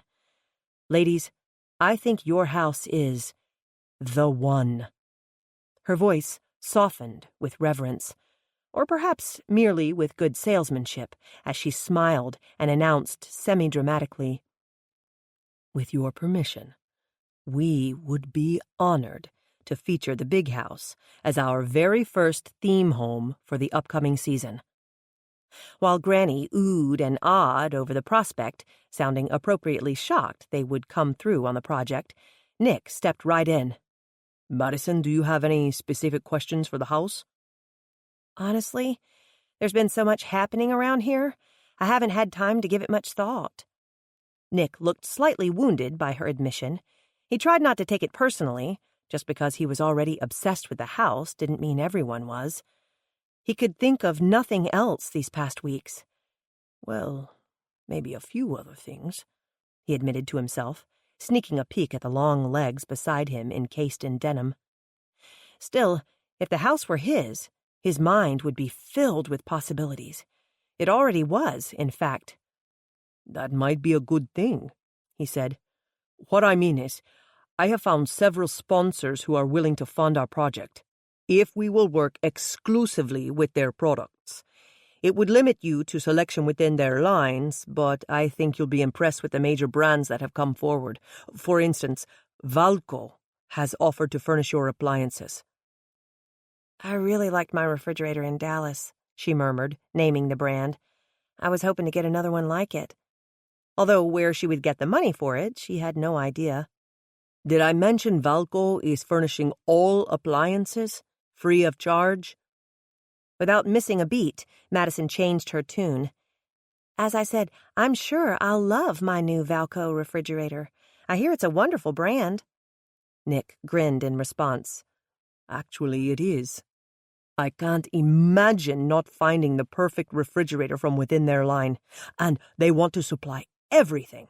From your microwave and dishwasher, to your on-demand water heater, to your washer and dryer. He took her overwhelmed expression as encouragement to continue. Wood Warehouse is furnishing all the wood flooring. I'm still waiting on word from Old Italy about donating the tile and granite, but if they don't come through, I think I can swing a deal with Murray. How do you feel about carpet in the bedrooms? Carpet is good. Personally, I prefer wood, but Murray is willing to install new carpet in almost the entire second floor. I thought you weren't proposing remodeling the second floor, just adding bathrooms. Her mind swirled with the magnitude of all he said. While she tried to grasp everything at once, the word free kept flashing in her mind like a neon sign. Nick Velarde offered a charming smile and a nonchalant shrug. Hey, if they're willing to donate. Madison touched her forehead to anchor the thoughts churning inside. Don't get me wrong, I think it's amazing. Incredible, really, that so many suppliers are willing to participate. Truly, I do. But why are these huge name brands so eager to help restore the big house? A thought occurred to her. Wait a minute. I don't have to agree to turn the house into a museum or open a bed and breakfast or something like that, do I? Of course not. Then what's the catch? In her experience, anything that seemed too good to be true usually was. As wonderful and generous as all this sounds, I just can't imagine all these big companies willing to donate thousands of dollars of merchandise and equipment and goods for just little old me and my kids. So tell me, what's the catch? I know there has to be one. Her unease grew when she saw the look that passed between Nick and Amanda. By silent accord, the blonde producer was the one to answer. We were fascinated by the history of the house. Of the entire town, really, and its sister community. That's the sisters, all right. Fascinating, Madison muttered. And we understand there are quite a few well-known residents. The late Caress Ellingsworth and her longtime boyfriend, John Paul Noble. Not to mention former Heisman Trophy winner Tug Montgomery, the former Las Vegas dancer known as Glitter, the lead singer for Cowboy Candy Band, and world-famous artist Gene Applegate. And, of course, we can't forget your very own chief of police, a renowned professional football player and coach to some of the state's premier universities. That's actually quite an impressive cast of characters for such a tiny, rural community. No offense, she was quick to add. None taken, Madison assured her with an amused smile. We were also very impressed with your children the last time we visited. Such well-behaved teenagers, and both so bright and cheerful and good-looking. They obviously take after their mother, and grandmother, of course. Amanda flashed a bright smile at Granny Burt. Great-grandmother, but who's counting? The old woman beamed. Your entire family is very photogenic, Madison. Something in her flowery words rang a bell of caution. Thank you, I think. Madison looked at Nick, staring him straight in the eyes. All the flattery is nice, but what isn't she saying? What's going on, Nick? What's the catch? Nick met her gaze without flinching. He appreciated her direct approach. In fact, he appreciated most everything about Madison Reynolds. But there would be time for that later. Still, he let his eyes briefly roam over her, caressing her with the warmth of his eyes.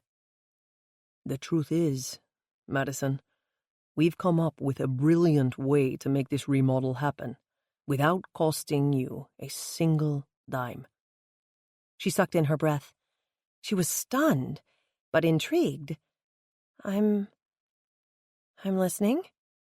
It's true.